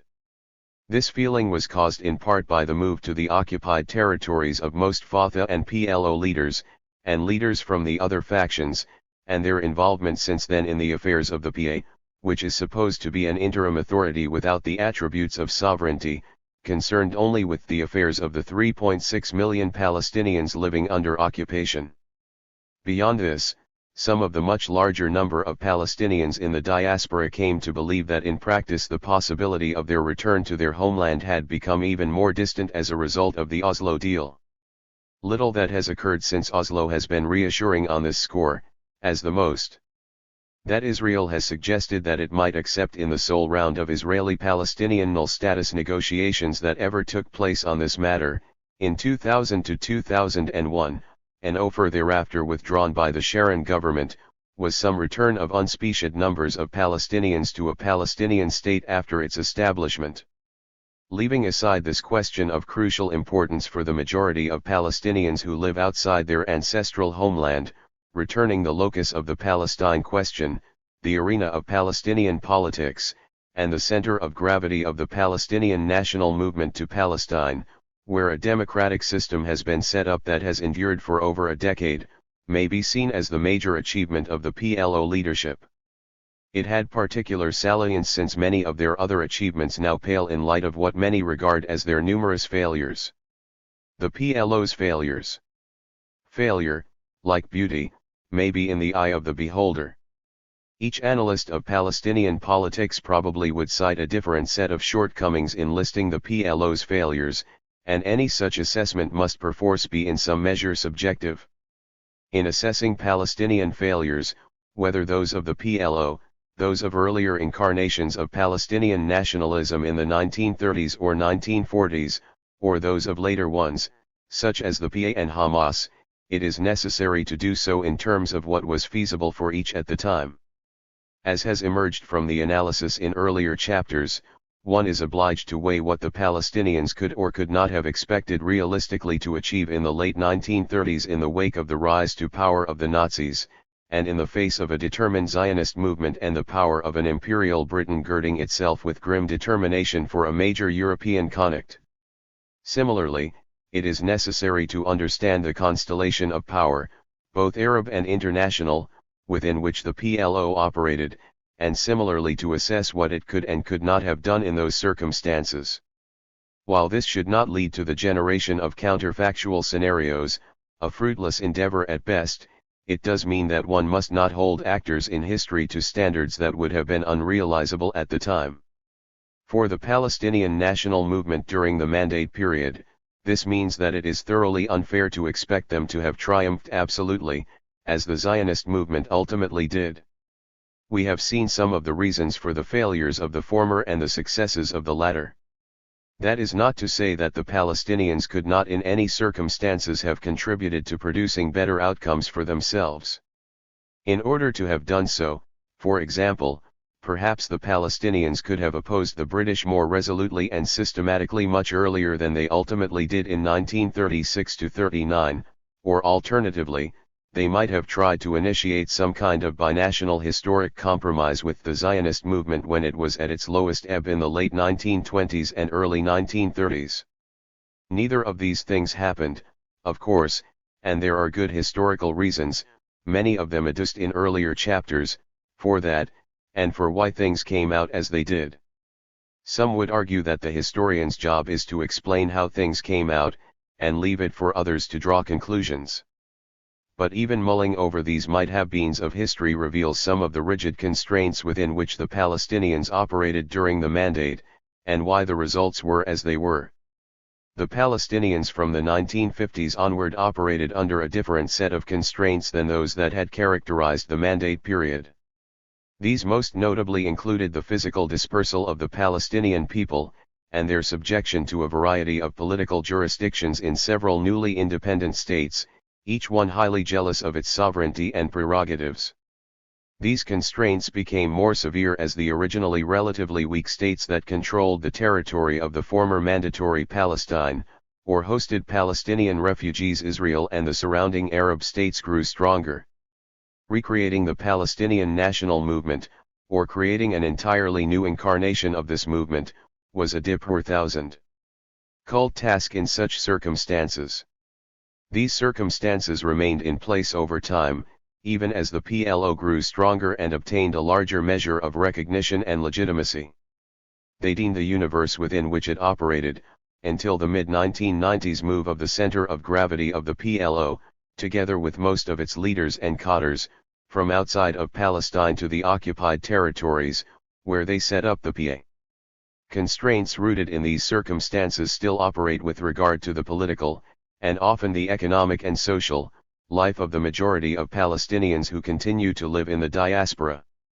Thus to fail to take into account the Sharq el waters, especially those in the Arab world, within which the Palestinian national movement in exile had to operate after 1948 is to ignore the fundamental conditions that shaped Palestinian existence in this period. And although navigating masterfully in these waters was one of the greatest accomplishments of the PLO leadership, and notably of Yasser Arafat, the undisputed captain of the ship until his death, the characteristics that made possible this feat were often less than optimal ones for other areas of endeavor. To put it more bluntly, the deviousness and subterfuge that were indispensable for a weak PLO in dealing with the predatory mores of the states that dominated Arab politics were much less well adapted to, or completely unsuitable for, other arenas. These characteristics ultimately severely restricted what could be achieved by the generation of PLO leaders who had grown up under these circumstances, most notably Arafat himself. The often criticized approach of the PLO to its inter-Arab dealings, balancing one powerful state against another and resisting their attempts to penetrate the Palestinian political arena, was in large measure necessitated by the PLO's weakness, the absence of reliable external sources of support, and its lack of a nearby secure base of operations. It came to be much caricatured in the Arab, and later the Western, press, with Arafat in particular depicted as shifty and untrustworthy. Given the backstabbing and double-dealing characteristic of much of inter-Arab politics, it was not surprising that one of the weakest of Arab actors should adopt an approach that might be depicted in such an unerring way. The PLO in fact had little choice in this regard. Whatever its origins and the justifications for it, however, this approach was ill-suited to dealing with non-Arab powers, especially Western ones. Most importantly from the perspective from which this book has been written, that of the Palestinians' failure to develop structures of state through most of their modern history, this same approach was also often dysfunctional. For example, it required sharply honed skills to balance the main pro-Syrian and pro-Iraqi factions of the PLO, SAICA, and the Arab Liberation Front, which were no more than Trojan horses for these two states, or worse, vehicles for their murderous intelligence apparatuses, and their overbearing and powerful patrons in Damascus and Baghdad. These skills included bluster, bluff, compromise, and sometimes deceit. These same skills proved to be a liability in dealing with non-Arab powers, and in building Palestinian state institutions. This was a major contributing factor to what can be described as the RST of the main failures of the PLO, the failure to develop the organs of the PLO into the framework for a full-edged Palestinian state. The PLO under Arafat's leadership did grow into a quasi or parastate structure, with departments that were the functional equivalent of ministries carrying out a variety of national, educational, medical, and social tasks. The PLO was hampered by having to do these things in difficult conditions of exile, where it often clashed with the regimes of Arab host countries, in Jordan, Lebanon, Syria, Egypt, and elsewhere. The Palestinians suffered, moreover, from the manifold inadequacies of the para-state institutions the PLO created. They were neither very well run nor efficient, nor were they particularly democratic. Operating mainly in conditions of war and civil war in Lebanon, the structures of the PLO's para-state had nevertheless functioned in an adequate fashion for 15 years, until the expulsion of the organization and thousands of its leaders and cadres after the Israeli invasion of 1982. During this period, it succeeded in providing some basic services to the country's 300,000 to 400,000 Palestinians as well as to many Lebanese. 29. Nevertheless, cronyism, the arbitrary exercise of power, corruption, and the absence of discipline over its various factions always seriously marred the PLO's performance in Lebanon. These many defects, together with the heavy-handed interference of the PLO and its many constituent groups in Lebanese politics and in the everyday lives of Lebanese citizens, led to the alienation of the great majority of Lebanese from the PLO. This alienation was to cost the Palestinians dearly in 1982 and afterward. 30. Between the evacuation of the PLO from Beirut late in the summer of 1982 and the mid-1990s, the organization's institutions in exile became ossified and lost most of whatever vitality they once had. Many PLO cadres who had worked within these structures in exile for more than a decade were allowed by Israel to return to the occupied territories after the 1993 Oslo Accords. There they provided the bulk of the Palestinian Authority's senior governmental OPR-1000 chales and security OPR-1000 SIRs. Most lower-ranking employees and security personnel came from within the occupied territories. But the cadres who had previously run the PLO's institutions in Lebanon had spent the ensuing dozen or so years after leaving Beirut in enforced idleness in various Arab countries. Most of whatever good qualities they may have had in the 1970s and early 1980s had been eroded by the time they returned to Palestine after long years of enforced exile. When they did so in the mid-1990s, they were older, grayer, and thicker as they took up the reins of power in the PA, to nally enjoy its perquisites. Beyond this, given the backgrounds of most of them in clandestine, underground, and military activity, few had the requisite training, experience, or disposition for the routine tasks of governance and administration that awaited them in Palestine. It was little wonder that the PA exhibited in magnified form the Oz of the PLO's para-state in Lebanon. One criticism that has been made of the PLO and the PA is that they shifted from being a national liberation movement to something else in the 1990s after the establishment of the PA, but well before the process of liberation in terms of ending Israeli occupation and settlement and justly resolving the issue of the refugees had been completed. Whatever the validity of this criticism, it is worth noting that long before Oslo, indeed as early as the 1970s in Lebanon, the PLO had become bureaucratized, and in this process became more and more of a quasi-state and less of a national liberation movement. From the moment that the main PLO military forces were moved up to Beirut and Sidon from South Lebanon in the 1975-76 phase of the Lebanese War, the pretense that their purpose was to liberate Palestine through armed struggle began to disappear. As these forces became more of a self-defense force for the Palestinian population in Lebanon, as well as a strike force against the PLO's enemies Lebanese and Syrian during the war there, as the PLO's strategy changed in the direction of diplomacy, and as its aim became a two-state solution, this pretense evaporated completely. But none of this movement away from a liberation strategy and in the direction of a quasi-state ever led to the next stage, the regularization and organization on a legal basis of the organs of the PLO, their democratization, and their preparation for a move into the occupied territories. Little that the PLO did in its Lebanese phase, and even less of what it did during the decade in the wilderness that followed, seemed to involve serious preparation for statehood. Given the harsh realities of the Palestinian position in a Lebanon racked by internal conflict, external intervention, and war for the last decade of the PLO's presence there, from 1973 until 1982, perhaps this was in part understandable. 31 But it was not only the need to deal with constant emergencies that inhibited the PLO leadership from undertaking such a transformation. In Lebanon, and even more so after 1982, it was more the fact that having grown up as students and later as militants in an underground clandestine environment, having been raised in an atmosphere of distaste for the weak democracies in the Arab world, and of admiration for the strong regimes established by the likes of Jamal Abd al-Nasir in Egypt and the autocratic pan-Arabist Ba'ath Party in Syria and Iraq, having never lived in a system where the rule of law prevailed, these leaders were ill-prepared to lead such a transformation. Not surprisingly, they failed to do so. A linked failure was the inability of the PLO leadership to understand the limits of violence. This produced the strategic incoherence that resulted from, on the one hand, accepting a two-state solution and renouncing violence in 1988, but not, on the other, drawing the logical conclusion that what was necessary was the re-education of the Palestinians away from armed struggle and toward a whole new approach of unarmed mass popular struggle.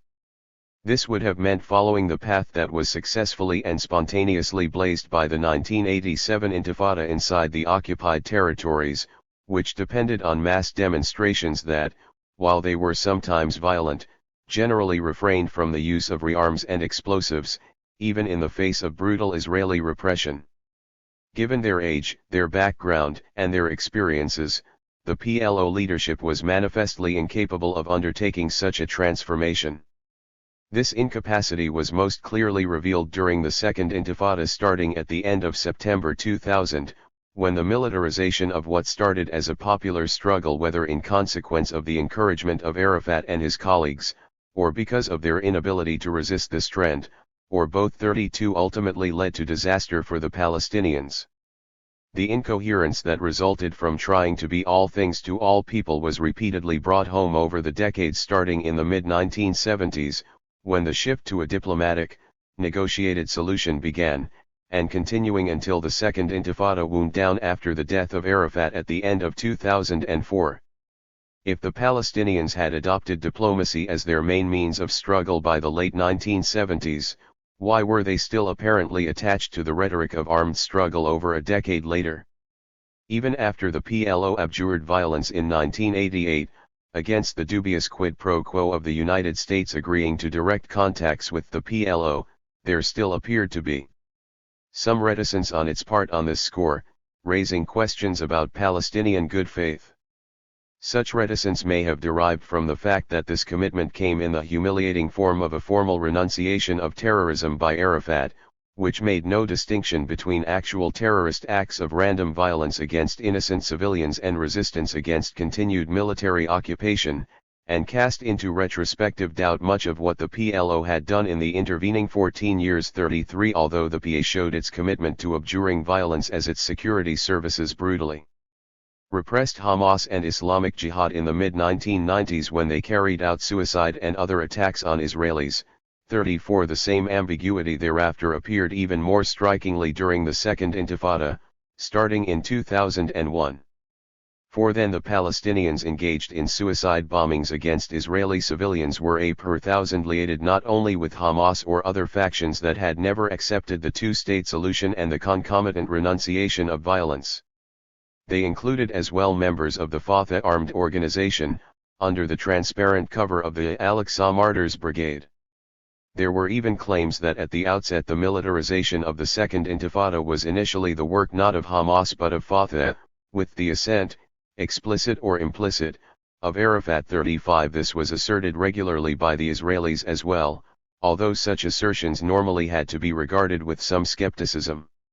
It was, however, incontrovertibly the case that the suicide bombings against civilians that later became the hallmark of the Second Intifada were above all the work of Hamas.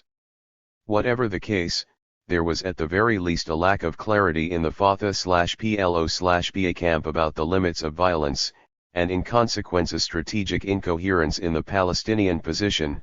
If the Palestinians wanted to make peace with Israel within its 1967 frontiers, why were militant Palestinian groups killing Israeli civilians within these borders? If the problem was the occupation, and not the existence of Israel itself, why was the occupation itself not the sole target of Palestinian attacks? One did not have to be aiming at discrediting the Palestinians to ask such questions, and indeed they were increasingly asked by Palestinians as the Intifada wore on and produced significantly more devastating results for Palestinian society than for Israel. This popular dissatisfaction played a considerable role in persuading all the Palestinian militant groups to radically scale down their attacks inside Israel proper from late 2004 onward, and in pushing Hamas, ever sensitive to the popular mood, to accept joining in the PA electoral process that it had always spurned. The question remained, why was it that it took popular disapproval in the wake of ferocious repression to convince those leading the armed struggle to desist? Where were Palestinian leaders when they were most needed? These are questions that have recurred in modern Palestinian history, in the late 1930s, the 1970s and 1980s, and now at the beginning of the 20th century. They bespeak serious structural problems in the Palestinian national movement that clearly are still unresolved. Anal failure of the PLO began with the departure from Beirut, was accentuated during the Tunis period from 1982 to 1991, and was exacerbated during the Oslo negotiations and consecrated with the establishment of the PA. This was the effective abandonment of the majority of Palestinians who live outside of Palestine. It was caused by the inability of the Palestinian leadership to act on the principle that the Palestinians are a single people, all of whom suffered from their collective dispossession, and that consequently the amelioration of the lot of those under occupation was only part of the resolution of the Palestine problem. The PLO leadership fell into this trap through accepting the negotiating formula imposed at Madrid in 1991 by James Baker at the behest of the Israelis. This provided for the issue of the refugees, and all matters of substance, to be dealt with subsequently to the negotiation of interim arrangements for the occupied West Bank and Gaza Strip, in null status negotiations that, in the event, were delayed for nearly a decade, until the abortive Camp David conference in 2000, and now have been delayed sine die. This delay created the unmistakable impression that the PLO leadership, which fooled its own right of return to Palestine under the Oslo Accords, had feathered its nest, and had come to care only for the interests of those under occupation, while forgetting those languishing in the refugee camps of Lebanon and others in the diaspora.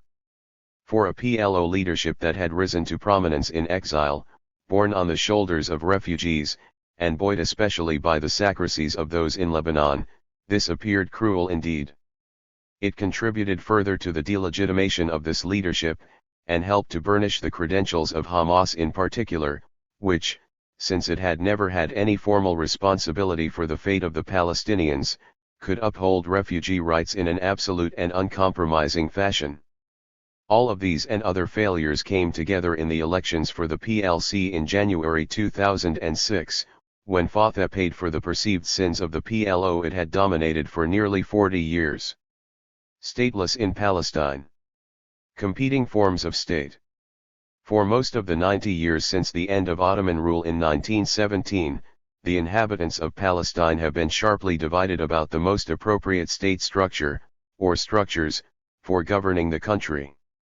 Today, despite the near universal international legitimacy accorded to the Israeli nation-state, and apparent international unanimity as to the desirability of creating a Palestinian state alongside Israel, the question of what state structure or structures are appropriate for this small country is still undecided. Indeed, this is a deeply fraught issue, a source of existential anxieties among both the Palestinian and Israeli peoples, although those anxieties have entirely different roots, whatever their superficial similarities. As I have discussed here and elsewhere, like most peoples in the Arab world, the Palestinians gradually developed a sense of modern national identity rooted in a deemed nation-state in the first few decades of the 20th century. 1. This sense of common identity of the Arab inhabitants of Palestine was then cemented by the shared mass trauma of the destruction of Arab Palestine in 1948, which profoundly affected virtually all Palestinians in one way or another, and affects them still. In spite of their vigorous sense of collective national identity, the Palestinians have never succeeded in creating an independent state of their own, and have no sure prospect in the future of ever having a truly sovereign state, or of possessing a contiguous, clearly demarcated territory on which to establish it. Beyond this, For their entire modern history since 1917 they have suffered from a series of dramatic impositions. These included the denial of their very existence and of their legitimacy as a national entity by Great Britain, the Zionist movement, and much of the rest of the world, domination and repression by a range of foreign powers, repeated expulsions from their homes, including the expulsion of over half their number in 1948, and over 2 generations of harsh, alien military occupation for many of them. In consequence of the lived experience of their own recent past over several generations, the Palestinians are thus understandably prey to profound, just-ed, and realistic fears of being destroyed and dispersed as a people. By contrast, the Israeli people today have a very powerful state, one that has been in existence for over 8 years. They nevertheless harbor intense fears of their own, for their state's continued survival and their survival as a people. These are born mainly of a recent history of discrimination, persecution, expulsion, and genocide against Jews that took place primarily in Europe, culminating in the Nazi Holocaust, all of this against the background of a 2,000-year-old history of expulsion and persecution. Secondarily, these fears grow out of the anxiety attendant on the creation of a Jewish state in 1948 in a land 2/3 of whose inhabitants were at that time Arab, a land furthermore that was and is surrounded by a sea of Arabs. This anxiety is perpetuated by the Zionist imperative of having to maintain the Jewish nature of an Israeli state, in the face of a constantly growing minority of Arab citizens that now constitutes nearly 20% of the population. Moreover, this is a state that fully and completely controls a territory Israel together with the West Bank and the Gaza Strip that today has a bare and rapidly shrinking overall Jewish majority. 2. These fears are powerfully reinforced by a peculiar Israeli narrative of their recent experience in Palestine, whose subtext is a specific reading of millennia of Jewish history. 3. This narrative sees the Israelis as the continuing victims of those they have decisively defeated, dispossessed, and dispersed, although they have been victorious in every military conflict they have engaged in over the nearly 60 years of existence of their state. Clearly, for both peoples in Palestine, the Palestinians and the Israelis, this sense of victimhood, a sense that almost by definition involves a claim of exclusive victimhood, is underpinned by existential fears that in turn produce enormous anxiety about establishing a state, or for preservation of an existing state, in both cases as a shield against further misfortune. There is nevertheless an extraordinary contrast between the 2 national narratives, and between the degree to which the respective fears of the 2 sides are grounded in reality. There has also been a great gulf between the perceptions of the Palestinians and the Israelis as to the forms of state they have believed were appropriate for Palestine/Israel over the nearly 90 years since Ottoman sovereignty over Palestine ended. During the hundreds of years of Ottoman rule over Palestine, the question of what forms of state were appropriate did not arise, at least not for most of the country's inhabitants. It is true that over nearly the last 100 years of the existence of the Ottoman Empire, the form and structure of the Ottoman state itself was a subject of constant contention among its subjects and citizens, and among interested foreign powers. However, until nearly the very end of its 4 centuries of control over Palestine, the Ottoman Empire was the unchallenged state framework within which nearly all of the country's Muslim and Christian inhabitants operated. Importantly, until virtually the end of the Ottoman period, a majority of Palestine's Jewish population was of non-European origin, and most of them were Ottoman citizens. For neither among the country's majority population of Ottoman Arab Muslims and Christians, nor among Ottoman Jews in Palestine, was there much serious thought about an alternative to the Ottoman state as a framework for their respective collective aspirations before 1914. Most members of both groups remained loyal Ottoman subjects until then. Even among non-Ottoman European Jews in Palestine in this period, a majority were deeply religious and unworldly, and for the most part had little interest in what state ruled over them. The Zionist movement at this stage had not fully developed its view of what form of state was appropriate for Palestine, and in any case before 1914 its adherents were still very probably a minority among Jews in Palestine. 5. The situation changed dramatically and rapidly in every respect after Great Britain occupied Palestine in 1917. In that year, Britain issued the Balfour Declaration pledging its support for the establishment of a national home for the Jewish people in Palestine. In later years it sought to carry out this pledge under a League of Nations mandate, while opening the country's doors to Jewish immigration, mainly from Europe. This changed the makeup of the Yishuv, the Jewish community in Palestine, which every year grew more European, more secular, and more Zionist. Thereafter, two entities that increasingly came to see themselves as separate national groups in Palestine, the Arabs and the Jews, developed quite different views about the question of how Palestine should be governed, and under what form of state. After a brief period of hope among some Palestinian Arabs that Palestine might be part of a larger independent Arab state, in particular the state established by King Faisal in Damascus in 1918-20, most Palestinians for the 3 decades until 1948 rather unimaginatively, but understandably, called simply for the establishment of an independent Arab state of Palestine. Like other peoples under foreign rule in the immediate post-World War I period, the Koreans, the Indians, the Egyptians, and others, many Palestinians had initially naively believed in the liberal promises about national self-determination included in Woodrow Wilson's 14 points. As we saw in Chapter 2, these ideas were later embodied in part in the Covenant of the League of Nations with specific reference to former Arab provinces of the Ottoman Empire, including Palestine. 6. The Palestinians moreover considered themselves to be among the Arab peoples to whom Britain had promised independence in the Hussein McMahon Correspondence of 1915-16 and subsequent pledges. 7. They assumed that at the very least they should be treated as were the populations of other League of Nations Class A mandates, such as Iraq, Syria, Lebanon, and Transjordan, with governments drawn from the majority population, and a promise of eventual self-determination and independence. 8. Palestinian Arabs consequently assumed that when they nally and inevitably came into their rightful inheritance as a sovereign people, the state they would dominate because of their majority status. As we have seen, in 1918 Arabs constituted over 90% of the population. While 98% of the country's land was either Arab-owned or public land would naturally and necessarily wreak their ethnicity and national aspirations.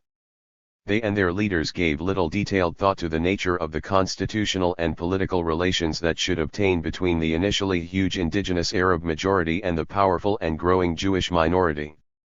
Moreover, they failed to pay sufficient attention to the fact that this minority was made up increasingly as the years went by of recent European immigrants who had strong national aspirations. Indeed, most of them had come to Palestine solely to fuel these aspirations.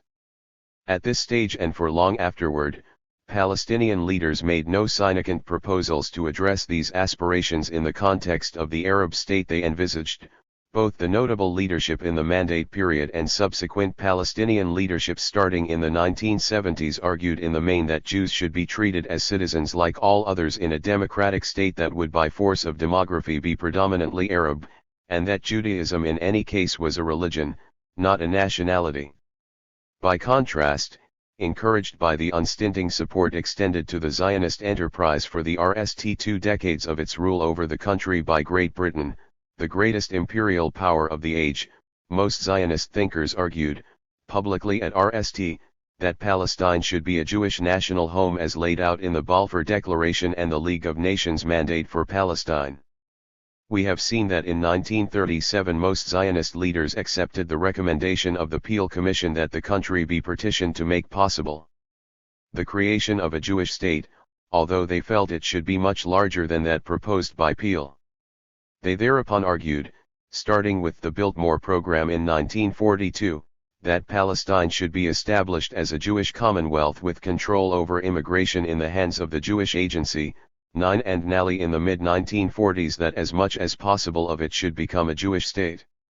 However, much earlier, indeed from soon after the outset of British rule, in the 1920s, Zionist leaders expected, and were given to believe confidentially by many of their per thousand shale British interlocutors, that the entire country of Palestine would and should eventually become a Jewish state, even though they generally conned themselves in public to the ambiguous term Jewish national home.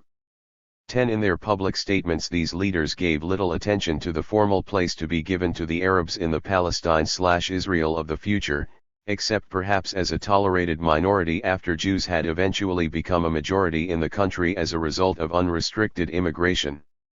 An influential minority of Zionist leaders, led by Ze'ev Jabotinsky, whose followers included two later prime ministers of Israel, Menachem Begin and Yitzhak Shamir, were coldly realistic and much more forthright.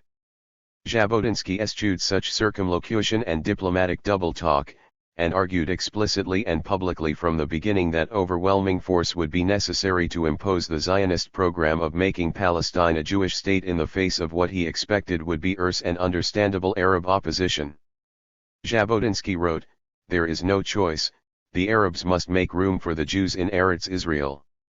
If it was possible to transfer the Baltic peoples, it is also possible to move the Palestinian Arabs." 11. At the other end of the political spectrum, a few leading Jewish thinkers, such as Judah Magnus and Martin Buber, advocated a binational state, because they saw the inherent injustice, and the ultimately tragic consequences for both peoples, of trying to carry out the full-scale Zionist program of creating a Jewish state in an overwhelmingly Arab country. Nevertheless, they did not hash out what that formula might mean in practice, nor did they convince large numbers of Jews in Palestine of the force of their arguments. In time it became clear to most mainstream Zionist leaders that it was not going to be possible to establish a state with a Jewish majority in predominantly Arab Palestine simply through Jewish immigration and Palestinian acquiescence, even with the application of compulsion by the British. Jabotinsky was therefore right about the need to use force. 12. Nevertheless, most Zionist leaders gave as little public attention as possible to their private and internal reactions about these matters. They knew full well that as late as 1948, Jewish-owned land in Palestine amounted to only about 7% of the country's total land area, and only 10.6% of its privately owned land, including much of the country's best arable land, that the vast bulk of the country's privately owned land and much of its urban property was in Arab hands, and that Arabs constituted a 65% majority of the country's population. 13. As discussed in Chapter 4, most leaders of the Zionist movement eventually came to understand that the only means to create a state in Palestine with institutions whose nature would be determined, and fully controlled, by a Jewish majority, was to engage in what today is called ethnic cleansing. The neutral, bland term transfer was the Orwellian euphemism employed at that time to describe what amounted to an act of politicide. 14. The idea of transfer, which is still employed in Israeli political discourse, was discussed only privately in Zionist circles until 1937, when it became more respectable after being suggested in the report of the Peel Commission. 15. It was quietly acknowledged by most of these leaders that this process would necessarily have to be carried out by force, against the will of the majority of the population. If the British were not going to do this for the Zionist movement, as had become clear by 1939, the Zionists would have to do it themselves. The leaders of the movement could not have envisioned at the time the exact circumstances in which this process would eventually take place, which means that the much debated questions of intention, ability and prior planning in regard to the expulsion of the Palestinian refugees is in fact largely irrelevant. 16. In any event, ethnic cleansing, however it transpired, was achieved through the terrorization and subsequent IDF of about 750,000 Palestinians from 1947 until 1949. 17. For well over a decade thereafter, Palestinians remained traumatized by these events. Preoccupied by the need to make new lives for themselves or to adjust to drastically changed realities, most of them paid scant attention to the problem of what form of state was appropriate for Palestine. If they gave the matter any attention, they generally did little more than project the imagined past into the future. Some of them unrictively talked of liberating Palestine. This meant restoring an Arab Palestine that had never been a sovereign state, and whose social basis was irrevocably gone with the IDF of over half the Palestinian people and the expropriation of most of their land. In thus attempting to turn back the clock, Palestinians once again appear to have given little serious thought to the nature of the relationship between them and Israeli Jews who would remain in such a projected Palestinian Arab state, just as during the Mandate period, there was no appreciation of Zionism as anything more than a colonial movement that had dispossessed the Palestinians. Clearly, the fact that Zionism had also functioned as a national movement, and had founded a national state, Israel, was still not something that the traumatized Palestinians could bring themselves to accept, since these things had happened at their expense. The founding of the Palestine Liberation Organization, PLO, in 1964 consecrated this simplistic approach. The Palestinian National Charter adopted in 1964 by the newly formed Palestine National Council, PNC, specified that after the liberation of Palestine, only those Jews who normally lived in Palestine until the beginning of the Zionist invasion, presumably meaning before 1917, would be entitled to remain in a future Palestinian Arab state that would replace Israel and encompass the entire country. 18. This was less generous than what leaders of the Arab Higher Committee including the Mufti had been prepared to accept in negotiations with British envoy Colonel S.F. Newcomb in Baghdad in 1940 based on the 1939 White Paper, which envisaged a self-governing unitary state encompassing all Arabs and the nearly 100,000 Jews then living in Palestine. 19. The Palestinian National Charter thus represented both a step backward and a from the bitter reality that had encompassed the Palestinians. It would serve them poorly in subsequent years, as its rhetoric could easily, and not unfairly, be cited as evidence that the Palestinians did not accept the existence of the State of Israel or the presence in Palestine of the Israeli people. It was the basis for the charge that the Palestinians' political aim was the destruction of Israel. The fact that it was amended at different times, that as time went on most Palestinians paid it less and less heed, and that the political programs adopted by successive PNCs progressively contradicted it, was rarely considered by those who had an interest in showing that there had never been any evolution in the Palestinian position. For them, this mythic, a word normally translated as charter, was invariably rendered as covenant, in a transparent effort to make it seem more authoritative and solemn than in fact it was. For their part, during the same period, most Israelis and Zionists presumably simply wanted the disappearance of the Palestinians, a majority of whom had just been successfully ethnically cleansed from what in consequence had now become the predominantly Jewish state of Israel, and most of whom were now outside the 1949 armistice lines that constituted its de facto borders. The Palestinians would ideally do Israel this favor by forgetting their lost homes and property, their homeland, and what had been done to them, and simply melting into the surrounding Arab countries, where many of them now resided as exiles. Jordan's annexation of the West Bank and its extension of Jordanian citizenship to all Palestinians on its territory, who thereby became the largest single community of Palestinians after 1948, facilitated the illusion that the Palestinians might somehow disappear. Most Israelis and their supporters had already cleared their consciences in any case by accepting the standard canards produced by the Israeli state that in effect blamed the victims for their own dispossession, or denied their very existence. Their leaders told them to leave, they intended to drive us into the sea, we were attacked by 7 Arab armies, there are no Palestinians, and so forth. 20. Moreover, after 1949, following the influx of massive numbers of new Jewish immigrants, a majority of Israelis had no memory of Palestine before 1948 and could not have known, except through such state-produced myths, what had actually happened to the Palestinians.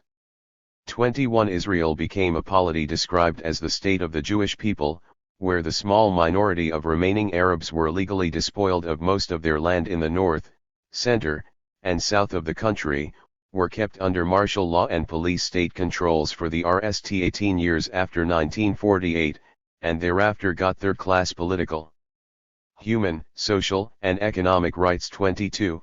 Second-class status was reserved for the wave of newly arrived Oriental Jewish refugees from the Arab countries, the Mizrahis. 23. Suspect because of their ethnicity, Palestinians inside Israel were non-Jews in a Jewish state whose legal system in principle provided for equal rights for all, but whose laws and political system in practice discriminated heavily in favor of Jews and against non-Jews. The RST fresh thinking among Palestinians about the form to be taken by a new polity in Palestine was the proposal put forward at the end of the 1960s, following the June 1967 war, during which Israel occupied the West Bank, Gaza Strip, and East Jerusalem, as well as the Golan Heights and Sinai Peninsula. This proposal originated with the Democratic Front for the Liberation of Palestine, DFLP. It was discreetly but effectively backed by leaders of the dominant, mainstream Fatah movement, who by now had wrested control of the PLO away from Egypt and the other Arab states that had originally sponsored its formation. This proposal called for a single, secular, democratic state in Palestine, in which citizens of all faiths would be equal. The democratic secular state model eventually became the per thousand shale position of the PLO, although the nature of this projected state was never fully etched out. Fatah leaders like Yasser Arafat and Abu Iyad were astute in using the DFLP to oat the proposal, testing the reactions to it, and then adopting it as their own. This was to happen again when the PLO further molded its objectives and gradually adopted a two-state solution beginning in the mid-1970s, 24 while addressing Palestinian aspirations for the restoration of Arab Palestine. This new approach also postulated the equal citizenship rights of Israeli Jews and Palestinian Arabs. In this it marked a significant change from the provisions of the Palestinian National Charter of 1964, and the RST acceptance by Palestinians after 1948 that Israelis had full and equal political rights in Palestine alongside Palestinian Arabs. By contrast, most Israelis, and the Israeli government, were at this stage still not prepared to recognize full and equal political rights for the Palestinians. Thus, while the 1950 Law of Return, one of the basic laws of Israel, allowed Jews anywhere the right to come to Israel and obtain Israeli citizenship immediately, the idea of the return of Palestinian refugees has been rigorously excluded by every Israeli government since 1948. 25 Nor did Israel at this stage accept the idea of a Palestinian state in the West Bank and Gaza Strip, which after 1967 were under Israeli occupation. However, although the secular democratic state idea explicitly took into account Palestinian national aspirations, it did not address either implicitly or explicitly the issue of the collective or national rights of Israeli Jews, rights that per thousand shale Palestinian political rhetoric still did not recognize. In this rhetoric, Israeli Jews in Palestine were still described as members of a religious, not a national, group, and thus were seen as having full civil, religious, and now political, rights as individuals, but not collective national rights. This idea, although it represented a clear advance on the backward-looking rhetoric of the original language of the Palestinian National Charter, nevertheless represented a continued Palestinian rejection of national rights for Jews in Palestine, and of the State of Israel itself. In consequence, this approach ran counter to the international consensus based on UN General Assembly Resolution 181 of November 29, 1947, which had called for the establishment of both a Jewish and an Arab state in Palestine, and which was the international basis for the legitimacy of Israel. At least equally important in pragmatic political terms, it also ran counter to the implicit acceptance of the State of Israel within its pre-1967 war frontiers of June 4, 1967, by increasing numbers of Arab states. This recognition of the reality of Israel was embodied in the subsequent acceptance by the most powerful and important of these states, notably Egypt, Syria, and Jordan, of United Nations Security Council Resolutions 242, adopted on November 22, 1967, and 338, passed in October 1973. Resolution 242, which thereafter became the bedrock of efforts to make peace in the Middle East, explicitly called for acceptance of the right of all states in the region, including Israel, to live in peace with one another within secure and recognized boundaries free from threats or acts of force. At the same time, it restricted Israel essentially to its territory before the June 1967 war through stress in the resolution's preamble on a core principle of the United Nations Charter, the inadmissibility of the acquisition of territory by war, and by calling for Israeli withdrawal from territories occupied during the 1967 war. 26. By the mid-1970s it had become clear, at least to most perceptive Arab analysts, that no major country in the world, including the most influential Arab states and important backers of the Arabs like the Soviet Union, would countenance a solution to the question of Palestine not based on the recognition of the State of Israel within its 1967 frontiers. Most Palestinians, under the leadership of Fatah, eventually came to terms with this reality. This constituted a major, and still not fully appreciated, step. Starting in 1974 with the 12th session of the PNC, the PLO's parliament in exile, over a period of a decade and a half the organization haltingly and by stages abandoned the proposal for a single democratic Palestinian state in favor of a two-state approach to the problem of governance in Palestine. 27. This new departure, driven by the Fatah leadership in alliance with the DFLP, and opposed by the PFLP and other smaller groups, which later concretized their opposition by forming the Rejection Front, involved calling for creation of a sovereign, independent Palestinian state alongside Israel in an area restricted to the 22% of former mandatory Palestine, and composed of the occupied West Bank, the Gaza Strip, and Arab East Jerusalem, which had been controlled by Jordan and Egypt. From 1948 until 1967. The keygers in the new pragmatic thrust of the PLO were Fatah leaders Arafat, Abu Iyad, and Khalid al-Hassan, and DFLP leader Naif Hawadmet. In many ways, Abu Iyad was the most important in winning over the several hundred-member PNC in open session, since he was the most eloquent and charismatic member of the Fatah leadership. Behind the scenes, where most decisions were made, Arafat and the others played their role. 28. The new approach was put forward in embryonic form at the June 1974 PNC held in Cairo as a proposal for a national authority, ironically, the same term used for the entity created by the Madrid/Oslo process 2 decades later, on any area of Palestine that might be liberated. In subsequent meetings of the PNC, this two-state solution was further read and clarified. It was formally and explicitly adopted by a meeting of the PNC held in Algiers in 1988, in the form of the Palestinian Declaration of Independence. This document was drafted in its Arabic version by the preeminent Palestinian poet Mahmoud Darwish, and in its English version by the distinguished Palestinian literary and cultural critic Edward Said.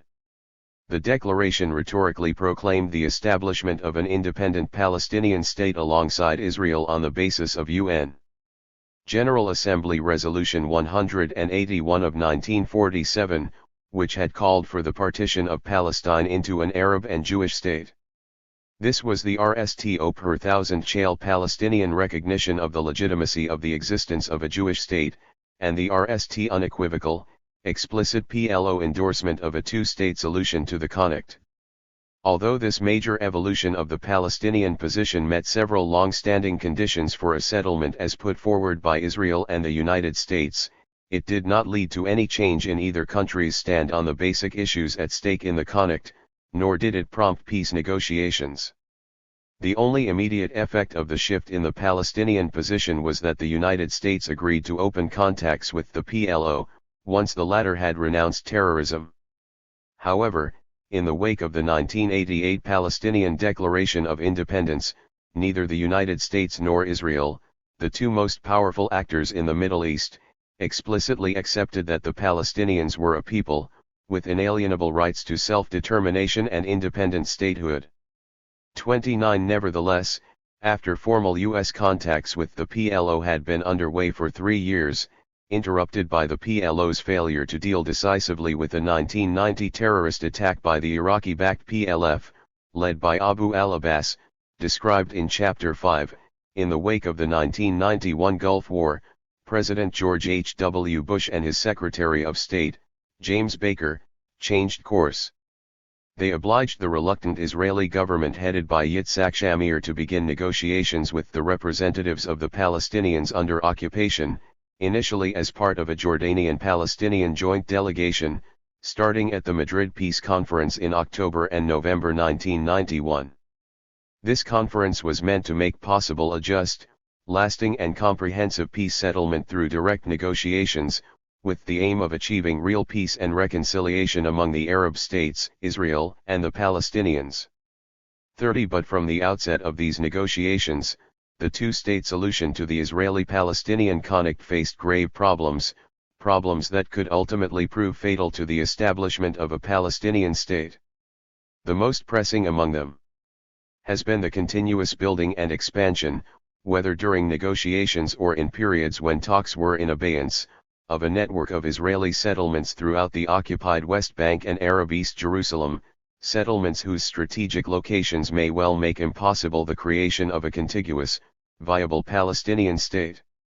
31 Thus the map that was ostensibly the subject of Israeli and Palestinian negotiation was all the while being drastically transformed by one party to the discussion. The Palestinians' absurd situation, being restrained from negotiating for an end to Israel's occupation while Israel reinforced it, was strikingly revealed over nearly a decade of intensive negotiations. These negotiations started with the shuttle diplomacy of Secretary of State James Baker in the spring of 1991 in preparation for the convening of the Madrid Conference, and went on until the Camp David summit in July 2000, with no significant progress made on the core issues that separated the two sides. This impasse was inevitable because of the nature of the ground rules that were adopted for these negotiations. These were originally imposed on the Palestinians by the United States at the insistence of the Shamir government. They indolently froze dealing with any of the issues of substance between the two sides, the null status issues, occupation, settlements, Jerusalem, refugees, water, and permanent borders, while there was no concomitant freeze on the building of Israeli settlements in the West Bank and East Jerusalem. During this decade their population rose from about 200,000 to over 400,000. Instead of focusing on resolving null status issues, Palestinian-Israeli negotiations until the Camp David summit in the summer of 2000, and the Washington Entebbe talks that followed, were limited by these restrictive rules to dealing with transitional administrative arrangements. This left untouched the expansion of settlements and the matrix of control of the Israeli occupation.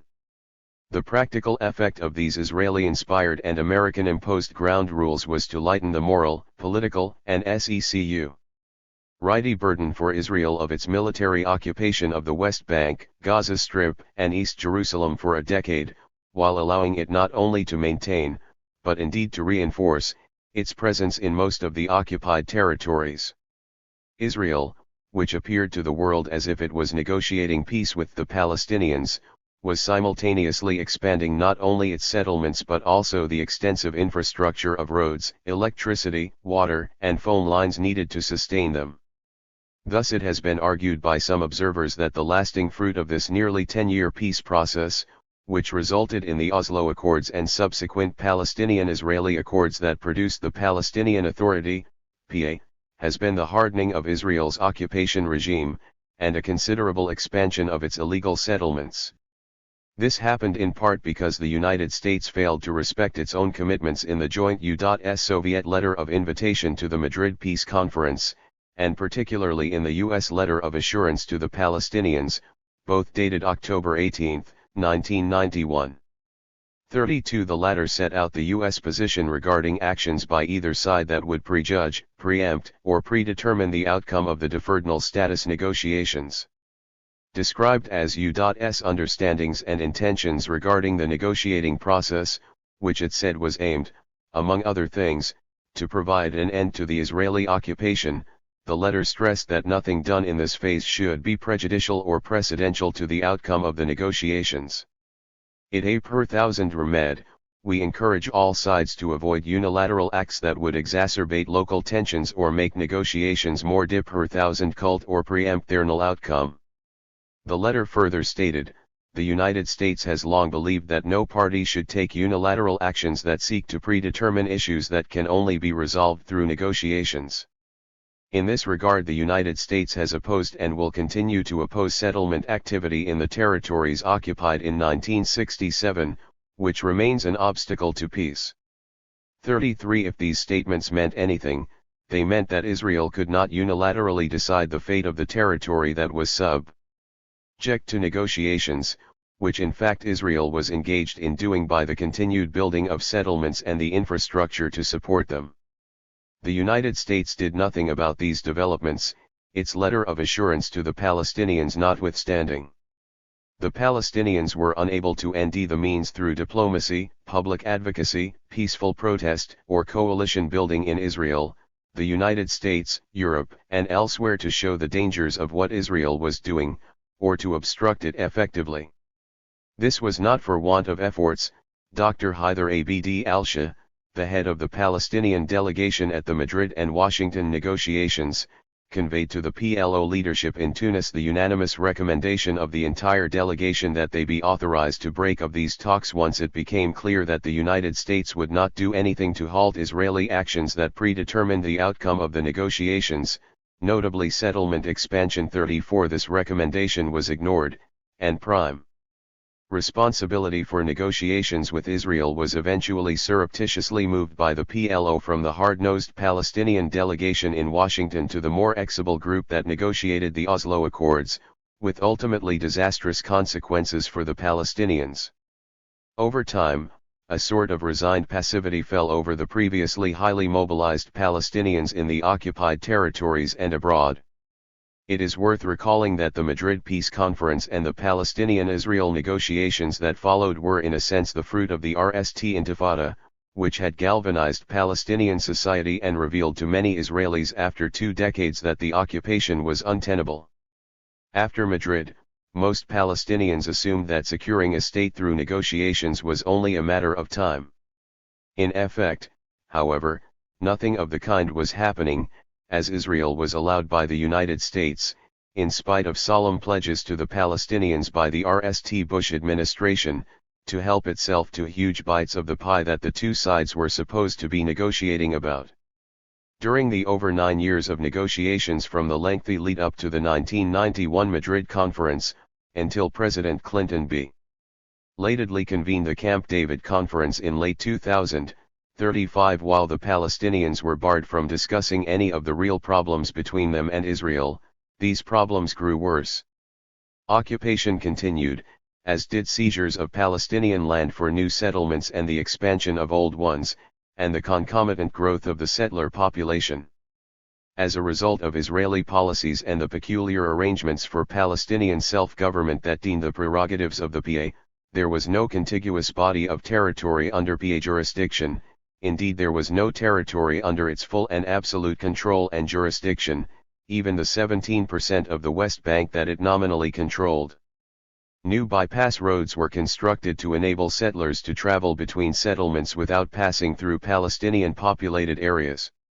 The building of this network of roads designed exclusively for the use of Israelis and from which Palestinians were barred involved the seizure of yet more Palestinian land. These roads helped encircle the Palestinian population ever more tightly in small cantons within the West Bank, isolated from one another and subject to closures, meaning in effect imprisonment within each canton, as and when Israel desired. The most rigorous closures blocked of access to Israel proper and to occupied Arab East Jerusalem. There, limitations on building by Palestinians combined with Israel's settlements in the eastern sector of the city dimmed hopes that it could ever become the Palestinian capital. Meanwhile, nothing was done to address the plight of those Palestinians who lived in exile or the critical issue of Israel's control of West Bank aquifers. All of these changes on the ground occurring while peace negotiations were supposedly taking place made the idea of a sovereign Palestinian state with deemed borders grow ever more distant. Each of these gradually worsening chronic problems undermined the legitimacy of the Palestinian leadership engaged in negotiations with Israel, and stoked Palestinian popular frustration. Over time, the leadership's popularity declined precipitously in consequence. This affected the image of the PLO and the PA general ally, and even that of the preeminent symbol of Palestinian nationalism, Yasser Arafat, who according to one set of opinion polls went from being trusted by as much as 46.4% of those polled in the mid-1990s, several times more than his closest competitor, to numbers in the low to mid-20s from December 2000 onward 36 as seemingly fruitless negotiations dragged on for a decade. Many Palestinians came to perceive that vital segments of the 22% of historic mandatory Palestine, composed of the West Bank, Gaza Strip, and East Jerusalem on which they had hoped to establish a sovereign state were being inexorably absorbed into Israel by this creeping process of settlement and de facto annexation.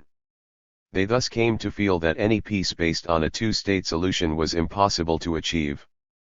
The situation continues to deteriorate, while by 2000 the settler population in these two areas had more than doubled to over 400,000, years later it stood at nearly 450,000, in spite of the dismantling of the small settlements in the Gaza Strip. Israel's matrix of control.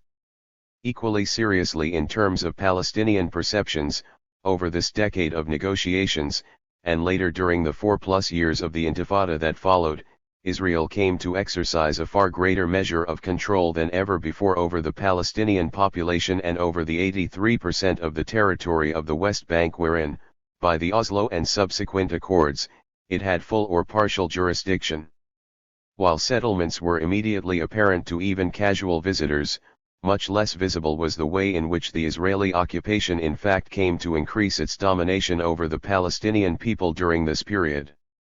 This occurred through the creation of a web of procedures, amounting to a new regime of control, including suffocating movement restrictions and an all-encompassing permit system, hundreds of permanent and temporary checkpoints, increasingly tight closures of the expanded Greater Jerusalem metropolitan area. To most Palestinians, construction of Israeli-only bypass roads linking the ever-expanding archipelago of settlements in occupied territory and cutting up Palestinian communities from one another, the establishment of areas closed to Palestinians and of nature preserves also closed to Palestinian development, and more seizures of land for expanding the area of existing Israeli settlements and the building of new ones. 37 The most important index of this process was the drastic reduction over time in the freedom of Palestinians to move from place to place, within the occupied territories including East Jerusalem, into Israel, or between the West Bank and Gaza. Until the end of the 1980s, movement in these areas was highly restricted only for certain limited categories of Palestinians, essentially those convicted of security offenses. Most others moved around more or less freely, indications of this being the more than 100,000 Palestinians who commuted to work daily in Israel, and the possibility of Palestinians traveling into Israel in cars with West Bank license plates with little hindrance. Thereafter, starting during the Oslo period, Palestinian movement was increasingly restricted, until it was allowed only with hard-to-obtain permits, for which certain very limited categories of persons were eligible, essentially high per thousand chales of the PA, who received special VIP permits. All other Palestinians were highly restricted in their movements. The Palestinians under occupation thus went from a situation in which most could move relatively freely throughout the occupied territories and Israel, with only a small category suffering severe movement restrictions, to one in which almost all Palestinians suffered severe movement restrictions, and only a very small category had any freedom of movement at all. 38 As a result of these procedures and the new regime of control Israel gradually put into place over a decade and a half, by 2006 the 3.6 million Palestinians of the occupied territories, who formerly could move relatively freely to Israel, to Jerusalem, and between the West Bank and Gaza Strip, were in a fundamentally different situation. Those in the West Bank had been conned to a patchwork of isolated cantons in the 17% of its territory administered by the PA set up under the provisions of the Oslo and subsequent self-government arrangements. They could barely move from one of these tiny cantons to another. These restrictions, while sometimes imposed on the pretext of security, were not relaxed in any fundamental way even when the security situation improved, until they became a suffocating blanket of permanent restrictions. 39 It remained only to build walls and electric barriers to fence in the Palestinians of the West Bank, as had already happened around the Gaza Strip, for these cantons to come to resemble open-air prison camps. Once the Intifada started, this was not long in coming, in the form of the so-called security fence, which for that part of its length that passes through cities, towns, and heavily populated areas is a 30-foot high concrete wall with watchtowers, and elsewhere is a broad system of barriers, fences, and security roads. After Israel's 2005 withdrawal from the Gaza Strip, that region's inhabitants, while for the rest time in decades free to move about within its limited canals, and to travel to Egypt, could not travel to Israel, where most had previously worked. Israel also maintained tight controls on all imports and exports to the Gaza Strip, which it controlled completely, cutting them off sometimes for weeks at a time, as happened in the spring of 2006, and restricting them at others. The Israeli military occupation's imposition of this regime of control progressively suffocated the Palestinians by restricting their movement and their living space inside the occupied territories. Needless to say, all these measures cumulatively had a massive social impact and severely undermined their fragile economy. This impact was all the greater psychologically since this process started and began to take effect during a period when peace negotiations were ostensibly taking place. The degradation of the situation of the average Palestinian citizen accompanied stagnation in individual income even in the years before the Second Intifada began.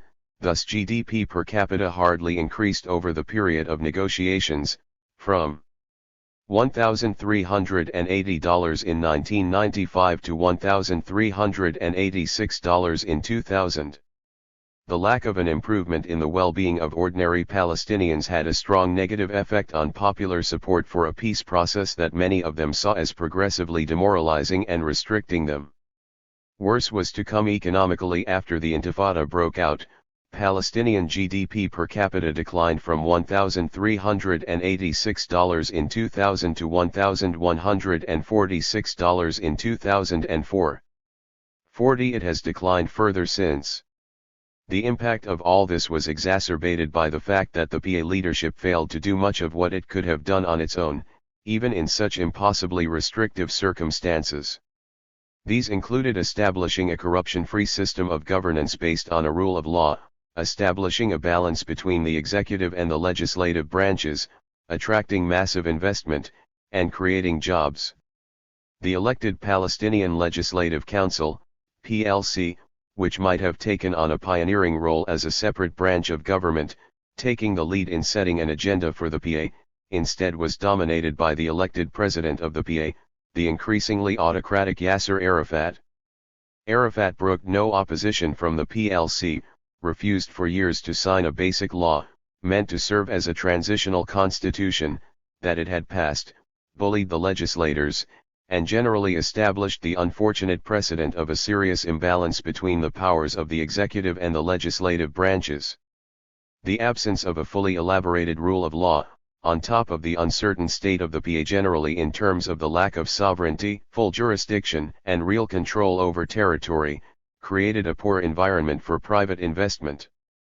Some wealthy Palestinian expatriates did invest in the West Bank and Gaza Strip, but many of them came to rue their decision to do so as the economy failed to grow substantially in the 1990s, and then contracted after 2000. Pervasive governmental corruption also discouraged investment. Instead of a new parastate structure emerging that might have marshaled and organized the energies of the Palestinian people to deal with the even greater challenges that the Oslo period produced, the new PA was essentially a copy of the post-Beirut PLO as that organization was described in the previous chapter, a patronage-laden and largely ineffective system rife with cronyism. This system conspicuously benefited PLO leaders and cadres who had stuffed the Palestinian quasi-state in Lebanon, and then had sat in enforced idleness in different sites of exile for over a decade after the expulsion of the PLO from Beirut in 1982. These individuals were chosen for most of the top positions in the PA essentially because of their loyalty and their revolutionary past rather than on the basis of merit. The seniorgers among them enjoyed privileges and perquisites ranging from education abroad for their children to VIP status shrewdly granted by Israel that gave them relative freedom of movement and insulated them from the lot of the common people. These leaders, many of whom came to be loathed by the population of the West Bank, Gaza Strip, and East Jerusalem, dominated a Palestinian Authority that failed to provide many of the services, or the leadership, that the population of these areas so badly needed. Although in the fields of education, healthcare, and infrastructure progress was made, as was shown in the last chapter, these improvements were achieved largely by per thousand chales originating in the West Bank and Gaza Strip rather than by the returnees from Tunis and elsewhere.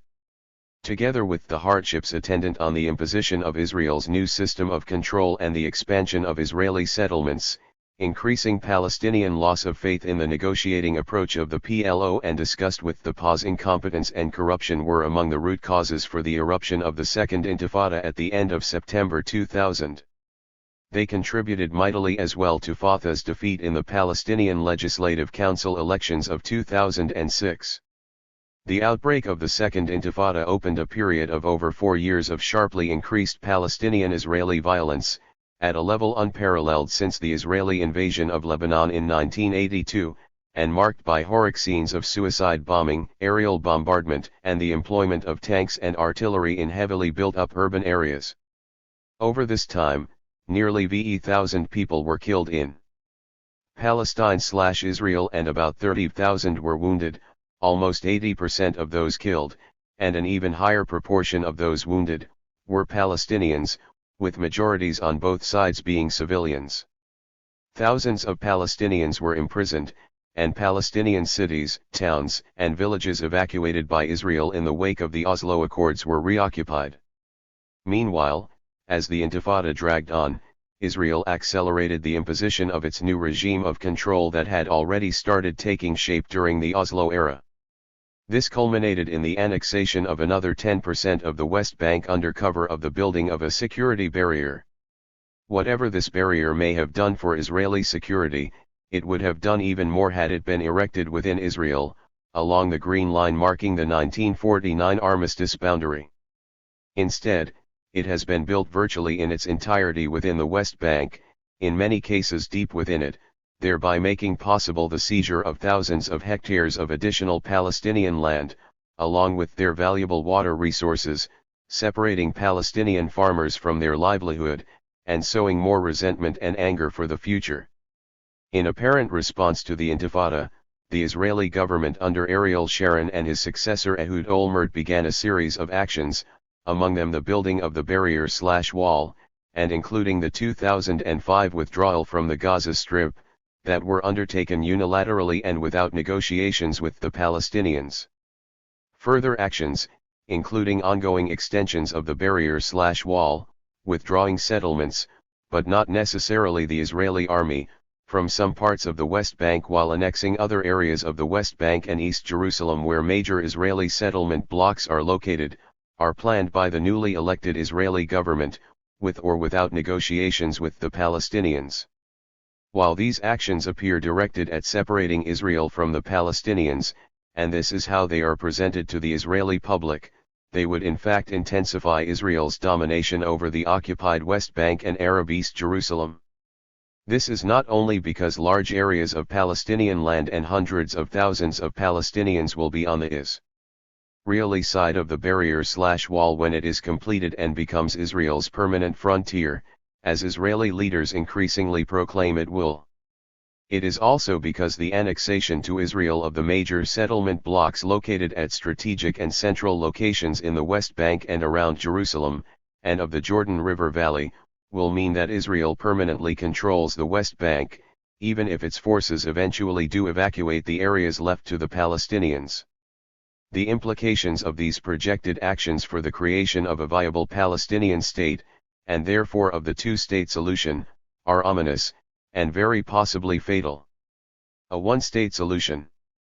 The question of what state structure or structures are appropriate for Palestine and Israel has been profoundly influenced by the actions over many years of Palestinian leaders and different Israeli governments, as just described. It has been affected as well by important transformations in U.S. policy by the administration of George W. Bush since it came into office CE in January 2001. Until the Madrid Peace Conference in 1991, and for many years afterward, certainly until the failed Camp David/Aba talks of 2000 to 2001, the conventional wisdom was that the crafting of some form of two-state solution to the conflict over Palestine and Israel was just a matter of time. It appeared to many that such a resolution depended on little more than a hard round of Palestinian-Israeli bargaining over borders, and over just how restricted would be the sovereignty of a putative Palestinian state to arise alongside Israel, with issues like Jerusalem and refugees ultimately resolved by the stronger party imposing its will on the weaker one, with the help of its overbearing superpower ally. Among some observers, however, a realization has been growing for years that this outcome is increasingly unlikely. This realization has taken shape irrespective of the merits or demerits in principle of the two-state solution, in spite of the long-standing desire of majorities of Palestinians and Israelis for their own state, and notwithstanding the, often grudging and hedged, acceptance by each people of a state for the other. Starting with Meron Benvenisti, a former deputy mayor of Jerusalem, who from 1982 to 1990 ran the West Bank Database Project, 41. A variety of analysts have argued that the policies carried out consistently over 4 decades by Israel's military security establishment and a succession of Israeli governments have changed everything. 42. In this view, the inexorable cementing of Israel's hold over the occupied West Bank and East Jerusalem have rendered moot the possibility of establishing what could legitimately be called a Palestinian state, and consequently have called into question whether a two-state solution is still possible. This is the case if a Palestinian state is taken to mean a viable, contiguous, sovereign, independent state on the entirety of the 22% of mandatory Palestine constituted by the Palestinian territories occupied by Israel in June 1967. This realization has in turn instigated renewed consideration of the old idea of a one-state solution, as either the ideal outcome or as the most likely default outcome, for Palestine/Israel. 43. There are significant differences among those who have put forward this idea. Some argue that whether such a solution is desirable or not to the peoples concerned, and majorities of both Palestinians and Israelis appear to prefer to live in separate national states, it is the inevitable outcome of the extension into the immediate future of current trends. Those who hold this view, which might be termed the de facto one-state solution, see that it will come about, notwithstanding Israel's recent withdrawal from the Gaza Strip and possible further West Bank withdrawals, when the inexorable creeping de facto annexation of the West Bank and East Jerusalem at some point finally makes the creation of a contiguous Palestinian state physically impossible. This process is taking place against a background of continued Palestinian population growth, combined with the realization among most Israelis that further successful ethnic cleansing of the Arabs is impossible. Those holding this view see that even to ally this process will produce what is in effect a single sovereign Israeli-dominated polity throughout Palestine, with either rough Arab-Jewish demographic parity or, more likely, an eventual Arab majority. In this scenario, some feel, in time it will prove impossible to keep the two peoples in one tiny land segregated, or to keep that polity Jewish-dominated, as it eventually became impossible to keep South Africa white-dominated. 44. Those who foresee some kind of one-state solution emerging as a default outcome of what is perceived as the current reality of only one real state, one real sovereignty, and one people enjoying full national, political, civil, and human rights between the Mediterranean Sea and the Jordan River, render no value judgments about it. They do not advocate such a result, rather they perceive it as inevitable if present trends continue. There is little reaction among those who hold this conception about the future constitutional structure or other political arrangements between the two peoples. The unspoken assumption is that these are likely to be highly unequal. Similarly, there is little consideration of how it would be possible in such a single state to overcome either the apparent desire of both peoples for independent statehood, or the deep and abiding distrust of each collectivity toward the other. This is therefore not a normative position, nor does it involve advocacy. It purports rather to be an empirical reading of current trends and their likely projection into the immediate to intermediate future. It does not address the likelihood that because it is at odds with the aspirations of both people, especially the Palestinians, Such an outcome would be inherently unstable, and indeed might well be no more than a way station on the way toward some other outcome. Another strand of thinking about a one-state solution represents a throwback to the old Palestinian idea of a single unitary state in Palestine with two variations. Some see this in terms of the previous PLO conception of a secular, democratic state in all of Palestine with equal rights for all its inhabitants, Israelis and Palestinians, whatever their faith, but no separate national rights for Israelis. Others, notably leaders of Hamas, see this outcome in terms of an Islamic state in which non-Muslims would be tolerated minorities. Both of these groups actively advocate such an outcome as the ideal one, and many of the Palestinians among them make little effort to make it appealing to Israelis. Indeed, the violent actions, including suicide attacks on Israeli civilians, of groups like Hamas that advocate the one-state solution, make such an option even more detestable to Israelis. Others, whose views may overlap with these, and who ostensibly limit themselves to advocating the unlimited implementation of the right of Palestinians to return to their homes in Israel, 45 often do so without specifying explicitly that if most Palestinian refugees were to return to what is now Israel, which they assume, on the basis of little or no hard evidence, that most of them would want to do, this would necessarily turn Israel from a state with a Jewish majority into one with an Arab one. It can be argued that such an outcome would indeed be intended by most of them to do just that. Just how Israel could be brought to agree to such a revolutionary outcome is not addressed by partisans of this approach. 46 Still another group that advocates a one-state solution does so on the basis of a binational approach. This is predicated on the recognition that there are two national communities in Palestine-Israel. It is combined with acceptance of the fact, recognized by many others, that the consolidation of Israel's occupation regime for over 39 years, which constitutes more than two-thirds of that country's 8 years of existence, combined with creeping annexation and the metastasis of the settlements, as well as economic imperatives, render impossible the creation of a separate, independent, viable, contiguous Palestinian state. There follows from this realization advocacy of a framework that would take into account these two national realities within the framework of one state. 47 What must be said about all of these approaches is that they involve so far, at least neither very deep nor very detailed thinking about the implications of a one-state solution, whichever variety of such a solution is at issue. 48 Moreover, they face a stone wall of rejection not only in Israel, but also in the United States, where any suggestion that appears to call into question the desirability or the likelihood of the continued existence of Israel in precisely its present form is increasingly being treated as tantamount to anti-Semitism. 49 There are other problems, however. It is worth noting, for example, that beyond the desire of most Israelis to maintain their state as it is, irrespective of what that may do to the Palestinians, and in the long run perhaps to Israel itself, and beyond the unquestioned power of Israel to determine outcomes in the region, the State of Israel as presently constituted has strong roots in international legality. This is a function of its creation as a direct result of UN General Assembly Resolution 181 in 1947, 50 which called specifically for the establishment of a Jewish state alongside an Arab state, and a special international regime for the city of Jerusalem. That resolution, which is the basis of Israel's international legitimacy and standing, explicitly described it as a Jewish state.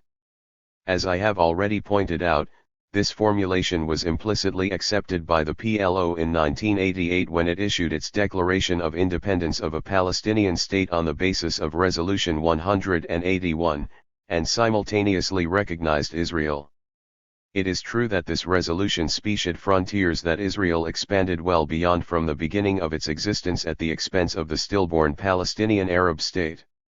There is presumably nothing that would prevent a change in the nature of this Israeli state should it occur by voluntary choice of its citizens.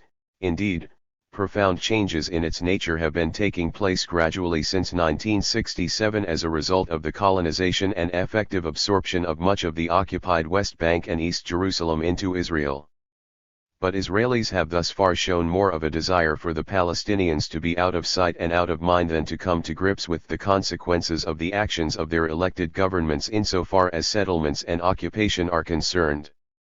Barring such a voluntary change, this international anchoring of the current nature of Israel as a Jewish state would seem to be yet another obstacle to some forms of a one-state solution. There are thus major obstacles to considering the logical consequences of the continuation of present trends in the direction of a one-state solution. Yet these trends have perhaps been as forcefully advanced by policies of the Bush administration that undermine the possibility of a two-state solution as by the actions of successive Israeli governments tending in this direction. Ironically, these policies have been combined with statements by President Bush supporting the creation of a Palestinian state. However, the entire conceptual logjam about one state or two may well have been conclusively shattered, and with it the possibility of a Palestinian state ever being created, by the present administration's actions. Notable among them is President Bush's endorsement of the Israeli position on crucial aspects of the conflict between the two peoples in a letter to Prime Minister Ariel Sharon on April 14, 2004, which recognized the permanence of major Israeli settlements in the occupied territories, stressing the irreversibility of new realities on the ground, including already existing major Israeli population centers. The letter also endorsed the Israeli contention that Palestinian refugees cannot return to Israel proper. In taking these unprecedented positions, the Bush administration has undermined a number of fundamental tenets that have undergirded American Middle East policy for 4 decades. One of these is that the core issues between Arabs and Israelis can only be negotiated directly and bilaterally between them. The Bush administration effectively accepted the Israeli argument that there is no one to talk to on the Palestinian side, failed to initiate negotiations between the two sides, and then negotiated directly with Israel in April 2004 about the crucial questions of settlements and refugees in the absence of representatives of the people most concerned by these questions, the Palestinians themselves. In so doing, it has reversed a position in favor of direct, bilateral negotiations between the parties that the United States originally adopted, at the insistence of Israel. Previous to that, under presidents from Harry Truman to Jimmy Carter, the United States had always remained willing to negotiate separately with each of the parties, or multilaterally with several of them. Thus, the secret negotiations with different Arab countries of the 1950s, the Rogers Plan of 1968, the Geneva Conference of 1973, Secretary of State Kissinger's shuttle diplomacy, and the American-Soviet Joint Communique of 1977, 51 were all devices that permitted the United States to negotiate separately with the different parties, whether regional or international. This also allowed reluctant Arab states to avoid negotiating directly and/or bilaterally with Israel from 1949 through the 1970s. Thereafter, following the separate Israeli-Egyptian peace treaty of 1979, and at Israeli insistence, it became a touchstone of American policy for the subsequent decades that the United States would refuse to countenance anything but direct bilateral negotiations between Israel and the Arabs. Kissinger had earlier acceded to Israeli demands that the United States coordinate its position on Middle East peacemaking privately with Israel beforehand, a commitment that has generally been kept over the succeeding 3 decades. The American position became that issues had to be settled directly between the two sides, not inside deals between them and the United States, although it was understood that bilateral negotiations between the parties would ideally take place with an American mediator present to put a thumb on the scale in favor of Israel when necessary. In April 2004, President Bush discarded this principle by coming to formal agreements with Sharon on key issues relating to refugees and settlements in the absence of representatives of the Palestinians. A far more important step in terms of whether there will ever be a state of Palestine and for the standing of the United States in the Middle East and the world was President Bush's effective repudiation of the principle of the inadmissibility of the acquisition of territory by war. This phrase, which constitutes one of the core principles embodied in Security Council Resolution 242, has been the bedrock of peacemaking in the Middle East since the 1960s, and as such has been the RM policy of 7 American administrations. This principle is grounded in the preamble and the RST-2 articles of the UN Charter, and served as the basis for the campaign to expel Iraqi occupation forces from Kuwait in 1991, as well as other efforts to uphold international law and world order against the rule of the jungle. By cavalierly dismissing this crucial principle, and the related American position that Israeli settlements were an obstacle to peace, a position reiterated only a few years earlier under his father's administration in the American Letter of Assurance to the Palestinians, quoted above, with a description of the largest of Israel's illegal settlements as new realities on the ground, George W. Bush has established an exceedingly dangerous precedent. The president has done much more than that with this 2004 letter. By talking about settlement blocks, without specifying their extent, or which ones he was referring to, as realities, he has powerfully reinforced the dynamic process of the expansion of Israeli settlements, and by so doing has helped to lay low, perhaps tentatively, the increasingly dim prospects of an independent, sovereign, contiguous Palestinian state ever coming into being alongside Israel. Consequently, and paradoxically, George W. Bush has given an enormous impetus to the idea of a one-state solution, even as he was the RST American president to make explicit a call for an independent Palestinian state alongside Israel. This is a momentous change indeed. We must regard skeptically the statements of both President Bush and members of his administration about the United States' commitment to a Palestinian state.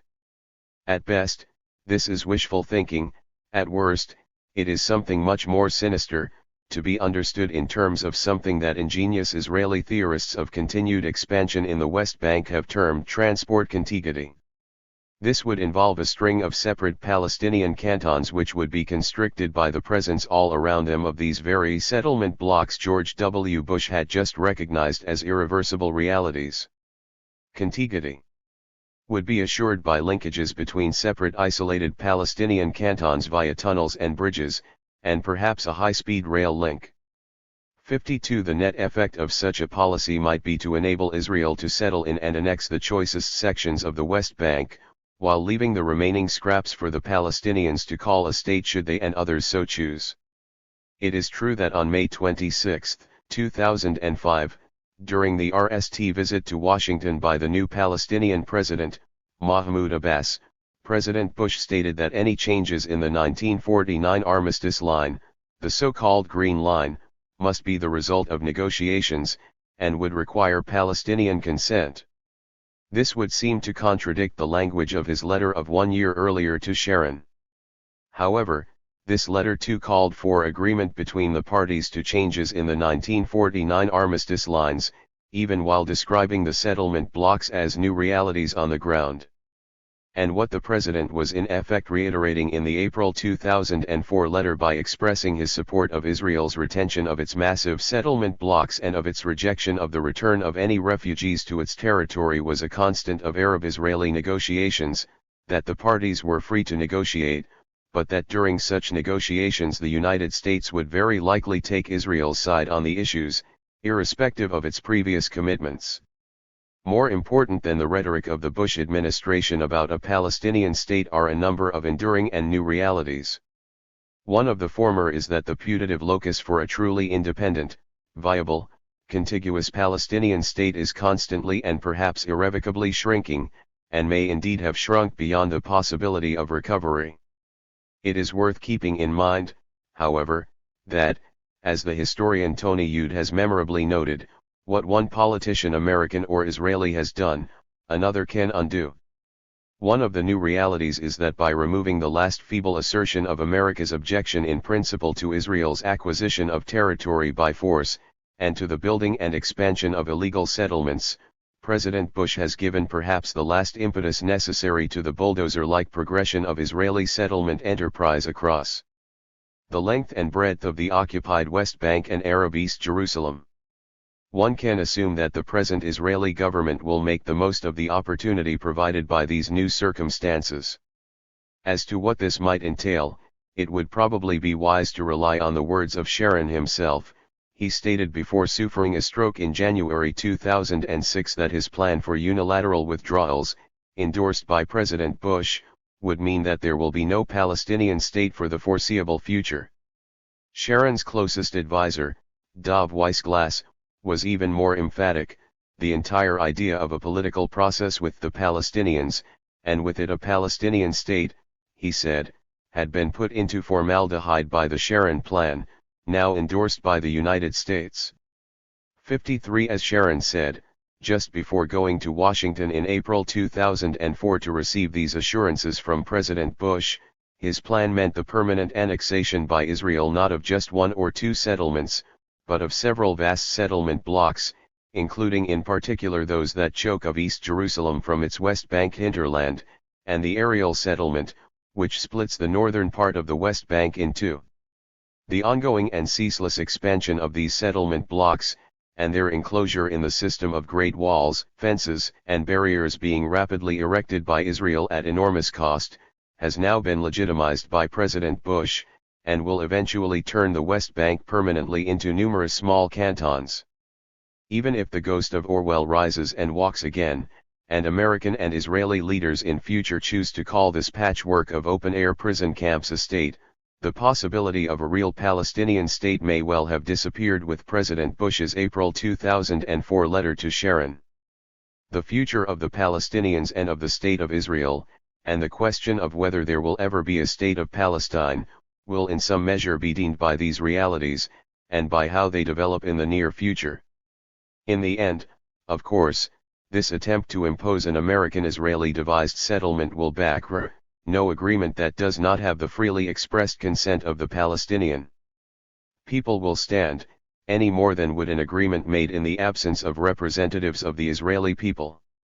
In the long run, the settlements and the walls that are built to contain the Palestinians can only provoke further Palestinian humiliation, which will lead to further resistance, and perhaps stimulate different political forms and political leadership. The victory of Hamas in the January 2006 PLC elections, and its possible acquiescence in a two-state solution, may be only the beginning of such new forms. The overwhelming negative reaction, the world over, to the processes taking place on the ground in Palestine/Israel will ultimately have an effect. Sooner or later Israelis themselves will realize, as some of their most respected intellectuals already have, that the way to deal with the hostility of the colonized is not to repress it, but to dismantle the structures of colonialism and repression that originally engendered it. 54 In the meantime, the entire process will involve further damage to the standing of the United States, whose effective support of settlement, colonization, theft, and occupation make it look to all the world like a superpower bully, conniving its powerful local ally to impose its will on the weak and the powerless. Combined with its tragic and epically misguided adventure in Iraq, the Bush administration has brought the standing of the United States in the Middle East lower than ever before in American history. It will soon be hard to recall that the United States was until relatively recently favorably regarded in the region. 55 What are we left with, as far as the state of Palestine is concerned? Certainly the aspirations of the Palestinians to live as a sovereign people in their own land are likely to be further denied, for a time at least and perhaps lastingly. Their ability to exercise sovereignty in the context of a viable independent Palestinian state may well have been closed up permanently by the success of Sharon's program, materially abetted by the collusion of the Bush administration over 6 crucial years. Thus, if the Palestinian people are to exercise their inalienable national rights, they must take the initiative and devise new forms and conceptions for the future, suitable to the situation in which they end themselves, to their increasing subjugation and denial of rights, to being, in effect, captives of the powerful Israeli nation-state. It is hoped that these forms will be more imaginative, more comprehensive, and more effective than those that have gone before, and that they will produce a more successful leadership. But unless what politicians have done is undone by other politicians, something that now seems unlikely given President Bush's issuance, in his April 2004 letter, of what has been hyperbolically described as amounting to a new Balfour Declaration, or unless, by some tragic happenstance, ethnic cleansing again takes place in Palestine, which also seems unlikely, in view of the apparent determination of the Palestinians not to allow themselves to be driven yet again from their homes. One thing appears certain. The realities on the ground will drive the Palestinians and the Israelis now living under the unique sovereignty and control of Israel into an entirely new configuration. How long the current configuration will continue, a situation worse, in some senses, than apartheid, what will follow after its evolution, if it does evolve, and what the state of Palestine will be at the end of the process, no one can say. It will certainly not improve if there is a continuing refusal to look honestly at what has happened in this small land over the past century or so, and especially at how repeatedly forcing the Palestinians into an impossible corner, into an iron cage, has brought, and ultimately can bring, no lasting good to anyone.